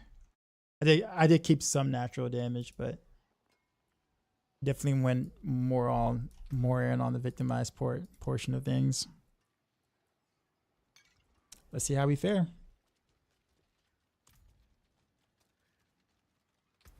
That's what your boards and glyphs you have now. That's on the website. So like the victimized, like what I just copied from is literally just from the victimized variant on the Maxroll Heartseeker. What powers am I using? I wouldn't look at this right now. But to a harvest or a siphoning or a specialization, these three are pretty much going to be in almost all builds. Purging Touch, which I probably should change out honestly, because my ultimate's not really doing as much damage. Same thing with Grow.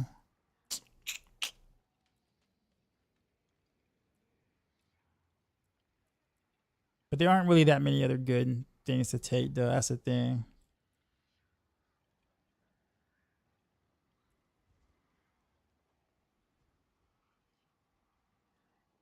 I think I'm gonna leave it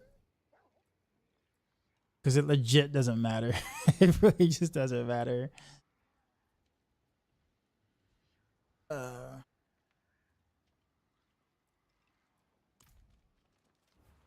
Okay. Also, Heartseeker looking to compare to Death and Death Trap. Well, Death and Death Trap are two totally different categories, right? Like Death Trap is considerably stronger than Dance of Knives. I put Heartseeker probably in between them.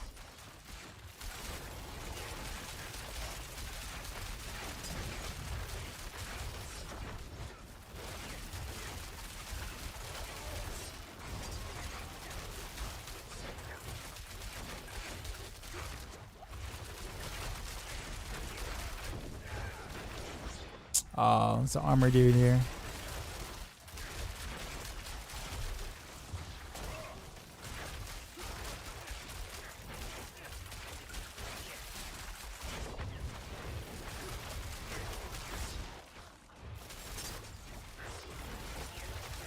That armor dude really ruined it.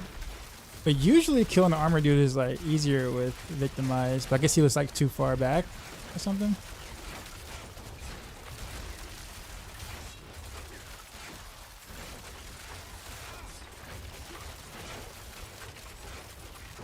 Yeah, this actually feels worse than the hybrid I was doing.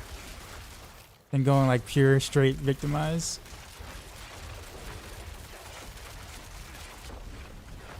I wonder why. What's the best rogue build? The strongest rogue build is Raina Arcs.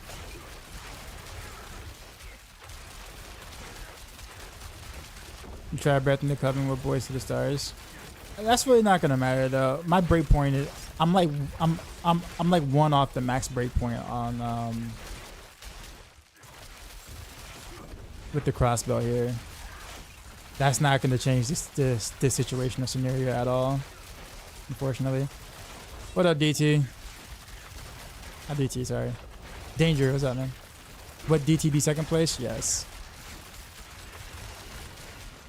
Yeah, guys, I don't know. I don't know.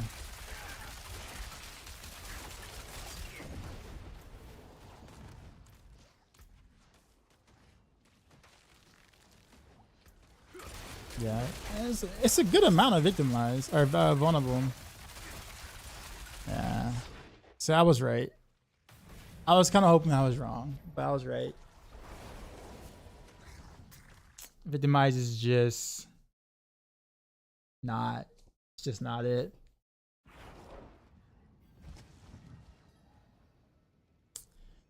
It's not it, guys. I'm sorry.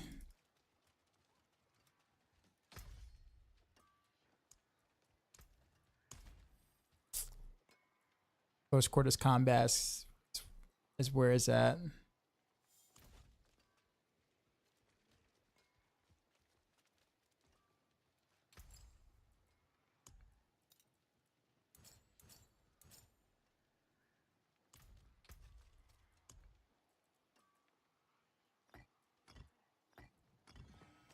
You'll see why. Like if you just got here, you'll see why in a sec. Okay, so that's that, right?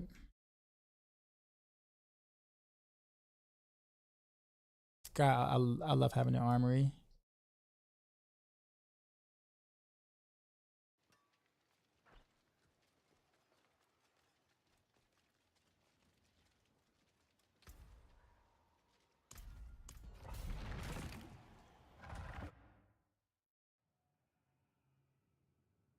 It's good to play. Take a breather and play the game. What were you doing before?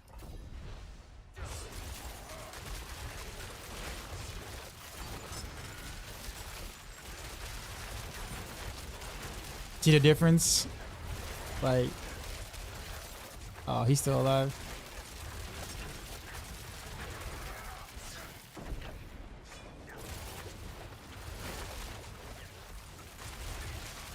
It's just like not even close.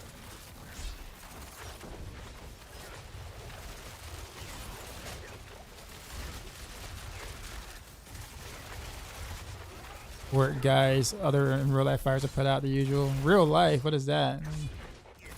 What is this real life mess you're talking about? Look, it is in your Maxroll contact or contract that for the first week and a half of the season, this whole real life thing you're talking about? No, bro. I don't. I'm gonna have to report you, sir. Reported.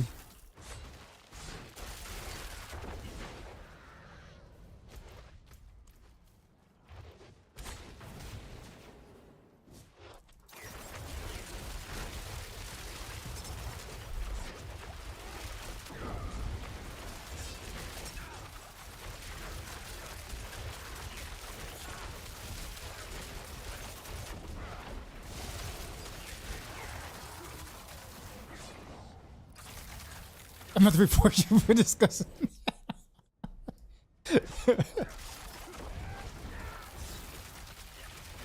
I'm going to have to report you for snitching.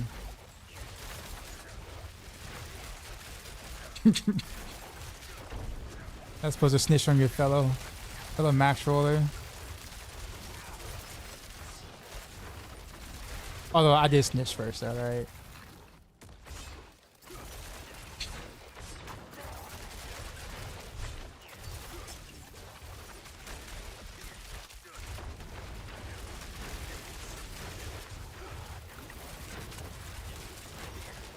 The difference is major, man. Like, there's just no way victimize is dead this season. Like, I'm about to figure out what to do with Barrage too after this, so I probably need to get on that quickly.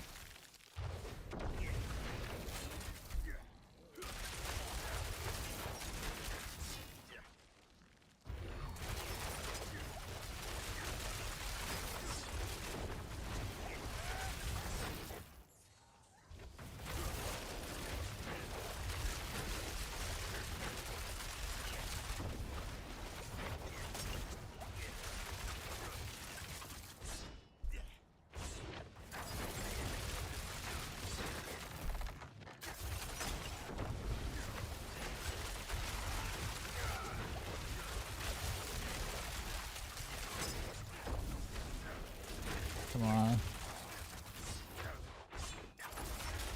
I gotta stop killing trash though. I swear.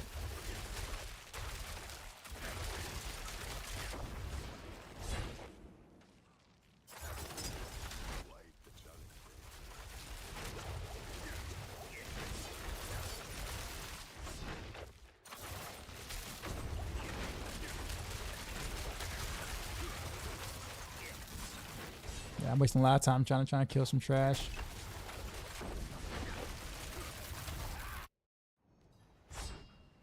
No, no honor among min-maxers. That's true. I'll play rogue and you go for attributes.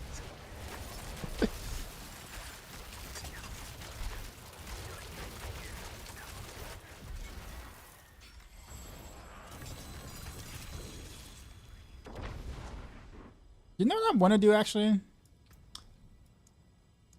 I don't know if I'll have the whatchamacallit though to pull it off.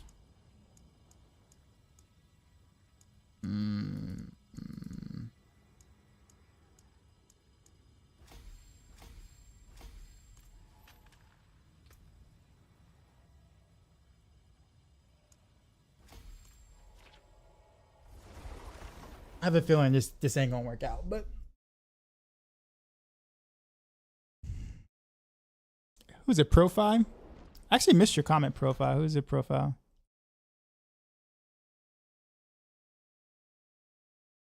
Actually, why did I miss your comment? Why did I not show up on my thing?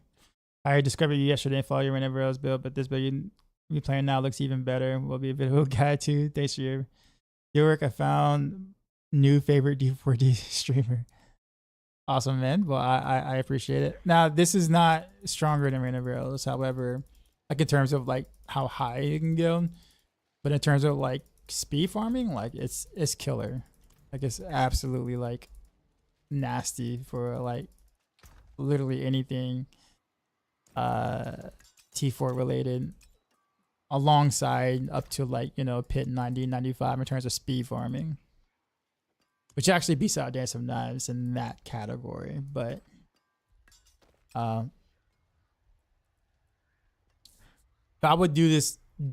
I would look at this as something like, you know, something you would do for everything else. And then if you were looking to like push super high or something like that, you got Raina Arcs or Death Trap kind of thing.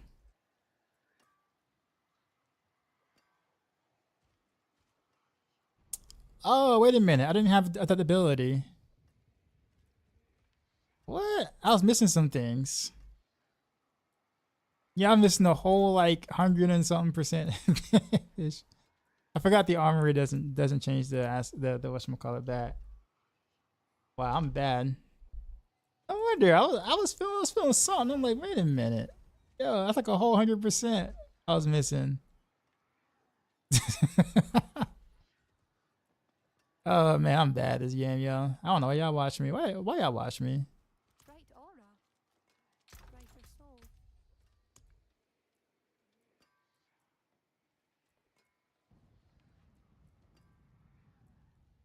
I'm just saying.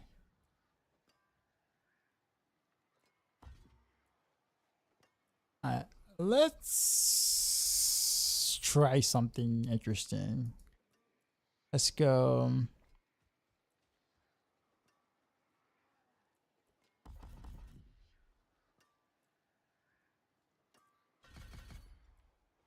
All right, we're gonna do something forbidden. This is the forbidden technique, y'all. Okay, in case you were wondering, forbidden tech. Do not try this at home.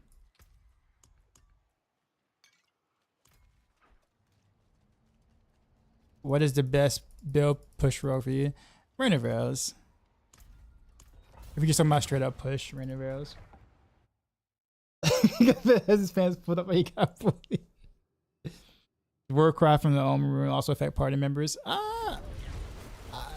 Good question, honestly.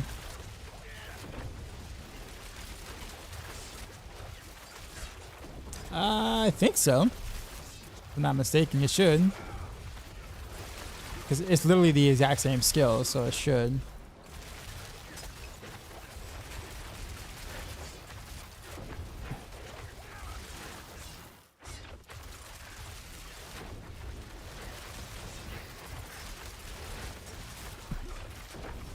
Alright, new secret tech. New secret tech working.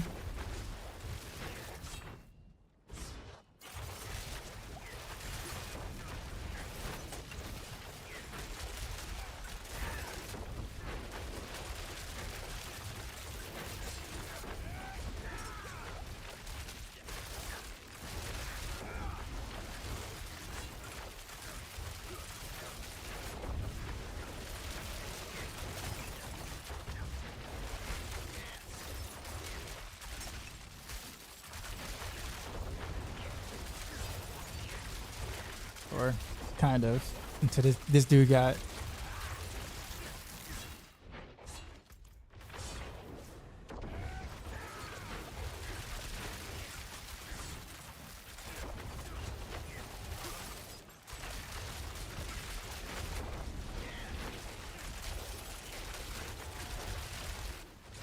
no, stop becoming unstoppable.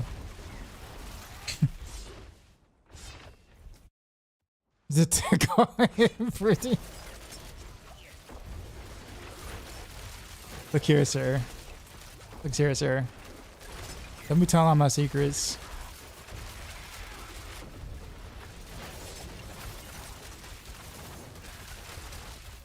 Woo, that hurt. That hurt. A lot of lightning.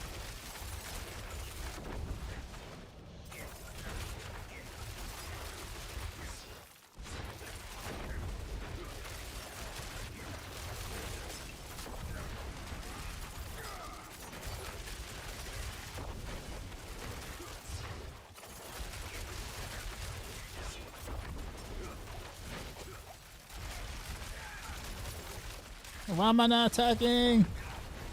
Why did my character stop? No! I hate when that happens.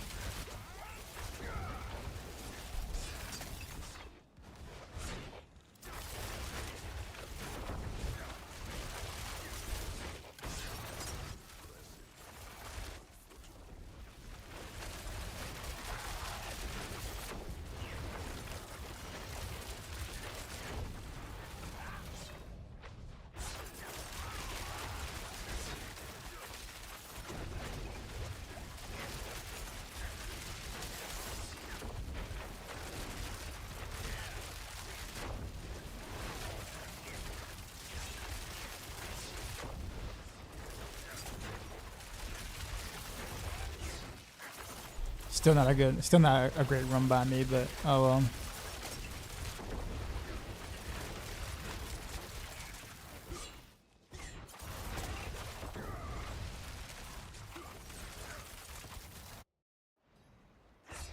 Would I try Twisting Blade? At some point.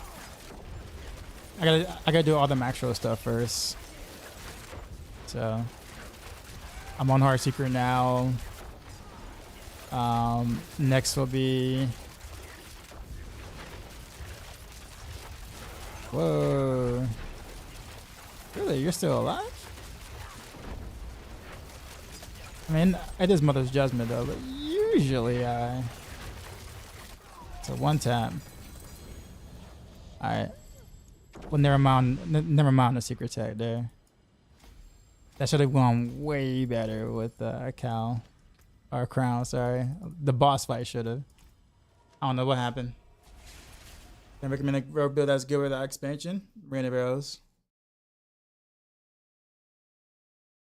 Because everything on raining arrows is literally just a little more damage. Like the runes don't matter at all. And then there's one mythic you can put on there, but that's just more damage too, and that's it. All right, I think last run of the night, we're gonna put back on the cow.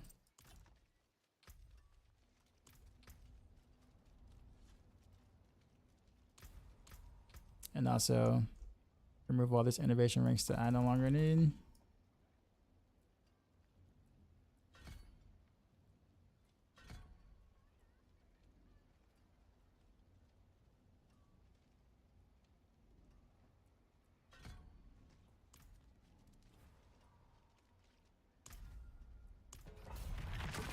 How can we get the Curious Undercity keys? I mean, you can run them without the keys. Well, they're called tributes. You can get them doing many different things. Usually, like Witch Tide, you get some tributes from the Whispers and.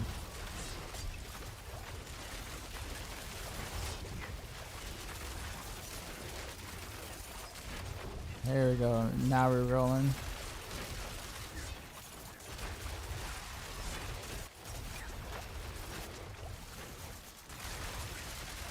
Now we're rolling. I got serious.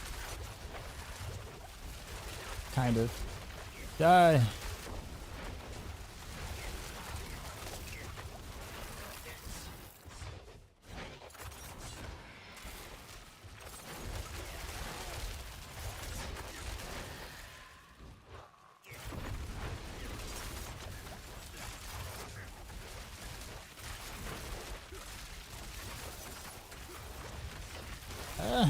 Why was I stop attacking?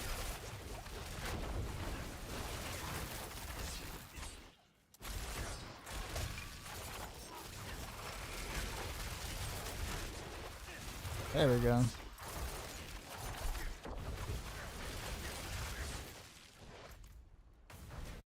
When you use comma points, rapid fire. It's the only build that legit cannot do anything but comma points. Even if you tried.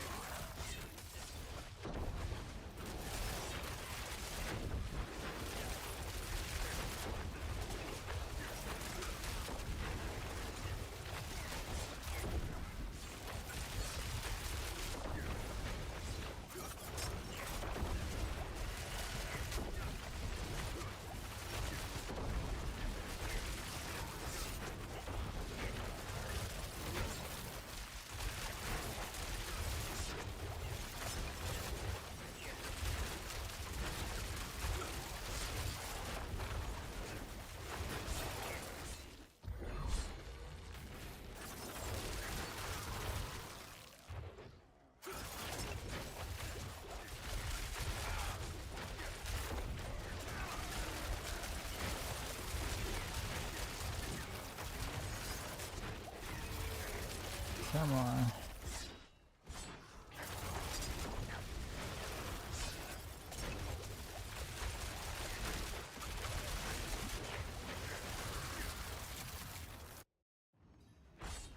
Which players like to drop in the new zone? Not all of them, but most.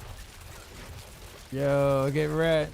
Get wrecked, see the Night Master. Get wrecked. Alright, yeah. This is the way, I guess, for Heartseeker. Definitely probably the build I will probably end up playing for speed farming most of the time. I'm saying I won't do it for random arrows, but like this is so smooth.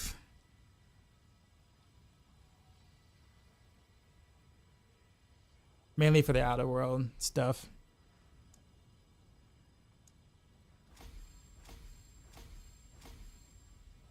You're missing aura specialization. That's from the altar. Yeah, you have to find an altar.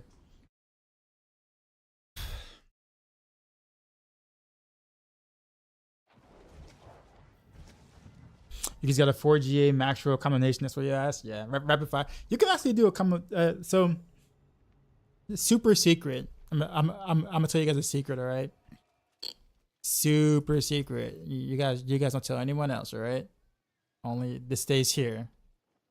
Okay, super secret. The reality is that combo points cold barrage is probably the strongest barrage variation there is. There's a secret though. Don't be telling nobody else I said that. No one else.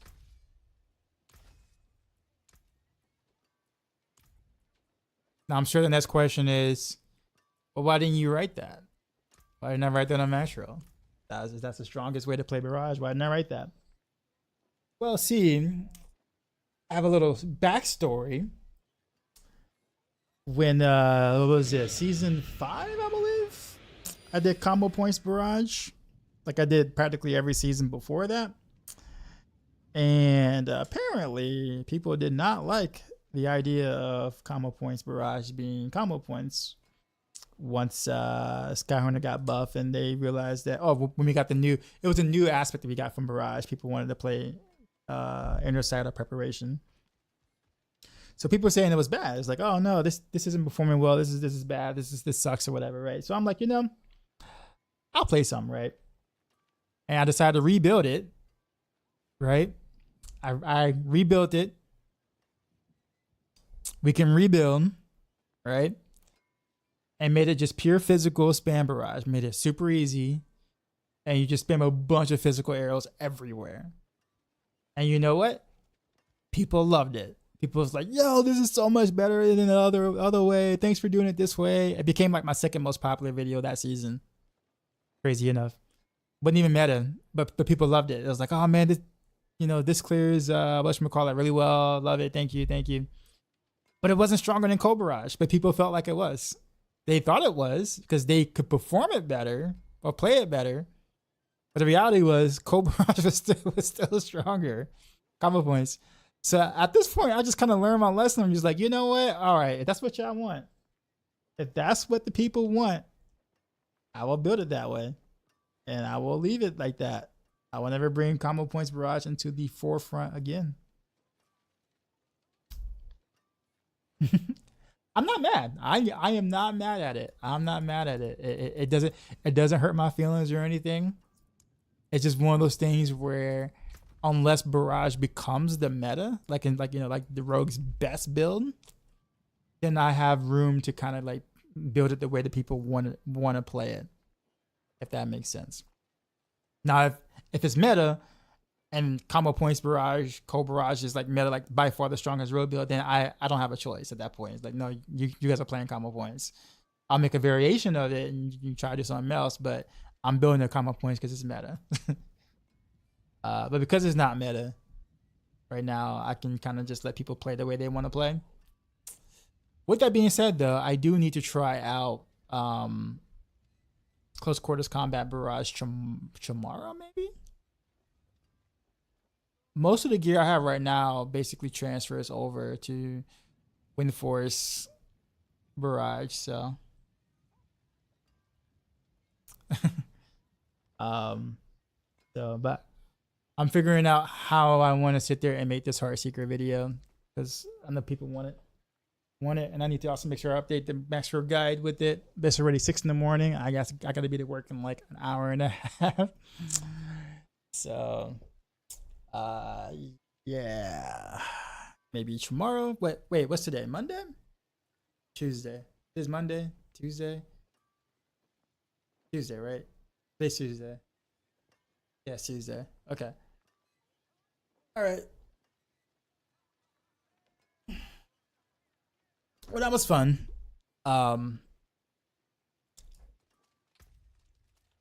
Actually, Danger, since you're here, let me ask you something. What's this?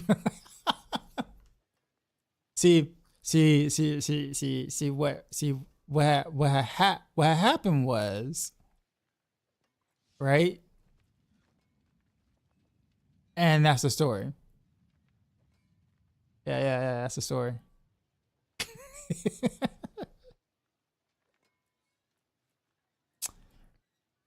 um, I'm assuming the things I have make sense in terms of in terms of the wish powers here.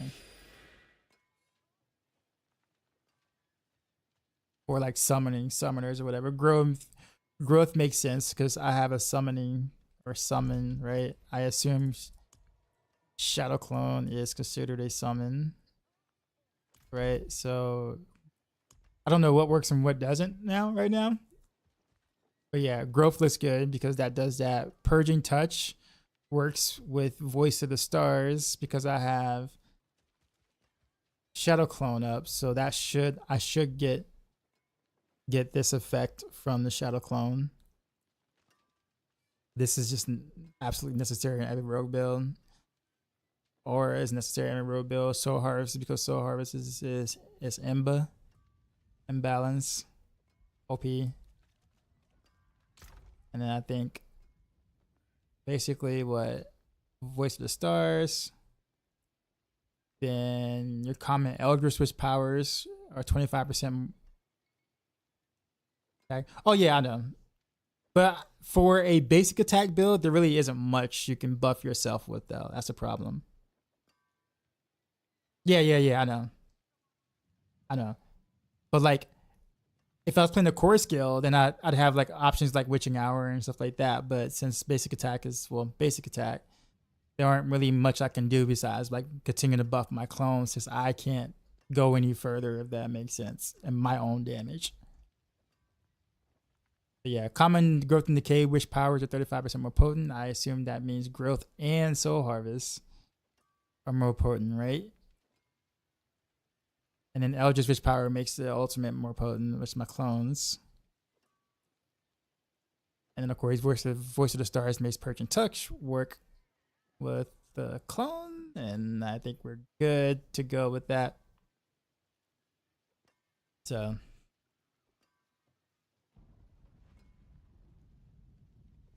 which one's ass? Toad's not good? Wait, oh, this one?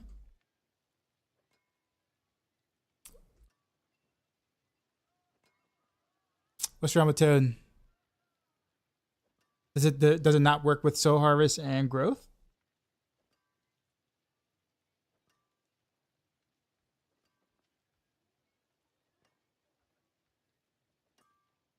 Wait, so it only improves the duration for Soul Harvest?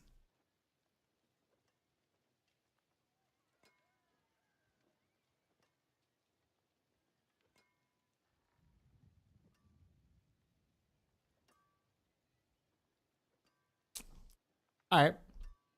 What about growth though? Do we know that? Like, do we know what it does for that? Oh, I see now. Because it's blue. So it increases the blue, I assume, because the blue is the duration on Soul Harvest, but the blue here is the damage.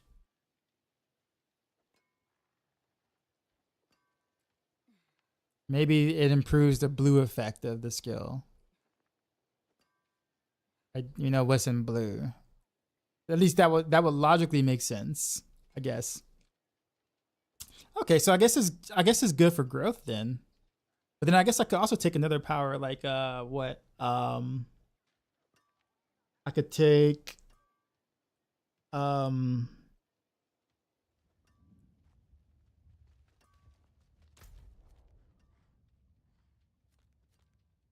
I think there's like two other powers I can take. There's one that does more damage when they're hexed, the summons, but I have to take a hex somewhere. I have to remove some damage somewhere.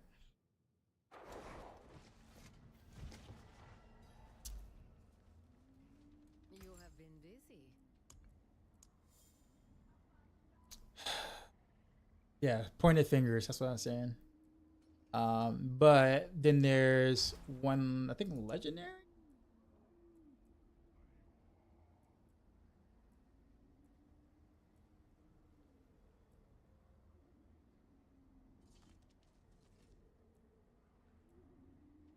Let's see. The Thing in the Bog, right? I can do that instead of the Toad Wish. Crit speed, I'm already maxing crit and speed already. Like rogues automatically have 100% crit chance because of Calvin Nameless. And I'm thinking this since I have growth. I have 3 growth and decays. I guess doesn't this like stack multiplicatively kind of with Soul Harvest or something? I don't know how that. I honestly don't know how that works. So it's either this or is there no build around Pit Fighter and Shroud for stealth damage? No. Because you can't stay stealth long enough technically to make great use of it. And then there's better options outside of it. And stealth damage is additive. Even though you get like a jillion of it, it is still kind of additive. So not bad because you have a lot of it, but there's still like yeah.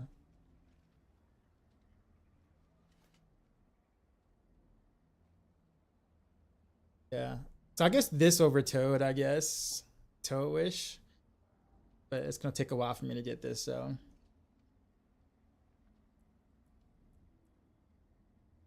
I'm gonna say a while. Let me see what.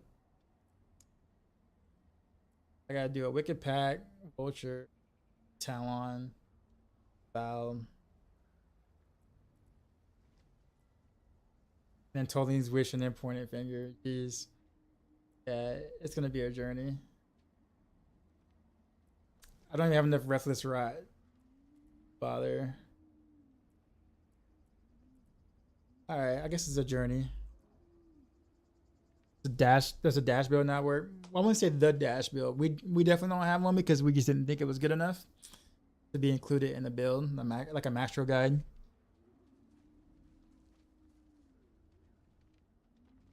But alright. I guess I'll make the changes and updates to the guide for this, but I think it performs pretty well considering in terms of like a lot of the rogue builds. I think it's like right there with like, I actually don't even know how Twisting Blades is performing right now. This might be a little bit better than Twisting Blades. A little bit better than Twisting Blades. A little stronger than Dance of Knives. Not as strong as, I don't think it's as strong as Rapid Fire. I think it goes Renovails, Death Trap, Rapid Fire, either Flurry or Heartseeker. I think they're like really, really close right now. I don't know. They're like so close. Yeah, if it's the strongest physical Shadow Flare. Yeah, I think they're very close. But I also think that Close Quarters Combat Barrage is actually a sleeper and might be the 4th strongest rogue build. 3rd or 4th. I'm gonna try to see if I can put that together tomorrow. Is there a way to get Shadow Step to work on bosses? I have no idea. I have yet to dabble into Shadow Step. I am not familiar with most of that, to be honest with you, just to be 100% honest. I've always said I was going to play it or build one, but never got around to it because I got lazy, super lazy. You know, doing the real life thing that I'm not supposed to be doing. All right. Well, let me go right out so I can go eat some breakfast maybe and then go to work. Crazy. I wasn't supposed to stream 9 hours a day. Oh well.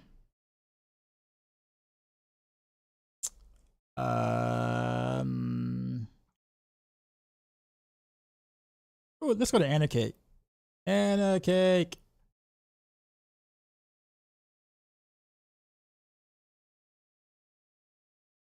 Give me on the house called a gossip. I can't believe I didn't have my that ability on that next to last run. Or next to last run. That was just horrible. That was horrid.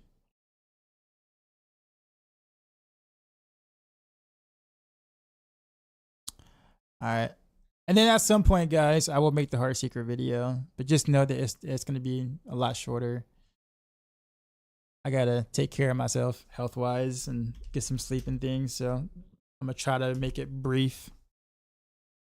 Also, because I know it's not meta, so like I don't want to. It's one of those things where it's like I throw the video out there, we'll see who has interest in Heartseeker, kind of see what happens. But